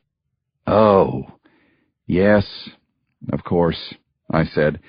"And I would like to see him, but first I thought I would see my family." "I'm sorry, Mr. Corbett. The President is at the White House right now. He's waiting for you." So I followed Henson outside to a splendid carriage drawn by the handsomest quartet of chestnuts I'd ever seen. All the way to the White House, I kept thinking, dear God, please see to it that Teddy Roosevelt isn't the only person in Washington who wants to see me. Chapter 139. Theodore Roosevelt jumped up from his desk and came charging at me with such high spirits I was afraid he might bowl us both over. "Welcome home, Captain!" he roared. When he pumped my hand, I recalled that Roosevelt didn't consider a handshake successful until it resulted in physical pain. "And all congratulations to you, sir, on a difficult job extremely well done!" he exclaimed. "The White Raiders' trial was a smashing success." "But, Mr. President, we lost the case." "Of course you did," he said. "I knew you would, technically, lose the case, but you won a tremendous victory all the same." "I don't think I understand." He sank onto the sofa to the left of his desk and patted the seat cushion next to his, as if I were a faithful dog being summoned. I sat. The president continued, I don't know how much of our press you've seen while you've been away, Ben, but you've become something of a hero up here. The more progressive citizens see you as a kind of abolitionist, a figure of progress in the march of civilization toward full equality. And the coloreds in the South see you as some kind of protector, a hero. It's damn good. Mr. President, I was just in the South, I said. Believe me, I'm nobody's hero there. I'm meeting the newspaper boys in a few minutes, he said. You'll be with me. I'll announce that I masterminded your adventure in the South. I'll disclose to them how I supported your efforts against the White Raiders. I'll pick up votes in New England, and I'll have the colored vote from now until the end of time. But you sent me to Eudora to investigate lynchings. Indeed I did. And if you'd reported back to me that lynching was a way of life among the leaders of the White South, I would have had to do something about it. Something that would enrage some white people, no matter how much it endeared me to the Negroes. That's why you didn't answer our telegrams? It wasn't convenient for me to hear from you yet, he said. But then we had the most magnificent stroke of luck when the Raiders trial came along. He was bubbling, but I couldn't keep silent any longer. Luck? You call it a magnificent stroke of luck? People died. A town was torn apart. He ignored me completely, and he was still grinning at his good fortune. I know there was pain, Captain. That's to be expected. Progress requires a certain amount of suffering. You did well. You worked hard, and eventually you managed to bring it all under control. I certainly chose the right man for the job. He stood up from the sofa. I stood as well. Is that all, Mr. President? I said. The reporters are waiting, Ben. I need you to help me explain what happened. Is that an order, sir? I asked. He looked surprised. Well, no, he said. Don't you want to come? No, sir, I said.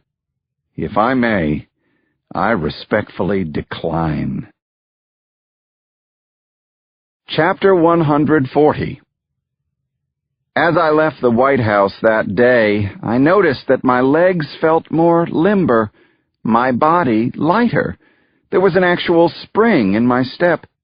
To my astonishment, I felt strangely, incredibly happy.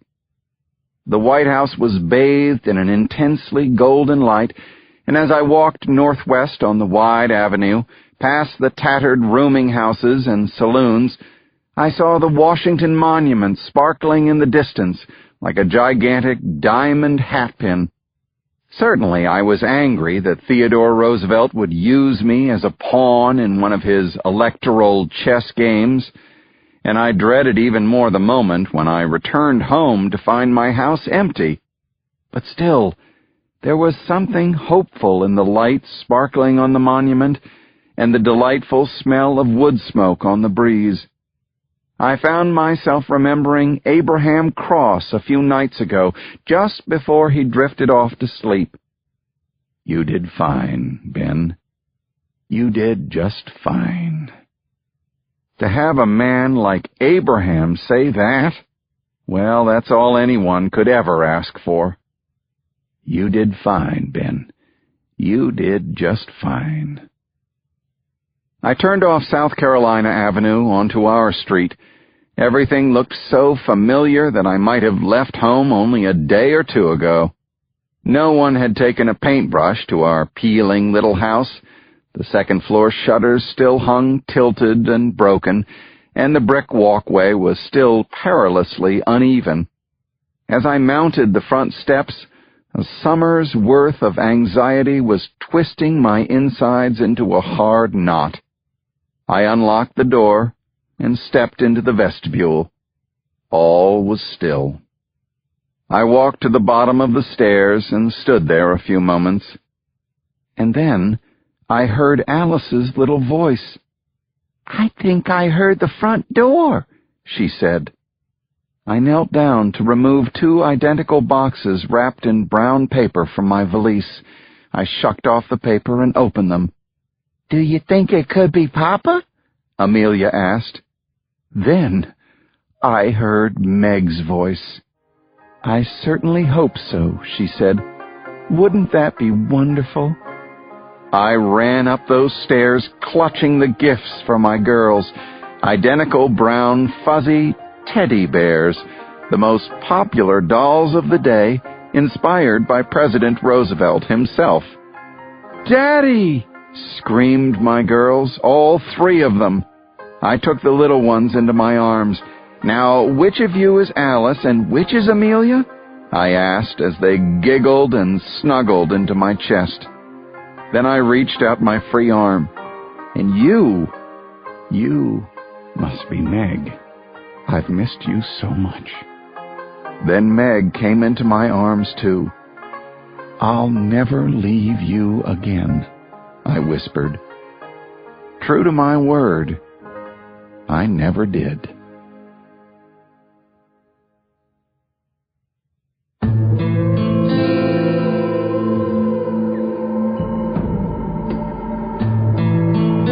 This has been an Hachette audio production of Alex Cross's Trial, written by James Patterson and Richard DeLallo. Read by Dylan Baker, featuring Sean T. Andrew. Produced and directed by Kevin Thompson. Engineered by Tommy Herron. Edited by Luce Fleming. Mixed and mastered by Paul Goodrich, Merlin Music, New York City. Production supervised by Michelle McGonigal. Alex Cross's Trial is also available in print from Little, Brown & Company, a division of Hachette Book Group. Text copyright 2009 by James Patterson. Audio production copyright 2009, Hachette Audio. All rights reserved.